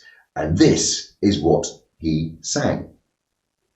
Old fat spider spinning in a tree, old fat spider can't see me. Attercock, won't you stop? Stop your spinning and look for me. Old Tommy Toddy Noddy, all big body, old Tom Noddy can't spy me. Attercock, down you drop, 'cause you'll never catch me up your tree. Not very good, perhaps, when you think about it. You must remember he did make it up himself on the spur of the moment. Very awkward moment. It did what he wanted, though. And as he sang, he threw more stones and stamped, and practically all of the spiders in the same place came after him. Some dropped to the ground, others raced along the branches, swung from tree to tree, or cast new ropes across the dark spaces. They made for his noise far quicker than he had expected. They were frightfully angry.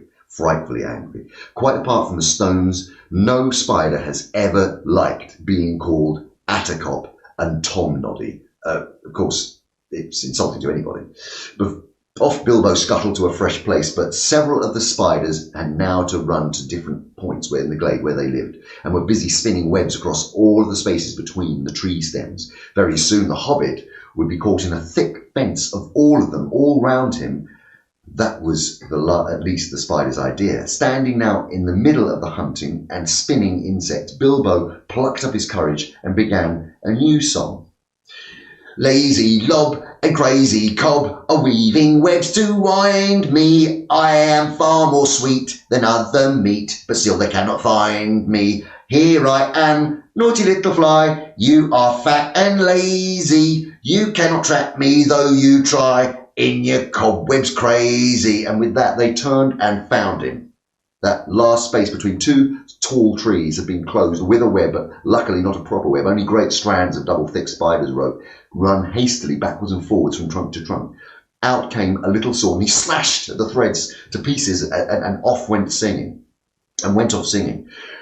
The spiders saw the sword, though I don't suppose they really knew what it was, and at once the whole lot of them came hurrying after the Hobbit along the ground and the branches, hairy legs waving, nippers and spinners snapping, and eyes popping full of froth and rage, and they followed him down to the forest until Bilbo had gone as far as he dared. Then, quieter than a mouse, he stole back. He had precious little time, he knew, before the spiders were disgusted and came back to their trees where the dwarves were hung. In the meantime, he had to rescue them. The worst part of the job was getting onto the long branch where the bundles were dangling. I don't suppose he would have managed it if the spider had not luckily left the rope hanging down with its help, though he stuck to his hand and it hurt him, and he scrambled up only to meet an old, slow, wicked, fat-bodied spider who had remained behind to guard the prisoners,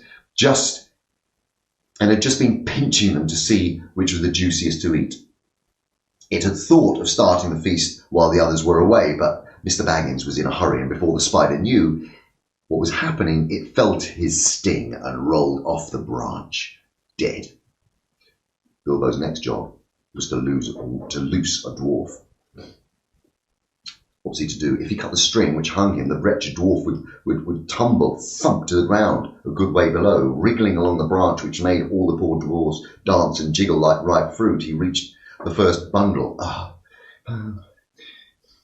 Filly or Killy, he thought by the tip of the blue hood that stuck out of the top. Most likely Filly, he thought by the tip of the long nose pointing out of the winding threads. He managed, leaning over, to cut most of the strong, sticky threads that bound him around, and then, sure enough, with a kick and a struggle, most of Filly emerged. I'm afraid that Bilbo actually laughed at the sight of him, jerking his stiff legs and arms as he danced on the spider string under his armpits, like one of those funny toys that you see on a wire.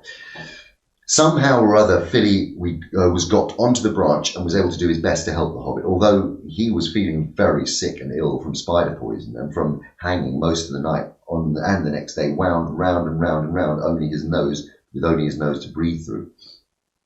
It took him ages to get to the beastly stuff out of his eyes and eyebrows, and as for his beard, he had to cut most of it off. Well, between them, they started to haul up the first one, dwarf, and then another, and then slash them free. None of them were better off than Filly. Some of them were worse off. Some of them hardly had been able to breathe at all. Long noses are sometimes useful, you see, but some had been more poisoned. In this way, they rescued Killy, Bifur, Boffer, Dorry, and Norrie. Poor old Bomber was so exhausted. He was the fattest, and as we know, and had been constantly pinched and poked, that he just rolled off the branch and fell plop onto the ground, fortunately onto leaves that lay there. But we were still 5 dwarves hanging in. There were still 5 dwarves hanging in the end of the branch when the spiders came back down, more full of rage than ever. Bilbo immediately went to the back of the end of the branch nearest the tree trunk and kept back all of those that crawled up. He had taken off his ring when he rescued Filly and forgotten to put it on again, so now they all began to splutter and hiss. Now we see you. Now we see you, you nasty little creature. We will eat you and your bones and skin and hang on a tree. Yes, he's got sting, has he? Well, we'll get him all the same, and then we'll hang him and head down for the day or two. While he was going on, the other dwarfs were working at the rest of the captives, cutting at the threads with their knives. Soon all would be free, though it was not clear what would happen after that. Spiders had caught them pretty easily the night before, but that had been unawares and in the dark. This time they looked like being a more horrible battle. Suddenly Bilbo noticed that one of the spiders had gathered around old Bomber on the floor and tied him up again and were dragging him away, and he gave him a shout and slashed at the spiders in front of him. They quickly gave way, and he scrambled down and fell down the tree right into the middle of those on the ground. His little sword was something of new in the way of stings for them. His little sword was something new in the way of stings for them. How he darted to and fro. It shone with delight as he stabbed at them. 6 of them were killed before the rest drew off and left Bomber to Bilbo. Come down, he shouted to the dwarves on the branch. Don't stay up there and be netted, for he saw spiders swarming all up the neighbouring trees and crawling down the boughs above the heads of the dwarves. Down the dwarves scrambled or jumped or dropped, 11 all in a heap, most of them very shaky and little use on their legs. They were all there at last, 12 of them, counting poor old Bomber, who was being propped up on the other side by his cousin Bifur and his brother Boffer. And Bilbo was dancing about and waving his sting and hunting, and hundreds of angry spiders were goggling at them all around, out and above. It all looked pretty hopeless, and then the battle began. Some of the dwarves had knives, some had sticks, all of them could get stones, and Bilbo had his elvish dagger. Again and again the spiders were beaten off, many of them were killed, but it could not go on for long. Bilbo was nearly tired out. Only 4 of the dwarves were able to stand firmly, and soon they would all be overpowered like weary flies. And already the spiders were beginning to weave their webs around them from tree to tree. In the end, Bilbo could think of no plan except to let the dwarves into the secret of his ring. He was rather sorry about it, but it could not be helped. I'm gonna disappear, he said, and I shall draw the spiders off if I can, and you must keep together and make in the opposite direction. To the left there is more or less the way down towards the place where we last saw the elf fires. It was difficult to get them to understand with their dizzy heads and the shouts and the whacking of sticks and the throwing of stones, but at last Bilbo felt he could delay no longer. The spiders were drawing to their circle ever closer. He suddenly slipped on his ring, and to the great astonishment of the dwarves, he vanished. Soon there came the sound of lazy lob and attercop from among the trees away to the right, and that upset the spiders greatly. They stopped advancing, and some of them went off in the direction of the voice. Attercop made them so angry that they lost their wits, and then Balin, who had grasped Bilbo's plan better than the rest, led an attack. The dwarves huddled together in a knot, and sending showers of stones, they drove the spiders on the left and burst through the ring. Away behind them, now shouting and singing, the singing suddenly stopped. Hoping desperately that Bilbo had not been caught, the dwarves went on. But not fast enough, though. They were sick and weary and could not go much better than the hobble and a wobble, and though many of the spiders were close behind, every now and then they had to turn and fight, and the creatures were overtaking them, and already some spiders were in the trees above them and throwing down their long clinging threads. These things were looking pretty bad again when suddenly Bilbo reappeared and charged into the astonished spiders unexpectedly from their side. Go on, he shouted, I will do the stinging.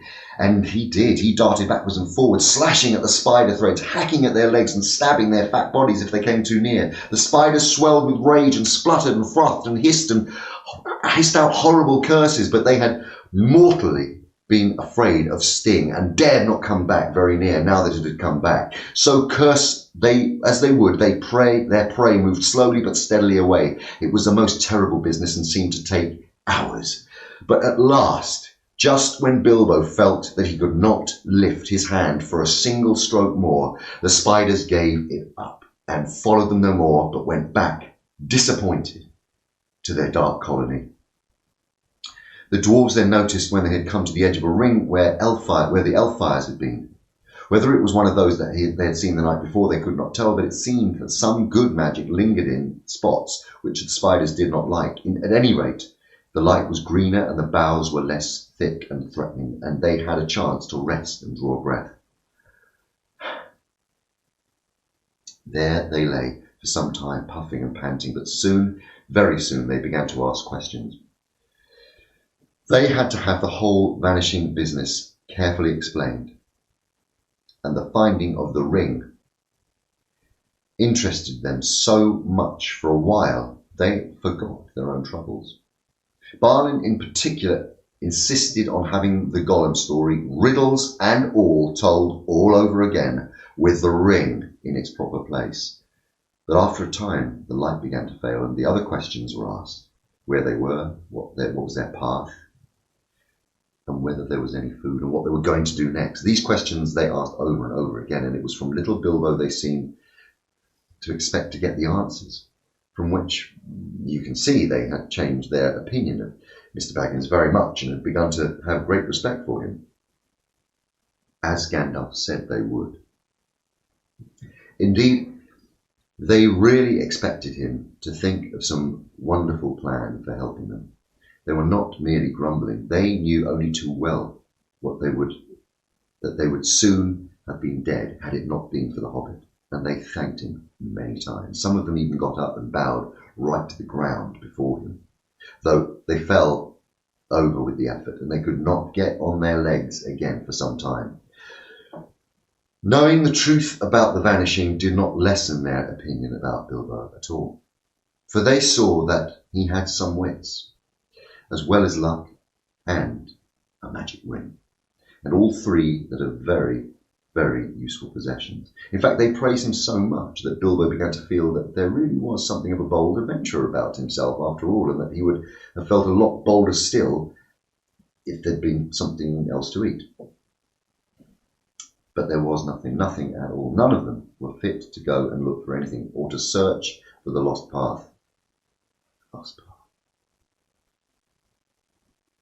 No other idea would come into Bilbo's tired head. He just sat there in front of him at the endless tree, and after a while they all fell silent again, all except Balin. Long after the others had stopped talking and shut their eyes, he kept muttering and chuckling to himself.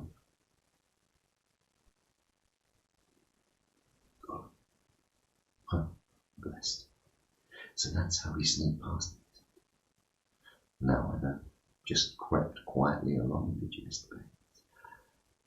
Buttons all over the doorstep. Good old Bilbo.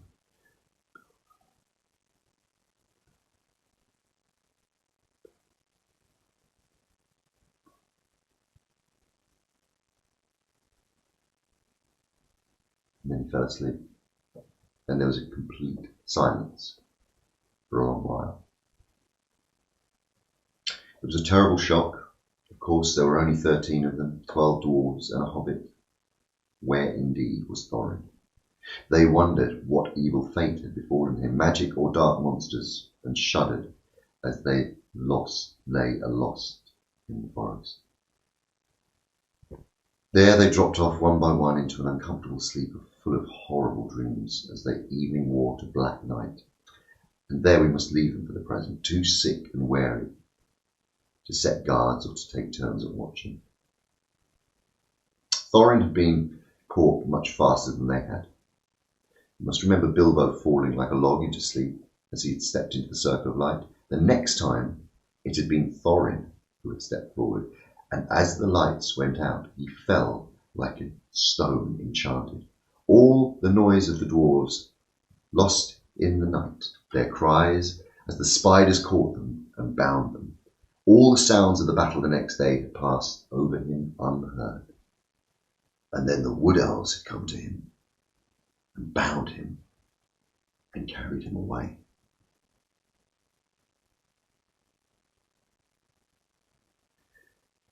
The feasting people were, of course, the wood elves. These are not wicked folk. If they have a fault, it is distrust of strangers, though their magic was strong even in those days they were wary. They differed from the high elves of the west. They were more dangerous and less wise, for most of them, together with their scattered relations in the hills and mountains, were descended from the ancient tribes that never went to ferry in the west.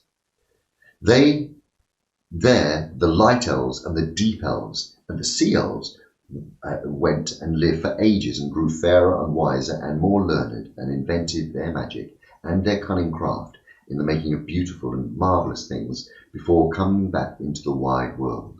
In the wide world, the wood elves lingered in the twilight of our sun and moon, but best loved the stars, and they wandered in the great forests that grew tall in the lands that are now lost. A different account, and said that they only took what was their due, for the elf king had bargained with them to shape his raw and gold silver, and afterwards refused to give them their pay. If the elf king had a weakness, it was for treasure, especially for silver and white gems, and though his hoard was rich, he was ever eager for more. And since he had not yet as great a treasure as the elf lords of old, his people neither mined nor worked metals or jewels, nor did they bother much with trade or with tilling the earth. All this was well known to every dwarf, though Thorin's family had nothing to do with the old quarrel that I've just spoken of. Consequently, Thorin was angry at the treatment of him. And when they took their spell of him and he came to his senses, and also he was determined that no word of gold and jewels should be dragged out of him.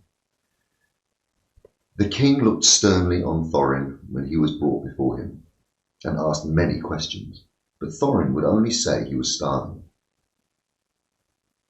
Why did you and your folk 3 times try to attack my people at their merrymaking? Asked the king. We did not attack them, answered Thorin. We came to beg because we were starving. Where are your friends now, and what do they do? I don't know, except starving in the forest. What were you doing in the forest? Looking for food and drink because we were starving. But what brought you into the forest at all? said the king angrily. At that, Thorin shut his mouth and would not say another word. Very well, said the king. Take him away and keep him safe until he feels inclined to tell the truth, even if he waits 100 years. Then the elves put thongs on him and shut him in one of the most innermost caves with strong wooden floors and left him. And they gave him food and drink, plenty of both, if not very fine, for wood elves were not goblins, and were reasonably well behaved, even to their worst enemies, even when they captured them. The giant spiders were the only living things they had no mercy on. And there in the king's dungeon poor Thorin lay, and after he had got over his thankfulness for bread and meat and water, he began to wonder what had become of his unfortunate friends. It was not very long before he discovered, but that belongs to the next chapter, and the beginning of another adventure in which the Hobbit again showed his usefulness. Okay, so just going to have a drink.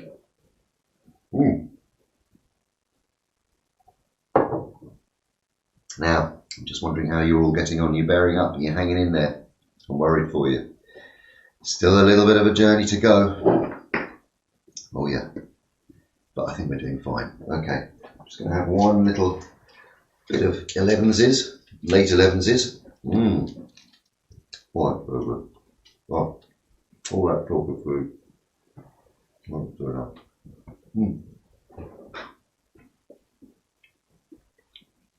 You carry on eating as well. Don't let me stop you. Or if you need a comfort break, do take yourself off. I'm fine. Oh.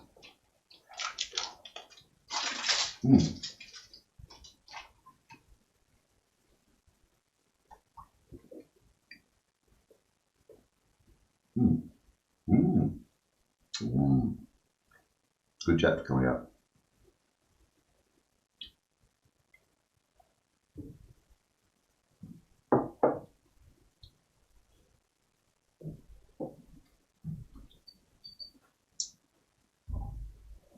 Look at that.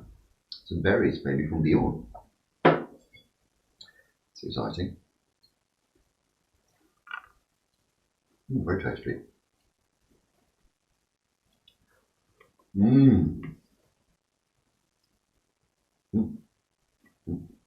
Okay.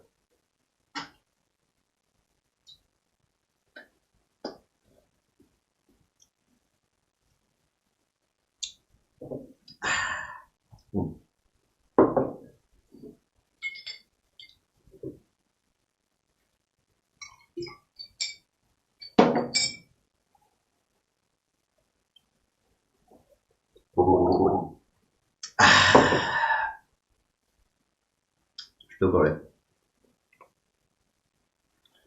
Here we go. It's coming back. You all back in your seats? I hope so. Here we go. Okay. Chapter 9. Barrels out of bond.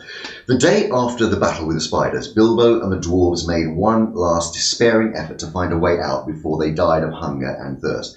They got up, mad, staggered on in the direction which 8 out of the 13 guessed to be the one in which the path lay, but never found out if they were right. And such a day as there ever was in the forest was fading once more into the blackness of night, when suddenly they sprang out of light.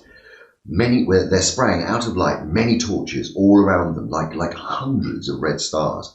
Out leapt the wood elves with their bows and spears and called the dwarves to halt. There was no thought of a fight. Even if the dwarves had not been in such a state, they were actually glad to be captured. Their small knives and the only weapons that they had would have been no use against the arrows of the elves that could hit a bird's eye in the dark. So they simply just stopped dead, sat down and waited, all except Bilbo, who popped his ring on and slipped quietly to one side. That is why when the elves bound the dwarves in a long line, one behind the other, and counted them, they never found or counted the Hobbit. nor did they hear or feel him trotting along well behind their torchlight as they led off their prisoners into the dark forest. Each dwarf was blindfold, but that did not really make much difference, for even Bilbo, with the use of his eyes, could not see where they were going, and neither he nor the others knew where they'd started from anyway. So Bilbo had all he could do to keep up with the torches, for the elves were making the dwarves go as fast as they could, sick and weary as they were. The king had ordered them to make haste. Suddenly the torches stopped, and the hobbit had just time to catch them before they began to cross the bridge. This was the bridge that led across the river to the king's doors, the water that flowed dark and swift and strong beneath. And at the far end were the gates before the mouth of a huge cave that ran into the side of a steep slope covered with trees. There were the great beeches that came down to the bank till their feet were in the streams. Across the bridge, the elves thrust their prisoners, but Bilbo hesitated in the rear. He did not like the look of the cavern mouth, and he only made his mind up not to desert his friends just in time to scuttle over the heels of the last elves before the great gates of the king closed behind them with a clang. Inside the passages were lit with red torchlight, and the elf guards sang as they marched along the twisting, crossing, and echoing paths.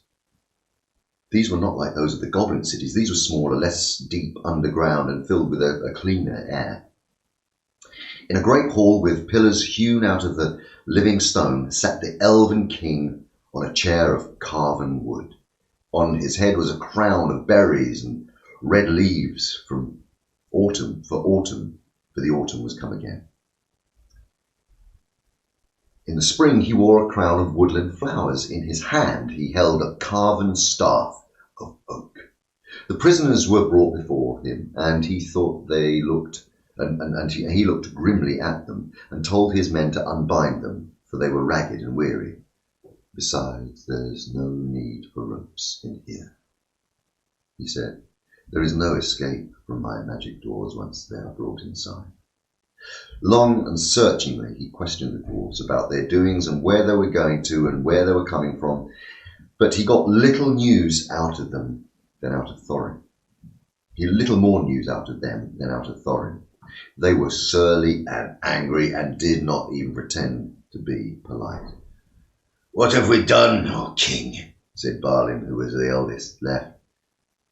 "Is it a crime to be lost in the forest, to be hungry and thirsty, to be trapped by spiders? Are the spiders your tame beasts or your pets if killing them makes you angry?"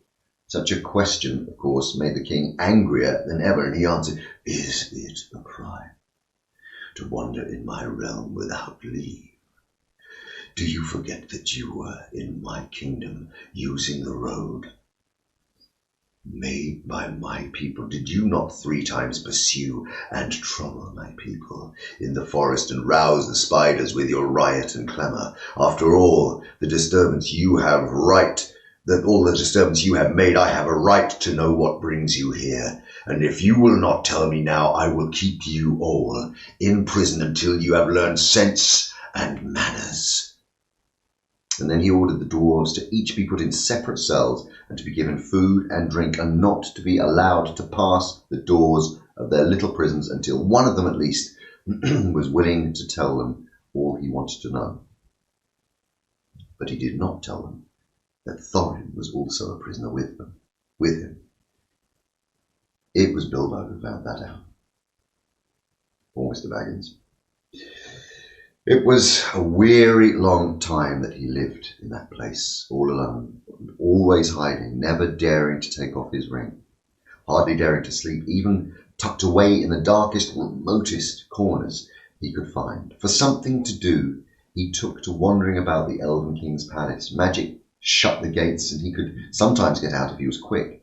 Companies of the Wood Elves, sometimes with the king at their head, would from time to time ride out to hunt or to do some other business in the woods and in his lands in the east, and in the lands to the east. Then, if Bilbo was very nimble, he could slip out just behind them, though it was a very dangerous thing to do. More than once he was nearly caught in the doors as they clashed together as the last elf passed. Yet he did not dare to march among them, because his shadow, although thin and wobbly, as it was in torchlight, or for fear of being bumped into and discovered. And when he did go out, which was not very often, he did no good. He did not wish to desert the dwarves, and indeed he did not know where in the world to go without them. He could not keep up with the hunting elves all the time that they were out, so he never discovered the ways out of the woods.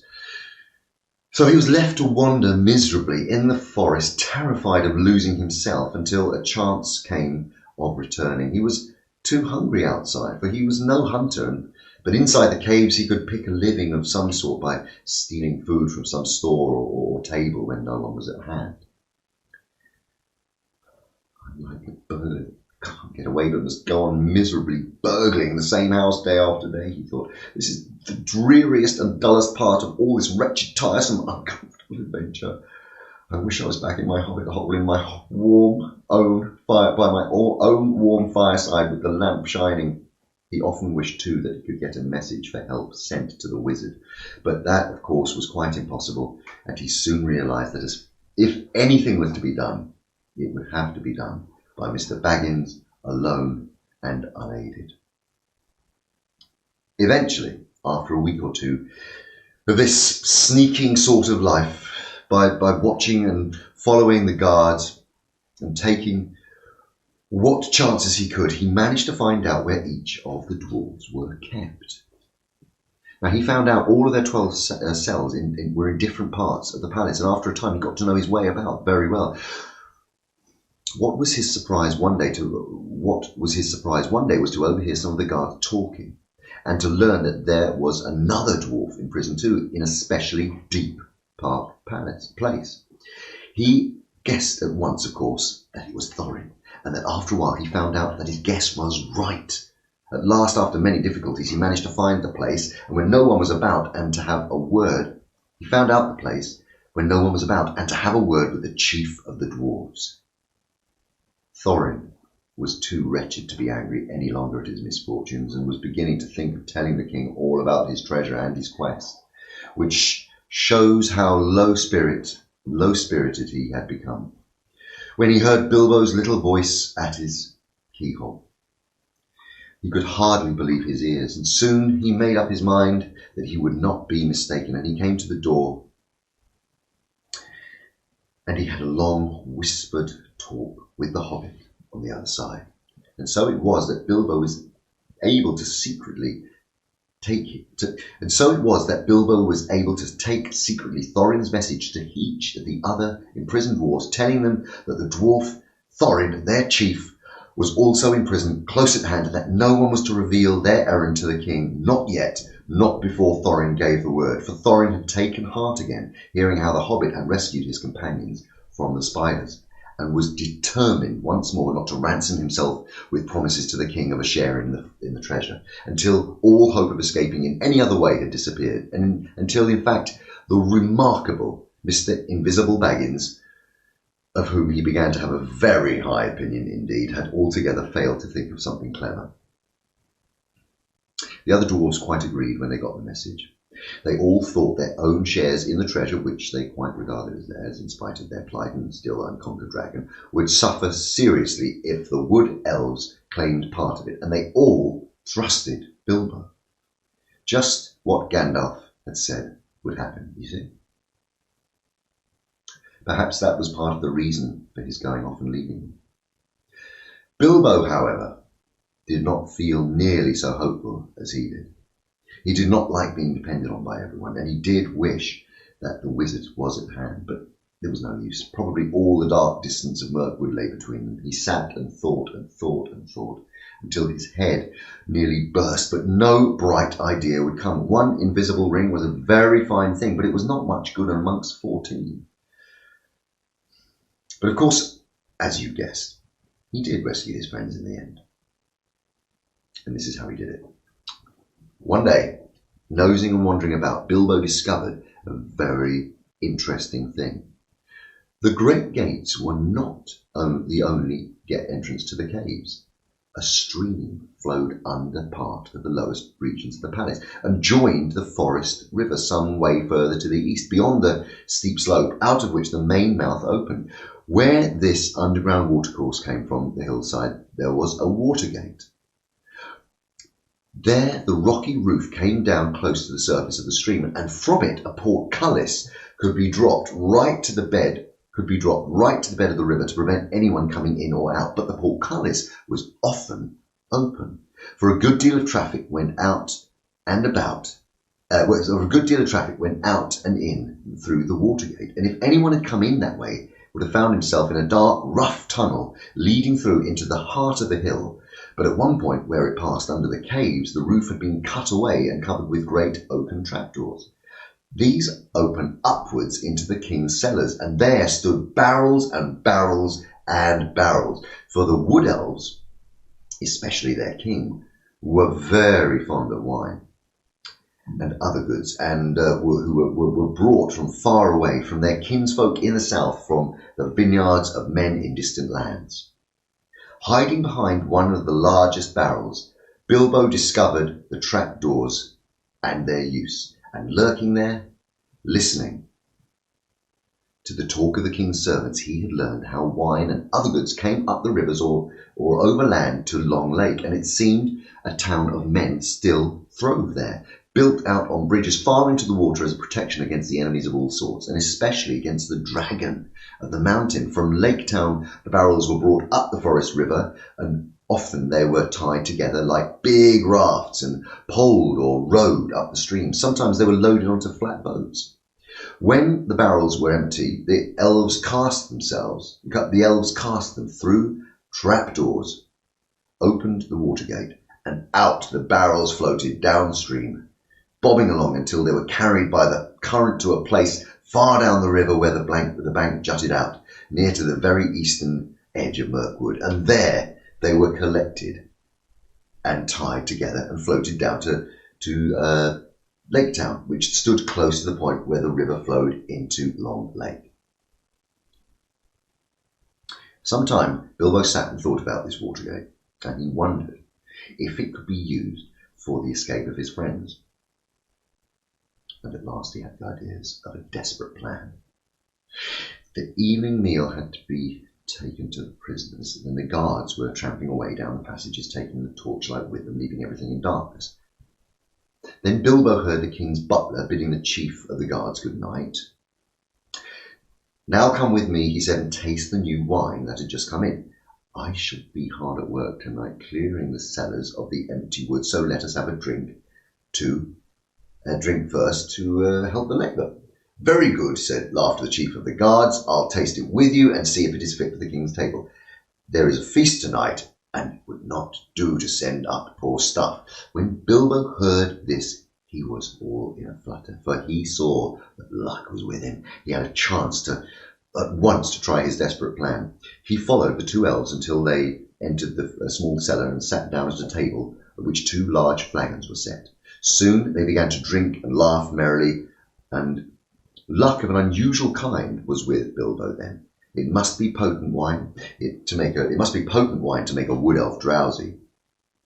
But this wine would, it would seem, it was the heady vintage of the great gardens of Dorwinion, not meant for his soldiers or his servants, but for the king's feasts only, and for smaller bowls, and not for the butler's great flagons. Very soon the chief guard nodded his head, and then he lay on the table and fell asleep. The butler went on talking and laughing to himself for a while without seeming to notice, but soon his head too nodded onto the table, and he fell asleep and snored beside his friend. Then in crept the Hobbit. Very soon. The chief guard had no keys, Bilbo was trotting as fast as he could along the passages towards the cells. The great bunch seemed very heavy on his arm, and his heart was often in his mouth, but in spite of his ring, he could not prevent the keys from making every now and then a loud clink and a clank, which put him all in a tremble.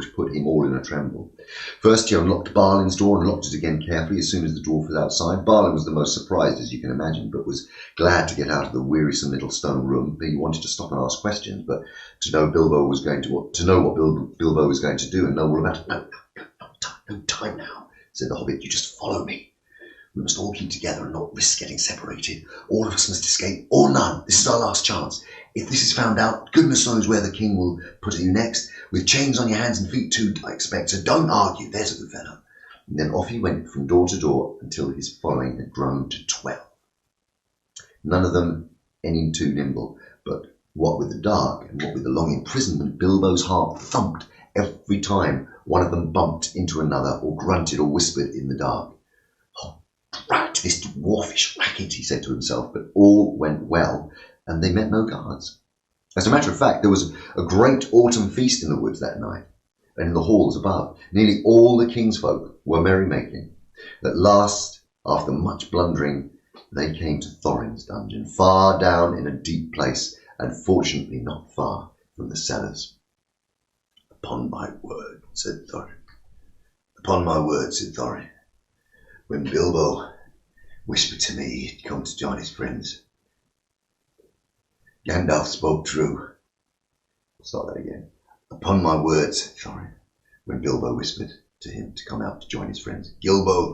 Gandalf spoke true, as usual. A pretty fine burglar you make, it seems. When the time comes, I am sure that we are forever at your service, whatever happens after this.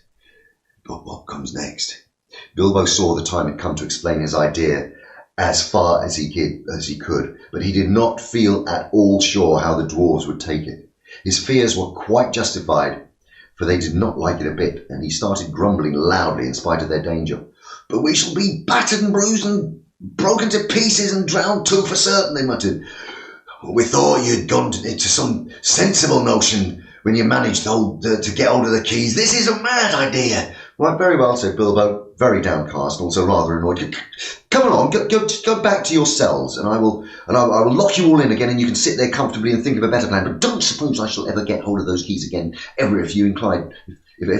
I ever feel inclined to try. That was too much for them. They calmed down. In the end, of course, they had to do what Bilbo suggested, because it was obviously impossible for them to try and find their way out into the upper halls or to fight their way out of the gates that closed by magic. And it was no good grumbling in the passages until they were caught again. So, following the Hobbit down to the lowest cellars, they crept. They passed a door through which the chief guard and the butler could be seen happily snoring with smiles upon their faces. The wine of a Dorwinian brings deep and pleasant dreams. There would be a different expression on the face of the chief guard next day, even though Bilbo, before they went on, stole in and kind-heartedly put the keys back on his belt. That will save him some kind of trouble that he's going to be in for, said Mr. Baggins to himself. He wasn't a bad fellow, and he was quite decent to the prisoners. It will puzzle them all too, and they will think that they had a very strong magic to pass through, that we had a very strong magic to pass through all those locked doors and disappear. Disappear. We've got to be very busy to get quick if that's to happen. We have to get very busy very quick if that's to happen. Balin was told off to watch the guard and the butler and to give warning if they stirred, and the rest went into the adjoining cellar with trapdoors. There was little time to lose. Before long, Bilbo knew some elves were under orders to come down and help the butler get the empty barrels through the door into the stream, and these were in fact already standing in rows in the middle of the floor waiting to be pushed off. Some of them were wine barrels, and these were not much use, as they could not easily be opened at the end without a great deal of noise, nor could they be easily secured again. But amongst them were several others which had been used for bringing other stuffs, butter, apples, all sorts of things, to the king's palace. They soon found 13 with room enough for a dwarf in each. In fact, some were too roomy. As they climbed in, the dwarfs thought anxiously of the shaking and the bumping that they would get inside. Though Bilbo did his best to find straw and other stuff to pack them in as cosily as could be managed in a short time. At last 12 dwarves were stowed. Thorin had given a lot of trouble and turned and twisted in his tub and grumbled like a large dog in a small kennel, while Balin came last, made a great fuss about his air holes and said that he was stifling before his lid was on. Bilbo had done what he could to close the holes in the side of the barrels and to fix on all of the lids safely as could be managed, and now he was left alone again, running around, putting the finishing touches to the packing and hoping against hope that his plan would come off. And it had not been done a bit too soon. Only a minute or two after Balin's lid had been fitted on, there came the sound of 2 voices and the flickering of lights. A number of elves came, laughing and talking into the cellars and singing of snatches of songs. There they had left a merry feast in one of the halls, and they were bent on returning as soon as they could. "Where is old Gallion the butler?" said one. "I haven't seen him at the tables tonight. He ought to be here now, showing us what is to be done." "I shall be angry if the old slow coach is late," said another. "I have no wish to waste time going down here while the song is up." "Ha ha!" came a cry. "Here's the old villain with his head on a jug. He's been having a little feast all to himself, and his friend the captain will shake him." "Wake him," said the others impatiently. Gallion was not at all pleased being shaken or wakened, and still less at being laughed at. "You're late," he grumbled. "You're late," he grumbled. "Here I am waiting and waiting down here, while you fellow drinkers make merry and forget your tasks. Some small wonder I fall asleep from your weariness." "Small wonder," they said, "when the explanation stands close at hand in a jug. Come, give us a taste of your sleeping draught before we fall to. No need to wake the turnkey yonder. He has had his share by the looks of it." Then they drank once round and became mighty merry all of a sudden, but they did not quite lose their wits. "Save us, Gallion!" cried some. You began your feasting early and muddled your wits. You have stacked some full casks here instead of the empty ones, if there is anything in weight." "Get to work on the ground, get to work," growled the butler. "There is nothing in the feeling of the weight in an idle tosspot's arms. These are the ones to go, and no others. Do as I say." Very well, they answered, rolling the barrels to the opening. "On your head be it, if the king's full butter tubs and his best wine is pushed into the river for the lake men to feast on for nothing. Roll, roll, roll, roll, roll, rolling down the hole, heave ho, splash, plump, down they go, down they bump." So they sang as the first barrel and then one and then another rumbled to the dark opening, and that was pushed over into the cold water some feet below. Some barrels were really empty, and some were tubs neatly packed with a dwarf each, and down they went one after another, many with a clash and a bump, thudding on top of the ones below, smacking into the water and jostling within the walls of the tunnel, knocking into one another and bobbing away down with the current. It was just this moment that Bilbo suddenly discovered the weak point about his plan. Most likely you saw it some time ago and have been laughing at him, but I don't suppose you would have done half as well yourselves in his place. Of course, he was not in a barrel himself, nor was there anyone to pack him, even if they had had a chance, if there had been a chance. It looked as if he would certainly lose his friends this time. Nearly all of them had disappeared through the dark trapdoor, to get utterly left behind and to have to stay lurking as a permanent burglar in the elf caves forever. For even if he could have escaped through the upper gates once more, he had precious small chance of ever finding the dwarves again.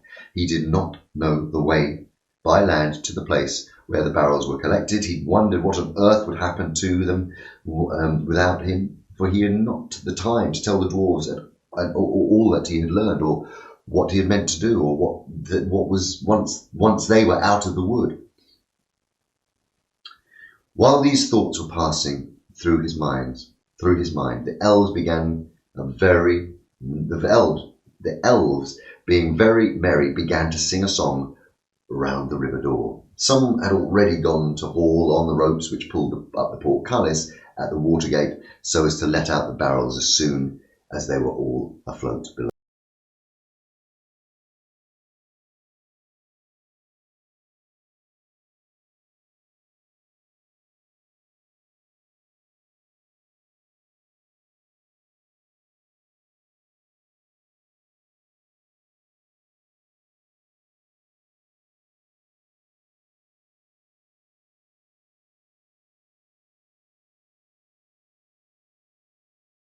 pulled up the portcullis at the watergate so as to let out the barrels as soon as they were all afloat below.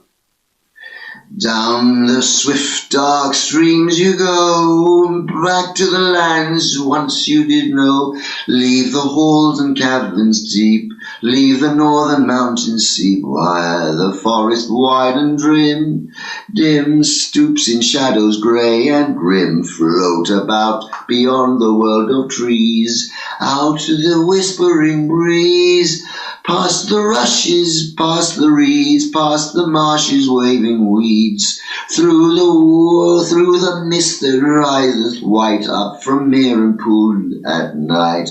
Follow, follow, stars that leap up the heavens cold and steep, turn when doors comes over land, over rapid, over sand.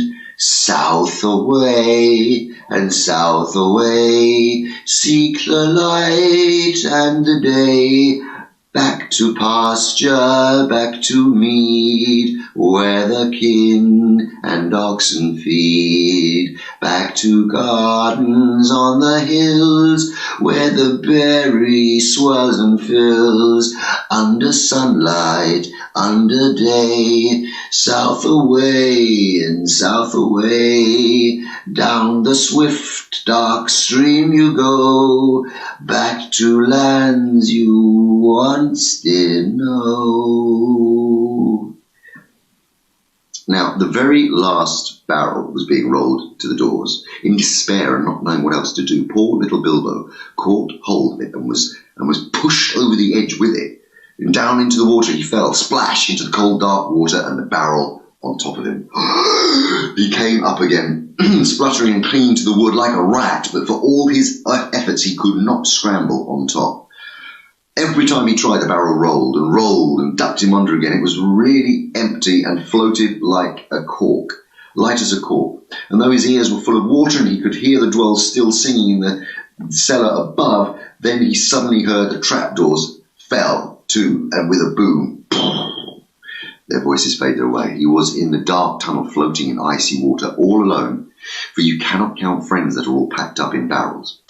Very soon a grey patch came in the darkness ahead. He heard the creak and the water gate being hauled up, and he found that he was in the midst of a bobbing and bumping a mass of casks and tubs, all pressing together to pass under the arch and to get out underneath the open stream. He had as much as he could do to prevent himself from being hustled and battered to bits. But at the last, the jostling crowd began to break up and swing off one by one underneath the stony arch and away. And then he saw it would have to be no good if he had managed to then he saw it would have been no good even if he had managed to get astride his barrel, for there was no room to spare, not even for a hobbit, between its top and suddenly stooping roof where the gate was. Out they went, underneath the overhanging branches of the trees on either bank. Bilbo wondered what the dwarves were feeling and whether a lot of water was getting into their tubs. Some of those that bobbed along beside him in the gloom seemed pretty low in the water, and he guessed that these had dwarves inside. Oh, I do hope I put the lids on tight enough, he thought, but before he was worrying too much about himself to remember the dwarves, he managed to keep his head above the water, but he was shivering with the cold, and he wondered if he would die before the luck turned, and how much longer he would be able to hang on, and whether he should risk the chance of letting go and trying to swim to the bank. The luck turned all right before long. The eddying current carried several barrels close ashore at one point, and there for a while they struck against some hidden root.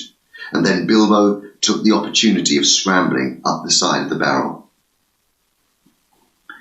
while it was still held steady against one another.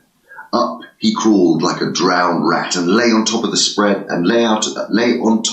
out to keep balance as best he could. The breeze was cold but better than the water, and he hoped he would not suddenly roll off again when they started off once more. Before long the barrels broke free and turned and twisted off down the stream and out into the main current. Then he found it quite difficult to stick on as he had feared, but he managed it somehow, though it was miserably uncomfortable. Luckily, he was very light, and the barrel was a big one, and being rather leaky, had now shipped a small amount of water. All the same, it was like trying to ride without bridle or stirrups a round-bellied pony that was always thinking of rolling on the grass. In this way, at last, Mr. Baggins came to the place where the trees on either hand grew thinner, and he could see the paler sky between them. The dark river opened suddenly wide, and there it was joined to the main water of the forest river, flowing down in haste from the king's great doors. There was a dim sheet of water, no longer overshadowed, and on its sliding surface there were dancing and broken reflections of clouds and stars. And then the hurrying of the water, forest water, swept all the company of casks and tubs away to the north bank, in which it had eaten out a wide bay. This had a shingly shore underneath hanging banks, and was walled at the eastern end by just a little jutting cape of hard rock. On the shallow shore, most of the barrels ran aground, though a few went on to bump against the stony pier. There were people on the lookout from the banks. They quickly poled and pushed the barrels together into the shallows, and when they counted them, they wrote them together and left them till morning. Poor dwarves, Bilbo was not so badly off now.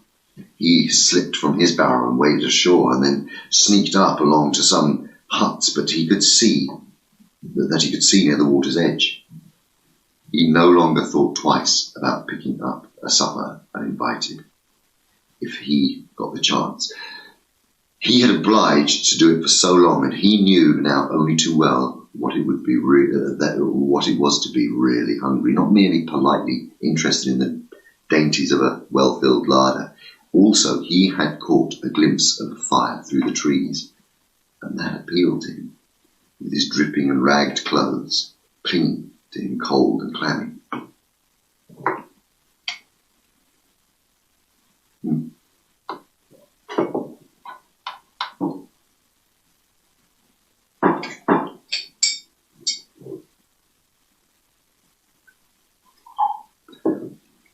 Now, there is no need to tell you much of his adventures that night. For now we are drawing near to the end of the eastward journey and coming to the last and greatest adventure, so we must hurry on. Of course, helped by his magic ring, he got on very well at first, but he was given away in the end by his wet footsteps and the trail of drippings that he left wherever he went or sat. And also he began to snivel, and wherever he tried to hide, he was found out by these terrific explosions of his suppressed sneezes. Very soon there was a fine commotion in the village by the riverside, and Bilbo escaped into the woods, carrying a loaf and a leather bottle of wine and a pie that did not belong to him. The rest of the night he had to pass wet, as he was far from a fire, but the bottle helped him a bit to do that, and he actually dozed off a little on some dry leaves, even though the year was getting late and the air was getting chilly. He woke again with a especially loud sneeze. It was already a grey morning, and there was a merry racket down by the river. They were making a raft of barrels, and the raft elves would soon be steering it off downstream towards Lake Town. Bilbo sneezed again. He was no longer dripping, but he felt cold all over. He scrambled down as fast as his stiff legs would take him, and managed just in time to get to the mass of casks without being noticed in the general bustle. Luckily there was no sun at that time to cast an awkward shadow, and for a mercy he did not sneeze again for a good while. There was a mighty pushing of poles. The elves that were standing by in the shallow water heaved and shoved, and the barrels, now all lashed together, creaked and fretted. "Oh, this is a heavy load. This is a heavy load," they grumbled. "They float too deep. Some of these are never empty. And if they had some come ashore in the daylight, we might have had a look inside," they said. "No time now," cried the raftmen. "Shove off, shove off," they went, slowly at first, until they had passed the point of rock, where the other elves stood to fend them off with poles, and then quicker and quicker as they caught the main stream and went sailing down, down towards the lake.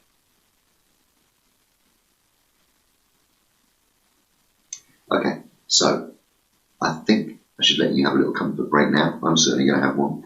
And we will carry on in a few minutes' time. All right. Have a little rest, a little breather. The build up to the last exciting part of the journey is about to begin.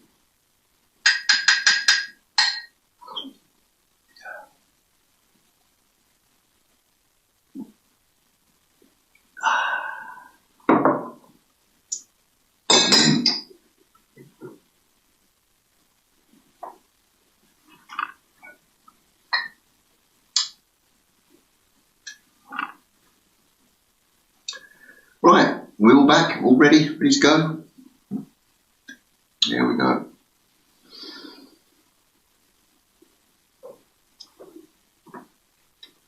So I'm just going to have one last sip of water.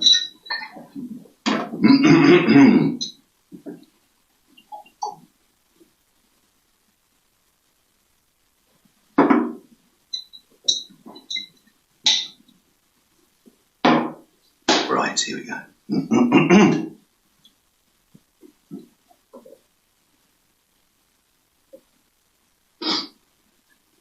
Chapter 10. A Warm Welcome.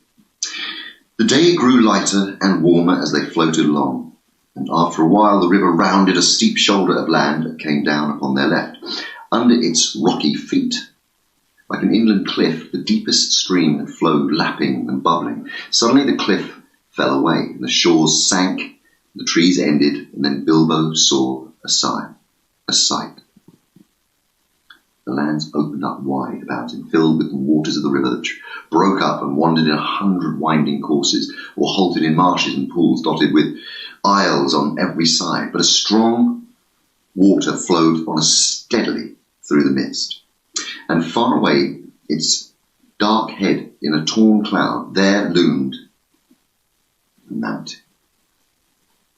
Its nearest neighbours to the northeast and the tumbled land that joined them could not be seen. All alone it rose and looked across the marshes to the forest.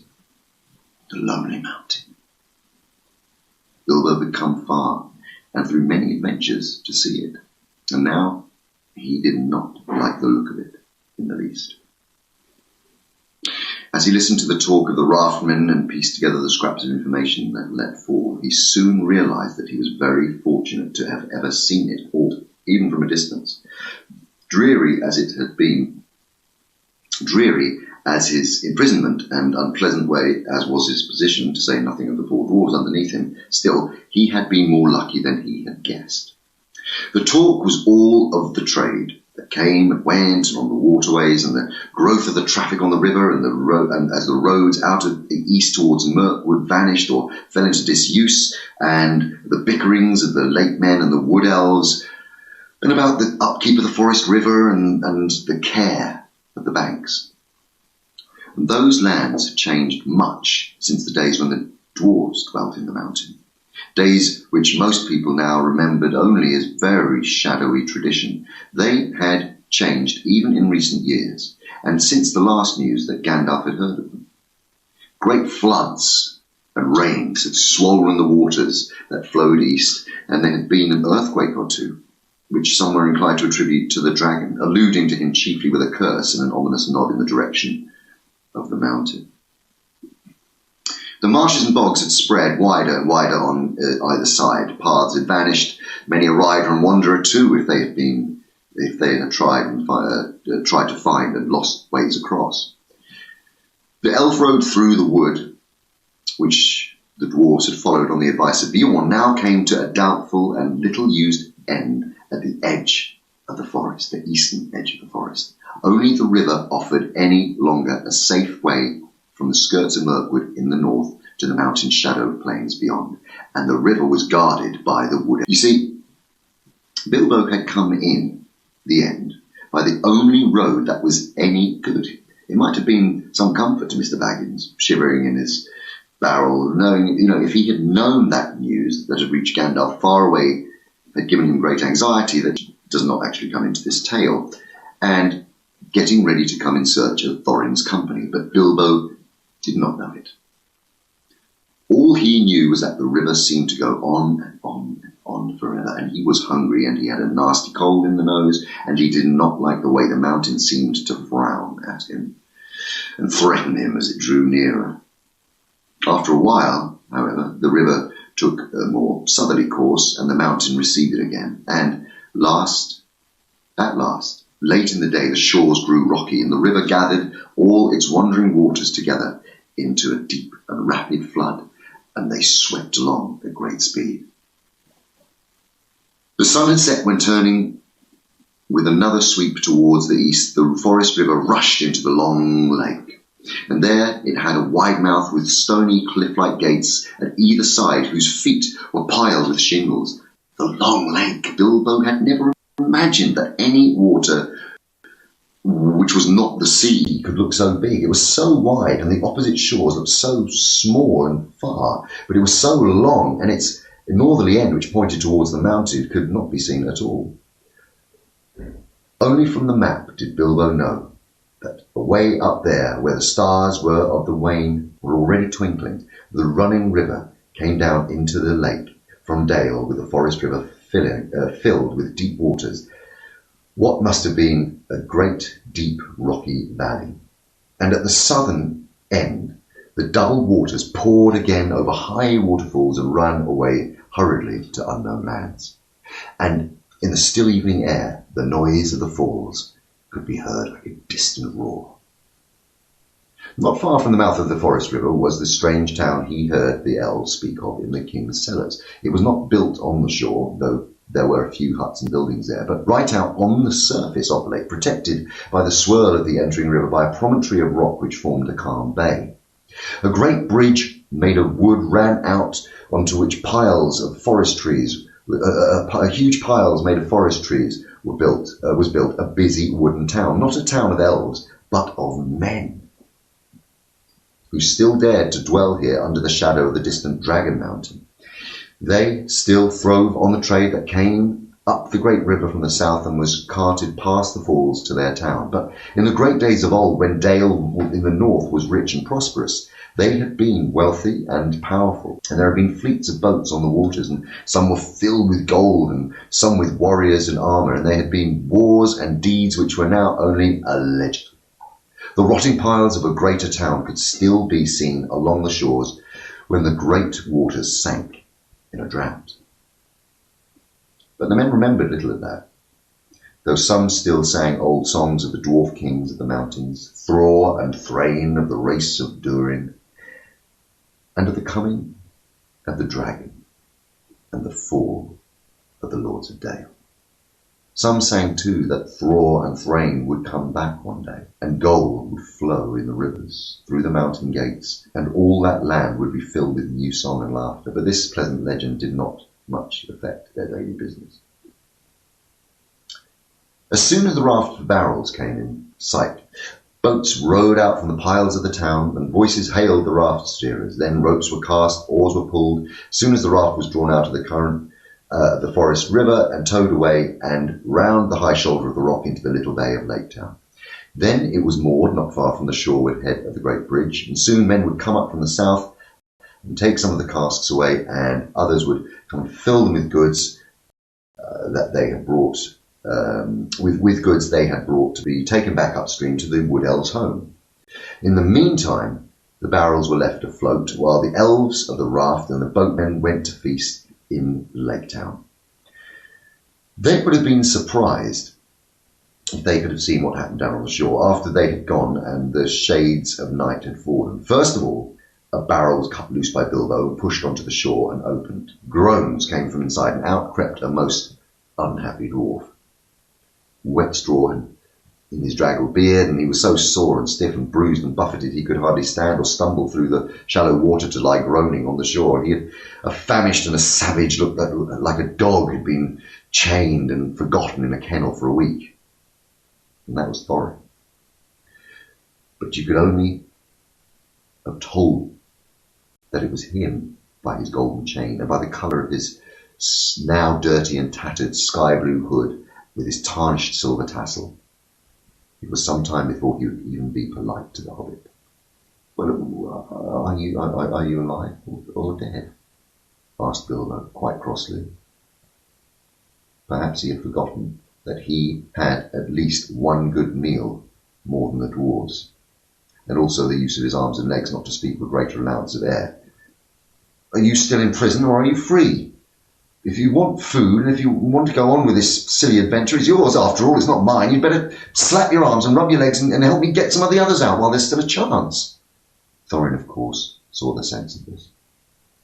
So after a few more groans, he got up and helped the hobbit as well he could. In the darkness, floundering in the cold water, they had a difficult and very nasty job finding which were the right barrels, knocking outside and calling only, discovered about 6 dwarves that could answer. These were unpacked and helped ashore where they sat or lay muttering or moaning. They were so soaked and bruised and cramped, and they could hardly yet realise or their release, or probably even be thankful for it.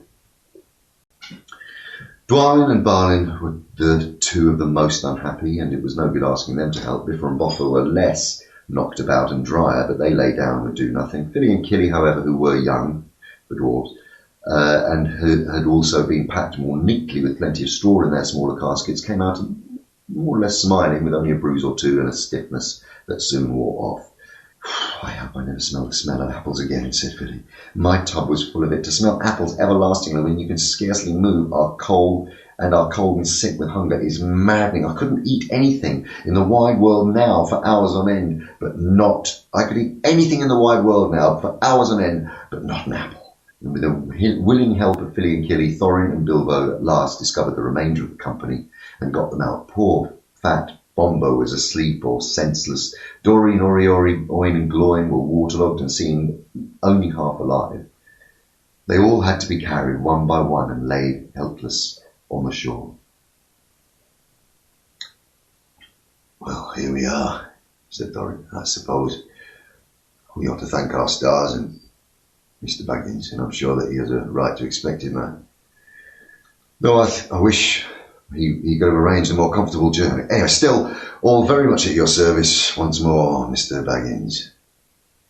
No doubt we shall all feel properly grateful when we're fed and recovered.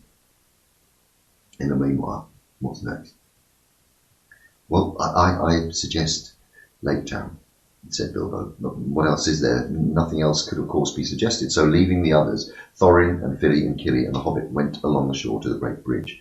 And there were guards at the head of it, but they were not keeping very careful watch, for it was so long since there had been any real need, except for the occasional squabbles about river trolls, and they were friends with the wood elves. Other folk were far away, and some of the younger people in the town openly doubted the existence of any dragon in the mountain, and laughed at the greybeards and gammers who said that they had seen him flying in the sky in their younger days, that being so, as it is not surprising that guards were drinking and laughing by a fire in their hut, they did not hear the noise of the unpacking of the dwarves or the footsteps of the 4 scouts. Their astonishment was enormous when Thorin Openshield stepped through the door. Who are you? What do you want? They shouted, leaping to their feet, groping for various weapons. Thorin, son of Thrain, son of Thror, king of the mountain, said the dwarf in a loud voice. I'll do that again. Thorin, son of Thrain, son of Thror, king of under the mountain, said the dwarf in a loud voice. And he looked it, in spite of his torn clothes and bedraggled hood. The gold gleamed on his neck and waist. His eyes were dark and deep. I have come back. I wish to see the master of your town. There then was tremendous excitement. Some of the more foolish ran out of the hut as if they expected the mountain to go golden in the night and all the waters of the lake to turn yellow right away. The captain of the guard came forward. And who are these? He asked, pointing to Fili and Kili and Bilbo. The sons of my father's daughter, answered Fili and Kili of the race of Durin, and Mr. Baggins, who has travelled with us out of the west. If you come in peace, lay down your arms, said the captain. We have none, said Thorin, and it was true enough. Their knives had been taken from them by the wood elves, and the great sword Orcris too. Bilbo did have his short sword hidden as usual, but he said nothing about that. We have no need of weapons, who return at last to our own. To our own, as spoken of old. nor could we fight against so many. Take us to your master. Well, he is at feast, said the captain. Then all the more reason for taking us to him. Then all the more reason for taking us to him, burst in Philly, who was getting impatient with all these solemnities. We are worn and famished after our long road, and we have sick comrades. Now make haste and let us have no more words, or your master may have something to say to you. Follow me then, said the captain with his 6 men about them, and he led them over the bridge, through the gates and into the marketplace, into the town. There was a wide circle of quiet water surrounded by tall piles on which were built the greater houses, and by long wooden quays with many steps and ladders going down to the surface of the lake. From one great hall shone many lights, and there came the sound of many voices. They passed its doors and stood blinking in the light, looking at long tables filled with folk.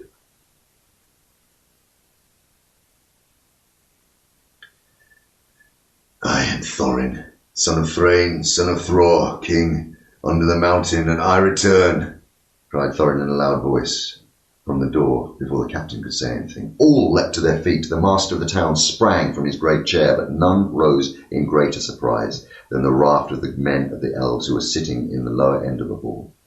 Pressing forward before the master table, they cried, These are the prisoners of the king that have escaped, wandering vagabonds, dwarves that could not give any good account of themselves, sneaking through the woods and molesting our people.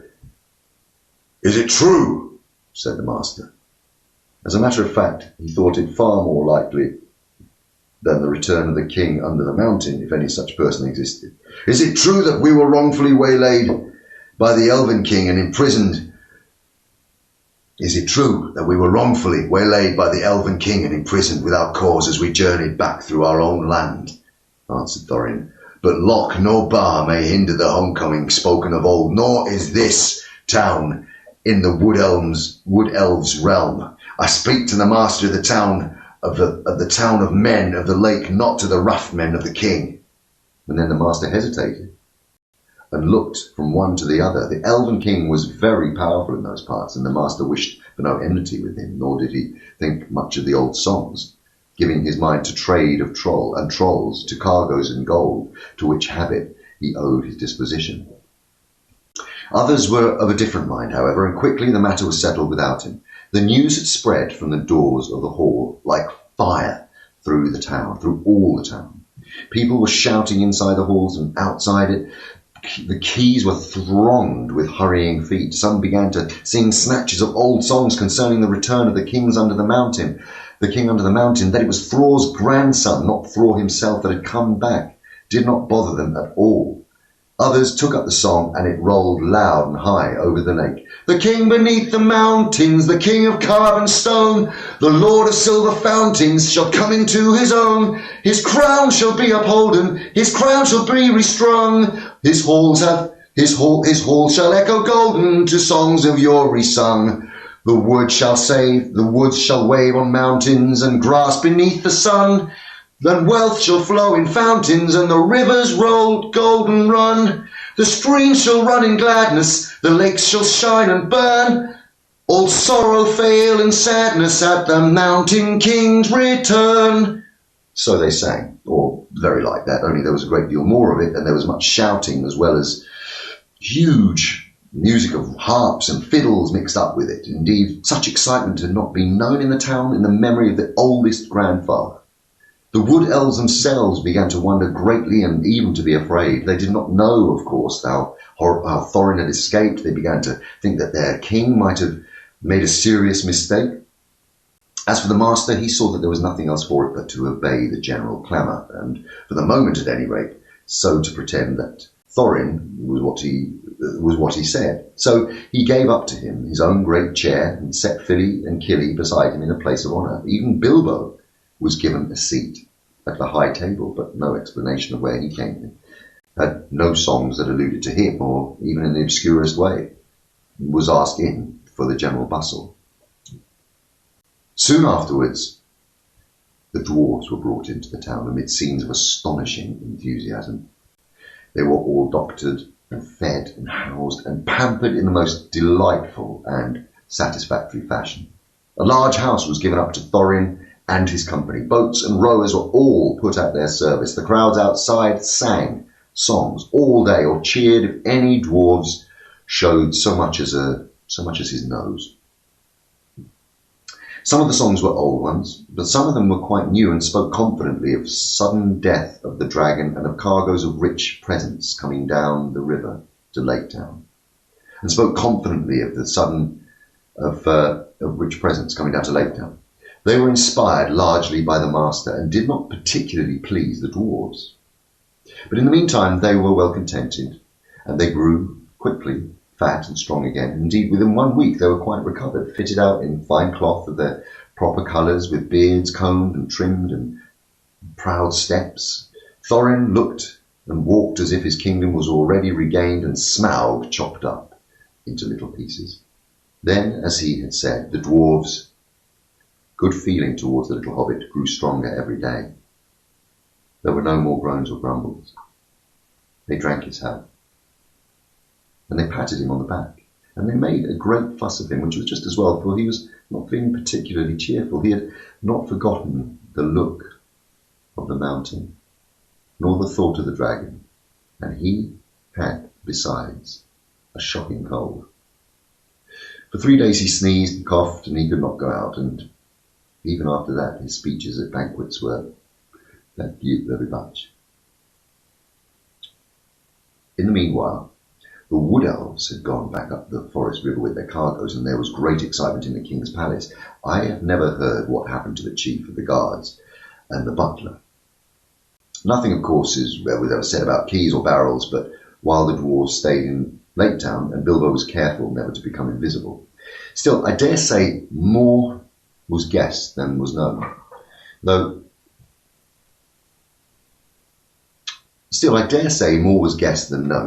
doubtless Mr. Baggins remained in a bit of a mystery. In any case, the king knew now the dwarf's errand, or thought he did, and he said to himself, very well, we'll see.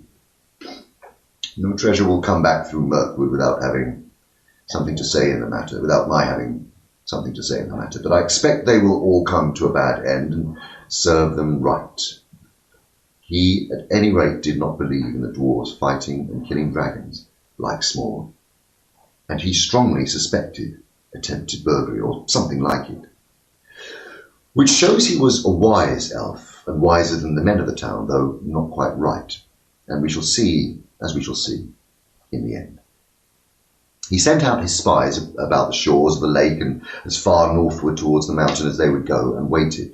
At the end of the fortnight, Thorin began to think of his departure.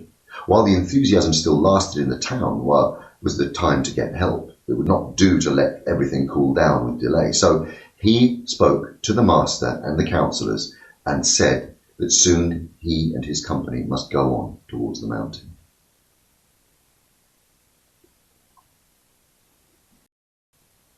And then for the first time, the master was surprised and a little frightened. He wondered if Thorin was really, after all, a descendant of the old kings. He had never thought that the dwarves would actually dare to approach Smaug, but believed that they were frauds and would sooner or later be discovered and be turned out. But he was wrong.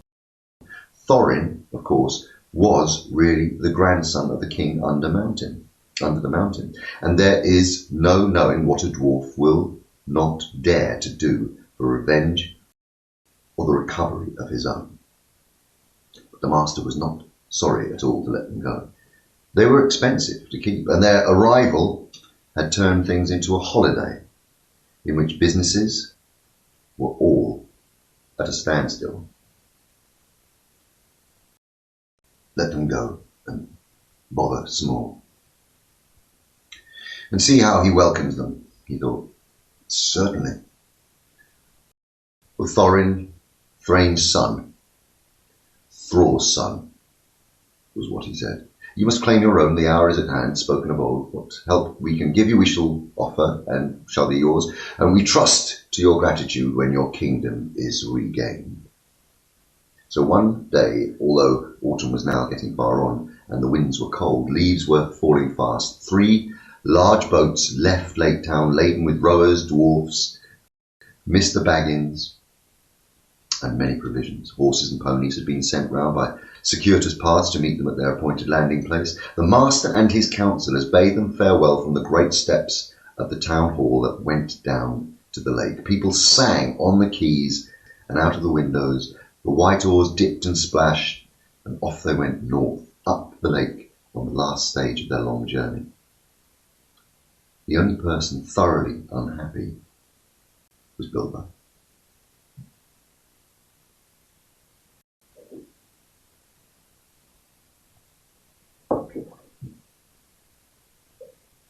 Chapter 11. On the doorstep. In 2 days going, they rode right up the long lake and passed out into the river running. And now they could all see the lonely mountain towering, grim and tall before them. The stream was strong and they're going slow. At the end of the 3rd day, some miles up the river, they drew in to the left on the western bank and disembarked. Here they were joined by the horses with other provisions and necessaries, and the ponies for their own use that had been sent to meet them. They packed what they could in their ponies, and the rest was made into a store under a tent, but none of the men of the town would stay with them, even for the night, so near the shadow of the mountain. Not at any rate until songs had become true, said they. It was easier to believe in the dragon and less easy to believe in Thorin in these wild parts. Indeed, their stores had no need of any guard, for all the land was desolate and empty.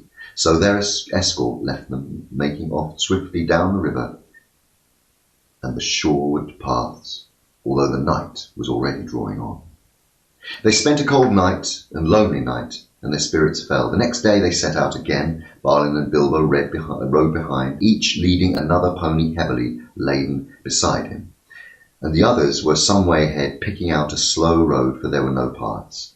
And they made northwest, slanting away from the river running, and drawing ever nearer and nearer to a great spur of the mountain that was flung out and southward towards them. It was a weary journey, and a quite quiet and stealthy one. There was no laughter or song or sound or harps, and the pride and the hopes which had stirred in their hearts at the singing of old songs by the lake died away to a plodding gloom. They knew that they were drawing near to the end of their journey, and that it might be to a very horrible end. The land about them grew bleak and barren, though once, as Thorin told them, it had been green and fair. There was little grass. Before long there was neither bush nor tree, the only broken and blackened stumps to speak of. Once, long vanished. They were to come to the desolation of the dragon, and they would come at the waning of the year. They reached the skirt of the mountain all the same, without meeting any danger or the sign of the dragon, or any sign of the dragon, other than the wilderness that he had made about his lair. The mountain lay dark and silent before them, and ever higher above them. They made their first camp on the western side of the great southern spur, which ended in a height called Ravenhill. On this there had been an old watch post. They dared not climb yet. It was too exposed. Before setting out to search the western spurs of the mountain for the hidden door on which all their hopes rested, Thorin sent out a scouting expedition to spy out the lands to the south where the front gate stood. And for this purpose he chose Balin and Fili and Kili, and with them went Bilbo. They marched under the grey and silent cliffs to the feet of Ravenhill, and there the river, after winding a wide loop over the valley of the Dale, turned from the mountain on its road by the lake, flowing swift and noisily. Its bank was bare and rocky, tall and steep above the stream, and gazing out from above it over the narrow water, foaming and splashing among many boulders, they could see in the wide valley, shadowed by the mountain's arms, the grey ruins of ancient houses, towers and walls. There lies it. That is all that is left of the Dale, said Balin. The mountain sides were green with woods, and all the sheltered valley rich and pleasant in the days when the bells rang in the town. He looked both sad and grim as he said this. Here he had been one of Thorin's companions on the day the dragon came. They did not dare to follow the river much further toward the gate, but they went on beyond the end of the southern spur until lying under Lying hidden behind a rock, they could look out and see the dark, cavernous opening in a great cliff wall between the arms of the mountain. Out of it the waters of the running river sprang. And out of it too there came a stream and dark smoke. Nothing moved in the wastes, save the vapour and the water, and every now and again a black and ominous crow. The only sound was the sound of stony water, and every now and again the harsh croak of a bird. Balin shuddered. "Let us return," he said. "We can do no good here. Don't like these black birds. Look like spies of evil."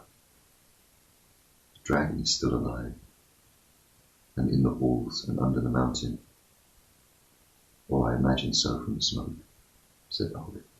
"That does not prove it," said Balin, "though I don't doubt you are right.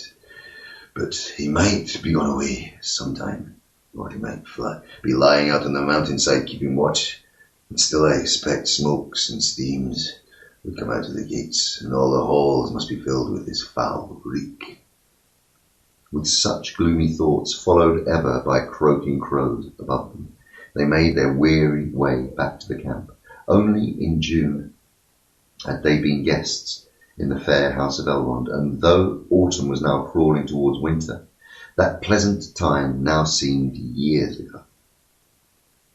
They were alone in a perilous waste, without hope of further help.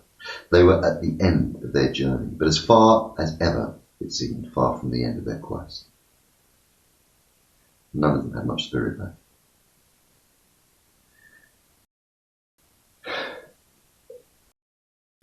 Now, strange to say, Mr. Baggins had more than the others.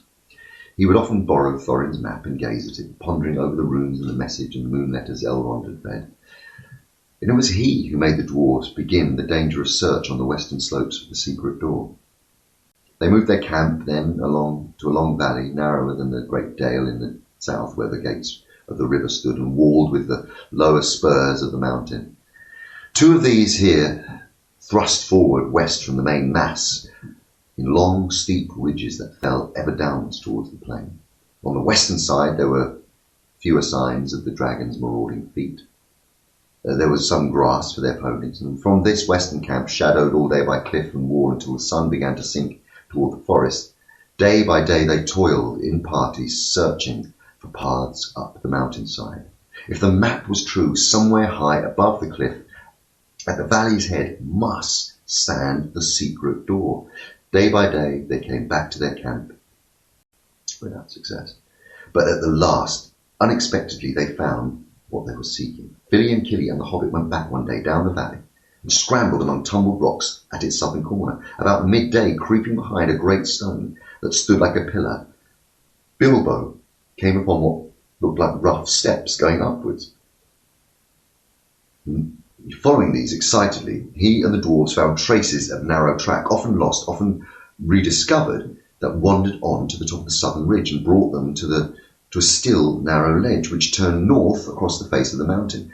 Looking down, they saw that they were at the top of the cliff at the valley's head, were gazing down onto their camp below, silently clinging to the rocky wall on their right. They went in single file along the ledge till the wall opened and turned into a little steeped wall bay, grass-floored, still and quiet. Its entrance, which they had found could not be seen from below because of the overhanging of the cliff, nor further off because it was so small it looked like a dark crack and no more. It was not a cave and was open to the sky above, but at its inner end a flat wall rose up right in the lower part, close to the ground, and that was as smooth and upright as mason's work, but without a joint or crevice to be seen. No sign was there of post or lintel or threshold, nor any sign of bar or bolt or of keyhole, yet they did not doubt that they had found the door at last. They beat on it, they thrust, and they pushed at it. They implored it to move. They spoke fragments of broken spells of opening, and nothing stirred. At last, tired out, they rested on the grass at its feet, and then at evening began to climb their long climb down. There was excitement in the camp that night. In the morning they prepared to move once more. Only Boffer and Bomber were left behind to guard the ponies and such stores as they had brought with them from the river. The others went down into the valley and up the newly found path, and so to the narrow ledge. Along this they could carry no bundles or packs, so narrow and breathless it was, with a fall of 150 feet beside them onto sharp rocks below. But each of them took a good coil of rope wound tight around his waist, so at last, without mishap, they reached the little grassy bay. There they made their third camp, hauling at what they needed from below with their ropes. Down the same way, they were able to occasionally to lower one of the more active dwarves, such as Killy, to exchange such news as there was, or to take up a share in the guard below, while Boffer was hauled up to the higher camp, and Bomber would not come up either the rope or the path. "Oh, I'm too fat, such fly walks," he said. I should turn dizzy and tread on my beard, and then where would you be? You'd be 13 again. And the knotted ropes are too slender for my weight. Lucky for him, that was not true, as you will see. In the meanwhile, some of them explored the ledge beyond the opening and found a path that led higher and higher up onto the mountain, but they did not dare to venture very far away, nor was there much use in it. Up there, a silence reigned, broken by no bird or sound except that of the wind in the crannies of the stone. They spoke low and never called or sang, for danger brooded in every rock. The others who were busy with the secret of the door had no more success. They were too eager to trouble about the runes or the moon letters, but they tried without resting to discover where exactly in the smooth face of the rock the door was hidden. They had brought picks and tools and many sorts from Lake Town, and at first they tried to use these, but when they struck the stone, the handles splintered and jarred their arms cruelly, and steel heads just broke or bent like lead. Mining work, they saw clearly, was no good against the magic that had shut this door, and they grew terrified too of the echoing noise. Bilbo found sitting on the doorstep, lonesome and wearisome. There was not a doorstep, of course, really, but they used to call the little grassy space between the wall and the opening the doorstep in fun, remembering Bilbo's words long ago at the unexpected party in his Hobbit hall when he said he could sit on a doorstep till they thought of something, and sit and think they did, or wandered aimlessly about, and glummer and glummer they became. Their spirits had risen a little at the discovery of the path, but now they sank into their boots, and yet they would not give up and go away. The Hobbit was no longer much brighter than the dwarves. He would do nothing but sit with his back to the rock face and stare away west through the opening, over the cliff, over the wide lands to the black wall of Mirkwood and to the distances beyond, in which sometimes he thought he could catch glimpses of the misty mountains, small and far. If the dwarves asked him what he was doing, he answered, "You said sitting on the doorstep and thinking would be my job, not to mention getting inside, so I'm sitting and thinking." But I'm afraid he was not thinking much of the job, but what lay ahead beyond the blue distance, the quiet western land and the hill and his hobbit hole under it. A large grey stone lay in the centre of the grass, and he stared moodily at it, or watched the great snails. And they seemed to love the little shut-in bay with its walls of cool rock, and there were many of them, of huge size, crawling slowly and stickily along its sides. Tomorrow begins the last day of autumn. Tomorrow begins the last day of autumn. The last week of autumn, said Thorin one day. And winter comes after autumn, said Biffa.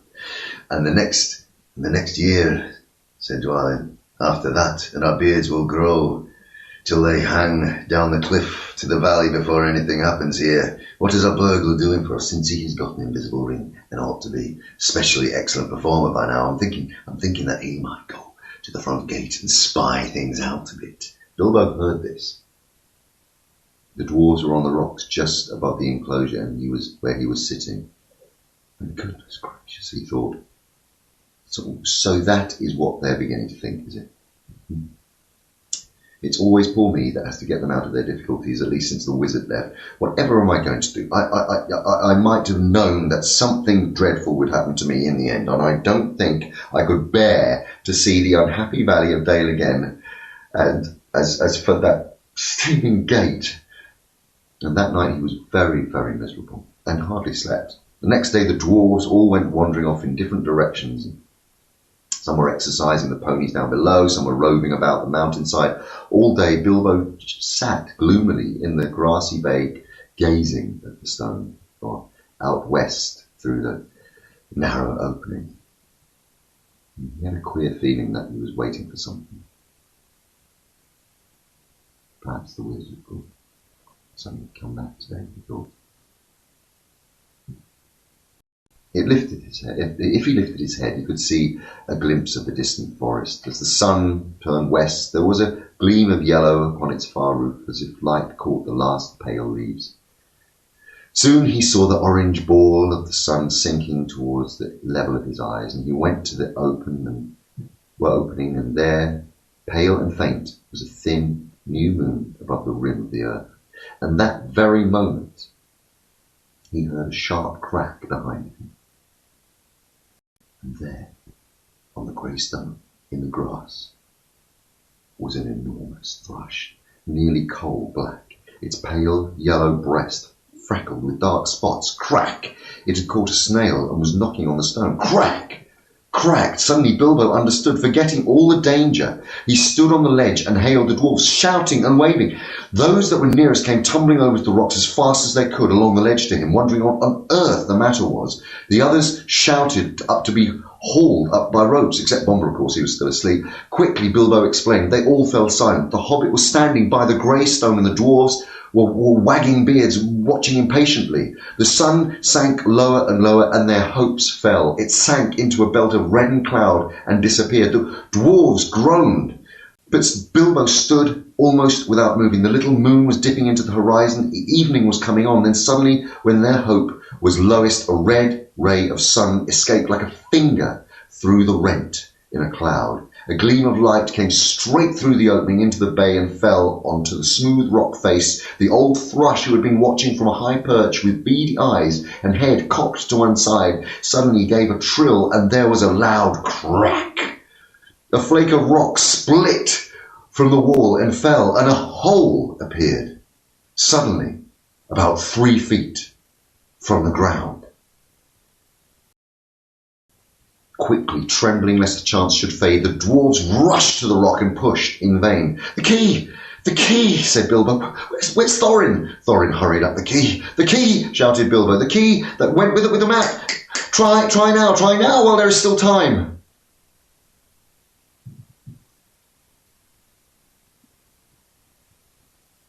Chapter 12. Inside Information. For a long time the dwarves stood in the dark before the door and debated until Thorin last spoke. Now is the time for our esteemed Mr. Baggins, who has proved himself a good companion on our long road, a hobbit full of courage and resource far exceeding his size, if I may say so, possessed of good luck, far exceeding the usual allowance. Now it is time for him to perform the service for which he was included in our company. Now is the time for him to earn his reward. Now you are familiar with Thorin's style on important occasions, so I will not give you any more of it, though he went on a good deal longer than this. It certainly was an important occasion because Bilbo felt impatient. By now he was quite familiar with Thorin too, and he knew what he was driving at. If you think If you mean to think that my job is to go into the secret passage first, O Thorin, Thrain, Sun, Oak and Shield, may your beard grow even longer, he said crossly. Say so at once and have done. I might refuse. I have got you out of 2 messes already, which were hardly in the original bargain. So I think I am already owed some reward. But you know, the 3rd time pays for all, as my father used to say, and somehow I don't think I shall refuse. Perhaps I shall have begun to trust my luck more than I used to in the old days. He meant last spring before he left his own house, but it's seen centuries ago. But anyway, I think I will go and have a peep once and get it over. Now, who is coming with me? He did not expect a chorus of volunteers, so he was not disappointed. Philly and Killy looked uncomfortable, stood on one leg. The others made no pretence of offering, except old Balin, the lookout man, who was rather fond of the Hobbit. He said he would come, inside at least, and perhaps a bit of the way too, ready to call for help if necessary. The most that can be said for the dwarves is this.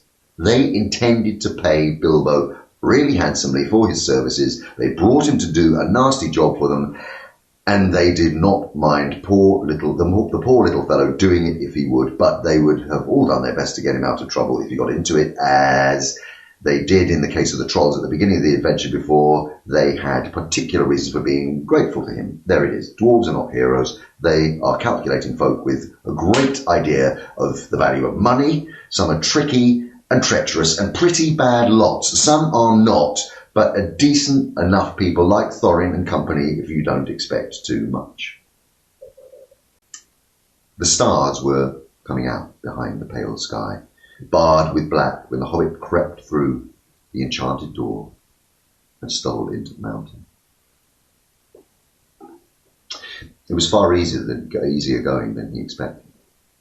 It was no goblin entrance or rough wood elves' cave. It was a passage made by dwarves at the height of their wealth and skill, straight as a ruler, smooth-floored, smooth-sided going, and with a gentle but never varying slope direct to some distant end in the blackness below.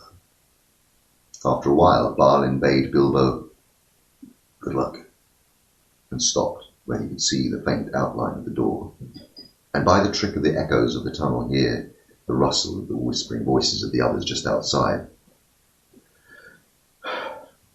Then the Hobbit slipped on his ring, and warned by the echoes to take more than the Hobbit's care to make no sound, he crept noiselessly down,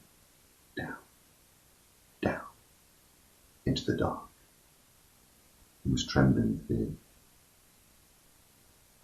but his little face was set and grim. He already was a very different Hobbit to the one that had run out without a pocket handkerchief from Bag End a long time ago. He had not had a pocket handkerchief for ages. He loosened his dagger under its sheath, tightened his belt. Went on. Now you are in for it at last, Bilbo Baggins, he said to himself. You went and you put your foot right in it that night at the party, and now you've got to pull it out and pay for it. Dear me, what a fool I was and am, said the least took his part of himself. I have absolutely no use for dragon-guarded treasures on the whole lot. I can stay here forever if only I could wake up and find this beastly tunnel was the front hall at home. He did not wake up, of course, but went on and on, till all sign at the door behind him had faded away. He was altogether alone. Soon he thought he was beginning to feel warm. That kind of glow I seemed to see coming right down ahead of me, down here, he thought. It was.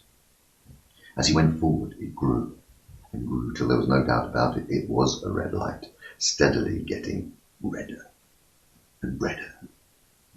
Also, it was now undoubtedly hot in a tunnel.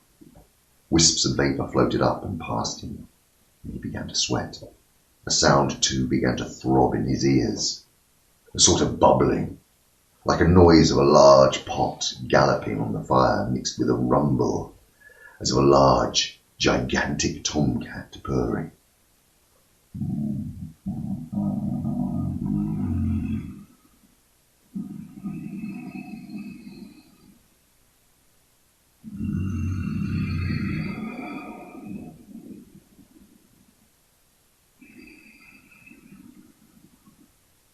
This grew to the unmistakable gurgling noise of some vast animal snoring in its sleep down there in the red glow in front of him. It was at this point that Bilbo stopped.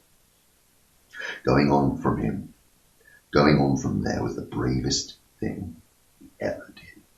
The tremendous thing that happened afterwards were as nothing compared to this. He fought the real battle in the tunnel alone before he ever saw the vast danger that lay in wait. At any rate, after a short halt, he did go, and you can picture him coming to the end of the tunnel, an opening of much the same size and shape of the door above, though it peeps the Hobbit's little head. Through it peeps the Hobbit's little head. Before him lies the great bottommost cellar of the dungeon hall of the ancient dwarves, right in the mountain's root. It is almost dark, so that its vastness can only dimly be guessed. But rising from the near side of the rocky floor is a great glow, the glow of smog. There he lay, the vast red gold dragon, fast asleep, a thrumming coming from his jaws and nostrils, and wisps of smoke, but his fires were low in slumber beneath him, underneath the limbs and his huge coiled tail.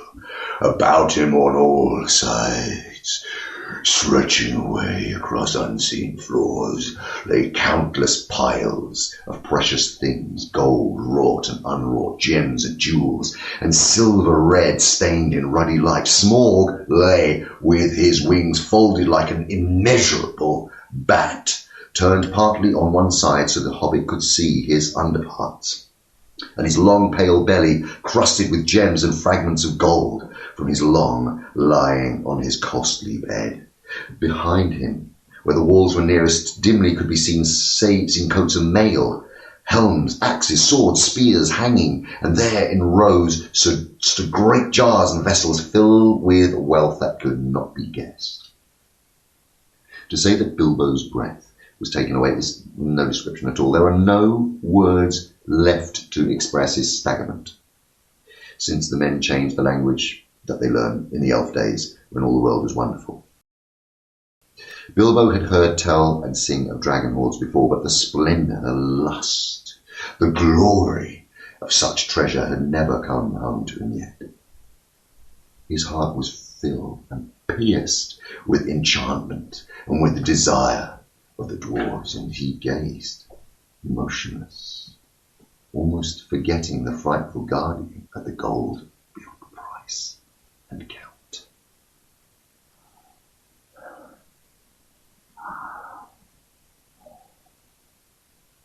He gazed for what seemed an age before. Drawn almost against his will, he stole from the shadow of the doorway across the floor to the nearest edge of the mound of treasure, and above him the sleeping dragon lay in dire menace, even in his sleep. He grasped a great two-handled cup as heavy as he could carry and cast one fearful eye upwards. Smaug stirred a wing.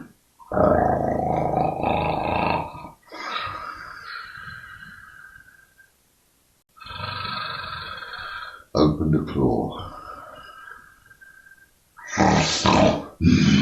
and the rumble of his snoring changed its note.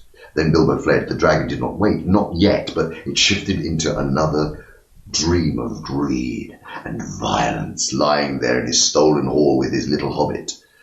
While the little hobbit toiled back up the long tunnel, his heart was beating, and a more fevered shaking was in his legs than was when he was going down, but he still clutched the cup. And his chief thought was, I've done it. I have done it. This will show them more like a grocer than a burglar. Indeed. Well, we'll have no more than that. Nor did he.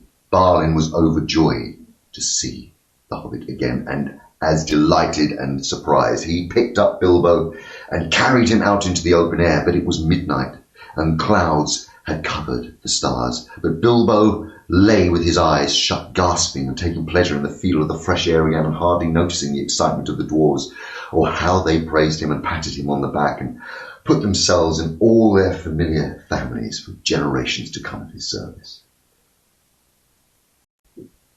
The dwarves were still passing the cup from hand to hand, and talking delightedly of the recovery of their treasure, when suddenly a vast rumbling woke in the mountain underneath it, as if an old volcano had made up its mind to start eruptions once again. The door behind them was nearly pulled to and blocked from closing with stones, but up the long tunnel came the dreadful echoes, far from the depths, of a bellowing and trampling that made the ground beneath them tremble, and the dwarves forgot their joy about their confident boasts of a moment before, and cowered down in fright. Smaug was still to be reckoned with. It does not do to leave a live dragon out of your calculations if you live near him.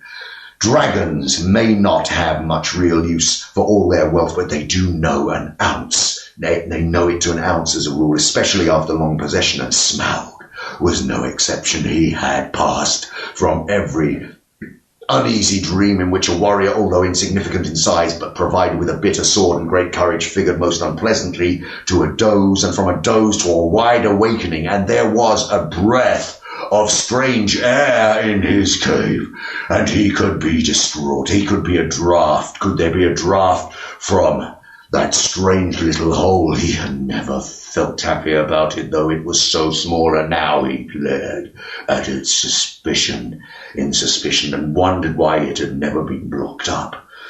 Of late he had half fancied he had caught the dim echoes of a knocking sound far that came down it through into his lair, and he stirred and stretched forth his neck to sniff, and then he missed the cup. Thieves, fire, murder. Such a thing had not happened since he first came to the mountain. His rage passes description. He came into the mountain, his rage, the sort of rage that is only seen when folk have more than they can enjoy, suddenly lose something that they have long had but never before used or wanted. His fire belched forth. The hall smoked. He shook the mountain roots.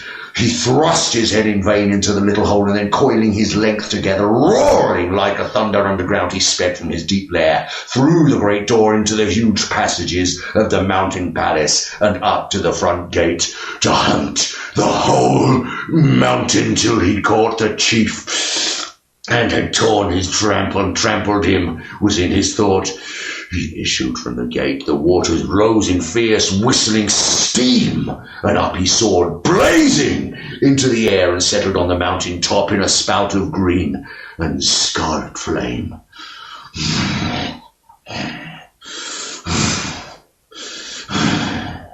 The dwarves heard the awful rumour of his flight, and they crouched beneath the walls of the grassy surface, cringing under the boulders, hoping somehow to escape the frightful eyes of the hunting dragon. There they could have all been killed if they had not been for Bilbo once again. Quick, quick, he gasped. The door, the tunnel. It's good here. It's good. It's no good here. Roused by these words, they were just about to creep inside the tunnel when Biffa gave a cry. My cousins, Bomber and Biffa, we've forgotten them. They're down in the valley. They will be slain. And all our ponies too, and all our stores lost, moaned the others. We can do nothing. Nonsense, said Thorin, recovering his dignity. We cannot leave them. Get inside, Mr. Baggins and Balin, and you two, Philly and Killy. The dragon shouts at all of us. Now, you others, where are the ropes? Be quick. Those were perhaps the worst moments they'd been through yet. The horrible sounds of Smaug's anger were echoing in the stony hollows far above. At any moment he might come blazing down or fly whirling round and round to find them there near the perilous cliffs, edging, hauling madly on the ropes. Up came Bofur, and was still safe. Up came Bomber, puffing and blowing while the ropes creaked, and he was still safe. And up came the tools and a bundle of stores, and the danger was upon them. A whirring noise was heard. Red light touched the points of the rocks standing And the dragon came. They barely had time to fly back down the tunnel, pulling and dragging their bundles, when Smaug came hurtling down from the north, licking the mountainsides with flame, beating with his wings with a noise like a roaring wind, his hot breath shriveling the grass before the door, and drove in through the crack that had left and scorched them as they lit. Flickering fires leapt, and black rocks shadows danced, and the darkness fell, and he passed again. The ponies screamed with terror, burst out their ropes, and galloped off wildly. The dragon swooped and turned around to pursue them, and was gone. "That'll be the end of our poor beasts," said Thorin. "Nothing can escape Smaug once he sees it. Here we are, and we shall have to stay unless one of us fancies tramping the long hope and miles back to the river with Smaug on the watch." It was not a pleasant thought. They crept further down the tunnel, where they lay and shivered, and though it was warm and stuffy, until the dawn came, the pale, and through the crack of the door, every now and again through the night, they could hear the roar of the flying dragon grow and pass and then fade. And he hunted round and round the mountainsides, and he guessed from the ponies and from the traces of the camps that he had discovered that men had come up from the river and the lake and had scaled the mountainside from the valley where the ponies had been standing. But the door withstood his searching eye, and the little high-walled bay had kept out his fiercest flames. Long he hunted in vain until the dawn chilled his wrath, and he went back to his golden couch to sleep and to gather new strength. He would not forget or forgive the theft, not if 1,000 years turned him to a smouldering stone, but he could afford to wait. Slow and silent he crept back into his lair, and half closed his eyes.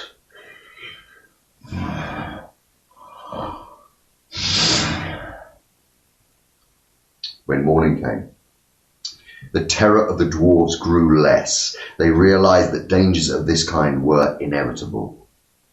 They realized that dangers of this kind in dealing with such a guardian now, and that it was no good giving up their quest yet.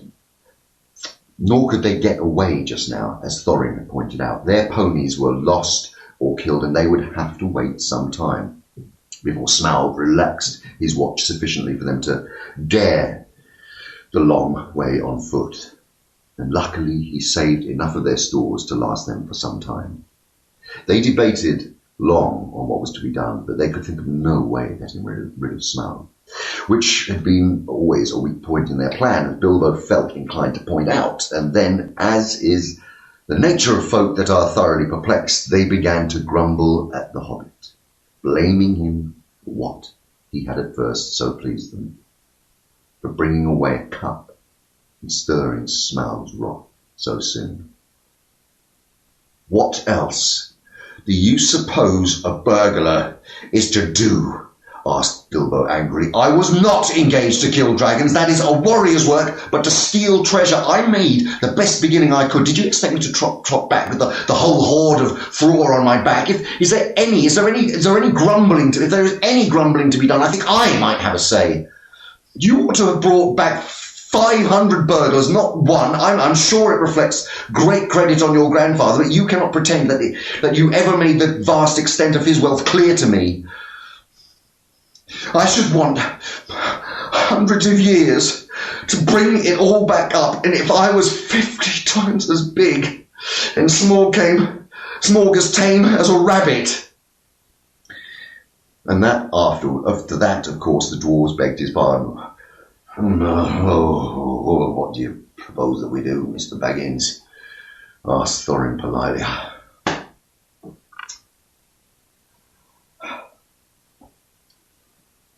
"I have no idea at the moment, if you mean removing the treasure. I mean, that obviously depends entirely on some new turn of luck, and of getting rid of Smaug. Getting rid of dragons is not at all in my line.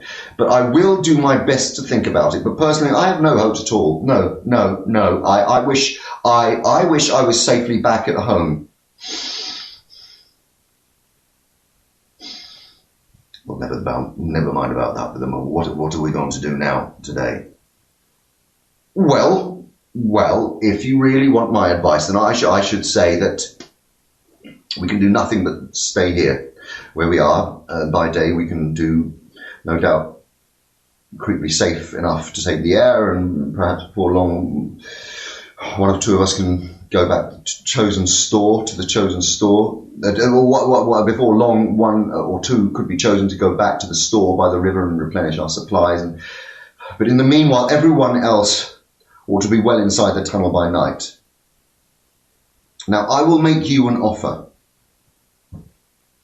I have got my ring, and I will creep down this very noon, and then if Smaug ought to be napping, if ever Smaug ought to be napping, and then I'll see what he's up to. Perhaps something will turn up, because every worm has a weak spot, as my father used to say, and though I'm sure it was not from his personal experience. Naturally, the dwarves accepted the offer eagerly.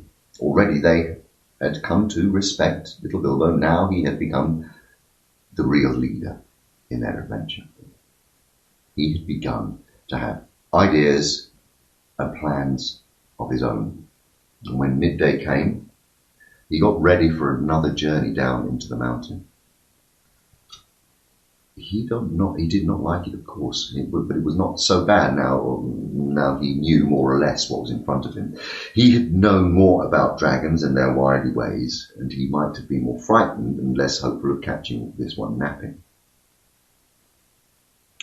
The sun was shining when he started, but it was as dark as night in the tunnel. The light from the door, almost closed, soon faded as he went down. So silent was his going that smoke on a gentle wind could have hardly surpassed it, and he was inclined to feel a little bit proud of himself as he drew near the lower door.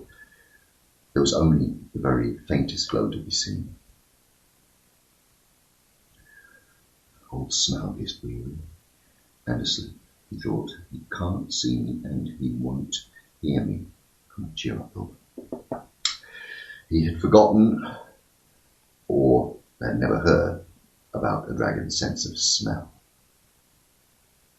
It's also an awkward fact that he kept half an eye open, watching while they sleep, if they are suspicious. Smaug certainly looked fast asleep, almost dead, dark, with scarcely a snore, more than a whiff of unseen steam, when Bilbo peeped once more from the entrance. He was just about to step out of the door onto the floor when he caught a sudden, thin and piercing red ray from under the drooping lid of Smaug's left eye. He was only pretending to be asleep. He was watching the tunnel's entrance. Hurriedly, Bilbo stepped back and blessed the luck of his ring. And then Smaug spoke. Worthy, I smell you, and I feel your air. I hear your breath. Come along. Help yourself again. There is plenty to spare. But Bilbo was not quite so unlearned in dragon lore as all that, and if Smaug hoped to get him to come nearer, he was easily he was disappointed.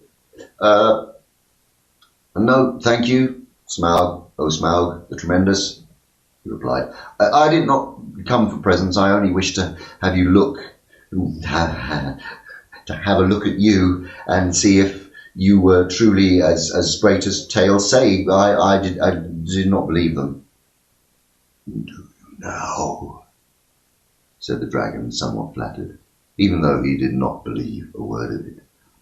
Oh, truly, songs and tales fall utterly short of reality. Oh, Smaug, the chiefest and greatest of all calamities, replied Bilbo. You have nice manners for a thief and a liar, said the dragon. You seem familiar with my name, but I don't seem to remember smelling you before. Who are you? And where do you come from? May I ask? Well, you may indeed. I come from under the hill, and under the hills and over the hills, and my path led. And through the air, I am he that walks unseen. So I can well believe, said Smell. But that is hardly your usual name. Well, I am the clue finder, the web cutter, the stinging fly. I was chosen for the lucky number. Lovely titles, sneered the dragon, but lucky numbers don't always come off. Well, I am he that buries his friends alive and drowns them and then draws them alive again from the water. I come from at the end of a bag, and no bag went over me. That doesn't sound so credible, scoffed Small.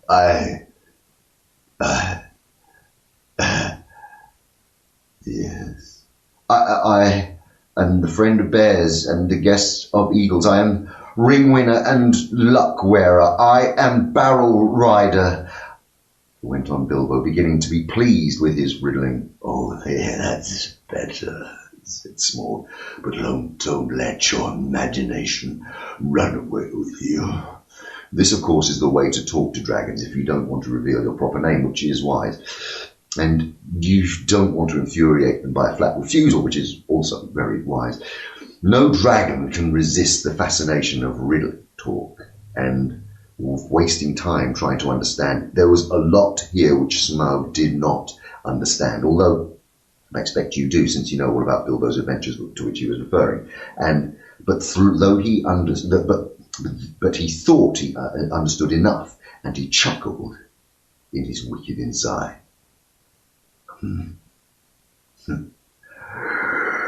I thought so last night, he smiled to himself.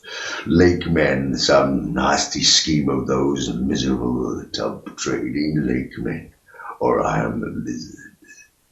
I have been down that way for an age and an age, but I will soon alter that. Oh, well, very, very well.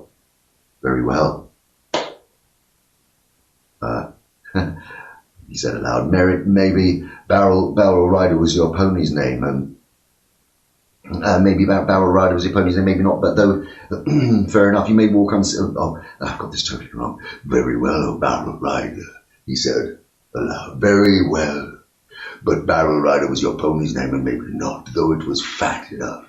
You may walk unseen, but you did not walk all the way. Let me tell you, I ate 6 ponies last night, and in return I shall catch and eat all the others.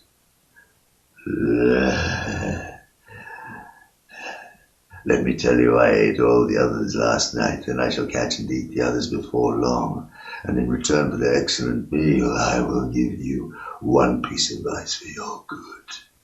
I don't have more to do with dwarves than you can help. The dwarves, said Bilbo in pretend surprise. Don't talk to me, said Smaug. I know the smell and the taste of dwarf. No one better. Don't tell me that I can eat a dwarf-ridden pony and not know it. You'll come to a bad end if you go with such friends, thief Barrel Rider. I don't mind if you go back and tell them so from me. But he did not tell Bilbo there was one smell he could make out at all, a hobbit smell. It was quite inside his experience and puzzled him mightily. I suppose you got quite a fair price for that cup last night, he went on. Come now, did you? Nothing at all? Well, that's just like them, and I suppose they are skulking outside, and your job is to do all the dangerous work and get what you can when I'm not looking for them. And did you get a fair share? Don't believe it. If you get off alive, you will be lucky.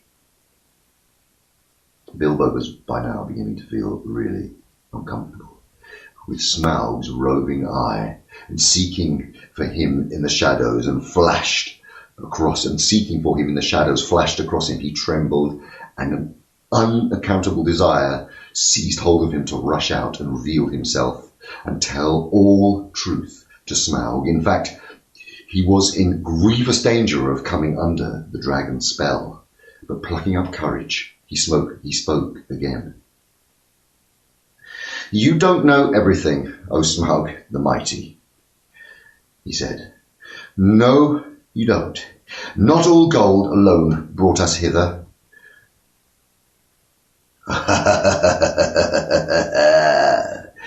"You admit us," laughed Smaug. "Why not say us 14 and be done with it, Mr. Lucky Number? I am pleased to hear that you had business in these deep parts. Besides my gold, in that case you may perhaps not altogether waste your time." "I don't know if it has occurred to you even..."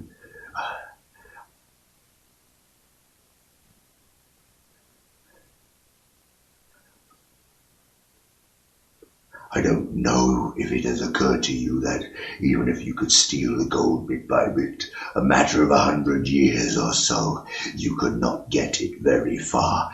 Not much use on the mountainside, not much use in the forest, bless me. Have you never thought of the catch? A 14th share, I suppose, or something like that. What were the terms, eh? What about delivery? What about cartage? What about armed guards and trolls and tolls?" And Smaug laughed aloud. He had a wicked and wily heart, and he knew his guesses were not far out, and thought that he suspected lakemen were at the back of the plans, and that most of the plunder was meant to stop there in the town by the shore, that in his young days he had been called Esargoroth. You will hardly believe this, but poor Bilbo was really taken very back. So far, all his thoughts and energies had been concentrated on getting to the mountain and finding the entrance. He had never bothered to wonder how the treasure was to be removed. He certainly never even thought how any part of it that might fall to his share was to be brought back all the way to Bag End under hill. Now a nasty suspicion began to grow in his mind.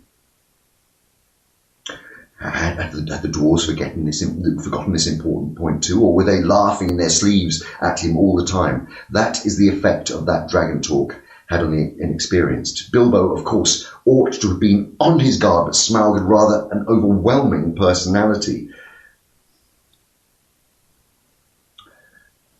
I tell you, he said, in an effort to remain loyal to his friends and keep his end up, that gold was only an afterthought with us. We came over the hill and under the hill by wave and wind for revenge.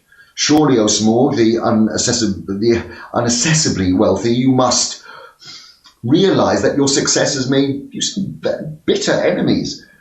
And then Smaug really did laugh, a devastating sound which shook Bilbo to the floor, while far up in the tunnel the dwarves huddled together and imagined that the Hobbit had come to a sudden and nasty death. "Revenge!" he snorted, and the light of his eyes lit the hall from the floor to the ceiling like scarlet lightning. "Revenge! The king under the mountain is dead, and where are the kin that dare seek revenge? Girion, Lord of Dale, is dead, and I have eaten his people like a wolf among sheep, and where are his sons? The dead dare approach me, I kill, where I wish, and none dare resist, and I laid low the warriors of old, and their like is not in the world today. Then I was strong, both young and tender. Now I am old and strong, Thief in the shadows, he gloated. My armor like tenfold shields, my teeth are swords, my claws are spears, the shock of my tail, the thunderbolt, my wings, a hurricane, my breath, death. I have always understood, said Bilbo in a frightened squeak, that dragons were softer underneath, especially in the region of the chest, but doubtless one so fortified has thought of that. The dragon stopped short in his boasting. Your information is antiquated, he snapped. I am armored above and below with iron, scales, and hard gems. No blade can pierce me. I might have guessed that. Truly there can nowhere to be found the equal of Lord Smaug the Impenetrable. What magnificence to possess a waistcoat of fine diamonds. Yes, it is. Rare and wonderful indeed, said Smaug, absurdly pleased. He did not know what the Hobbit had already caught a glimpse of. His peculiar undercovering on his previous visit, and was itching for a closer look for reasons of his own. The dragon rolled over. Look, he said. What do you say to that? Oh, dazzlingly, marvellous, perfect, flawless, staggering, exclaimed Bilbo aloud. But what he thought inside was, oh, fool, why there is a large patch in the hollow of his left breast, as bare as a nail out of its shell. A snail out of its shell. After that, he had seen Mr. Baggins' one idea was to get away. Well, I really must not detain your magnificence any longer, or, he said, or keep you from much needed rest. Ponies take some catching, I believe, after a long start. And so do burglars, he added as a parting shot, as he darted back up and fled up the tunnel. It was an unfortunate remark, for the dragon spouted terrific flames after him, and fast though he sped up the slope, he had gone nearly far enough to be comfortable before the ghastly head of Smaug was thrust against the opening behind. Luckily the whole head and jaws could not squeeze, but the nostrils sent fire forth and vapour to pursue him, and he was nearly overcome and stumbled blindly in great pain and fear. He had been feeling rather pleased with his cleverness of his conversation with Smaug, but his mistake at the end, shook him into better sense. Never laugh at live dragons, Bilbo, you fool, he said to himself, and it became his favourite saying of later, and passed into proverb. But you aren't nearly through this adventure yet, he said, and that was pretty true as well.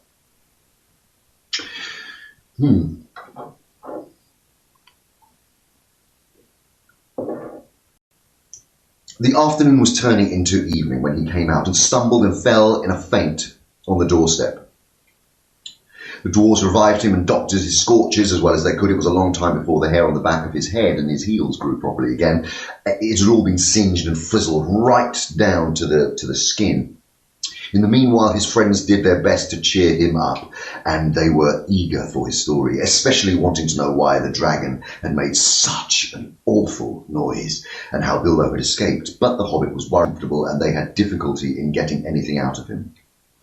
On thinking things over, he was now regretting some of the things he'd said to the dragon, and he was not eager to repeat them. The old thrush was sitting on the rock near, with his head cocked to one side, listening to all that was said.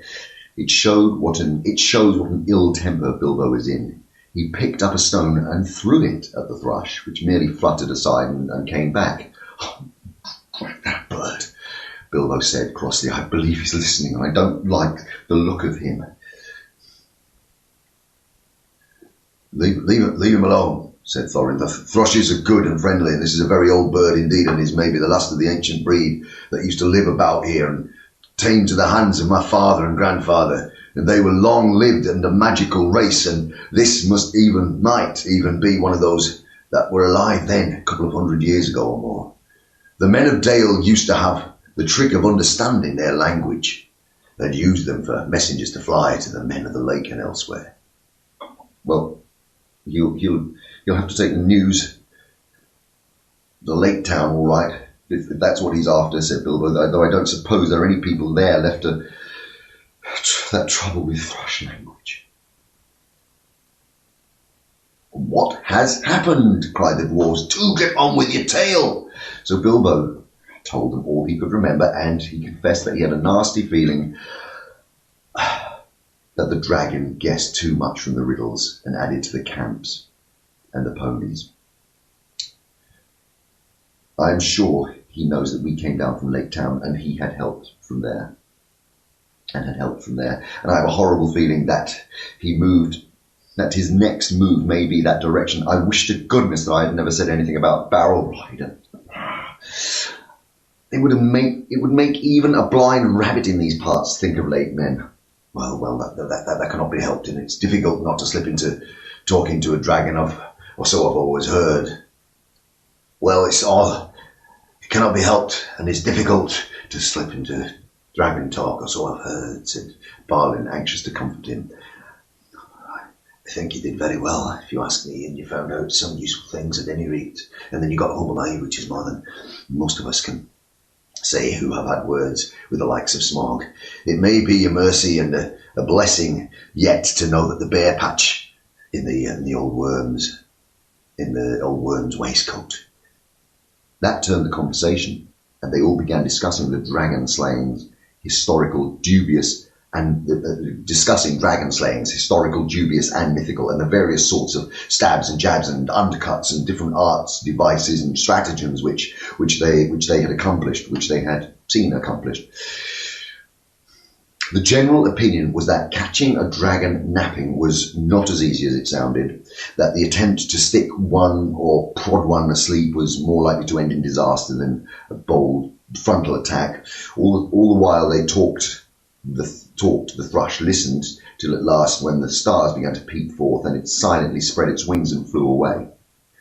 And all the while they talked and the shadows lengthened, Bilbo became more and more unhappy, and his foreboding grew.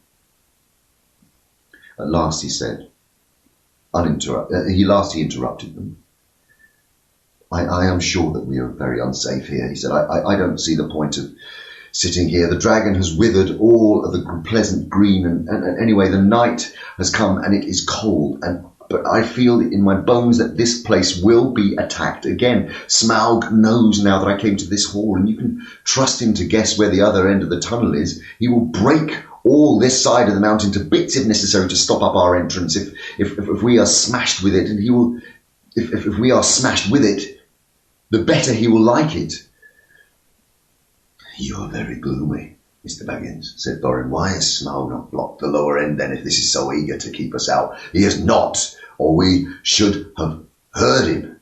I don't know, because at first he wanted to try and lure me in again, I suppose, and now perhaps because he is watching and waiting till after tonight's hunt, or because he doesn't want to damage his bedroom if he can help it. But I wish you would not argue. Smaug will be coming out at any minute now, and our hope only is to get well in the tunnel and shut the door. He seemed so much in earnest that the dwarves at last did as he said. Though he delayed shutting the door, it seemed a desperate plan, for no one knew whether or how they could get it open again from the inside, and the thought of being shut in a place from which only one way out led through the dragon's lair was not one they liked. And everything seemed quiet, both outside and down the tunnel. So for a longish while they sat inside, not far down from the half-open door, and went on talking. The tunnel to the dragon wicked word. The tunnel turned. The talk turned to the dragon's wicked words about the dwarves. Bilbo wished he had never heard them, or at least that he could feel quite certain that the dwarves were now absolutely honest when they declared they had never thought about what would happen after the treasure had been won. Yeah, we knew it would be a desperate venture, said Thorin, and we know that still. And I think still that when we have won it, it will be time enough to think about what to do with it. And as for your share, Mr. Baggins, I assure you that we are more than grateful, and you shall choose your own 14th as soon as we have anything to divide. And I'm sorry if you're worried about transport, and I admit the difficulties are great. The lands have not become less wild with the passing of time. Rather the reverse, but what we will do. But we will do whatever we can for you and take our share of the cost when the time comes. Believe me. Or not, as you like.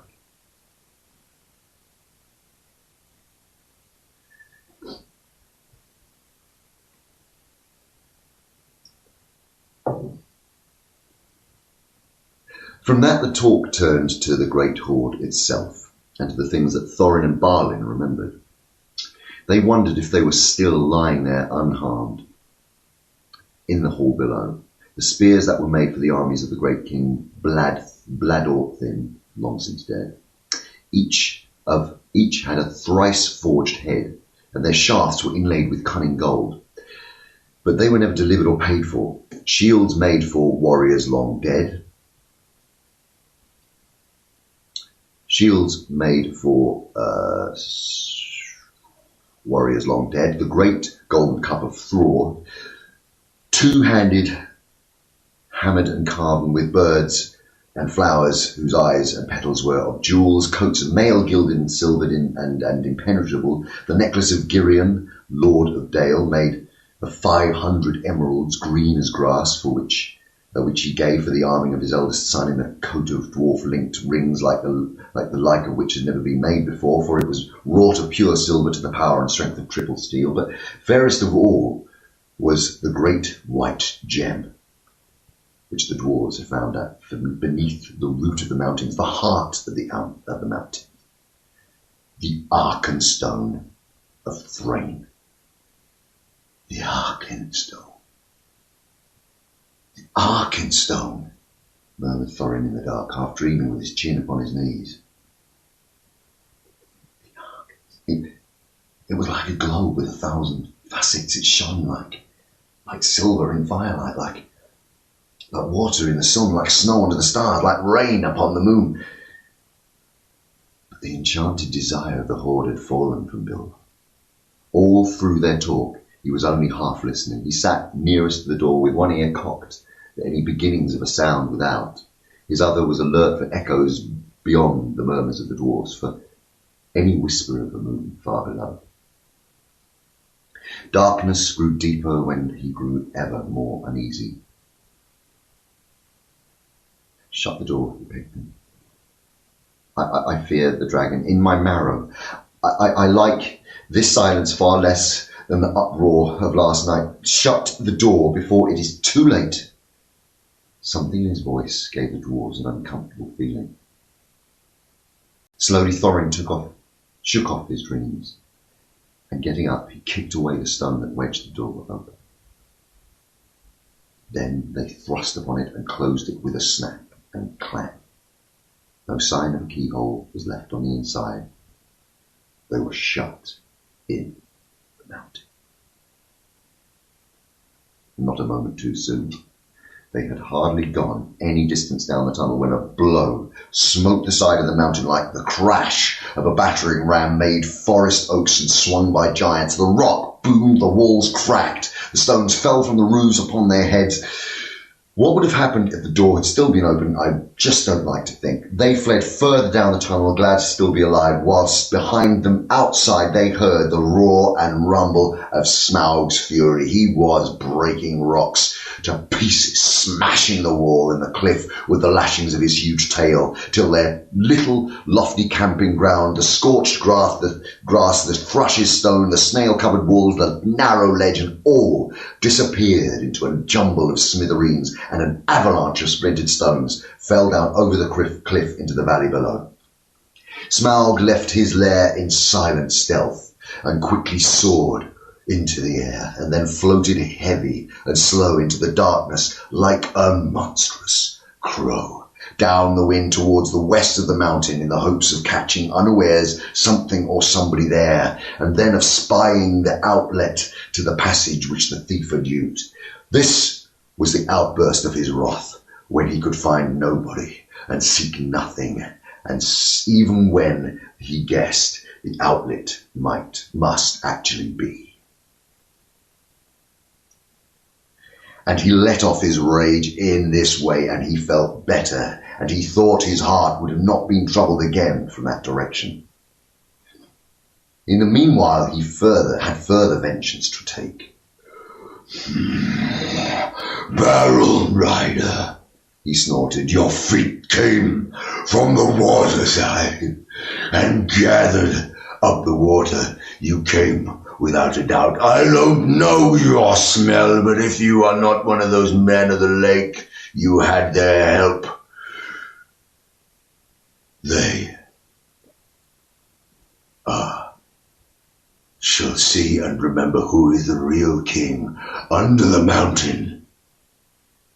He rose in fire and went away south towards the running river. Chapter 13. Not at home.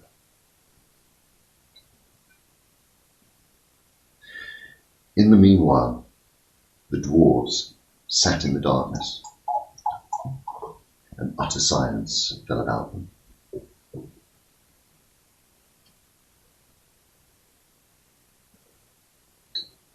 Little they ate, and little they spoke. They could not count for the passing of time, and they scarcely dared to move, for the whisper of their voices echoed and rustled into the tunnel. If they dozed, they woke still to darkness and to silence, going on unbroken. At last, after days and days of waiting, it seemed, when they were becoming choked and dazed for want of air that they could bear no longer, they would almost have welcomed sounds from below of the dragon's return. In the silence, they feared some cunning devilry of his, but they could not sit there forever. Thorin spoke. Let us try the door, he said. Must feel the wind on my face, or I shall die soon. Think I should rather be smashed by smog in the open than suffocate in here. So several of the dwarves got up and groped back to where the door had been, but they found that the upper end of the tunnel had been shattered and blocked with broken rock, and neither key nor magic it once obeyed would ever open that door again. We're trapped, they groaned. This is the end. We shall die here. But somehow, just when the dwarves were most despairing, Bilbo felt a strange lightening of his heart, as if a heavy weight had gone from under his waistcoat. Come, he said. Where there's life, there's hope, as my father used to say. The third time pays for all. I am going down that tunnel once again. I have been that way twice, when I knew there was a dragon at the other end, so I will risk a third visit when I am no longer sure. Anyway, the only way is down, and I think this is time that you had better all come with me. In desperation, they agreed, and Thorin was the first to go forward by Bilbo's side. Now do be careful, whispered the Hobbit, and be as quiet as you can. There may be no smog at the bottom, but then again, there may be. So don't let us take any unnecessary risks. Down and down they went. The dwarves could not, of course, compare with the Hobbit in real stealth. And they made a deal of puffing and shuffling, which echoes magnified alarmingly. But though every now and again Bilbo, in fear, stopped and listened, not a sound stirred below. Near the bottom, as well as he could judge, Bilbo slipped on his ring and went ahead. And he did not need it. But he did not need it. In the darkness, it was complete. They were all invisible, ring or no ring. In fact, so black was it that the Hobbit came to the opening unexpectedly, put his hand on air and stumbled forward, and rolled headlong into the hall. There he lay, face downward on the floor, and did not get up, or hardly even to breathe. But nothing moved. There was not a gleam of light, unless, as it seemed to him, when he slowly raised his head, there was a pale white glint above him and far off in the gloom, but certainly it was not a spark of dragonfire. Though the worm stench was heavy in the place, and the taste of vapour was on his tongue, at length Mr. Baggins could hear and bear it no more. "Confound you, Small, you," he squeaked loudly. "Stop playing hide and seek. Give me a light, and then eat me if you can catch me." Faint echoes ran around the unseen hall, but there was no answer. Bilbo got up and found that he did not know in what direction to run. "Now I wonder what on earth is Smaug playing at," he said. "He's not home today, or tonight, or whatever it is. I do believe if Oin and Gloin have not lost their tinder boxes, perhaps we can make a little light and have a little look around before luck turns."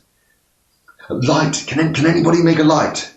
The dwarves, of course, were very alarmed when Bilbo fell forward down the step with a bump into the hall, and they sat just huddled there with where he had left them at the end of the tunnel. "Shh! Shh!" they hissed, and they heard his voice. And though they had helped the Hobbit to find out where they were, it was some time before he could get anything else out of them. But in the end, when Bilbo actually began to stamp on the floor and screamed out, "Light!" at the top of his shrill voice, Thorin gave way, and Oin and Gloin were sent back to their bundles at the top of the tunnel. After a while, a twinkling gleam showed them returning. Oin with a small pine torch alight in his hand, and Gloin with a bundle of others under his arm. Quickly Bilbo trotted to the door and took the torch, but he could not persuade the dwarves to light on the others or to come and join him yet. As Thorin carefully explained, Mr. Baggins was still officially their expert burglar and investigator, and if he liked to risk a light, that was his affair. They should wait in the tunnel for his report. So they sat near the door and watched. And then they saw the little dark shape of the Hobbit start across the floor, holding his tiny light aloft. Every now and again, he was still near enough, and they caught a glint and tinkle, and he stumbled on some golden thing. The light grew smaller as he wandered away into the vast hall, and then it began to rise, dancing into the air. Bilbo was climbing the great mound of treasure. He soon stood at the top and still went on. Then they saw him halt and stoop for a moment, but they did not know the reason.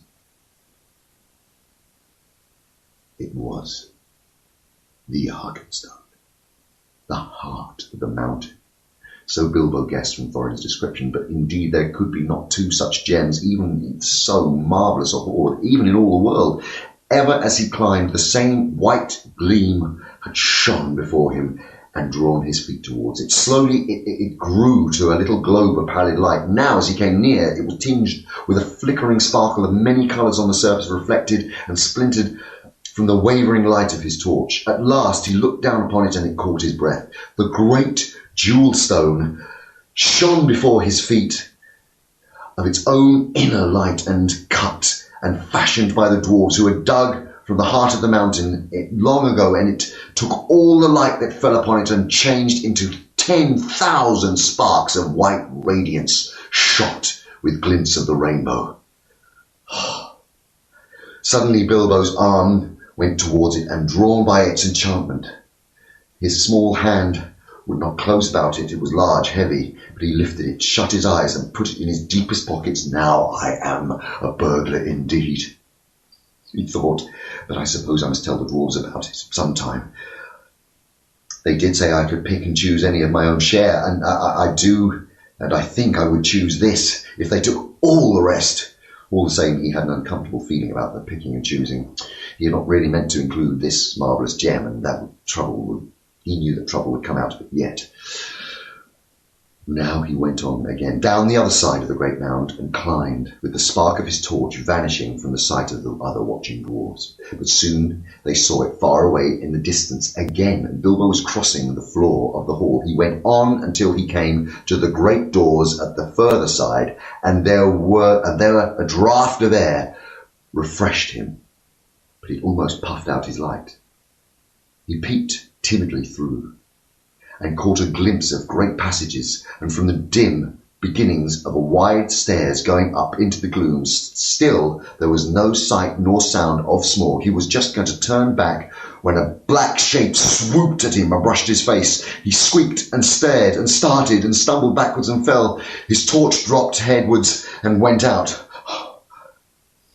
Only a bat, I suppose, I hope, he said miserably. What am I to do now? Which is east, south, north, or west? Thorin? Balin! Oin, glowing, filly, killy, he cried and shouted as he could. It seemed a thin little noise in the wide blackness. Oh, the light has gone out. Someone come and find me and help me, please. For a moment his courage had failed him altogether. Faintly the dwarves heard his small cries, and though the only word they could catch was help. Now, what on earth or under it had happened, said Thorin. Now, what on earth or under it had happened, said Thorin. Certainly not the dragon, or he would have not gone on squeaking. They waited a moment or two, and still there was no dragon noises, no sound at all, in fact, but Bilbo's distant voice. Come out, one of you, and get another light, or two. Thorin ordered. Seems that we have to go down and help our burglar. Well, it's about time.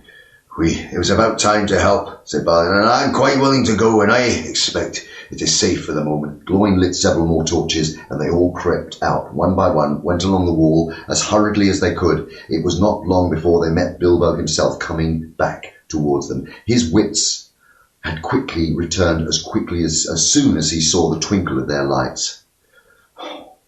Only a bat, a dropped torch, nothing worse, he said in answer to their questions, though they were much more relieved, and they were inclined to be grumpy. Though they were much relieved, and they were inclined to be grumpy at being frightened for nothing, but what they would have said if he had told them at that moment about the Arkenstone, I don't know. The mere fleeting glimpse of treasure which they had caught as they went along and rekindled all the fire of their dwarvish hearts. And when the heart of a dwarf, even by the most respectable, is wakened by gold and jewels, he grows suddenly bold and may become fierce. The dwarves indeed no longer needed any urging. They were now eager to explore the hall while they had chance, and willing to believe that, for the present, Smaug was away from his home. Each now gripped a torch. As they gazed, first from one side and then to the other, they forgot fear and even caution. They spoke aloud and cried to one another and lifted the old treasures from the mound or from the wall and held them in the light, caressing and fingering them. Filly and Killy were almost in a merry mood, and finding still hanging there many golden harps strung with silver, they took them and struck them, and being magical and untouched by the dragon, who had small interest in music, they were still in tune. The dark hall was filled with a melody that had long been silent, but most of the dwarves were more practical. They gathered gems and stuffed their pockets and let what they could not carry fall back through their fingers with a sigh. Thorin was not least among these, but he always searched from side to side for something that he could not find. It was the Arkenstone, but yet he spoke of it to no one.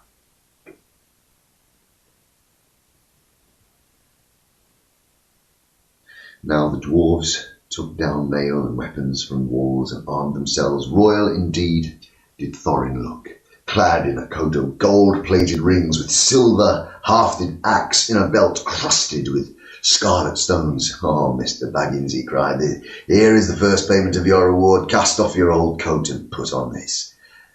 With that, he put on Bilbo a small coat of mail, wrought for some young elf prince long ago. It was of silver steel, which the elves called mithril, and with it went a belt of pearls and crystal. A light helm of figured leather strengthened beneath the hoops with hoops of steel, and studded about with brims of white gems, was set upon the hobbit's head. I feel magnificent, he thought, but I expect I look rather absurd. How they would laugh at me on the hill at home. Still, I wish there was a looking glass handy. At the same time, Mr. Baggins kept his head more clear of the bewitchment of the hoard than the dwarves did. Long before the dwarves were tired of examining the treasures, he became wary of it and sat down on the floor. And he began to wonder nervously what the end of all of it would be. I would give as good as many of these precious goblets, he thought, for a drink of something cheering out of Beorn's wooden bowls. Thorin, he cried aloud, what next? We are armed, but what good has any armour ever been before the Smaug the Dreadful? Has any armour been before Smaug the Dreadful? The treasure is not yet won. The treasure is not yet won back. We are not looking for gold yet, but for a way of escape, and we have tempted luck too long. You speak the truth, answered Thorin, recovering his wits. Let us go. I will guide you. Not in 1,000 years should I forget the ways of this palace. And he hailed the others, and they gathered together, holding their torches above their heads, and they passed through the gaping doors, not without many a backward glance of longing. Their glittering mail they had covered again with old cloaks, and their bright helms with their tattered hoods. One by one they walked behind Thorin, a line of little lights in the darkness that halted them, listening in fear once more for any rumour of the dragon's coming. Though the old adornments were long smouldered or destroyed, and though all was befouled and blasted with comings and goings of the monster, Thorin knew every passage and every turn. He climbed long stairs and turned and went down wide, echoing ways, and turned again and climbed yet up more stairs and yet more stairs again. These were smooth, cut out of living rock, broad and fair. And up the dwarves went, and they met no sign of any living thing, only furtive shadows that fled from the approach of their torches fluttering in the draughts. The steps were not made all the same for hobbit legs, and Bilbo was just feeling that he could go on no longer, when suddenly the roof sprang high and far beyond their reach of their torchlight. A white glimmer could be seen coming through an opening far above. The air smelt sweeter, and before them light came dimly through the doors, the great doors that hung twisted on the hinges and half burnt. This is the great chamber of Thror, said Thorin. The hall of feasting and of council. Now far off is the front gate. Not far off is the front gate. And they passed through the ruined chamber. Tables were rotting there. Chairs and benches were lying there, overturned, charred and decayed. Skulls and bones were upon the floor among flagons and bowls and broken drinking horns and dusts. And as they came through yet more doors at the further end, a sound of water fell upon their ears, and they grew light, and a sound of water fell upon their ears, and they grew light, and a grey light grew suddenly more full. Oh, there is the birth of the running river. Oh, for here it hastens to the gate, let us follow it. Out of a dark opening in the wall of rock issued boiling water, and it flowed swirlingly into a narrow channel, and carved and made straight and deep by the cunning of ancient hands. Beside it ran a stone-paved road, enough for many men abreast. Swiftly along this they ran, and round a sweeping wide turn, and behold, before them stood the broad light of day. In front of them there rose a tall arch, showing still the fragments of old carven work, with it worn and splintered and blackened though it was. A misty sun sent its pale light between the arms of the mountains, and the beams of gold fell on the pavement and the threshold.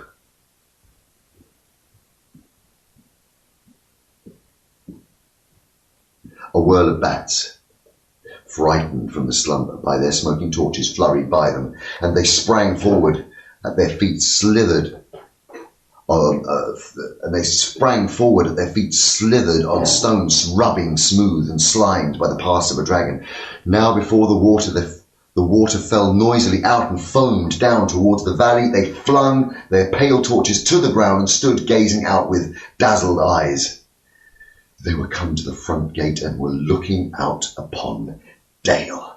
"Oh, well," said Bilbo, "I never expected to be looking out of this door, and I never expected to be so pleased to see the sun again and to feel the wind on my face, but, ooh, the wind is cold." It was. A bitter easterly breeze blew with the threat of oncoming winter. It swirled over and round the arms of the mountain into the valley inside among the rocks, and after their long time in the stewing depths of the dragon-haunted caverns, they shivered in the sun. Suddenly Bilbo realised he was not only tired but also very hungry indeed. It seems to be late morning," he said, "and so I suppose it's more or less breakfast time, if there is any breakfast left to have. But I don't feel that Smaug's front doorstep is the safest place for a meal. Well, do let's go where we can sit for a while, for a bit." "You're quite right," said Balin, "and I think I know which way we should go now. We should go and make we ought to make for the old lookout. The old lookout post at the southwest corner of the mountain." Well, how far is that?" said the Hobbit. 5 hours march, I think, and it'll be a rough going. The road from the gate along the left edge of the stream is all broken up, but look down there, the river loops, and suddenly east across the dale in front of the ruined town. At that point there once was a bridge that led to the great stairs that climbed up the river bank, and so to the running river down towards Raven Hill. There is or was a path that led to the road that climbed up to the post. A hard climb too, if the old steps are there. "Oh dear me," grumbled the Hobbit, "more walking and more climbing without breakfast. I wonder how many breakfasts and other meals we have missed inside that nasty, clockless, timeless hole." As a matter of fact, 2 days, 2 nights had been and gone, not altogether without food, since the dragon smashed the magic door, but Bilbo quite lost count, and it could have been 1 night or a week of nights for all he could tell. Come, said Thorin, again laughing. His spirits had begun to rise, and he rattled his precious stones in his pockets. "Don't call my palace a nasty hole. You wait till it has been cleaned and redecorated. That won't be till Smaug's dead," said Bilbo glumly. "In the meantime, where is he? I would give a good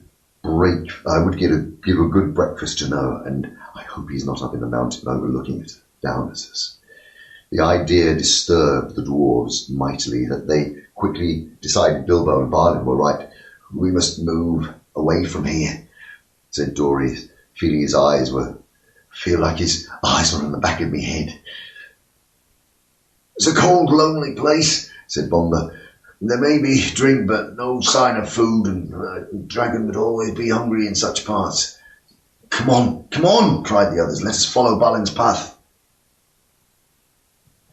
Under the rocky wall to the right there was no path, so they trudged among the stones on the left side of the river, and the emptiness and the desolation soon sobered even with Thorin again.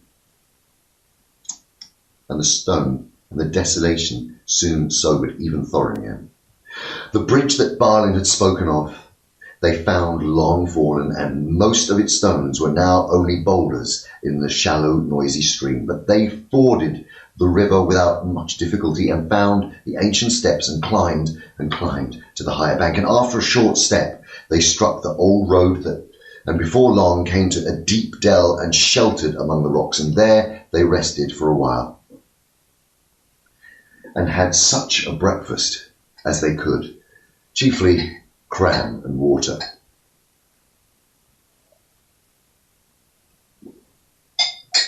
Now, if you want to know what cram is, I can only say that I don't know what the recipe is, but it is kind of biscuitish and keeps good indefinitely, and it's supposed to be sustaining and is certainly not entertaining, but being in fact very uninteresting, except as a sort of chewing exercise. It was made by the lakemen for long journeys. Anyway, after all that, they went on again, and now they struck the road westwards and left the river, and the great shoulder of the south-pointing mountain spur drew even nearer and nearer. At length they reached the hill path, and it scrambled steeply up, and then they plodded slowly down, one behind the other, till at last, in the late afternoon, they came to the top of the ridge and saw the wintry sun going downwards into the west.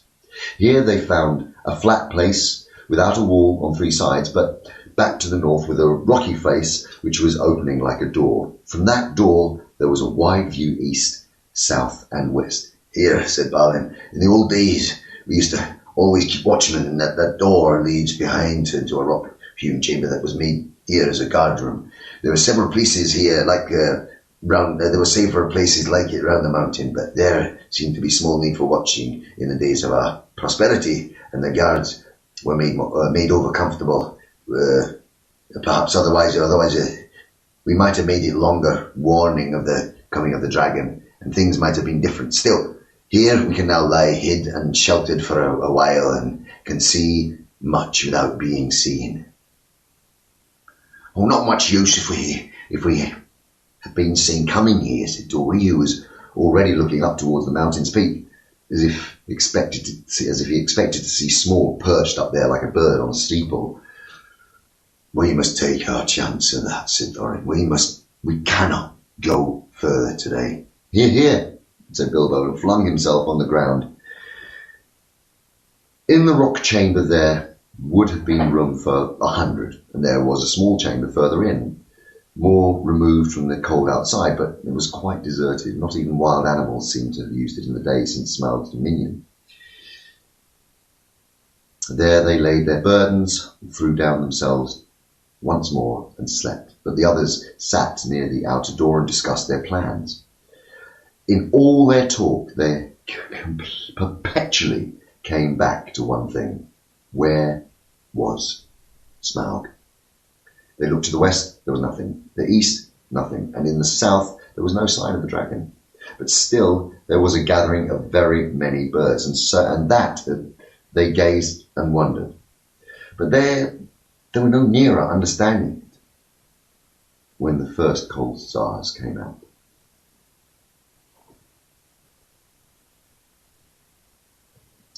Okay, so here we're going to go and take a little break, a little comfort break for you all, and for me, of course. It's getting close. Chapter 14, Fire and Water. Now, if you wish, like the dwarves, to hear news of Smaug, you must go back again to the evening where he smashed the doors off, flew off in a rage 2 days before. The men of Lake Town, Esgaroth, were mostly indoors, for the breeze was from the black east and chill, but few were walking on the quays and watching, as they were fond of doing, and the stars shine out from the smooth patches of the lake as they opened in the sky. From their town, the lonely mountain was mostly screened by low hills at the far of the lake, through a gap in which the running river, came down from the north. Only at its high peak could they see in clear weather, and they seldom looked at it, for it was ominous and drear even in the light of morning. Now it was lost and gone, blotted in the dark. Suddenly it flickered back into view, and a brief glow touched it and faded. "Look," said one. The lights again." Last night the watchman saw them and started to fade from midnight until dawn. "Something's happening up there." "Perhaps the king of the mountain is forging gold," said another. No, it's long since he went north. It's the time the songs began to prove themselves again. Which king? Said another with a grim voice. As like as not, it's the marauding fire of the dragon, the only king under the mountain that we have ever known. You were always foreboding gloomy things, said the others. Anything from floods to poisoned fish. Think of something cheerful. Then suddenly a great light appeared in the low place of the hills, and the northern end of the lake turned golden. The king beneath the mountain, they shouted. His wealth is like the sun, his silver is like a fountain. His rivers golden run, the river is running gold from the mountain, they cried. And everywhere the windows were opening and feet were hurrying. There was once more a tremendous excitement and enthusiasm, but the grim-voiced fellow ran hot-foot to the master.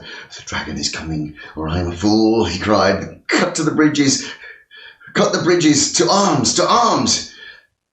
Then warning trumpets were sounded suddenly and echoed along the rocky shores. The cheering stopped, and the joy was turned to dread.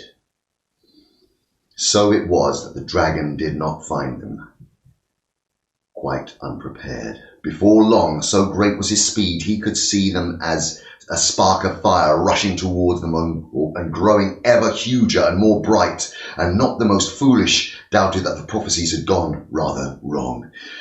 Still, they had little time. Every vessel in the town was filled with water. Every warrior was armed. Every arrow and dart was ready, and the bridge to the land was thrown down and destroyed before the roar of Smaug's terrible approach grew loud, and the lake rippled red as fire beneath the awful beating of his wings. Amid the shrieks and wailing of the shouts of men, he came over them, swept over bridges, and was foiled. The bridge was gone, and his enemies were on the island in deep water, too steep and dark and cool for his liking. If he plunged into it, a vapour and a steam would rise out enough to cover all the land with a mist for days, but the lake was mightier than he. It would quench him before he could pass through. Roaring as he swept back over the town, a hail of dark arrows leapt and snapped and rattled on his scales and jewels, and their shafts fell back, kindled by his breath, burning and hissing into the lake. No fireworks you ever imagined equalled the sights that night, and the twanging of the bows and the shrilling of the trumpets, and the dragon's wrath blazed to its heights, till he was blind with mad with it, and no one had dared give battle to him for many an age, nor would have dared now. If it had not been for the grim-voiced man, Bard was his name, who ran to and fro, cheering on the archers and urging the master to order them to fight to the last arrow. Fire leapt up from the dragon's jaws. He circled for a while high in the air above them, lighting all the lake. The trees by the shores shone like copper and blood, with leaping shadows of dense black on their feet. Then down he swooped straight through the arrow storm, reckless in his rage, taking no heed to turn his scaly sides towards the foes, to seeking only to set their town ablaze. Fire leapt from the thatched roofs, and the wooden beams burned, and he hurled down past and round again through all that had been drenched with water before he came. Before he came. Water by 100 hands wherever a spark appeared. Back swirled the dragon, a sweep of his tail, and the roof of the great house crumbled and smashed down. Flames unquenchable sprang into the night. Another swoop, and another house, and another sprang afire and fell, and still no arrow hindered Smaug or hurt him more than a fly from the marshes. Already men were jumping into the water on every side. Women and children were being huddled and laden into boats in the market pool. Weapons were being flung down. There was mourning and weeping where there was but little time, where but a little time ago the old songs of mirth to come had been sung about the dwarves. Now men cursed their names. The master himself was turning to his great gilded boat, hoping to row away in the confusion and save himself. Soon all the town would be deserted and burned down to the surface of the lake. That was the dragon's hope. They could they could all get into the boats for all he cared. There he would have the finest sport hunting them, for there he could stop until they starved, let them try to get to land, and he would be ready. Soon he would set all the shoreland woods ablaze and wither every field and pasture. Now he was just enjoying the sport of town baiting more than he had enjoyed anything for years. But there was still a company of archers that held their ground among the burning houses. Their captain, Bard, grim-faced and grim-voiced, whose friends had accused him of prophesying floods and poisoned fish, though they knew his worth and courage. He was a descendant in the long line of Girion, Lord of Dale, whose wife and children had escaped down a running river from ruin long ago. Now he shot with his great yew bow till all his arrows but one were spent. The flames were near him. His companions were leaving him. He bent his bow for the last time. Suddenly, out of the dark, something fluttered to his shoulder. He started, but it was only an old thrush. Unafraid, it perched by his ear and brought him news. Marvelling, he found he could understand its tongue, for it was the race of Dale. Wait, he said. It said to him, the moon is rising. Look to the hollow of the left abreast as he flies and turns above you.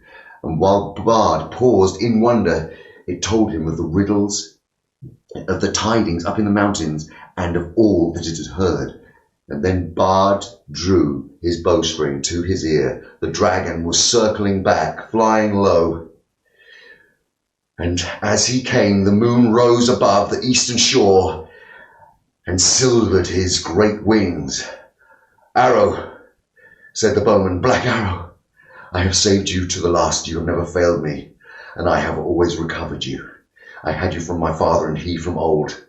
If ever you came from the forges of the true king under the mountain, go now, and speed well. The dragon swooped once more, lower than ever, and as he turned and dived down, his belly glittered white with sparkling fire, gems in the moon, but not in one place. The great bow twanged, the black arrow sped straight through from the string, straight through the hollow of the left breast where the foreleg was flung wide open, and it smote and vanquished barb, shaft, and feather. So fierce was its flight, with a shriek that deafened men, felled trees and split stones. Smaug shot, spouting up into the air, turned over and crashed down from the high in ruin. Full on the town he fell. Parks and glades, and the lake roared in. Vast steam leapt up, white in the moon. There was a hiss, a gurgling, gushing whirl, and then silence. That was the end of Smaug and Esgaroth, but not of Bard. The waxing moon rose higher and higher, and the wind grew loud and cold. It twisted the white fog into bending pillars and hurrying clouds, and drove it off to the west to scatter in tattered shreds over the marshes before Mirkwood. Then many boats could be seen dotted on the surface of the lake. Down the wind came the voices of the people of Esgaroth, lamenting their lost town and goods and ruined houses. But they really had much to be thankful for, had they thought of it, for though it could be hardly expected that they should be just then, 3/4 of the people of the town had at least escaped alive. Their woods and fields and pastures and cattle, and most of their boats remained undamaged, and the dragon was dead. What that meant, they had not yet realized. They gathered in mournful crowds upon the western shores, shivering in the cold wind, with their first complaints and anger were against the master who had left the town so soon, while some were left still willing to defend it.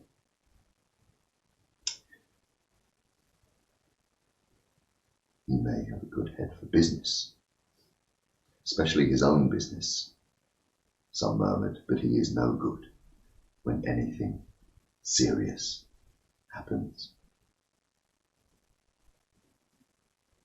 and they praised the courage of the bard and his last mighty shot. If only he had not been killed, they said, we would make him a king, Bard the dragon shooter of the line of Girion. Alas, that he is lost. And in the very midst of their talk, a tall figure stepped from the shadows. He was drenched with water. His black hair hung wet over his face and shoulders, and a fierce light was in his eyes. Bard is not lost, he cried. He died from Esgaroth when the enemy was slain. I am Bard of the line of Girion. I am the slayer of the dragon. King Bard! King Bard! They shouted, but the master ground his chattering teeth. Girion was Lord of Dale, not of Esgaroth, he said. In the lake town we have always elected masters from the old and wise, and have not endured the rule of mere fighting men. Let King Bard go back to his own kingdom. Dale is now free by his valour, and nothing hinders his return. And any that wish can go with him, if they prefer cold stones under the shadows of mountains to the green shores of the lake. The wise will stay here and hope to rebuild our town and enjoy again its time, its peace and riches. We will have King Bard, the people said near at hand, and shouted in reply. We have had enough of old men and money counters. And people further off took up the cry, up the bowmen and down with the money bags. Still, till the echo clamoured the whole shore along.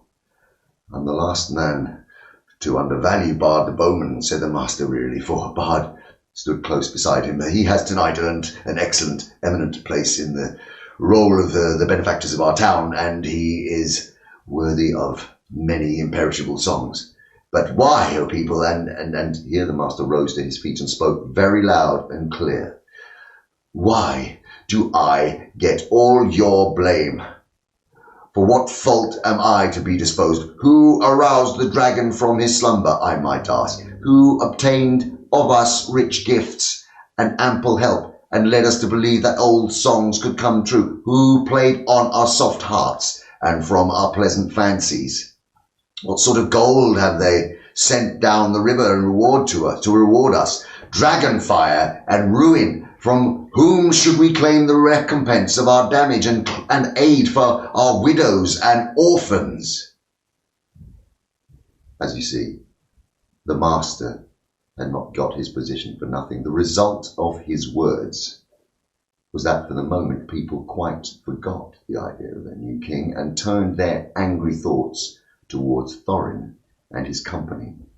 Wild and bitter words were shouted from many sides, and some of those who had before sung the old songs loudest were now heard as loudly crying that the dwarves had stirred the dragon up against them deliberately.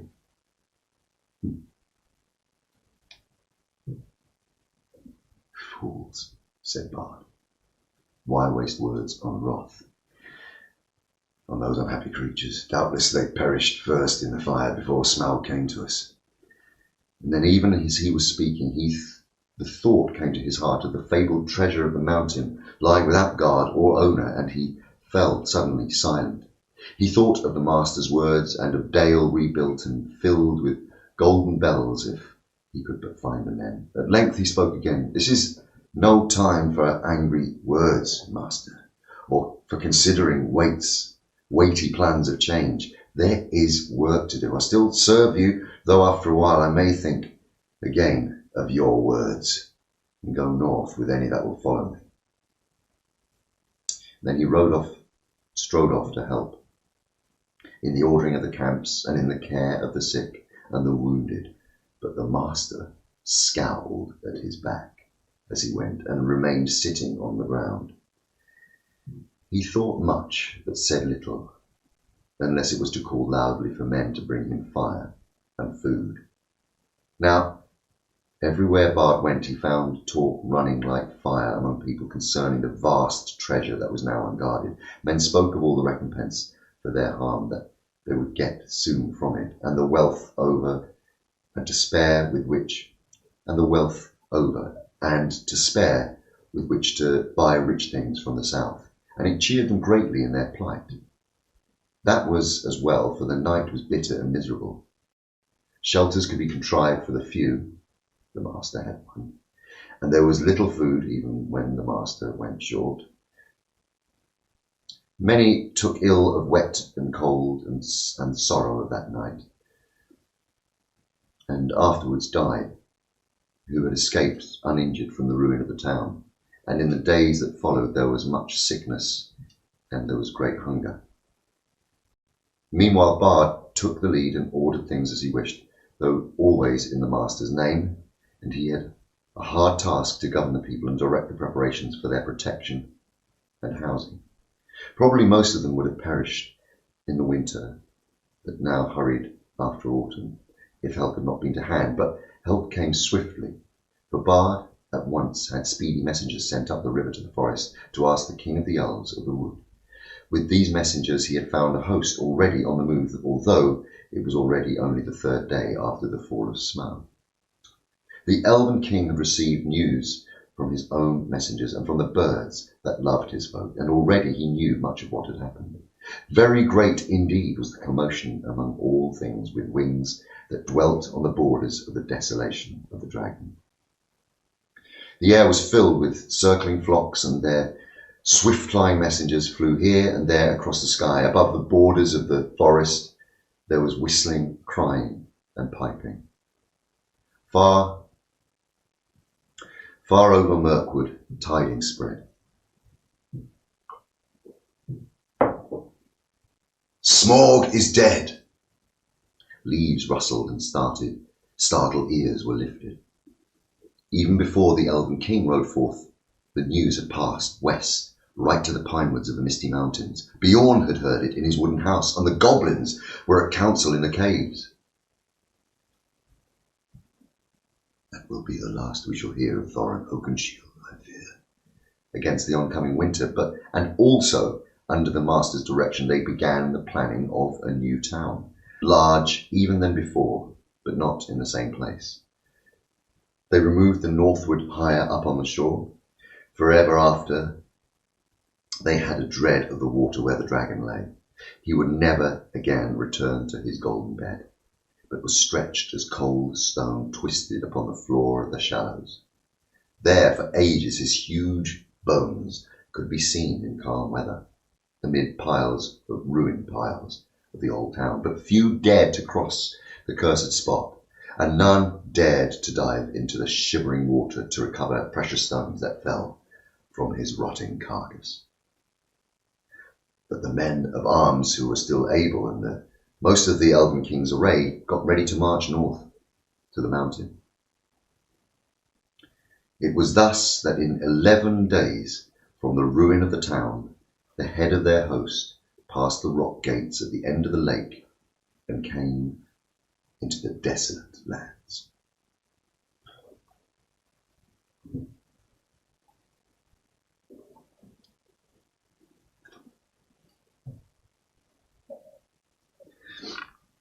Chapter 15.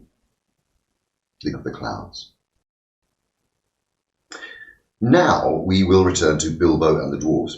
All night one of them had watched, but when the morning came they had not heard or seen any sign of danger. But evermore thickly the birds were gathering. Their companies came flying from the south. Their crows that still lived about the mountain were wheeling and crying unceasingly above. Something strange is happening, said Thorin. The time has gone for the autumn wanderings. These are birds that dwell always in the land. There are starlings and flocks of finches, and far off many carrion birds, as if a battle were afoot. Suddenly Bilbo pointed. There's that old thrush again, he cried. He seems to have escaped when Smaug smashed the mountainside, but I don't suppose the snails have. Sure enough, the old thrush was there, and Bilbo pointed, and he flew towards them and perched on a stone nearby. Then he fluttered his wings and sang.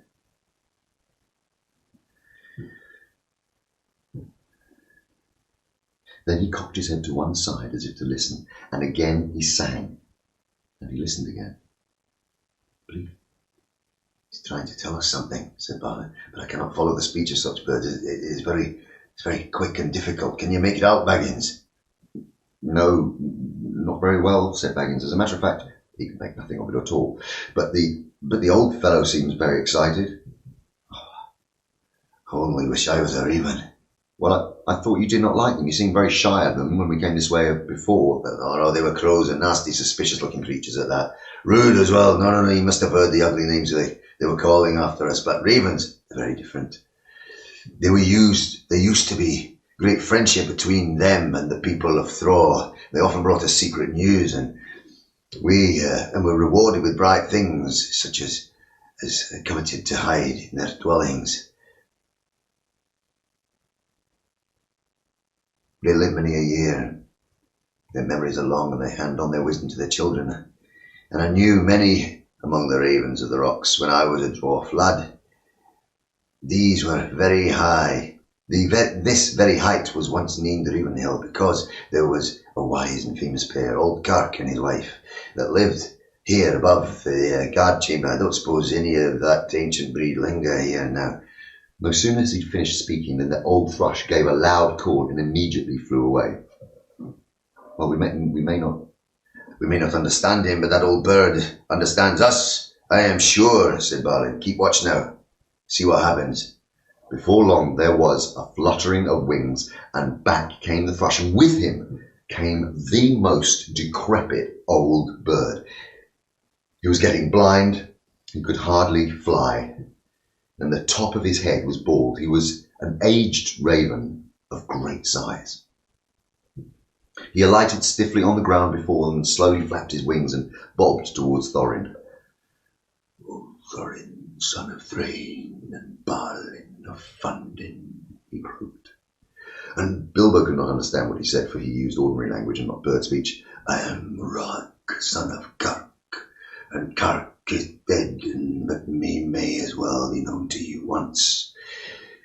It is 100 years and 53 since I came out of an egg, and I do not forget what my father said. Now I am the chief of the great ravens of the mountain.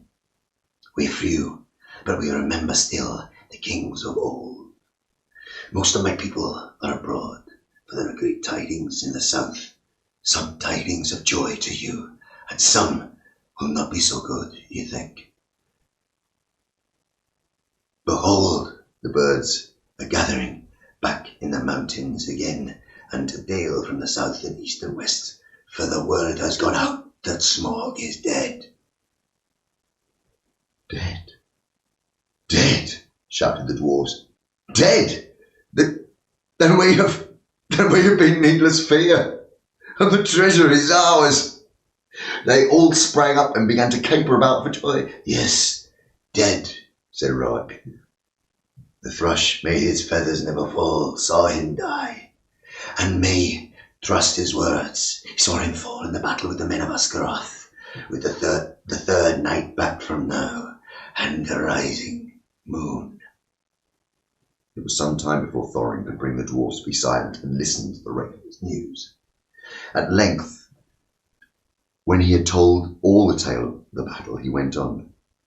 "So much for joy, O Thorin Oakenshield. You may go back to your halls in safety, and all the treasure is yours for the moment. But there are many gathering hither beside birds. The news of death of the Guardian has already gone far and wide, and the legend of the wealth of Thor has not lost in the telling during these many years. Many are eager for the spare of spoil. Already a host of elves is on its way, and carrion birds are there with them, hoping for battle and slaughter. By the lake men murmur that sorrows are due to the dwarves, for they are homeless and have died, many of them, and Smaug has destroyed their town, they think, to find amends from your treasure, whether you are alive or dead. Your own wisdom must decide your course, but 13 is a small remnant of the great folk of Durin that once dwelt here and are now scattered far. If you will listen to my counsel, you will not trust the master of Lake Men, but rather him that shot the dragon with his bow. Bard he is, of the race of Dale, the line of Girion. He is a grim man, but true. We would see peace once more among the dwarves and men and elves after long desolation, but it may cost you dear in gold. I have spoken. Then Thorin burst forth in anger. Thanks, Roak, Kark's son. You and your people shall not be forgotten, but none of our gold shall thieves take, or the violent carry off while we are alive. If you would earn our thanks still more, bring us news of that any that draw near. And also I would beg of you, if any of you are still young and strong of wing, that you would send messengers to our kin in the mountains of the north, both west of here and east, to tell them of our plight.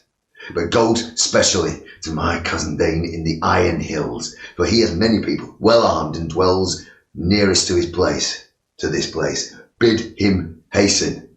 I will not say this counts this. I will not say if this counsel be good or bad, croaked Roak, but I will only do what can be done. And then off he flew softly.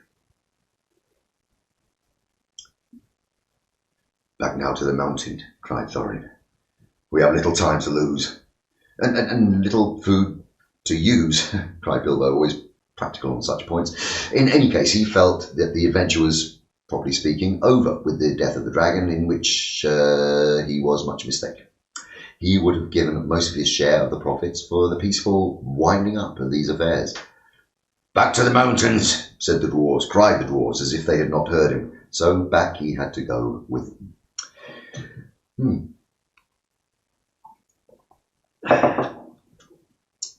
As you have heard of some of the events already, you will see that the dwarves still had some days before them.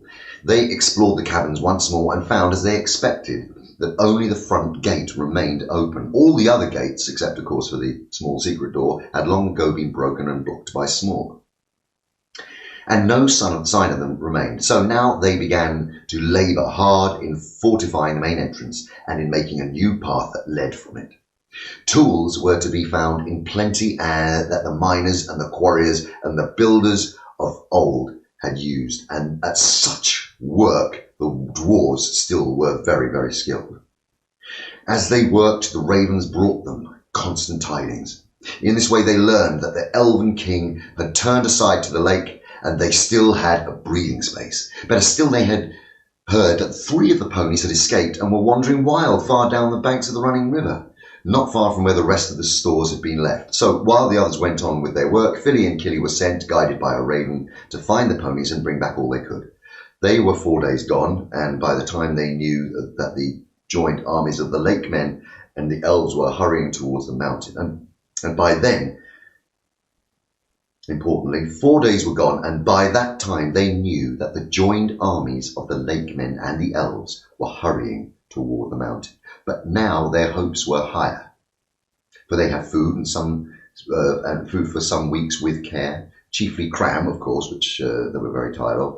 But cram is much better than nothing, and already the gate was blocked with a wall of squared stones laid dry but very thick and high across the opening. There were holes in the wall through which they could see or shoot, but no entrance. They climbed in or out with ladders. They hauled stuff up with ropes for the issuing of the stream. They had contrived a small, slow arch underneath the wall, but near the entrance. So now they altered the narrow bed so that a wide pool stretched from the mountain wall to the head of the fall, over which the stream went down to Dale. Approach to the gate was now only possible, without swimming, along a narrow ledge to the cliff. To the right, as one looked outwards from the wall, the ponies they had brought only to the head of the steps above the old bridge, and unloading them there, had bidden them return to their masters and sent them back riderless to the south. There came at night, when suddenly there were many lights of fires and torches away south in Dale before them. They've come, called by, and their camp is very great. And they must have come into the valley under cover of dusk along both of the banks of the river.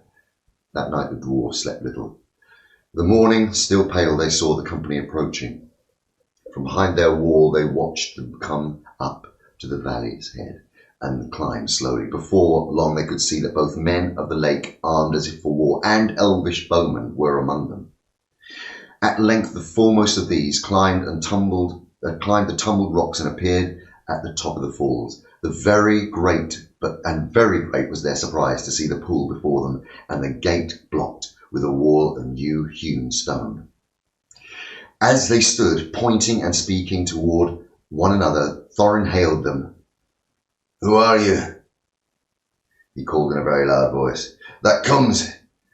"Who are you?" he called in a very loud voice. "That comes here as if to war to the gates of Thorin, son of Thrain, king under the mountain. What is it you desire?" But they answered nothing. Some turned swiftly back, and the others, after gazing for a while at the gate and in defences, soon followed them. Then, that day, the camp was moved to the east of the river, right between the arms of the mountain. The rocks echoed with the voices with song, too, of elven harps and of sweet music, and as it echoed up towards them, it seemed that the chill of the air was warmed, and they caught faintly the fragrance of woodland flowers blossoming in spring. Then Bilbo longed to escape from the dark fortress and to go down to join the mirth and the feasting by the fire. Some of the younger dwarfs were moved in their hearts too, and they muttered that they had wished things had fallen out otherwise, and that they had come welcome, and that they might welcome such folk as friends. But Thorin scowled. And then the dwarves themselves brought forth harps and instruments and regained from the horde and made music to soften his mood. But their song was not an elvish song, but was much like the song they had sung before in Bilbo's little hobbit hole. Under the mountain dark and tall, the king has come unto his hall. His foe is dead, the worm of dread, and ever so his foes should fall. The sword is sharp, the spear is long, the arrow swift, the gate is strong, the heart is bold that looks on gold. The dwarves shall no more suffer wrong. The dwarves of yore made mighty spells, while hammers fell like ringing bells, in places deep where dark things sleep, in hollow halls beneath the fells. On silver necklaces they strung the light of stars, on crowds they hung the dragon fire from twisted wire. The melody of harps they rung. The mountain throne once more is freed. Summons heed, come haste, across the waste. The king friend and king has need. Now call we over mountain back unto the caverns old. Here at the gates the king awaits. His hands are rich with gems and gold. The king is come unto his hall, under the mountain dark and tall. The worm of dread is slain and dead, and ever so our foes shall fall. This song appeared to please Thorin, and he smiled again and grew merry, and he began reckoning the distance to the Iron Hills and how long it would be before Dane could reach the Lonely Mountains, if he set out as soon as the message reached him. But Bilbo's heart fell, both at the song and the talk. They sounded much too warlike. The next morning, early, A company of spearmen was seen crossing the river and marching up the valley. They bore with them the green banner of the Elven King and the blue banner of the lake, and they advanced until they stood right before the wall at the gate.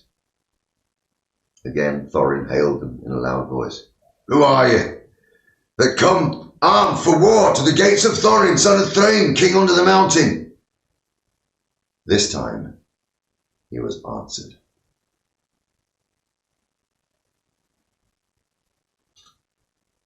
A tall man stood forward, dark of hair, grim of face, and cried, Hail, Thorin! Why do you fence yourself like a robber in this hold? We are not yet foes, and we rejoice that you are alive and beyond our hope. We came expecting to find none living here, and yet now that we are met, there is matter for parley and counsel. Who are you? And what would you want parley? Why would you want parley? I am Bard, and by my hand was the dragon slain, and your treasure delivered. Is that not a matter that concerns you? Moreover, I am a by right descent to the heir of Girion of Dale, and your hoard is mingled much of the wealth of his halls and towns where old Smaug stole. Is not that a matter of which we may speak? Further in this last battle, Smaug destroyed the dwellings of the men of Esgaroth, and yet I am the servant of their master. I would speak for him and ask whether you have no thought for the sorrows and the misery of his people. They aided you in your distress, and in recompense, you have thus far brought ruin only, though doubtless undesigned. Now these words were fair and true and proudly and grimly spoken, and Bilbo thought that Thorin would at once admit what justice was in them. He did not, of course, expect that anyone would remember that it was he who discovered all by himself the dragon's weak spot, and no one ever did. But also he did not reckon with the power that the gold has upon which a dragon long brooded, nor with dwarvish hearts. Past days Thorin had spent in the treasury, and the lust of it was heavy on him. Though he had hunted chiefly for the Arkenstone, yet he had an eye for many another wonderful thing that was lying there, above which were wound old memories of the labours and the sorrows of his race. You put your worst case, your worst cause last, and in chief place, Thorin answered. To the treasure of my people, no man has a claim, because Smaug, who stole it from us, also robbed him of life or home. The treasure was not his, and his evil deeds should be amended with a share of it. The price of the goods and the assistance that we receive by the lakemen, we will fairly pay in due time, but nothing will we give, not even a loaf's worth, under the threat of force, while an army host lies before our doors, and we look on you as foes and thieves. It is in my mind to ask you what share of their inheritance you would have paid to our kindred. Have you found the hoard unguarded and us slain? A just question, replied Bard. But you are not dead, and we're not robbers. Moreover, we, the wealthy, may have pity beyond right on the needy that befriended them when they were in want, and still my other claims remain unanswered. But I will not parley, as I have said, with armed men at my gate, nor with the people of the Elven King, whom I remembered with the smallest kindness. In this debate they have no place. Begone now, ere our arrows fly. And if you speak with me again, first dismiss this elvish host to the woods where it belongs, and then return. Lay down your arms and before you approach this threshold. The Elven King is my friend. He has succoured to the people of the lake in their need, and he has, though they had no claim but friendship to him, answered Bard. We will give you time to repent your words. Gather your wisdom ere we will return. And then he departed, and he went back to the camp. Ere many hours were past, the banner bearers returned, and trumpeters stood forth, and blew a blast. In the name of Esgaroth and the forest, one cried, we speak unto Thorin, Thrain, son of Oakenshield. Thrain's son Oakenshield calling himself the king under the mountain, and we bid him to consider well the claims that have been urged, or be declared our foe. At least he shall be delivered 1/12 portion of the treasure unto Bard as the dragon slayer and as the heir of Girion. From that portion Bard will himself contribute to the aid of Esgaroth. But if Thorin would have the friendship and honour of the lands about,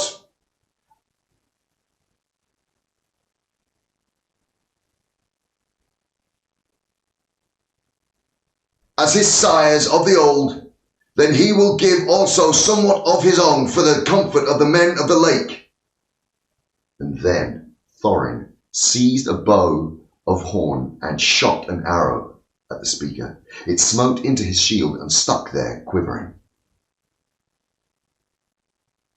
Since this is your answer, he called in return, I declare the mountain besieged.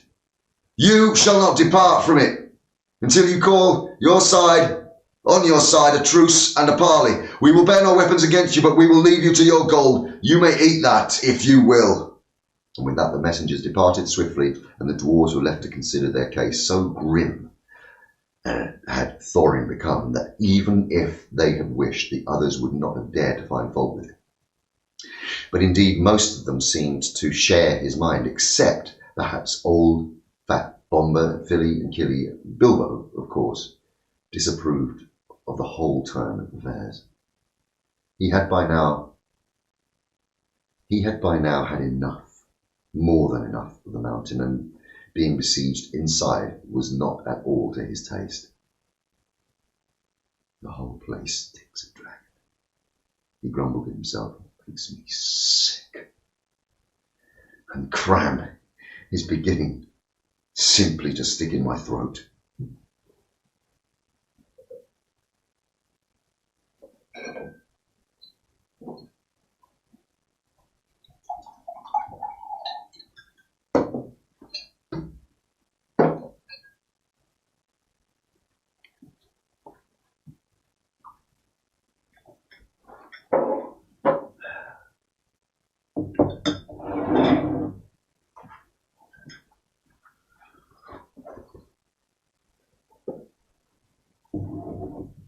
Chapter 16.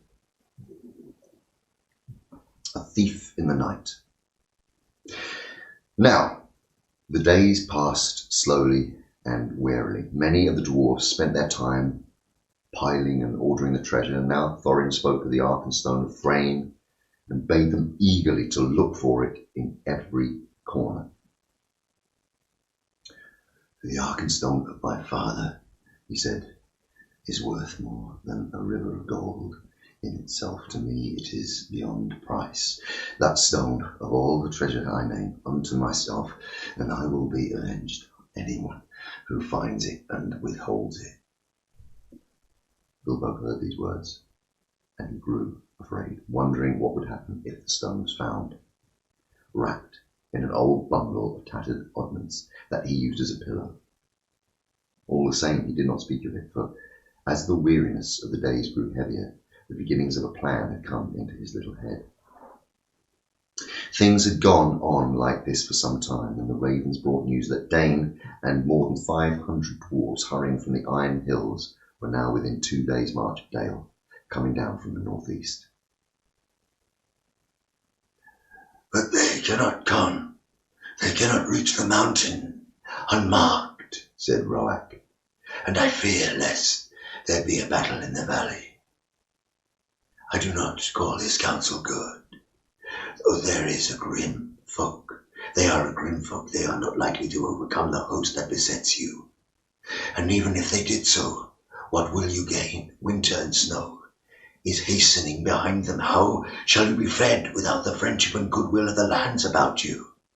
The treasure is likely to be your death, though the dragon is no more. But Thorin was moved.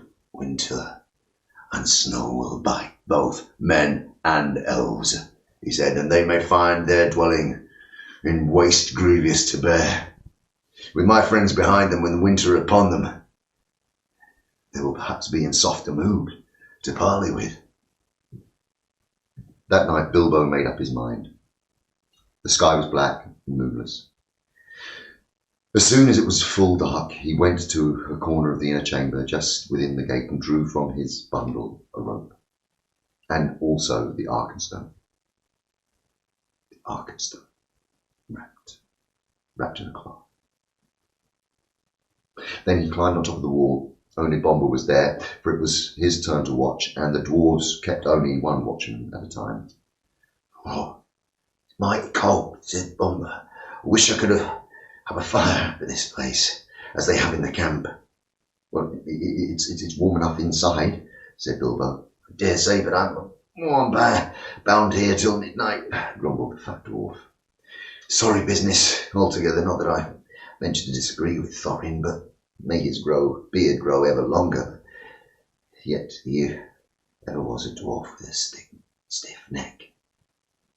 Not as stiff as my legs, said Bilbo. I am tired of stairs and stone passages, and I would give a good deal for the feel of grass at my toes. I would give a good deal for the feel of a strong drink in my throat and for a soft bed after a good supper. I can't give you those while the siege is going on, but it's so long since I watched, and I will take your turn for you if you like, as there is no sleep in me tonight. Oh, you're a good fellow, Mr. Baggins. I will take your offer kindly. If there is anything to note or rouse me, if there should be anything to note, rouse me first, mind you, and I will lie in the inner chamber just not far away. Well, go on then, off you go, said Bilbo. I will wake you at midnight, and you can wake the next watchman. As soon as Bomber had gone, Bilbo put on his ring, fastening his rope, and slipped over the wall, and he was gone.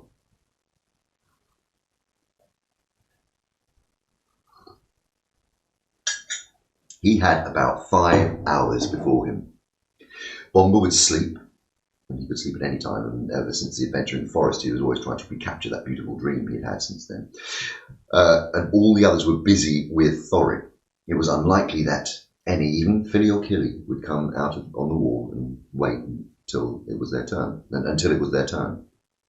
It was very dark in the road after a while when he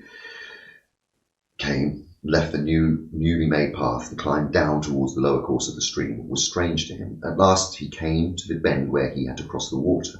Now, if he was to make it to the camp as he wished, the bed of the stream was there, shallow but already broad, and fording in the dark was not as easy for the little hobbit. He was nearly across when he missed his footing on a round stone and fell into the cold water with a splash.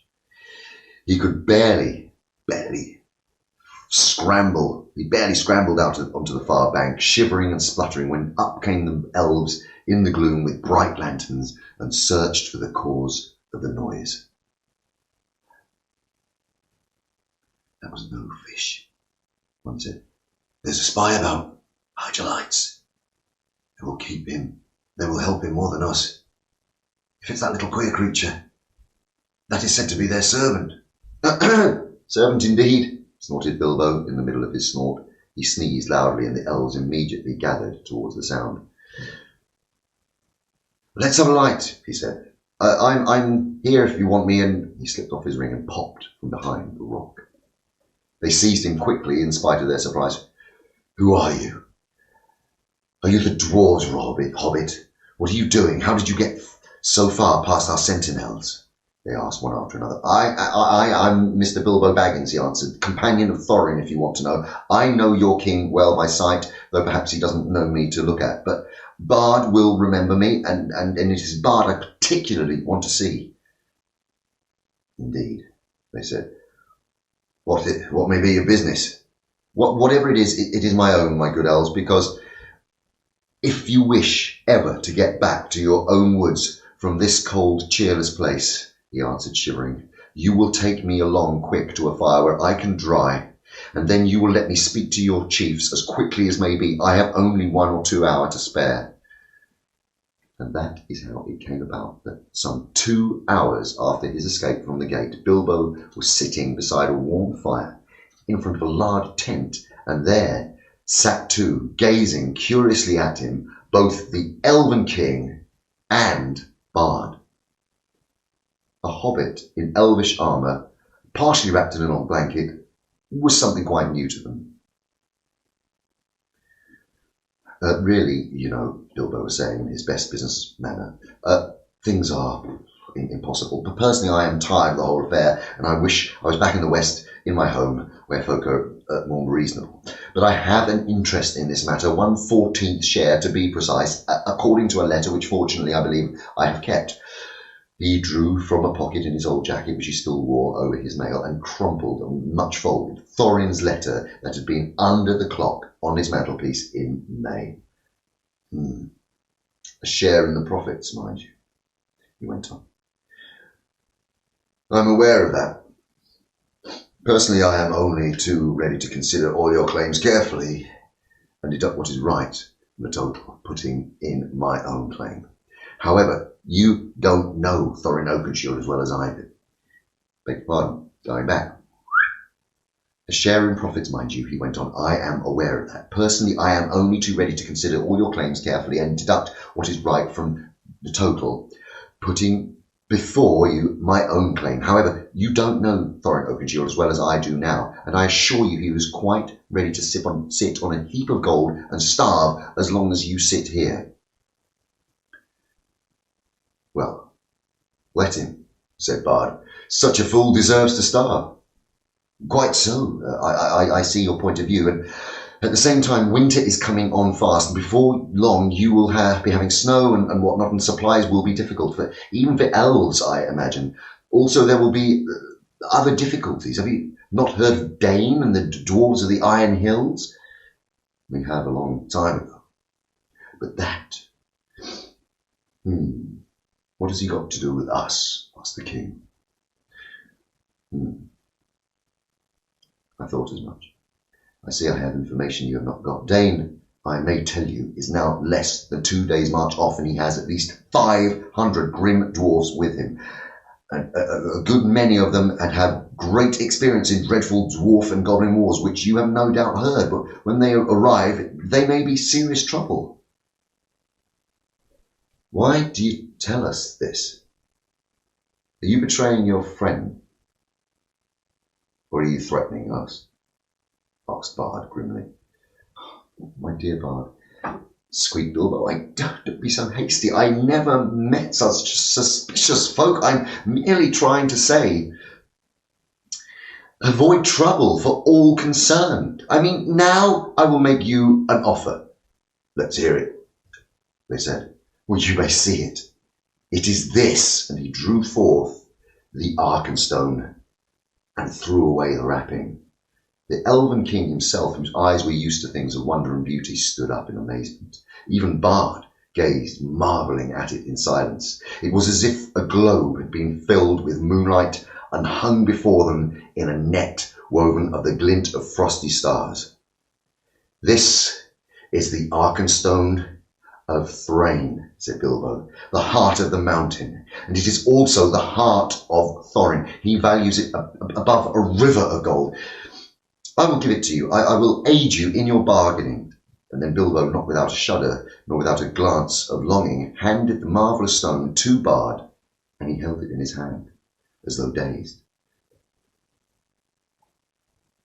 How's it yours to give? He asked at last with an effort. Oh, well, the Hobbit uncomfortably. It isn't exactly, but, well, I'm willing to let it stand against all my claim. Don't you know, I may be a burglar, or so they say, but personally I never really felt like one. I am an honest one, I hope, more or less. Anyway, I'm going back now, and the dwarves can do what they like to me. I just hope that you find this useful. The Elven King looked at Bilbo with a new wonder. Bilbo Baggins, he said. You are more worthy to wear the armour of elf princes than many that have looked more comely in it. But I wonder if Thorin Oakenshield will see it so. I have more knowledge of the dwarves in general than you have, perhaps. I advise you to remain with us, and here you shall be honoured and thrice welcome. Thank you very much, I am sure, said Bilbo with a bow. But I don't think I ought to leave my friends like this after all we have gone through together. And I promised to wake Bomber at midnight, and really I must be going. Thank you. Quickly. Nothing they could say would stop him. So an escort was provided for him as he went. Both the king and bard saluted him with honour, and they passed through the camp. As they passed through the camp, an old man wrapped in a dark cloak rose from a tent door where he was sitting and came towards him. Well done, Mr. Baggins, he said, clapping Bilbo on the back. There is always more about you than anyone expects. It was Gandalf. For the first time for many a day, Bilbo was really delighted. There was no time for all the questions that he immediately wished to ask. Oh, all in good time, said Gandalf. Things are drawn towards the end now, unless I am mistaken. There is an unpleasant time just in front of you, but keep your heart up. You may come through all right. There is news brewing that even the ravens have not heard. Good night. Puzzled but cheered, Bilbo hurried on. He was guided to a safe ford and set across dry, and he then said farewell to the elves and climbed carefully back towards the gate. Great weariness began to come over him, but it was well before midnight when he clambered back up the rope again. He was still there. It was still there when he had left it, and he untied it and hid it, and then he sat down on the wall and wondered anxiously what would happen next. At midnight he woke up Bomber, and then in turn rolled himself up into a corner without listening to the old dwarf's thanks, which he felt he had hardly earned, and he was soon fast asleep, forgetting all his worries till the morning. As a matter of fact, he was dreaming of eggs and bacon.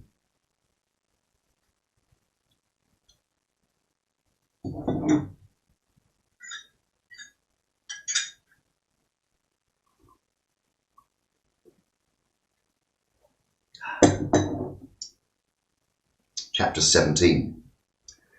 The clouds burst. Next day the trumpets rang early in the camp. Soon a single runner was seen hurrying along a narrow path. At a distance he stood and hailed them, asking whether Thorin would now listen to another embassy, since new tidings had come and matters were changed. That will be Dane, said Thorin when he heard. They will have got wind of his coming. I thought that would alter their mood. Bid them come few in number and weaponless, and I will hear, he called to the messenger. About midday the banners of the forest and the lake were seen to be borne forth again. A company of 20 was approaching, and at the beginning of the narrow way they laid aside swords and spears and came towards the gate. Wondering, the dwarves saw among them that they were both Bard and the Elven King, before whom an old man wrapped in a cloak and hood bore a strong casket of iron-bound wood. Hail, Thorin, said Bard. Are you still of the same mind? My mind is not changed with the rising and setting of a few suns, answered Thorin. Did you come to ask me idle questions? Still the elf host has not departed as I bade. Till then, you come in vain to bargain with me. Is there nothing for which you will yield any of your gold? Nothing that you or any of your friends have to offer. What about the Arkenstone of Thrain? He said. And at that same moment the old man opened the casket and held aloft the jewel. The light leapt from his hand, bright and white in the morning. And then Thorin was stricken dumb with amazement and confusion. No one spoke for a long while. Thorin was stricken dumb with amazement and confusion. Thorin at length broke the silence, and his voice was thick with wrath. The stone was my father's, and it is mine. Why should I purchase my own? Why should I wonder? Oh, but wonder overcame him, and he added, But how came you of the heirloom of my house? If there is need to ask such a question of thieves. We are not thieves, Bard answered. You own. We will give back in return for our own. How can you buy it? I gave it to them, squeaked Bilbo, who was peering over the wall now in dreadful fright. You, cried Thorin, turning upon him and grasping him with both hands. You miserable hobbit, you undersized burglar, he shouted at a loss for words, and he shook poor Bilbo like a rabbit. By the beard of Durin, I wish I had Gandalf here. Curse him for his choices if you made his beard wither. As for you, I will throw you into the rocks! And he cried, and he lifted Bilbo in his arms. Stay. Your wish is granted, said a voice. The old man with the casket threw aside his hood and cloak. Here is Gandalf, and none too soon, it seems. And if you don't like my burglar, please do not damage him. Put him down and listen first to what he has to say. You're in league, said Thorin, dropping Bilbo on the top of the wall. Never again will I have dealings with any wizard or any of his friends. What have you to say, you descendant of rats? Dear me, said Bilbo. I am sure this is all very uncomfortable, but you may remember saying that I may choose my own 14th share. Perhaps I took it too literally. I have told the dwarves that dwarves are sometimes politer in words than in deed, and that the time was all the same when you seem to think that I've been of some service to descendants of rats, indeed. Is this all the service of your family that I was promised, Thorin? To take it that I have disposed of my share as I wished, and let it go at that? I will, said Thorin grimly, and I will let you go at that, and may we never meet again.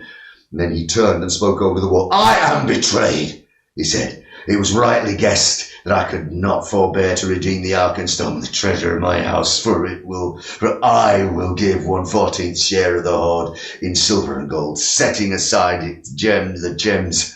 But that shall be accounted, but the promised share of this traitor, and with that reward he shall depart. And you can divide it as you will. He will get little enough, I doubt not. Take him, if you wish him to live, and no friendship of mine goes with him. Get down now to your friends, he said to Bilbo, or I will throw you down. What about the gold and the silver? Asked Bilbo. That shall follow after. This can be arranged, he said. Get down. Until then, we keep the stone, said Bard.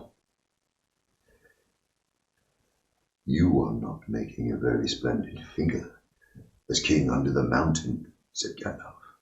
But things may change yet. They may indeed, said Thorin, and already so strong was the bewilderment of the treasure upon him that he was pondering whether, by the help of Dane, he might not recapture the Arkenstone and withhold a share of his reward. And so Bilbo was swung down from the wall and departed with nothing for all his trouble, except the armour which Thorin had already given him. More than one of the dwarves in their hearts felt shame and pity at his going. Farewell, he cried to them. May we meet again as friends. Be off, called Thorin. You have mail upon you, which is made by my folk, and it is too good for you, and it cannot be pierced by arrows. But if you do not hasten, I will sting your miserable feet, so be swift.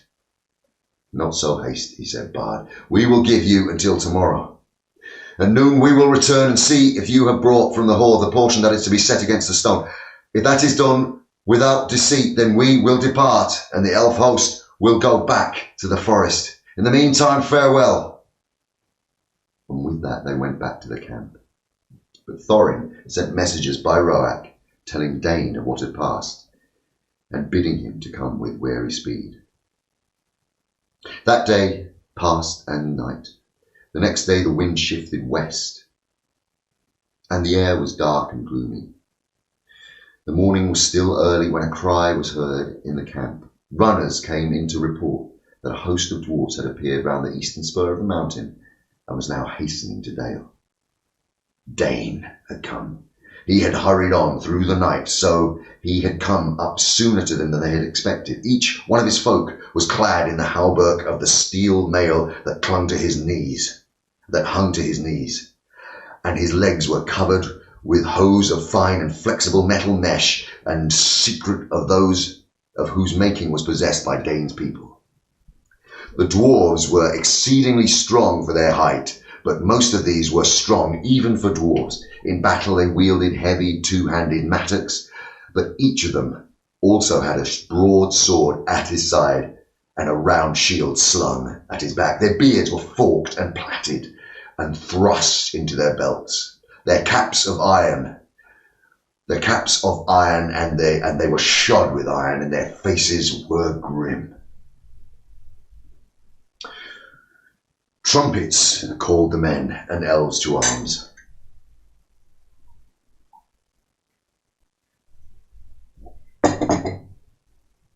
Before long, the dwarves could be seen coming up the valley at a great pace. They halted between the river and the eastern spur, but a few held on their way, and crossing the river drew near the camp, and there they laid down their weapons and held up their hands in signs of peace.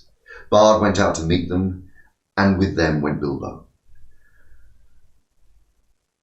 "We are sent from Dane, son of Nain," they said when he questioned. "We're hastening to our kinsmen in the mountains, since we learned that the kingdom of the old is renewed. But who are you that sit in the plain as foes before defended walls?"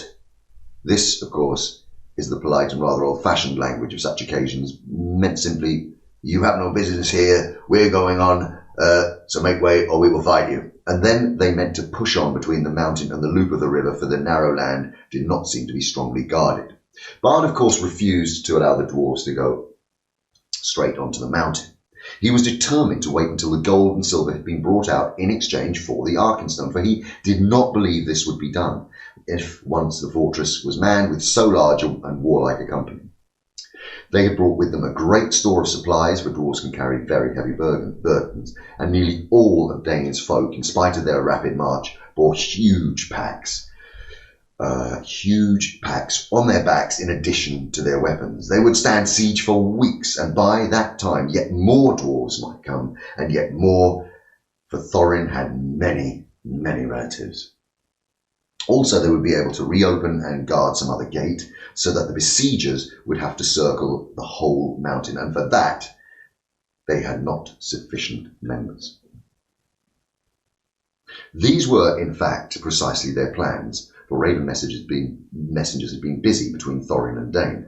But for the moment the way was barred, so after angry words the dwarf messengers retired, muttering in their beards. Bards then sent messengers at once to the gate, but they found no gold or payment. Arrows came forth as soon as they were within shot, and they hastened back in dismay. In the camp all was now astir, as if for battle, for the dwarves of Dane were advancing along the eastern bank. Fools, laughed Bard, to come thus beneath the mountain's arms. They do not understand war above ground, when, whatever they may know of battles in the mines. There are many of our archers and spearmen now hidden in the rocks upon their right flank. Dwarf mail may be good, but soon they will be hard put to it. Let us set on them from both sides now, before they're fully rested. But the Elven King said, "Long will I tarry ere I begin this war for gold. Dwarves cannot pass us unless we do anything that we cannot mark. Let us hope still for something that will bring reconciliation. Our advantages in numbers will be enough, if in the end it must come to unhappy blows." But he reckoned without the dwarves. The knowledge that the Arkenstone was in the hands of the besiegers burned in their thoughts. Also they guessed the hesitation of Bard and his friends, and resolved to strike while they debated. Suddenly, without a signal, they sprang silently forward to attack. Bows twanged and arrows whistled. The battle was about to be joined. Still more suddenly, a darkness came on with dreadful swiftness. A black cloud hurried over the sky. Winter thunder on a wild wind rolled roaring up and rumbled in the mountain, and lightning at its peak. And beneath the thunder, another blackness could be seen whirling forward, but it did not come from the wind. It came from the north, like a vast cloud of birds, so dense that no light could be seen between their wings. "Halt!" cried Gandalf, who appeared suddenly and stood alone with arms uplifted between the advancing dwarves and the ranks awaiting them. "Halt!" he cried, a voice like thunder. He called a voice like thunder. His staff blazed forth with a flash like lightning. "Dread has come upon you all. Alas, it has come more swiftly than I guessed. The goblins are upon you. Bald of the north is coming, O Dane, whose father you slew in Moria. Behold the bats above. Above his army like a sea of locusts. They ride upon wolves, and wargs are in their train." Amazement and confusion fell upon them all. Even as Gandalf had been speaking, the darkness grew. The dwarves halted and gazed up at the sky. The elves cried out with many voices. "Come!" called out Gandalf. "There is yet time for counsel. Let Dane, son of Nain, come swiftly to us." So began a battle that none had expected. It was called the Battle of the Five Armies, and it was very terrible. Upon one side were the goblins and the wild wolves, and on the other side were elves and men and dwarves. And this is how it fell out. Ever since the fall of the great goblin of the Misty Mountains, the hatred for the race of dwarves had been rekindled to fury. Messengers had come to pass to and fro between all their cities, colonies, and strongholds, for they resolved now to win the dominion of the north. Tidings they had gathered in secret ways in all the mountains. There was a forging and an arming. They then marched and gathered by hill and valley, going ever by tunnel under dark, until around and beneath the great mountain of Gundabad of the north, where there was their capital, a vast host was assembled to sweep, ready to sweep in time of storm, unawares upon the south. And then they learned of the death of Smaug, and the joy was in their hearts, and they hastened night after night through the mountains, and came thus on the last sun from the north hard on the Hales of Dane. Not even the ravens knew of their coming until they came out of the broken lands which divided the lonely mountain from the hills behind. How much Gandalf knew cannot be said, but it is plain that they had not been expected, and had not expected this sudden assault. This is the plan that he made in the council with the Elven King and with Bard and with Dane, for the dwarf lord now joined them.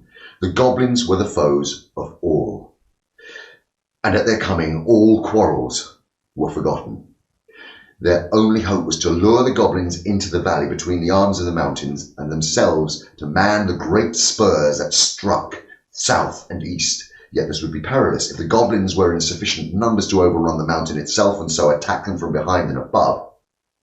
But there was also no time to make any other plan or summon any help. Soon the thunder passed, rolling away to the southeast, but the bat cloud came flying lower over the shoulder of the mountain and whirled above them, shutting out the light and filling them with dread. "To the mountain!" called Bard. "To the mountain! Let us take our places while there's still time yet." On the south spur, in its lower slopes, and in the east, in the rocks at its feet, the elves were set on the eastern spur, as were the men and dwarves. But Bard and some of the nimblest of men and elves climbed up to the highest of the eastern shoulder to gain a new view to the north. Soon they could see the lands before the mountains, feet black with a hurrying multitude. Ere long the vanguard swirled around the spurs and came rushing into Dale. These were the swiftest wolf riders, and already their cries and howls rent the air afar. A few brave men were strung before them to make a faint resistance, and many of them fell before the rest drew back and fled to either side. As Gandalf had hoped, the goblin army had gathered behind the resisted vanguard and poured down now in rage into the valley, driving wildly up between the two arms of the mountain, seeking the foe. Their banners were countless, black and red, and they came like a tide in a fury and disorder. It was a terrible battle, the most of all Bilbo's experiences, and one which at the time he hated the most, which is to say it was one of the most he was proud of and most fond of recording afterwards, although it was quite important in it. He was quite unimportant in it. Actually, I may say that he put on his ring early in the business and vanished from sight, if not from all danger. A magic ring of that sort is not a complete protection in goblin charge, nor does it stop flying arrows and wild spears, but it does help in getting out of the way and prevents from your head being especially chosen for a sweeping stroke by a goblin swordsman. The elves were the first to charge. Their hatred for the goblins is cold and bitter. Their spears and swords shone in the gloom with gleam of chill flames. So deadly was the wrath of hands that held them. As soon as the host of their enemies was dense in the valley, they sent against it a shower of arrows, and each flickered as it fled, as if with stinging fire. Behind the arrows, 1,000 of their spearmen leapt down and charged. The yells were deafening. The rocks were stained black with goblin blood. Just as the goblins were recovering from the onslaught, the elf charge was halted. There rose from across the valley a deep-throated war, with the cries of Moria and Dane, Dane. The dwarves of the Iron Hills plunged in, wielding their mattocks upon the other side, and beside them came the men of the lake with the long swords. Panic came among the goblins. And even as they turned to meet this new attack, the elves charged again with renewed numbers. Already many of the goblins were flying back down to the river to escape the trap. Many of them, their own wolves, were turning upon them and rending them dead and wounded. Victory seemed at hand when a cry rang out from the heights above. Goblins had scaled the mountains from the other side, and already many were on the slopes above the gate, and others were streaming down recklessly, heedless of those that fell screaming from cliff and precipice to attack the spurs from above. Each of these could be reached by paths that run down the main mass of the mountain in the centre, and the defenders had too few to bar the way for long. Victory now vanished from hope. They had only stemmed the first onslaught of the black tide.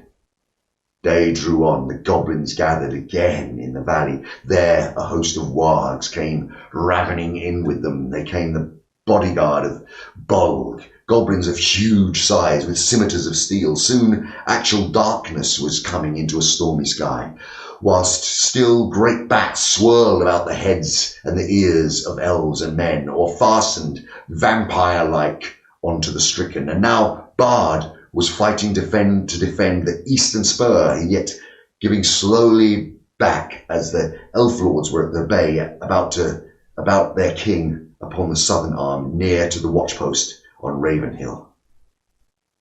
Suddenly there was a great shout from the gate, and from the gate came a trumpet call. They had forgotten Thorin. Part of the wall, moved by levers, fell out with a crash into the pool. Out leapt the king under the mountain, and his companions followed him. Hood and cloak were gone. They were in shining armour, and red light leapt from their eyes. In the gloom, the great dwarf gleamed like gold in a dying fire. Rocks were hurled down from on high by the goblins above, but they held on and leapt down on to the fall's foot and rushed forward into the battle. Wolf and rider fell or fled from them, Thorin wielding his axe with mighty strokes, and nothing seemed to harm him. To me! To me! Elves and men, to me! Oh, my kinsmen! Kinsfolk! He cried. His voice shook like a horn in the valley. Down, heedless of order, rushed all the dwarves of Dane to his help. Down, too, came many of the lakemen, for Bard could not restrain them, and out at the other side came many of the spearmen of the elves. Once again, the goblins were stricken in the valley. They were piled heaps until Dale was dark and hideous with their corpses. The wargs were scattered, and Thorin drove right against the body of Bolg. He could not pierce their ranks. Already behind him, among the goblin dead, lay many men and many dwarves, and many fair elf that should have lived long ages merrily in the wood. And as the valley widened, his onset grew even slower. His numbers were too few, his flanks were unguarded, and soon the attack The attackers were attacked, and they were forced into the great ring, facing every way, hemmed in all about by goblins and wolves, returning to the assault. The bodyguard of Bull came howling against them and drove in upon their ranks like waves upon cliffs of sand. Their friends could not help them from the assault from the mountains, for the assault from the mountain was renewed with redoubled force, and upon each side men and elves were being slowly beaten down. On all this Bilbo looked with misery. He had taken his stand on Ravenhill among the elves, partly because there was more chance of escape from that point, and partly with the more tookish part of his mind, because if he was going to be the last in a desperate stand, he preferred on the whole to defend the Elven King. Gandalf too, I may say, was there, sitting on the ground as if in deep thought, preparing, I suppose, some last blast of magic before the end. That did not seem far off. It will not be long now, thought Bilbo, before the goblins win the gate. We're all slaughtered, or driven down and captured.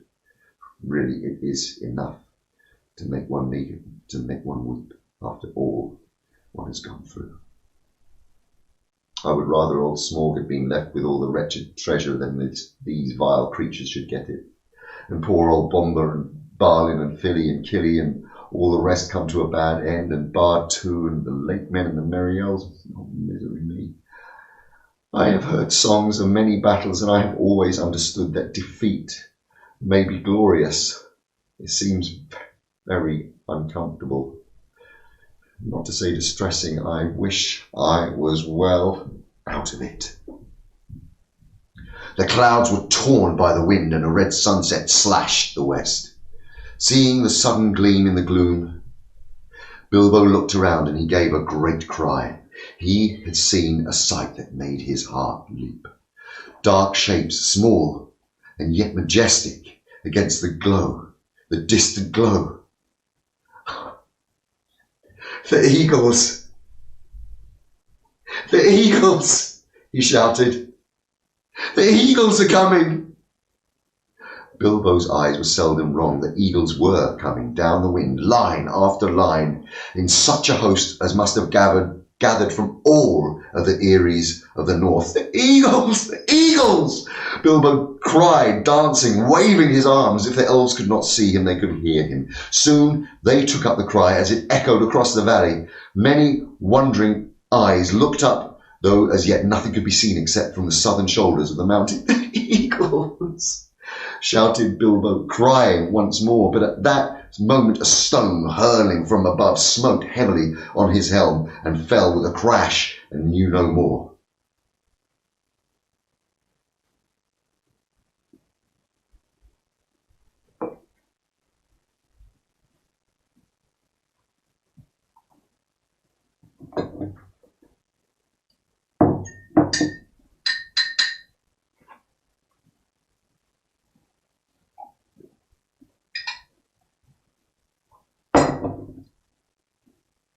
Chapter 18. The Return Journey.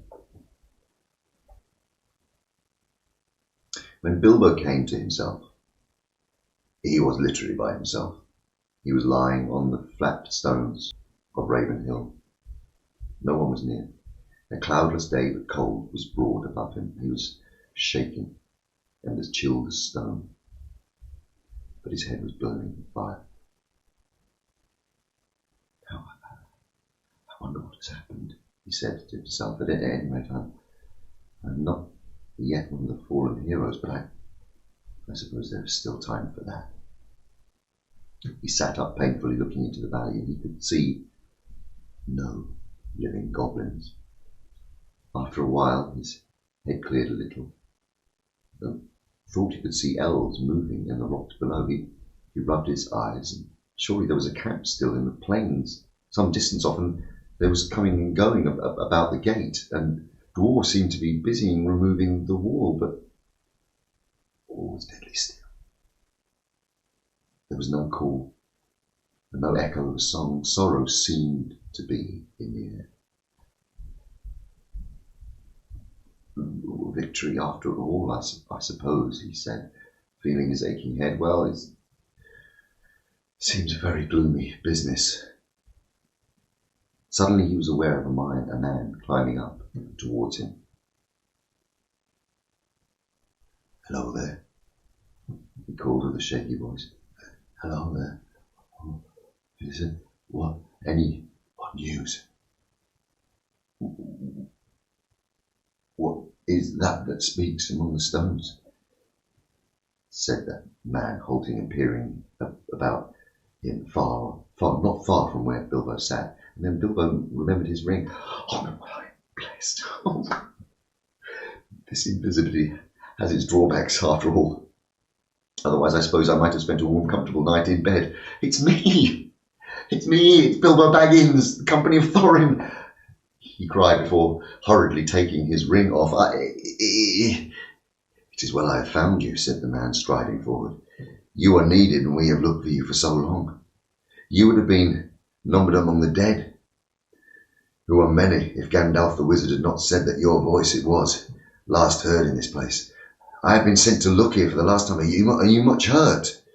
A nasty knock on my head, I think," said Bilbo, "but I have a helm and, a hard skull, and all the same I feel sick and my legs are like straws." "Well, I will carry you down to the camp in the valley," said the man, picked him up lightly. The man was swift and sure-footed. It was not long before Bilbo was set down before a tent in Dale, and there stood Gandalf, with his arm in a sling. Even the wizard had not escaped without a wound, and there were a few unarmed in all the host. When Gandalf saw Bilbo, he was delighted. "Oh, Baggins," he exclaimed, "alive after all. I am glad. I began to wonder if even your luck would see through terrible business. Terrible. It was nearly disastrous, but the other news can wait. Come, he said more gravely. You are called for." And leading the hobbit, he took him within the tent. "Hail, Thorin," he said as he entered. "I brought him." And there indeed laid Thorin Oakenshield, wounded with many wounds, and his rent armour and a notched axe were cast upon the floor, and he looked up at Bilbo as he came beside him. "Farewell, good thief," he said. "I go now to the halls of waiting to sit beside my fathers until the world is renewed, since I leave all now, all gold and silver, and go from where it is of little worth. I wish to part in friendship from you, and I would take back the words, my words and deeds, from up at the gate." Bilbo knelt down on one knee, filled with sorrow. "Farewell, King under the mountain," he said. This is a better adventure, if it must end so, and not a mountain of gold can amend it yet. I am glad that I have shared in your perils. That is more than any Baggins deserves." "No," said Thorin, "this is more. There is more in you, of good than you know, child of the kindly West. Some courage and some wisdom blended in measure. It's more of us value food and cheer and song above hoarded gold. It would be a merrier world. Be sad or merry. But sad or merry, I must leave you now. Farewell." And then Bilbo turned away and went by himself, and he sat alone, wrapped in a blanket. And whether you believe it or not, he wept until his eyes were red and his voice was hoarse. He was a kindly little soul. Indeed, it was long before he had the attack. It was long before he had the heart to make a joke again. mercy it is, he said to himself, that I woke up when I did. I wish Thorin were living. But I'm glad that we parted in kindness. Fool, Bilbo Baggins, you made a great mess of that business with the stone, and there was quite a battle in spite of all your efforts to buy peace and quiet, but, well, I suppose that you can hardly be blamed for that. All that had happened after he was stunned, Bilbo learned later, but it gave him more sorrow than joy, and he was now wary of his adventure. He was aching in his bones for the homeward journey. That however he was a little delayed, so in the meantime I will tell you some of the events. The eagles had long suspicion of the goblins mustering. From their watchfulness, the movements in the mountains could not all be together hid. So they too had gathered in numbers under the great eagle of the misty mountains, and at length, smelling the battle from afar, they had come speeding down the gale in the nick of time. Then it was who dislodged the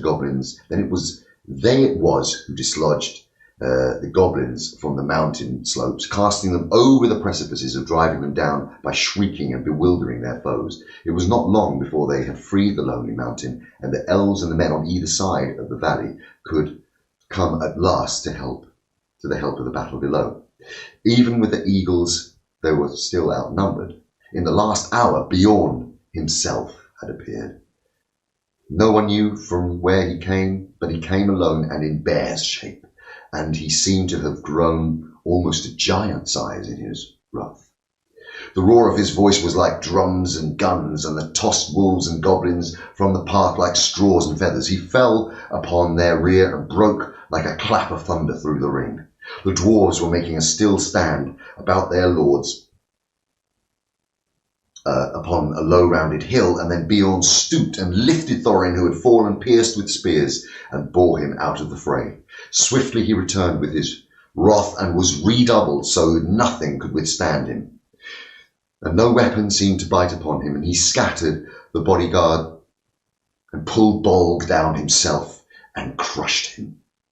Then dismay fell upon the goblins, and they fled in all directions, but weariness left their enemies with the coming of new hope, and they pursued them closely and prevented them from escaping where they could. They drove many of them to the running river, and as such fled south or west, and they hunted into the marshes about the forest river, and there the greater part of the last fugitives perished, whilst those that came to the wood elf realms were there slain or drawn to die deep in the trackless dark of Mirkwood. Songs have said that 3 parts of the goblin wars to the north perished on that day, and that mountains had peace for many a year. Victory had been assured before the fall of night, but the pursuit was still on foot when Bilbo returned to the camp, and not many were in the valley, save the more grievously wounded. "Where are the eagles? Where are the eagles?" he asked Gandalf that evening, as he lay wrapped in many warm blankets. "Some are in the hut," said the wizard, "but most have gone back to their eyries. They would not stay here, and departed with the first light of morning. Dane has crowned their chief with gold, and sworn friendship with them forever." "I am sorry. I should like to have seen them again," said Bilbo sleepily. "Perhaps I shall see them again on the way home. I suppose we should and shall be going home soon." "As soon as you like," said the wizard. Actually, it was some days before Bilbo really set out.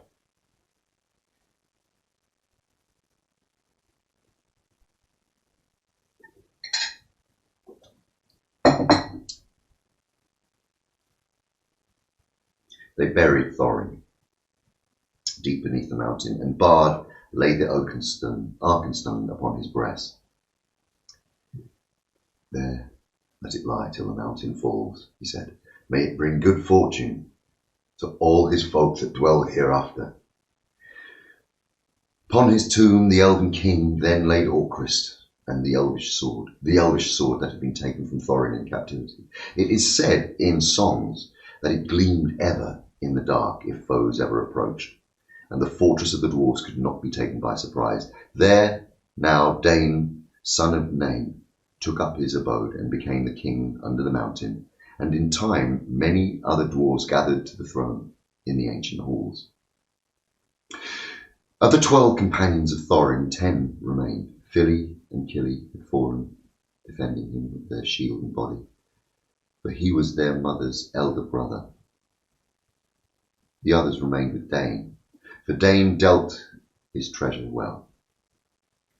There was, of course, no longer any question of dividing the horde in such shares as planned to Balin and Dwalin and Dorian, Orien, Oin and Gloin and Bifur and Bombur and Boffer, or to Bilbo, yet a 14th share of silver and gold, wrought and unwrought, was given to Bard. For Dain said, "We will honour the agreement of the dead, and now he has the Arkenstone in his keeping." Even a 14th share was wealth exceedingly great, greater than many of the mortal kings. From that treasure, Bard sent down much gold to the master of Lake Town, and he rewarded his followers and friends freely. To the elven king he gave the emeralds of Girion, such jewels as most he loved, which Dain restored to him. To Bilbo he said, "This treasure is as much yours as mine, though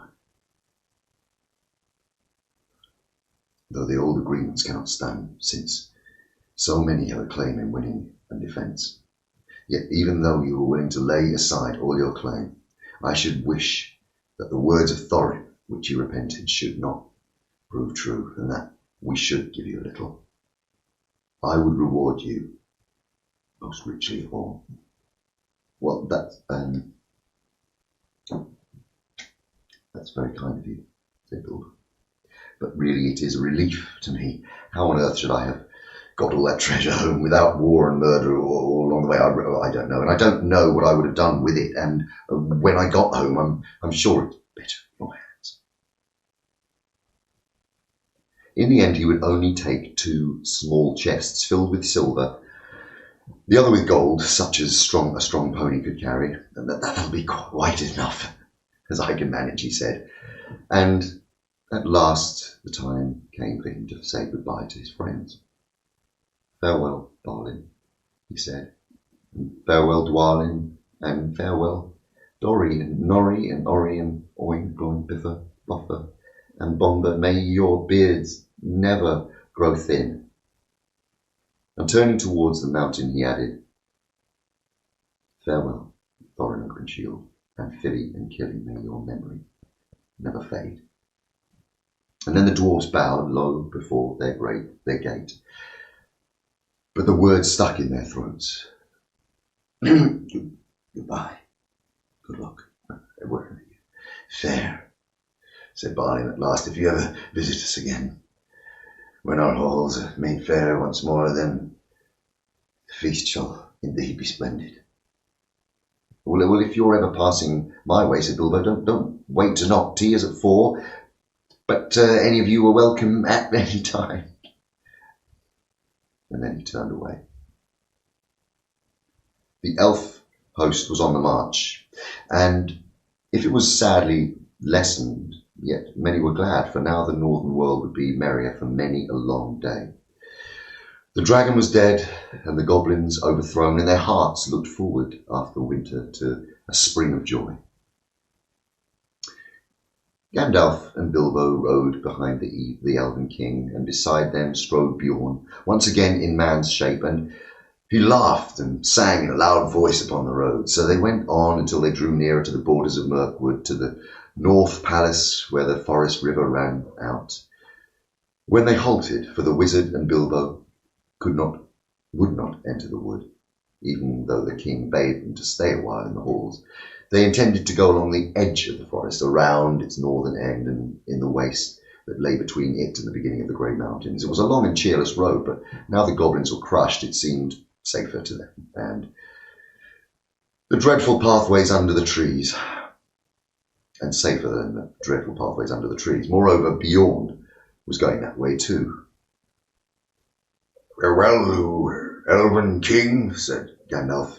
Merry be the greenwood, while the world is yet young, and merry be your folk. Farewell, O Gandalf, said the king. May you ever appear where you are most needed and least expected. The oftener you appear in my halls, the better I shall be pleased. I beg of you, said Bilbo, stammering and standing on one foot, to accept this gift. And he brought out a necklace of silver and pearls that Dane had given him at their parting.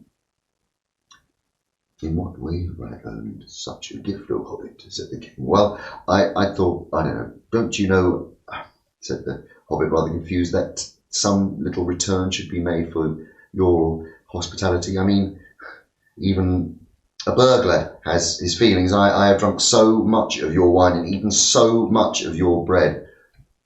I will take your gift, O Bilbo, magnificent, said the king gravely, and I name you elf friend and blessed. May your shadow never grow less, or stealing be too easy. Farewell. Then the elves turned towards the forest, and Bilbo stared on his long road home. He had had many hardships and adventures before he got back.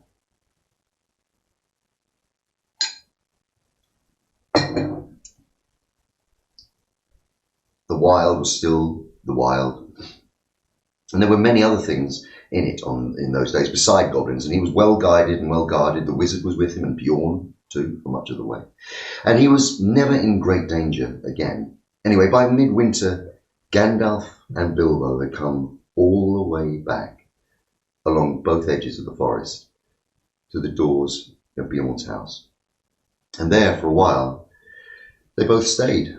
Yuletide was warm and merry there, and the men came from far and wide to feast at Bjorn's bidding. The goblins of the Misty Mountains were now few and terrified and hidden in the deepest holes they could find, and the wargs had vanished from the woods, so that the men went abroad without fear.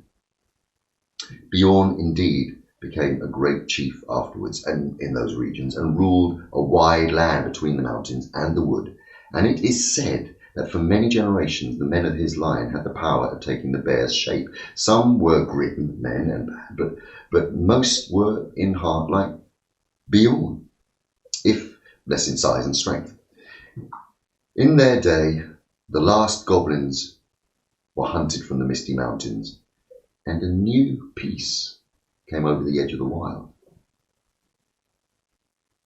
It was spring, and a fair one, with mild weathers and a bright sun, before Bilbo and Gandalf took their leave at last of Bjorn.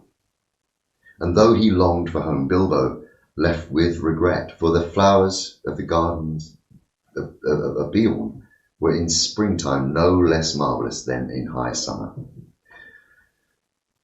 At last they came upon the long road and reached the very pass where the goblins had captured them before, but they came to that high point at morning and looked backward and saw the white sun shining over the outstretched lands, and there behind lay Mirkwood, blue in the distance and darkly green at the nearer edge even in the spring. But there, far away, was the lonely mountain on the edge of eyesight. One of its highest peaks, snow, yet unmelted, was gleaming pale. So comes snow after fire, on hearth in the gloaming, then gold won by mining, so why go a-roaming? Oh, tra-la-la-la-lee, come back to the valley. Oh, where are you going, so late in returning? The river is flowing, the stars are all burning, and even dragons have their ending, said Bilbo, and he turned his back on his adventure. The Tookish part was getting very tired, and the Baggins was daily getting stronger. I wish now only to be in my own armchair, he said. Chapter 19. The Last Stage. It was on May the 1st that the two came back at last to the brink of the valley of Rivendell, where stood the last, or the first, homely house. Again, it was evening. Their ponies were tired, especially the one that carried baggage, and they all felt in need of rest. And they rode down the steep path, and Bilbo heard the elves still singing in the trees, as if they had not stopped since he left. And soon, as the riders came down into the lower glades of the woods, they burst into a song, much the same as they had before. And this is something like this. The dragon is withered, his bones are now crumbled, his armour is shivered, his splendour is humbled. Though sword shall be rusted, and throne and crown perish, with strength that men trusted, and wealth that they cherish. Here grass is still growing, and leaves are still singing, the white water flowing, and elves are still singing. Come tra-la-la-la-lee, come back to the valley. The stars are far brighter than gems without measure. The moon is far whiter than silver in treasure. The fire is more shining on hearth in the gloaming than gold won by mining, so why go a-roaming? Oh, tra-la-la-la-lee, come back to the valley. Oh, where are you going, so late in returning? The river is flowing, the stars are all burning. Oh, weather so late and so sad and so dreary. Here elf and elf maiden now welcome the weary. With tra-la-la-la-lee, come back to the valley. Tra-la-la-la-lee, fa-la-la-la-lee, fa-la. Then the elves of the valley came out and greeted them and led them across the water to the house of Elrond. And there was a warm welcome that was made. And there were many eager ears that evening to hear the tale of their adventures. Gandalf it was who spoke, for Bilbo had fallen quite quiet and drowsy. Most of the tale he knew, for he had been in it, and he had himself told much of it to the wizard on their way home, or outside, or in the house of Beorn. But every now and again he would open one eye and listen when a part of the story which he did not know yet came in. It was in this way that he learned where Gandalf had been to, for he overheard the words of the wizard to Elrond. It appeared that Gandalf had been to a great council of white wizards, masters of law and good magic, and they had at last driven the necromancer from his dark hole in the south of Mirkwood. Ere long now, Gandalf was saying, the forest will grow somewhat more wholesome.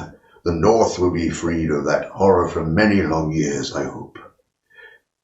Yet I wish you were banished from the world.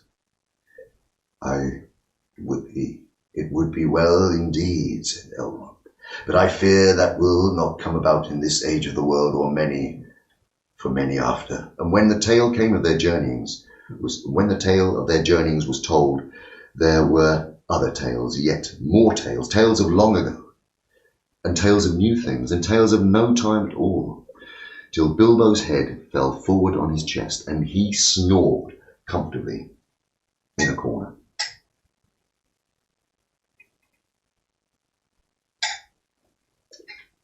He woke to find himself on a white bed, and the moon shining through an open window. Below it, many elves were singing loud and clear on the banks of the stream.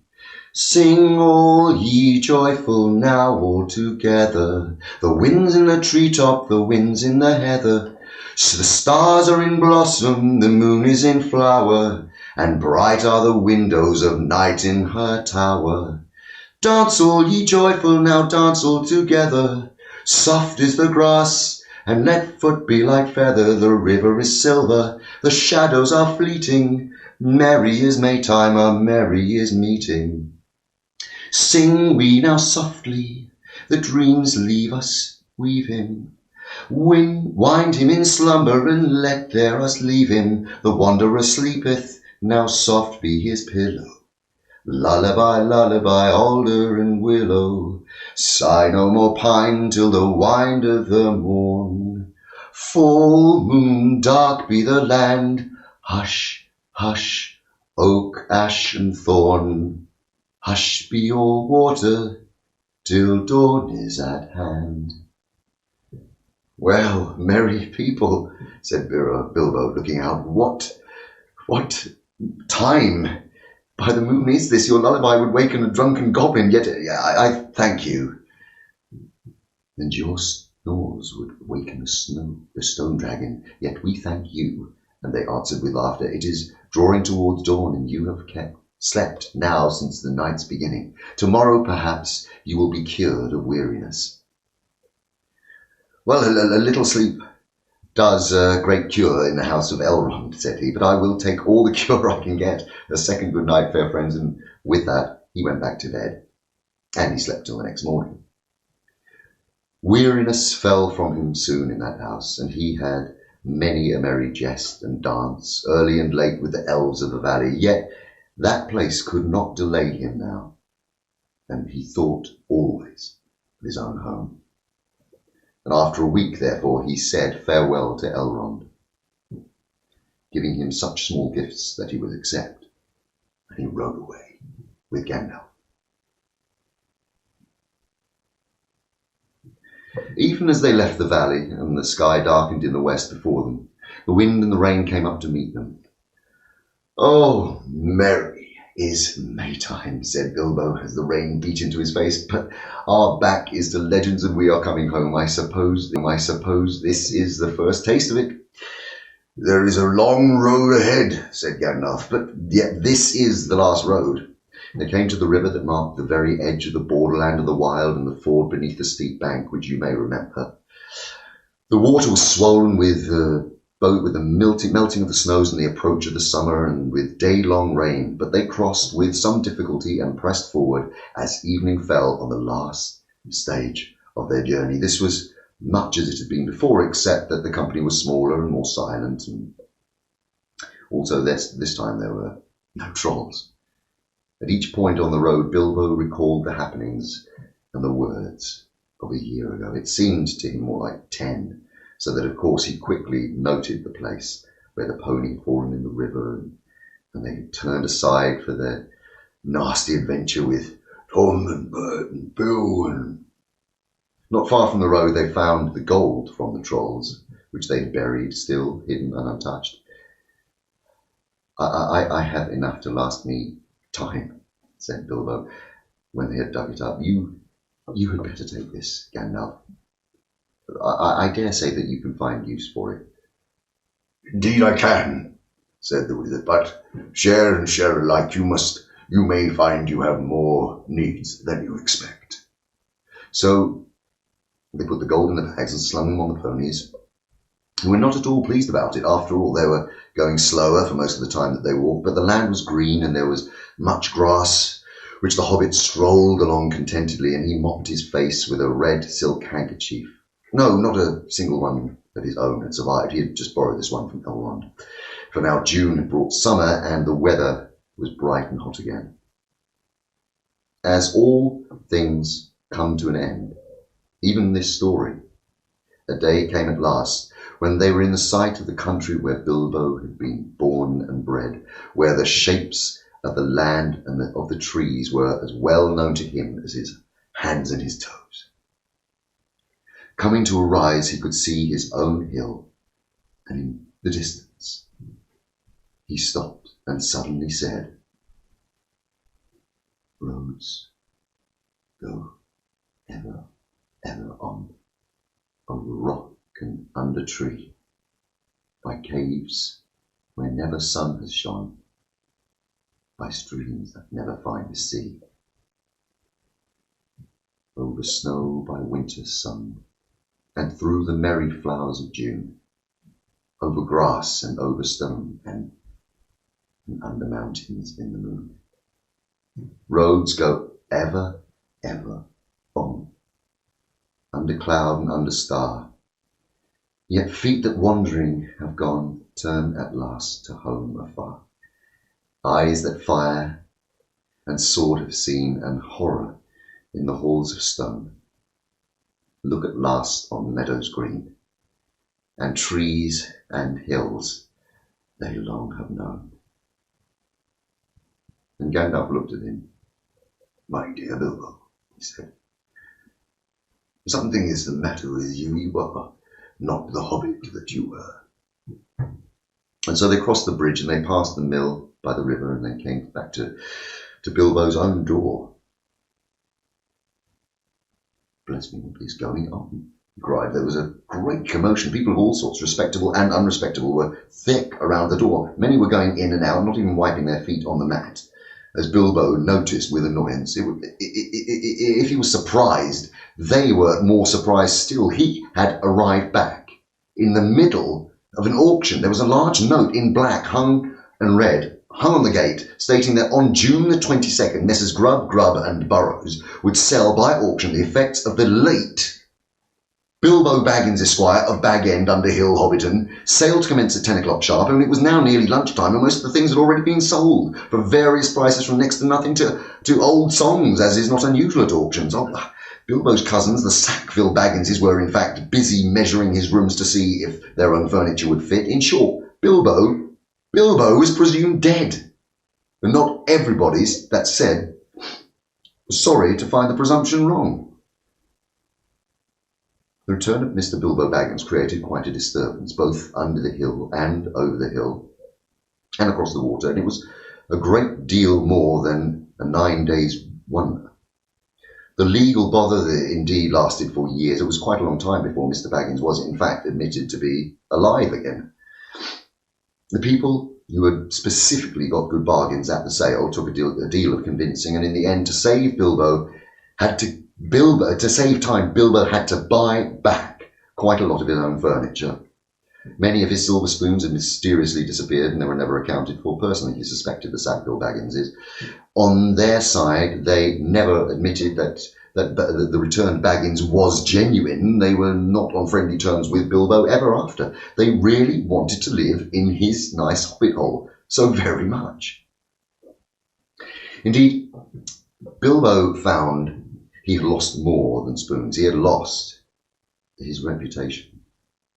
It is true that forever after he remained an elf friend and had the honour of dwarves and wizards and all such folk that ever passed that way, but he was no longer quite respectable. He was in fact held by all hobbits of the neighbourhood to be queer, except by his nephews and nieces on the Took side, but they were not encouraged in their friendship for their elders. I'm sorry to say that he did not mind. He was quite content, and the sound of the kettle on his hearth was ever more musical than ever it had been in the quiet days before the unexpected party. His sword he hung over the mantelpiece. His coat of mail he was to arrange on a stand in the hall until he lent it to a museum. His gold and silver was largely spent in presents, both useful and extravagant, which to a certain extent accounts for the affection of his great nephews and nieces. His magic ring that he kept, a great secret, for he chiefly used it when unpleasant callers came. He took to writing poetry and visiting the elves, and though many shook their heads and touched their foreheads and said, "Oh, poor old Baggins," and though few believed any of his tales, he remained very, very happy to the end of his days, and those were extraordinarily long. One autumn evening,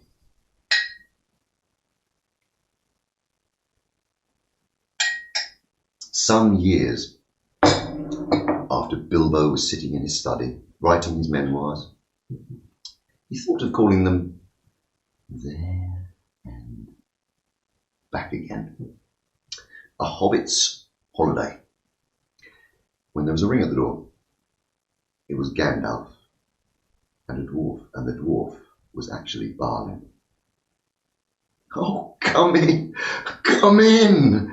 And soon they were settled by the chair. If Balin noticed that Mr. Baggins's waistcoat was more extensive and had real gold buttons, Bilbo also noticed that Balin's beard was several inches longer and that his jewelled belt was of magnificence. They fell to talking of their times together. And of course, Bilbo asked how things were going in the lands of the mountain, and it seemed that they seemed to be going very well. Bard had rebuilt the town of Dale, and the men had to gather to him from the lake, from the south and the west, and all the valley had become tilled and rich, and the desolation was now filled with birds and blossoms in spring, and fruit and feasting in autumn. And Lake Town was refounded and was more prosperous than ever, and much wealth, and was up and down the river running, and there was friendship in those parts between the elves and men and dwarfs. The old master had come to a bad end. Bard had given him much gold for the help of the lake people, but being of that kind that easily catches such disease, he fell under the dragon sickness and took most of the gold and fled with it, and died of starvation in the waste, deserted by his companions. The new master said behind, the new master is of wiser kind and very popular, for of course he gets most of the credit for the present prosperity. They're making songs which say that in his day the river runs with gold. And then the prophecies of the old songs have turned out to be true, after a fashion, said Bilbo. Of course, said Gandalf. Well, why should they not prove true? Surely you don't believe the prophecies because you had a hand in bringing them about yourself. Don't you really don't believe, do you, that all your adventures and escapes were managed by mere luck, just for your sole benefit? You are a very fine person, Mr. Baggins, and I am very fond of you. But you are only quite a little fellow in a wide world after all. Well, thank goodness, said Bilbo, laughing. And he handed him the tobacco jar.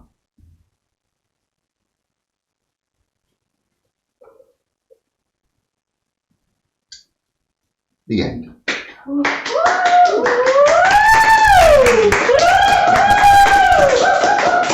I would just like to say a huge thank you to everybody who's been part of this today. I know it's been a long old haul, and thank you from the bottom of my heart for making it possible, everybody. Again, to round up and say thank you to the teams that have put this together. Thank you, of course, to the Tolkien estate and to HarperCollins for allowing us to have this pleasure and for me to read this. It's been wonderful connecting with you all. I hope you've enjoyed it. Please, if you can, continue to donate to the cause. It would be amazing. It's doing very, very well.